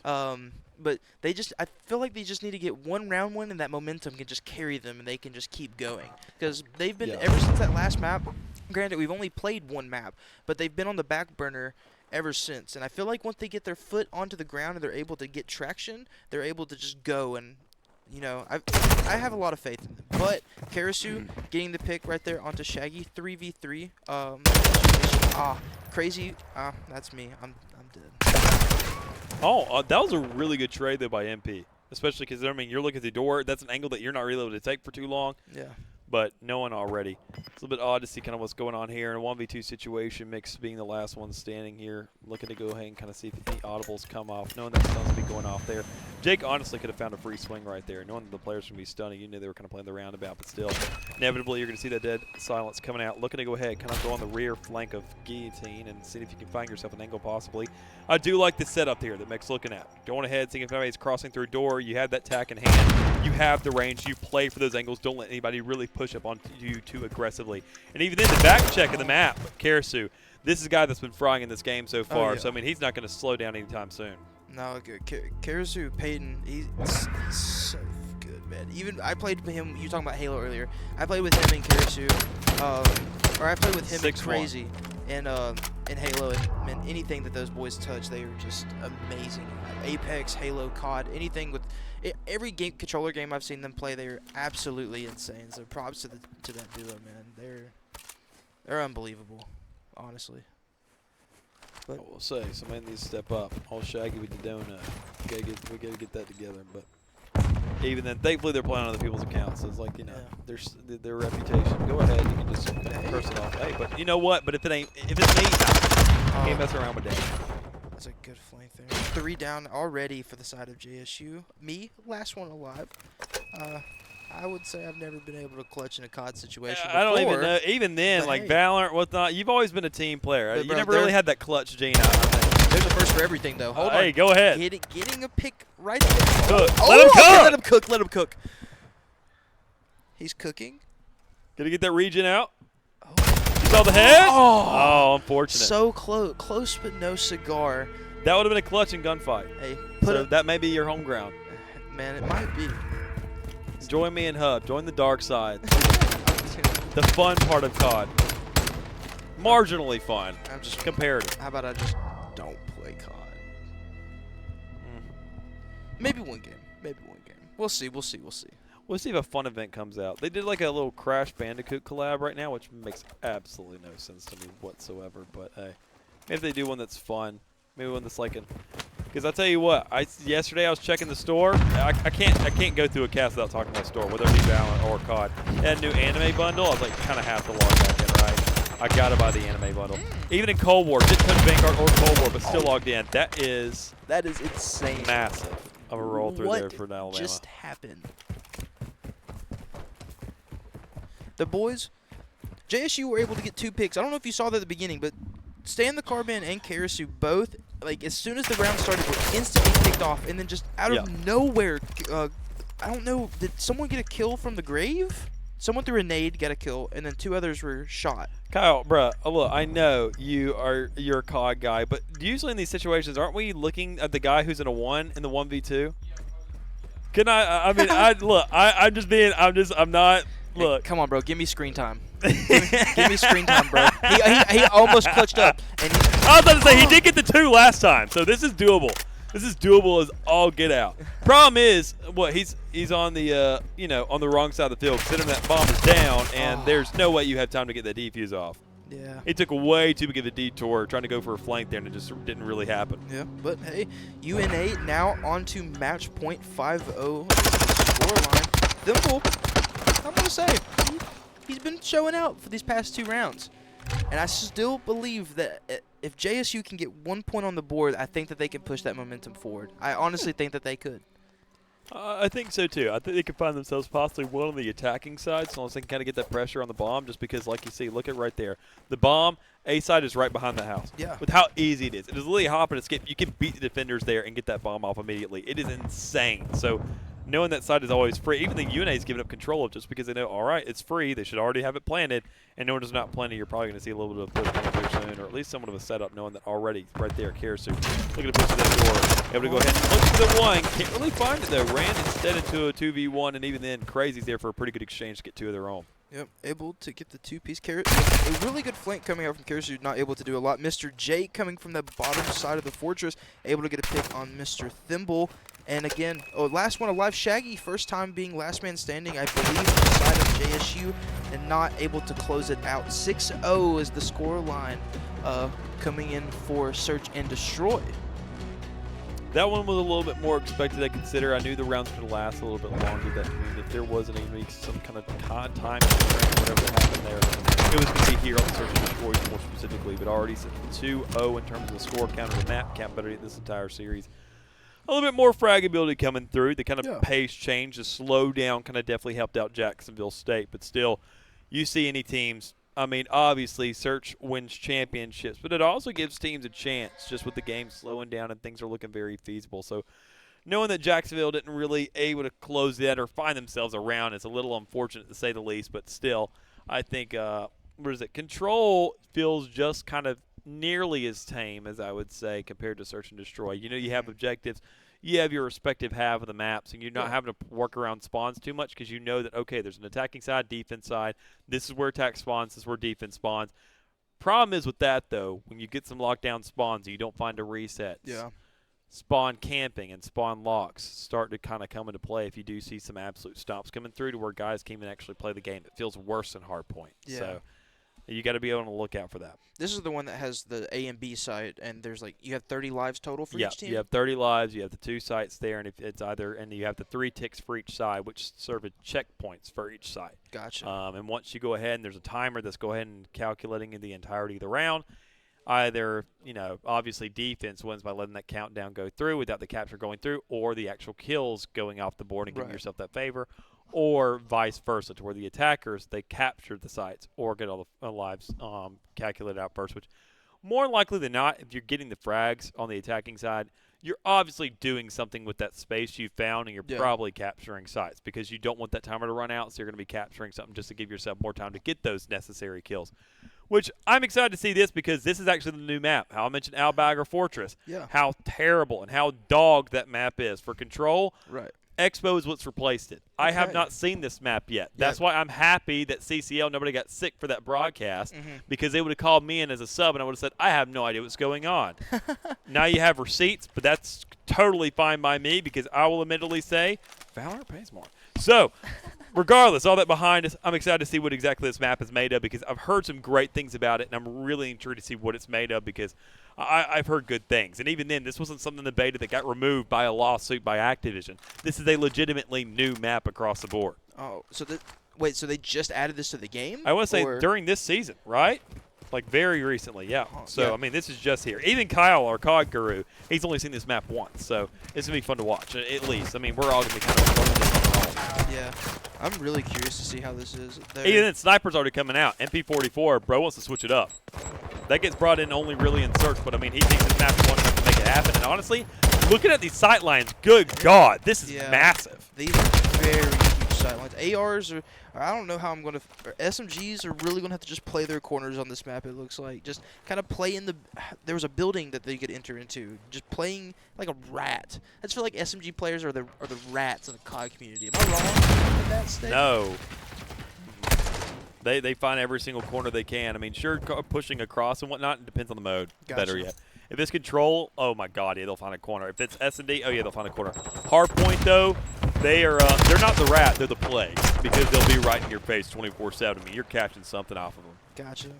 I heard that. Even stat line on lives, the red or the A site, is that 2 ticks for the A site? B is completely B is completely cleared out. Okay. Alabama's on the attacking side, so whenever you look at each one of those objectives and you see kind of that purple border, that's how much is there. So, I mean, they're going ahead, they're calculating up. You see the inside is purple, meaning you have players on site. And they're looking to close things out to go and get themselves the first round. Gotcha. Quick system, looks like. Nick, you were able to get a 2-piece there, but Karasu able to get the trade. The UNA squad was able to get taken off of the A point. But only a little bit. Seems like they're just kind of playing Karasu side. Saw that sniper and he said, I am not picking that up. Can't blame them. You can't blame them. Like, you see how long these sight lines are. That's kind of. I mean, it's worth a shot. Yeah, with how strong pistols could be in this game too. I think even then some pistols got to be just because of like those things melt. It is crazy what pistols do in this game. I'm surprised when you're running a sniper with backup, but there you go, MP44, a little bit of a quick scope there to the face, but not enough to go ahead and know because there's a lot more players around this map. This is not S&D. It's not a one and done. You got to keep on following it up, and we just couldn't really see it. Yeah. But I don't know. I'd have to see. I'd have to honestly just personally play this map. Hey, maybe that's your reason to come out to call. Is one map a good enough a selling point for Thimble to return? No. 3 characters coming into Overwatch 2 was not a good selling point for me. You know, like, don't even get me started on the whole PvE situation. Oh yeah, we love it. We love Blizzard, bro. Yeah, listen, everything made by them, they just live up to every single expectation. That is, if you've set them all as bad. Oh, wait, Mr. Jake, what are you doing? This is the guy that was saying they're going to reach for 0 and everything. He was already wrong about the hard point. I'll admit they lived up in the S&D. Let's go and watch them. Oh, okay, that may be UI, bro. Okay, all right, now we're waking up. Yeah, we're shooting still targets, so I mean you're able to go ahead and get something here. Wait for somebody to fight back. 3. Okay.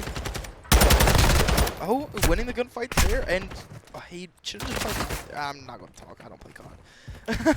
Nah, bro. No. I'm not Good. Hey, it's Jake. I'm talking about Jake. All right, you know you're about to die. Why would you just run out there and do that, man? It just don't make any sense. I get it. Casters are always right. That is the benefit we get.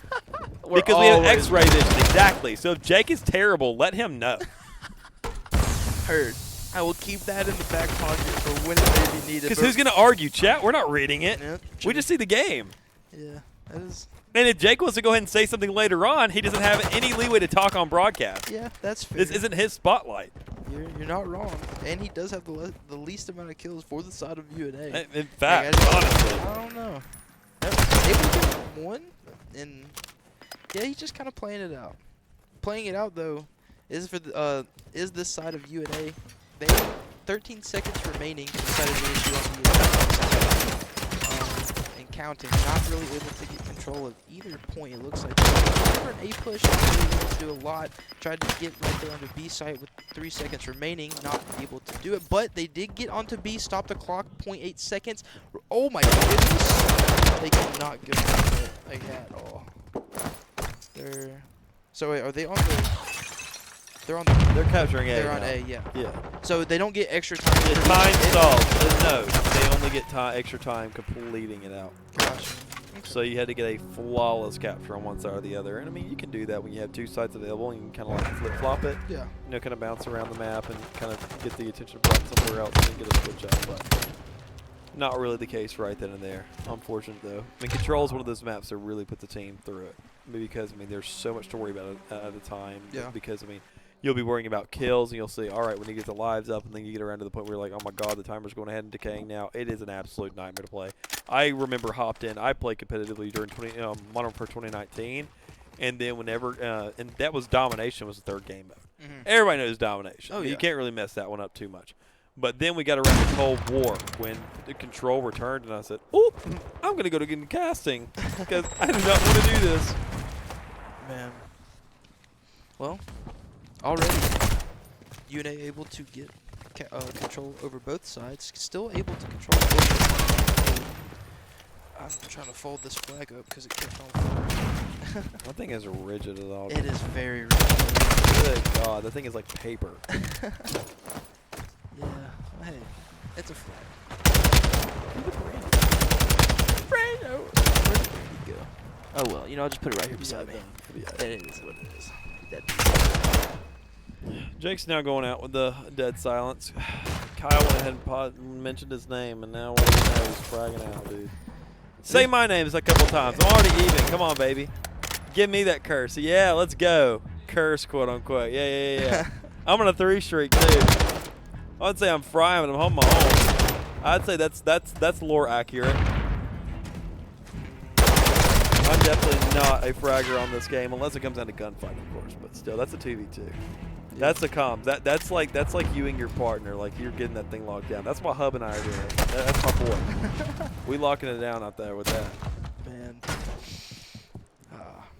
I'm gonna miss Hub, man. He graduated. He's gone now. Bye bye. He was, for context, Hub was a player for every card winning up to this year, I believe. He's been there since the beginning. Did he play for Vanguard? Oh. Yeah, he was there. He was on the team for Vanguard. I don't. Did you guys play anything on Vanguard? Did y'all compete? I'm sorry. Good God. I know he attempted it, but everybody that played Vanguard was like, I just don't want to do this. It was painful. So we really can't blame him. I haven't heard nearly as many complaints when it comes around to Modern Warfare 2. Yeah.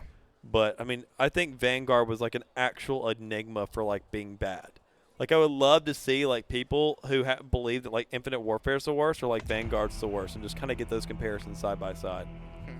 Because I mean, still don't think Infinite Warfare was that bad, but you know. So, are those the only? Is it only Hardpoint, S&D, and Control? Yes. Are those the only 3 game modes? Yes. Okay. So they just go back to Hardpoint. Yes. Okay. Some formats you'll see maybe an enigma, an outlier of a play every here and there where it's okay, well they'll kind of do a bounce back to where it's hard point, search, control. That's but I mean that you see that maybe once in a blue moon. It's like a little tiny tournament have fun thing where it's not even official. You'll never see money or stakes on the line with something like that. It's kind of just one of those community tournament things. I got you. What are the other Hardpoint maps that they could pick from? There's Fortress. There is Fortress, which they just played on twice, but you know. You have what is it, Embassy? You have Hydroelectric. You have Hotel. Okay. I think those may be all the maps. There's not very many, I know. I don't know if the new map has hardpoint. I don't know what kind of modes that's been introduced into. I think it would make sense for hardpoint, but good God, looking at how big that thing was, I wouldn't be surprised if it's there for S&D, but it'd be a lot more reminiscent of like a Modern Warfare 2019 kind of S&D where you had 5 people per team, which, do I miss dearly. You miss 5v5 in this game? Loved 5v5. A lot of people disagree with that. I have a lot of hot takes. I'm one of the Faded COD players. I will admit, I was one of the Faded COD players. Man, you liked. What'd you say? I like the controversy. I ain't gonna lie. I like the things that were different. That's fair. Just because I think like PC esports are a lot more established. So I mean, I feel like if you're gonna catch up to the curve and you're kind of gonna stick with it, you need to kind of follow suit. You got to be put in line a little bit. Yeah. I mean, because let's look at the only PC game that's different that isn't. That isn't 5v5 that was there, and that was Overwatch, and we saw how fast that died. Yeah. It's because 6v6, man. It's the numbers. You got to make it 5v5 in the PC scene. Just plain and simple. Okay. We're not. Rocket League is controller. We're counting that as a controller one. Listen, Let's be real. Overwatch could. The majority of the player base plays Rocket League on controller. Listen. Because anybody who doesn't play Rocket League on controller, they have to defend themselves. So you know for a fact as a controller. Exactly. Man, I actually disagree with you on that statement.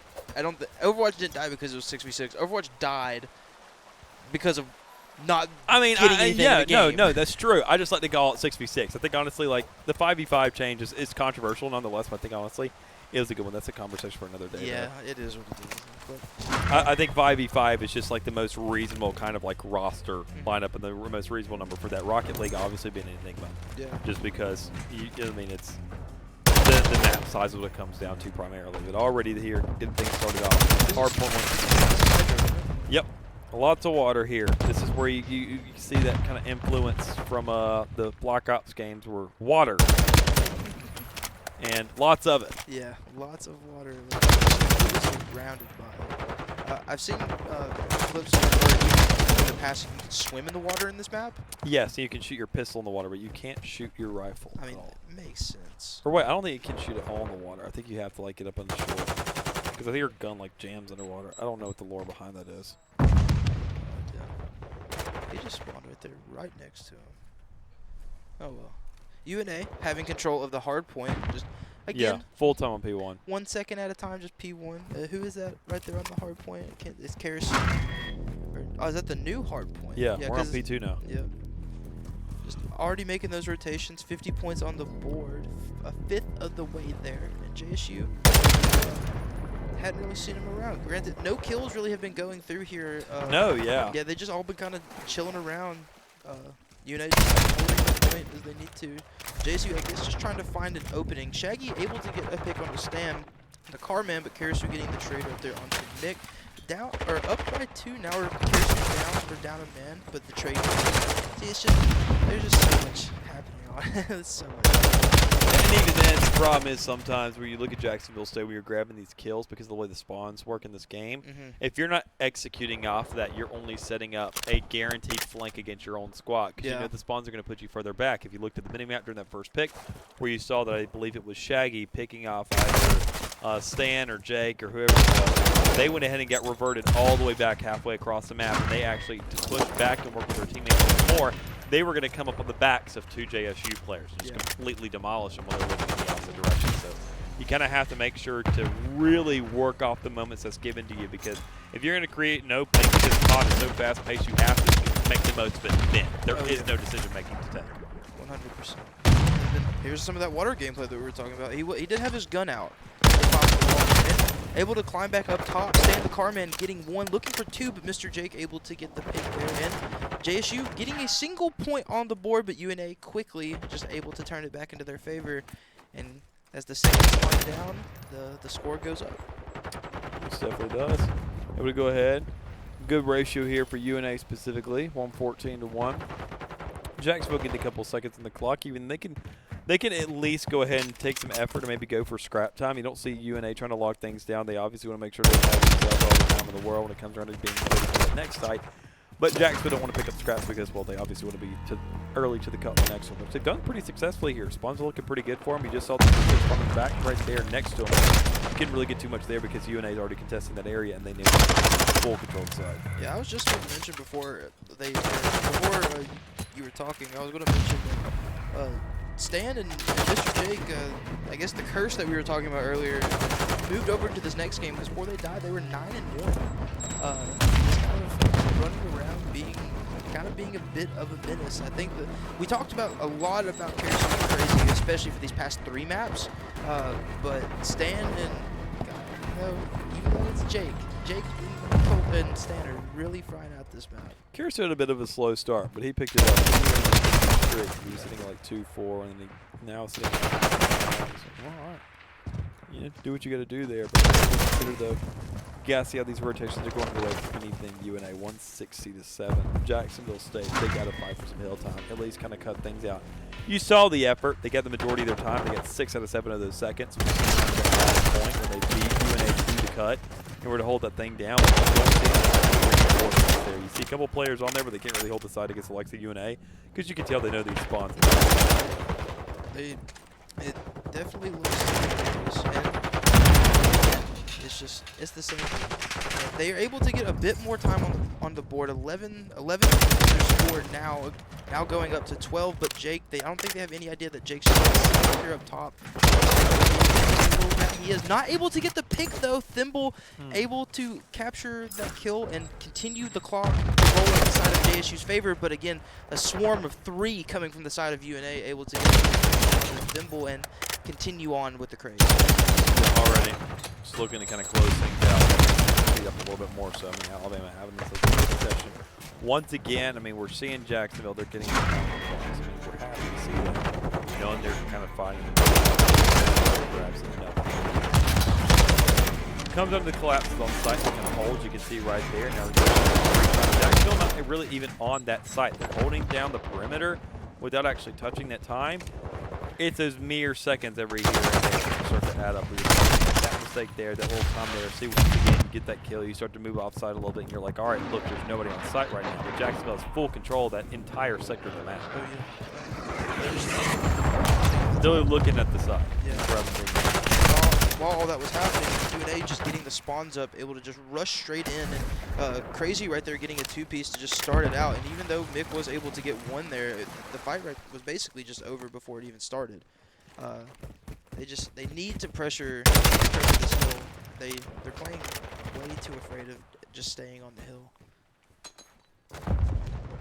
I'm just having to hold things down because good God, if I ever got into another controversial debate inside the FPS chat, which is definitely a muted channeling UNA for me past this point because it's nothing but console kids just talking about stuff, I knew darn well I'd be seeing Karasu or Crazy or somebody be posting a screenshot of them frying me even though it's not me. So I'm glad he's holding his own because that screenshot isn't nearly as valid. Yeah, you sadly cannot ever say anything in that chat ever. Just because of the stakes you've been giving yourself right now. Not about COD. I don't even talk about COD. So I'm still chill. I'll make a separate channel for my Make a different server, base gamers. Yeah. I'll make a chat that only I can talk in. Everybody can see it. Word. There's just me in it too. Make one of those stages, those Discord stages where you're the only one that can speak. You have to invite somebody else up to say anything. Some closure though. Another hard port underway.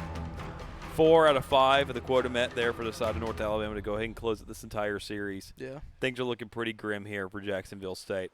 And as we mentioned, not the biggest deal in the world. Alabama, we know these guys have been console gamers for a long time. They played in multiple different sports.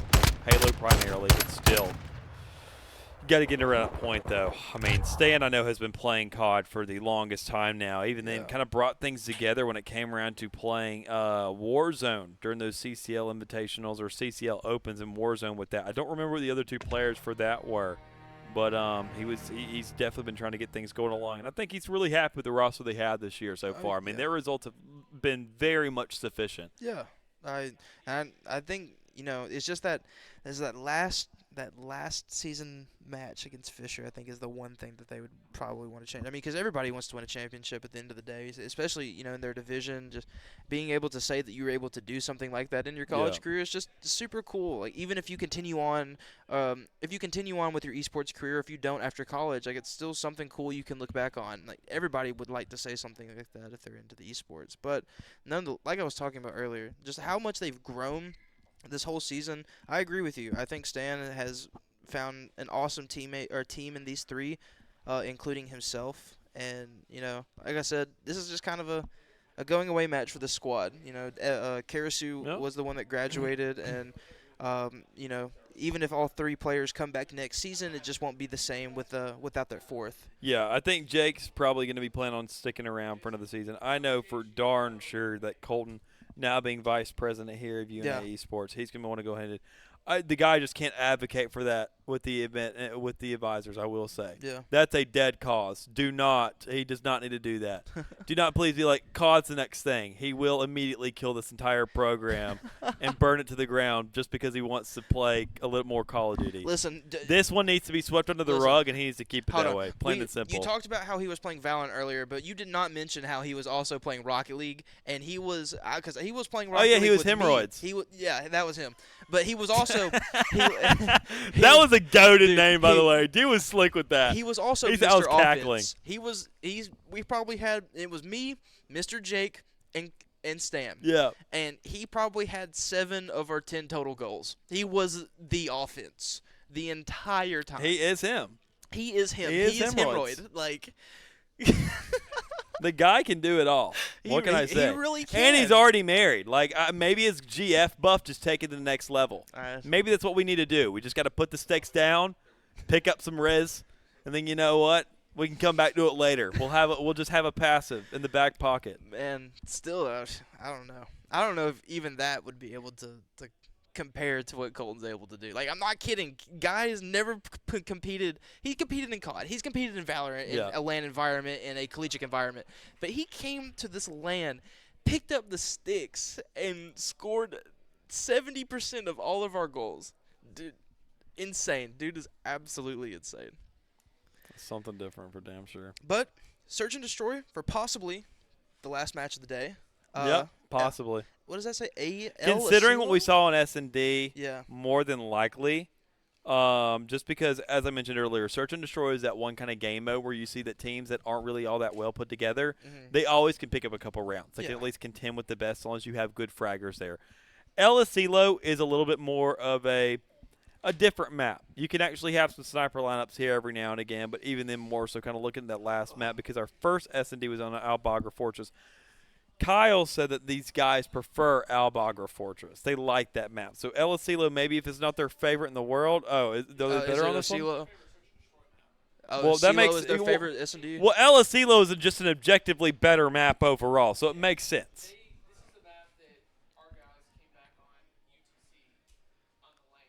Oh, yeah.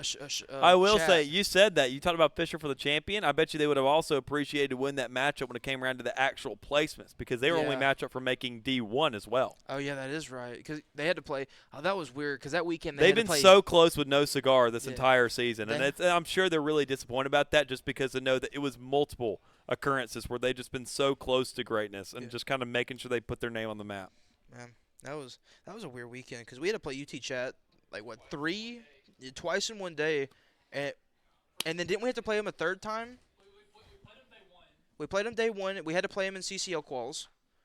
No. We played them day one, and then we had to play them day 2 in CCL quals. Oh, they called a timeout. How the hell does that work? We're not in the middle of a game. How do you call a timeout? Is that how COD timeouts work?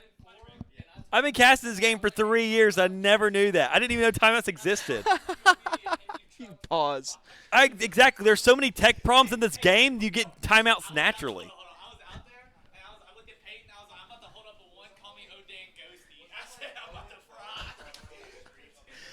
Dude. Hey.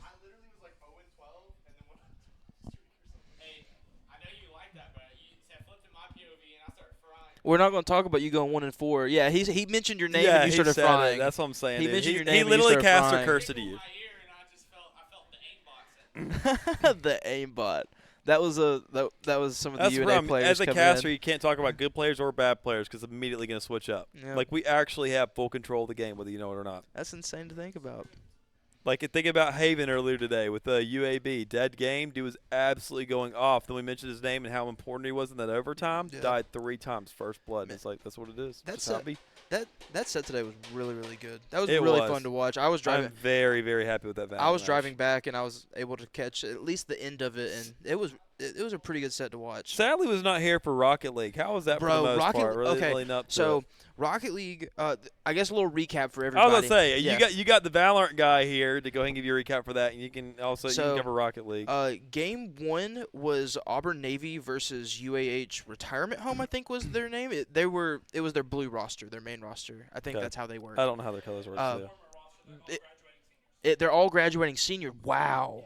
I see. So all their graduating seniors versus Auburn's main roster Navy. I think UAH Retirement Home took that. I think that they won 4-1. They won 4-1. Everyone was a best of 7. But every single game was won or lost by 1 point. It was like 4-3, 2-3, 2-1. It was really close games. And then their second semifinals match was JSU versus UAH Dogwolf. They changed all their names to like one guy had like Woof Woof, and then it was Wolf in Italian was in parentheses. UAH Dogwolf won that, so our finals was UAH versus UAH. Yeah. And it went to Game 7, and it was tied up until like the last minute, and then Dogwolf took it. They won. They scored like 2 goals in a row within like 30 seconds, and they took it home. So the new Gen boys took home Rocket League over the old heads. There you go. That was the first time they ever beat that team. Oh, and what a way to do it! What a way to do it. Good way as to well. start, though, knowing that you're going to next year, kind of getting in. I mean, Yeah. that's promising for them because, I mean, UAH has definitely been one of those programs in Alabama to definitely kind of be rocking it in Rocket League. Oh yeah, 100%. Ever since Even in just the Southeast in general. Yeah, ever since I've been here, they've been top tier in Rocket League. And dude, in a lot of games that they play in Overwatch, they had a really cracked team. Whenever I was playing Rocket League, they've had a really, really good team. And I think even back in the day, whenever their COD roster was also really, really good, we had a little. When we started, I want to say, like, back in 2019, they definitely were. But I think we've definitely seen a little bit of a swap in shoes when it comes around to UNA and UAH, specifically in COD. I don't know about their placements regionally or nationally. Yeah. On CCL, I know specifically, like, because they've changed the regions every single year, dude.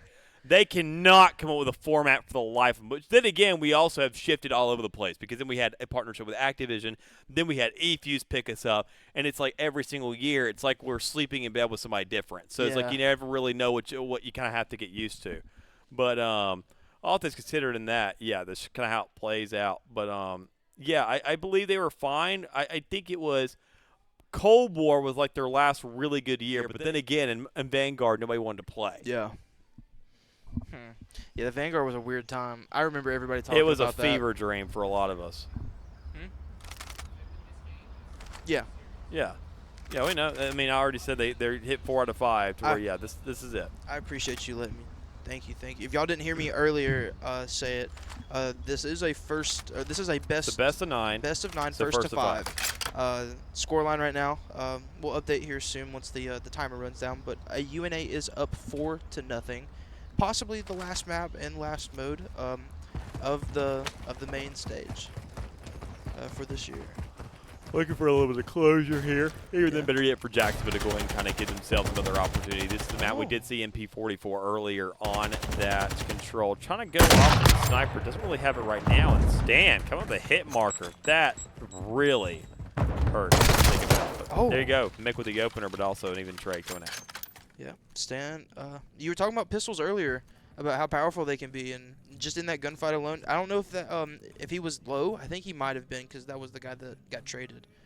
But Stan able to get the pick and sniper in hand. That's another pick. Mr. Jake getting a pick onto MP, and Crazy pushing the bomb, getting this bomb planted right here onto A side. Making it even though already. I mean, looking to keep this kind of 2v2 situation, just seeing where the next frag is going to go underway. Because the bomb's down, you get to play for that retake and the defuse. So it does take 7 seconds for a defuse in this, so you need to make sure that you only basically have about 23 seconds to get yourself off. And Thimble almost, you had those shots there, had the damage, but you just on the follow-up or somewhat of a trade because good God, Stan was ready for it. Yeah, just had no breathing room there. As soon as he peeked out that corner, just got instantly blown off. Stan, you talked about those snipers earlier, man. Just bringing it out here on S&D, those longer ranged maps. I'm happy we were able to see it. We were talking about it earlier because I was like really curious. I'd not known about it. I'm glad we're able to see it. And Stan getting 3 on the board for that first round. And funny enough, Stan is a assault rifle player, so he's just kind of going ahead and showing you exactly. Which I thought he was an SMG player. I could have swore I played like COD with the guy. Yeah, so he's like, so they flopped. Okay, so yeah. Because I know initially, whenever I was playing with the guy on release before, like, the competitive scene started coming our way, that's what he was doing. I was playing with him on SMG. Did Stan just get another hit marker? I think, yeah. I think that's what it was. Either way, Mr. Jake getting the first blood right there onto Shaggy. Hey. Okay. Oh, 1v3 already. Yeah. Okay, go off me. Do it. They're going to feed you one by one. Right? Unlucky. Yeah, I mean, where can you go there? You kind of just stuck behind. You're sitting behind bar, but I mean, yeah, you got to be ready for it. He's kind of strafing it out. Looking at that timing. He was immediately ducking as that swing came through. It's that COD timing to it to you over and over again. You see it all the time. Yeah. It gets to a point where you just get used to it, where you're just like, whatever. It is what it is. It's just COD. Yep, and it always will be. Well, 2 rounds over for the side of UNA. Still nothing coming out from the JSU side, but we're hoping for the best. And another hit marker. Was that? Yeah. That was Stan. That was a hit marker from Stan, yeah. Oh, Stan with the TK. Actually, Jacksonville, this one you can capitalize, baby. Yeah, 4v2. You are up by This 2. can be your S&D round right here. You keep on mentioning momentum. Maybe all it takes is, rather than Jacksonville to capitalize and, win a round of their own merit, just going ahead and working out the fumbles of Alabama. But crazy, making sure that should not be a possibility. Able to get a pick right there onto the sniper of MP44. Making it a 3v2 situation. Looking a little bit more grim for the side of JSU, but they still have the numbers. And I was talking about it earlier about how important trades are. Just as long as you keep your trades, as long as you keep your numbers, you play together, you should be fine. The bomb has been planted on B, so they know where these players are or roughly around where they are. Shaggy getting picked up a little bit there by Crazy. Able to see him off in the distance and able to get the pick in a 3v1 situation. Now Mr. Jake is going to need to clutch it up with the bomb plant. Oh. There you go. Get her switch up, but yeah. There we right go. There. JSU on the board, getting their first round. Jake, unfortunate. Yeah. Honestly, yeah. He should be one of those. He talked about just locking out these players at 0, and that was the determining factor right there. He could have get them at 0. Yeah. Wasn't able to go through. Well, here comes the comeback. Already, reverse sweeping coming, like literally across the board. I feel it. I feel it coming through, and every round these snipers have gotten. Where is the one shot box for a sniper? It should be basically like belly button above kind of level. See, I feel like that's where they're hitting though. Hold on, maybe someone peeks this. Oh. Oh, you see that glint? Yeah. What is this, Warzone? Hey, yo.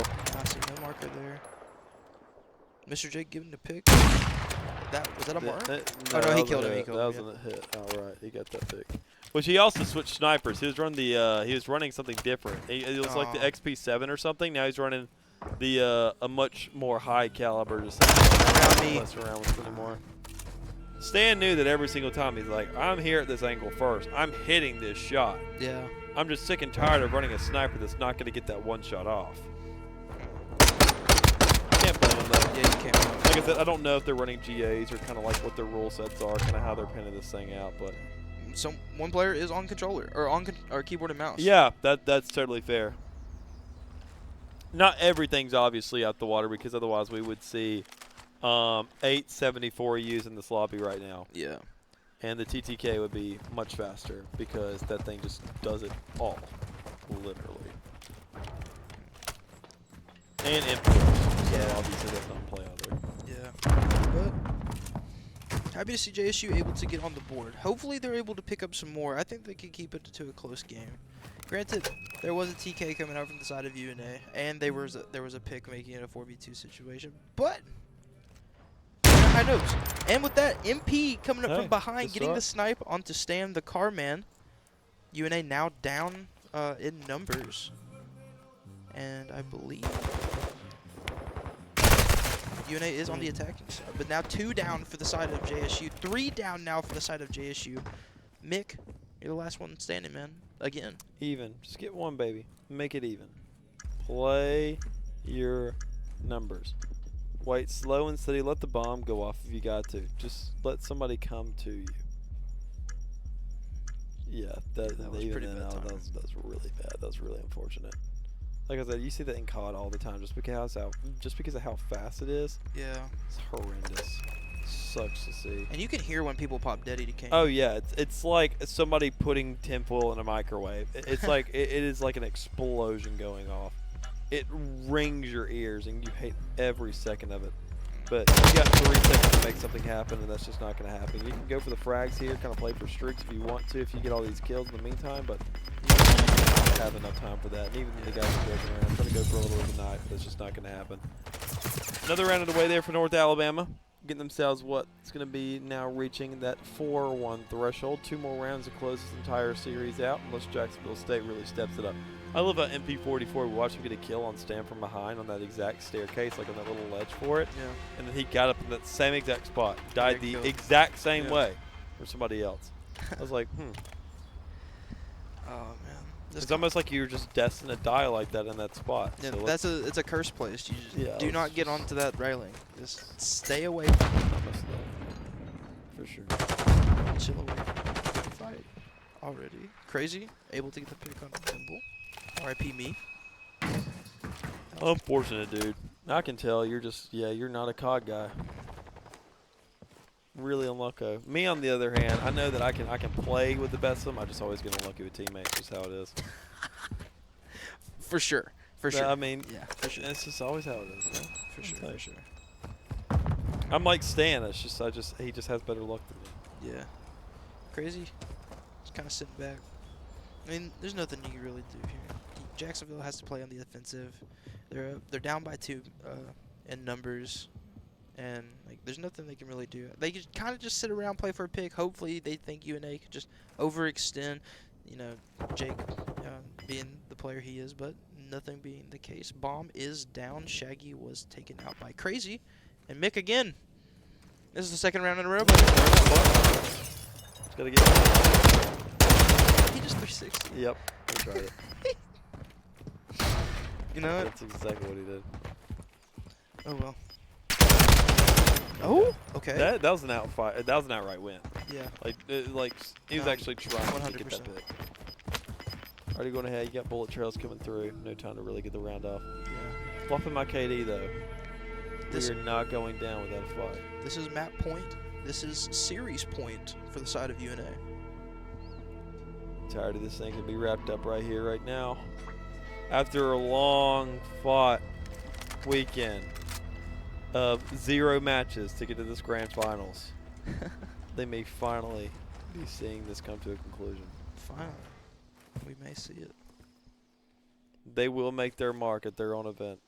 So help me God. Oh. Yeah. And anybody who's reading this and saying, oh, we would have wiped these guys. Well, I guess you would have signed up then. I guess you would have brought the rest of the team with you. But you also would have tapped out last minute because you know these guys would have fried. Oh, speaking of frying, what's up, baby? Let's go, baby. Oh, that's me, boy. Yes, that's me. That's me. Let him cook. Let him cook. I'm doing that. Nick, oh yeah. Oh yeah. What's up, homeboy? Look at that, man. 1,200 damage. Yeah. That's insane. JSU. All those years in the kitchen, because he's frying. All those years, I worked at Bojangles, Zaxby's, Chick-fil-A. Your boy knows how to fry. Usually chicken, not people, but hey, we'll take it. Oh, man. Yeah. 11-3. Oh, jeez, man. Well. Yeah, let me get a screenshot of this. Yeah, what's up? we're gonna take out the score, you know, and only have the actual kills. We're just gonna crop it and like Photoshop it. Yeah, just own. Yeah, and if you're photoshopping, just make sure my name is also out of it. Fair. Yeah. I can do that. I'll put Tiger there. Nah, I can't do my mans like that. I can't do my gunfight partner like that. Whoa. Oh, see, I'm over it. I'm over it. What happened? You guys are dragging me back. I'm knocking y'all down now. Listen, he is out You're for in blood. my way. He is out for blood. I don't need teammates. I'm just knocking y'all down to get out of my way, bro. I got a bomb to go plant, by the way. Okay? I don't care about what y'all need to do. What happened? Why?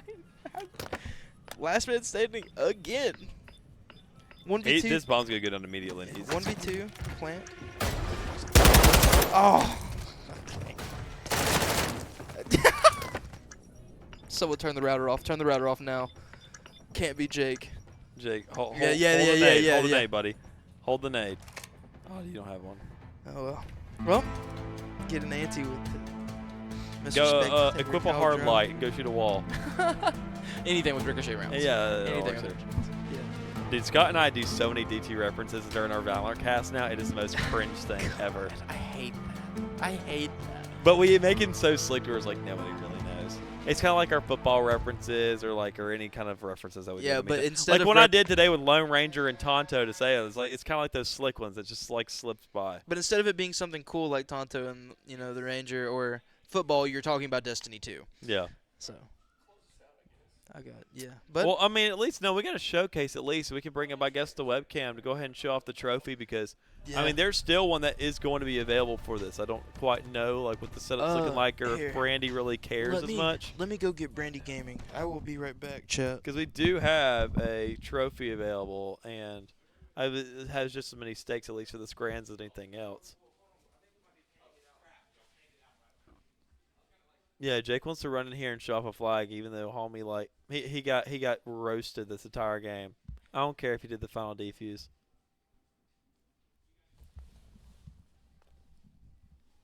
There we go. There's old Jake Colton, the man who does it all, the Swiss Army knife of gaming. Hemorrhoids. The Swiss Army knife of gaming. You got Bradley there. He's not part of the team. What are you doing there, bud? Man, that's just him. That's Himothy. You got Hemorrhoid and Himothy. You do got Shaggy. I will admit, UNA has a coach, so that's obviously to be expected. I mean, they're supposed to know what they're doing. You got to give it to Shaggy. Yeah. If he wasn't for him, y'all would be lost, plain and simple. Your hard points will look terrible. Your controls, you guys would just only worry about time. You'd only be going for frags. The point would never be capped, ever. You're panned. Yeah, go on, Brandel. Oh, look at these boys. Oh, gotta give them the photo op. Shaggy coming in.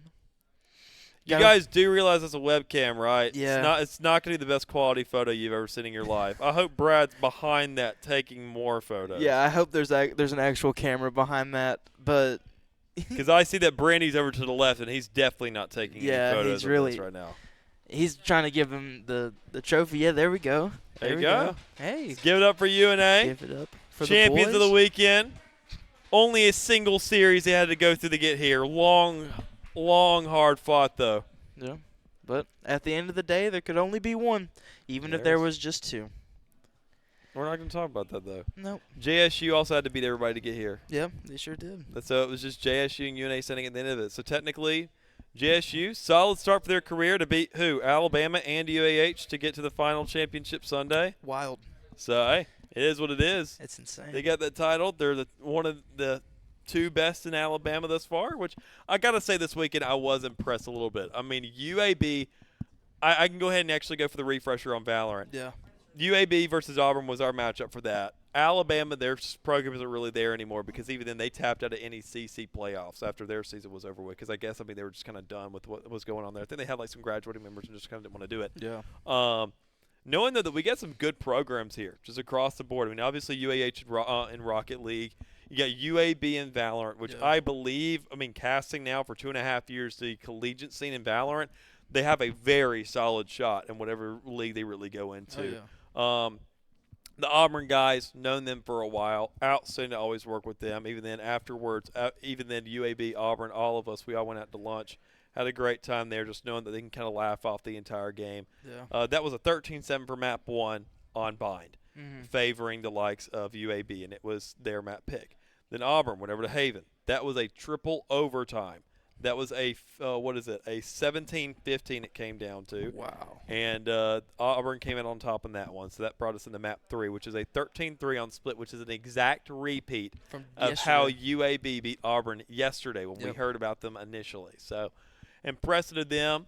UAH obviously closing things out in Rocket League here today, and, UNA closing things out in the likes of COD. So you can't really say we wrote the script, at least maybe for one game, but even then, I wouldn't have wrote a script where, teams didn't show up. So there's always next year. There is. I'm sure Brandy's going to be looking to go ahead and do this thing over and over again over the course of the years. Hopefully budget gets greater. I can ask for a greater pay grade. Because I definitely cut myself short this year. And if you guys are going to ask me to do COD, good God, I'm charging you $800 next year. At least. For the hour.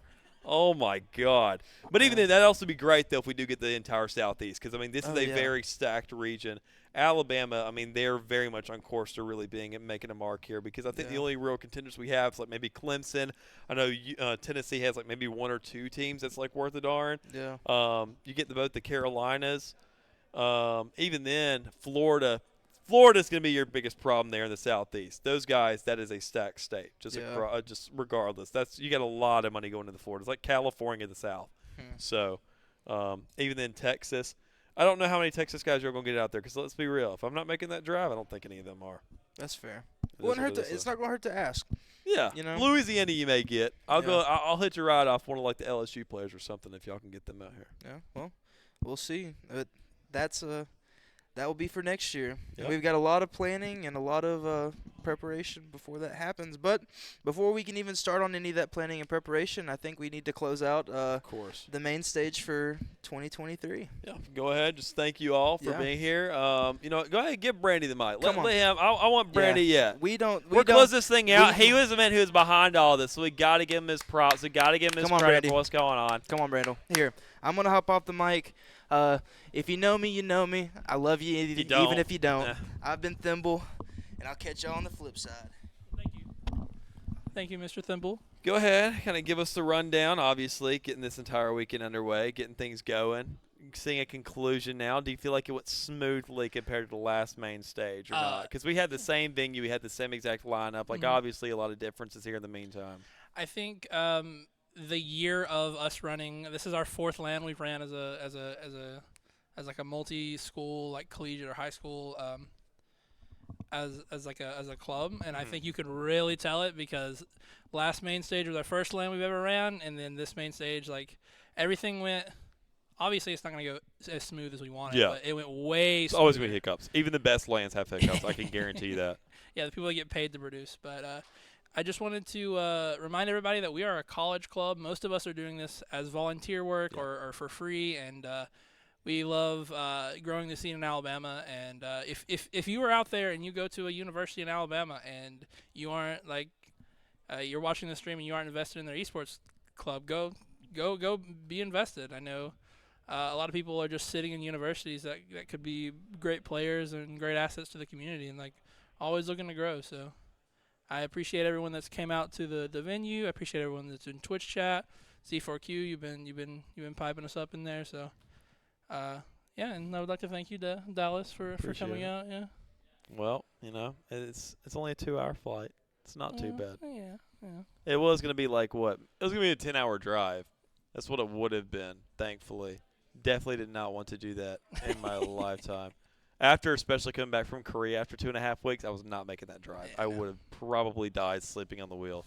But all things considered, though, I know even then got a couple sponsors, I believe, maybe to shout out because I know we were getting trailers for them. You know them off the top of your head, so you can give them some love. Yeah, we got For the Win Game Store. They were our first ever elite sponsor. They're the goats. We've got the one that didn't have a trailer was AimLab. They were a big elite sponsor this Forgot year. about them. And then we also have our wonderful Department of Kinesiology that lets all of this happen, and we've got some big plans in store, working with them in the future. So with all that being said, obviously we got to get things kind of cleaned up here, closing in on 7 o'clock. We all get to make it for dinner tonight, thankfully at a reasonable time. So obviously I got food and drinks calling my name at least. Probably everybody else in this venue does as well because, well, we got a whole week ahead of us and, just a summer of gaming to go ahead. So thank you all for joining us. Obviously, we'll be back next year. Anything, just keep up with UNA in general. You saw the socials on the thing. You may see one on the outro as well. We're not quite sure yet, but whatever it is, you make sure to go ahead and tag us along as we're going to have plenty more in store here in the future. So we'll catch you then. Thank you all for joining us here today, and we'll see you next time.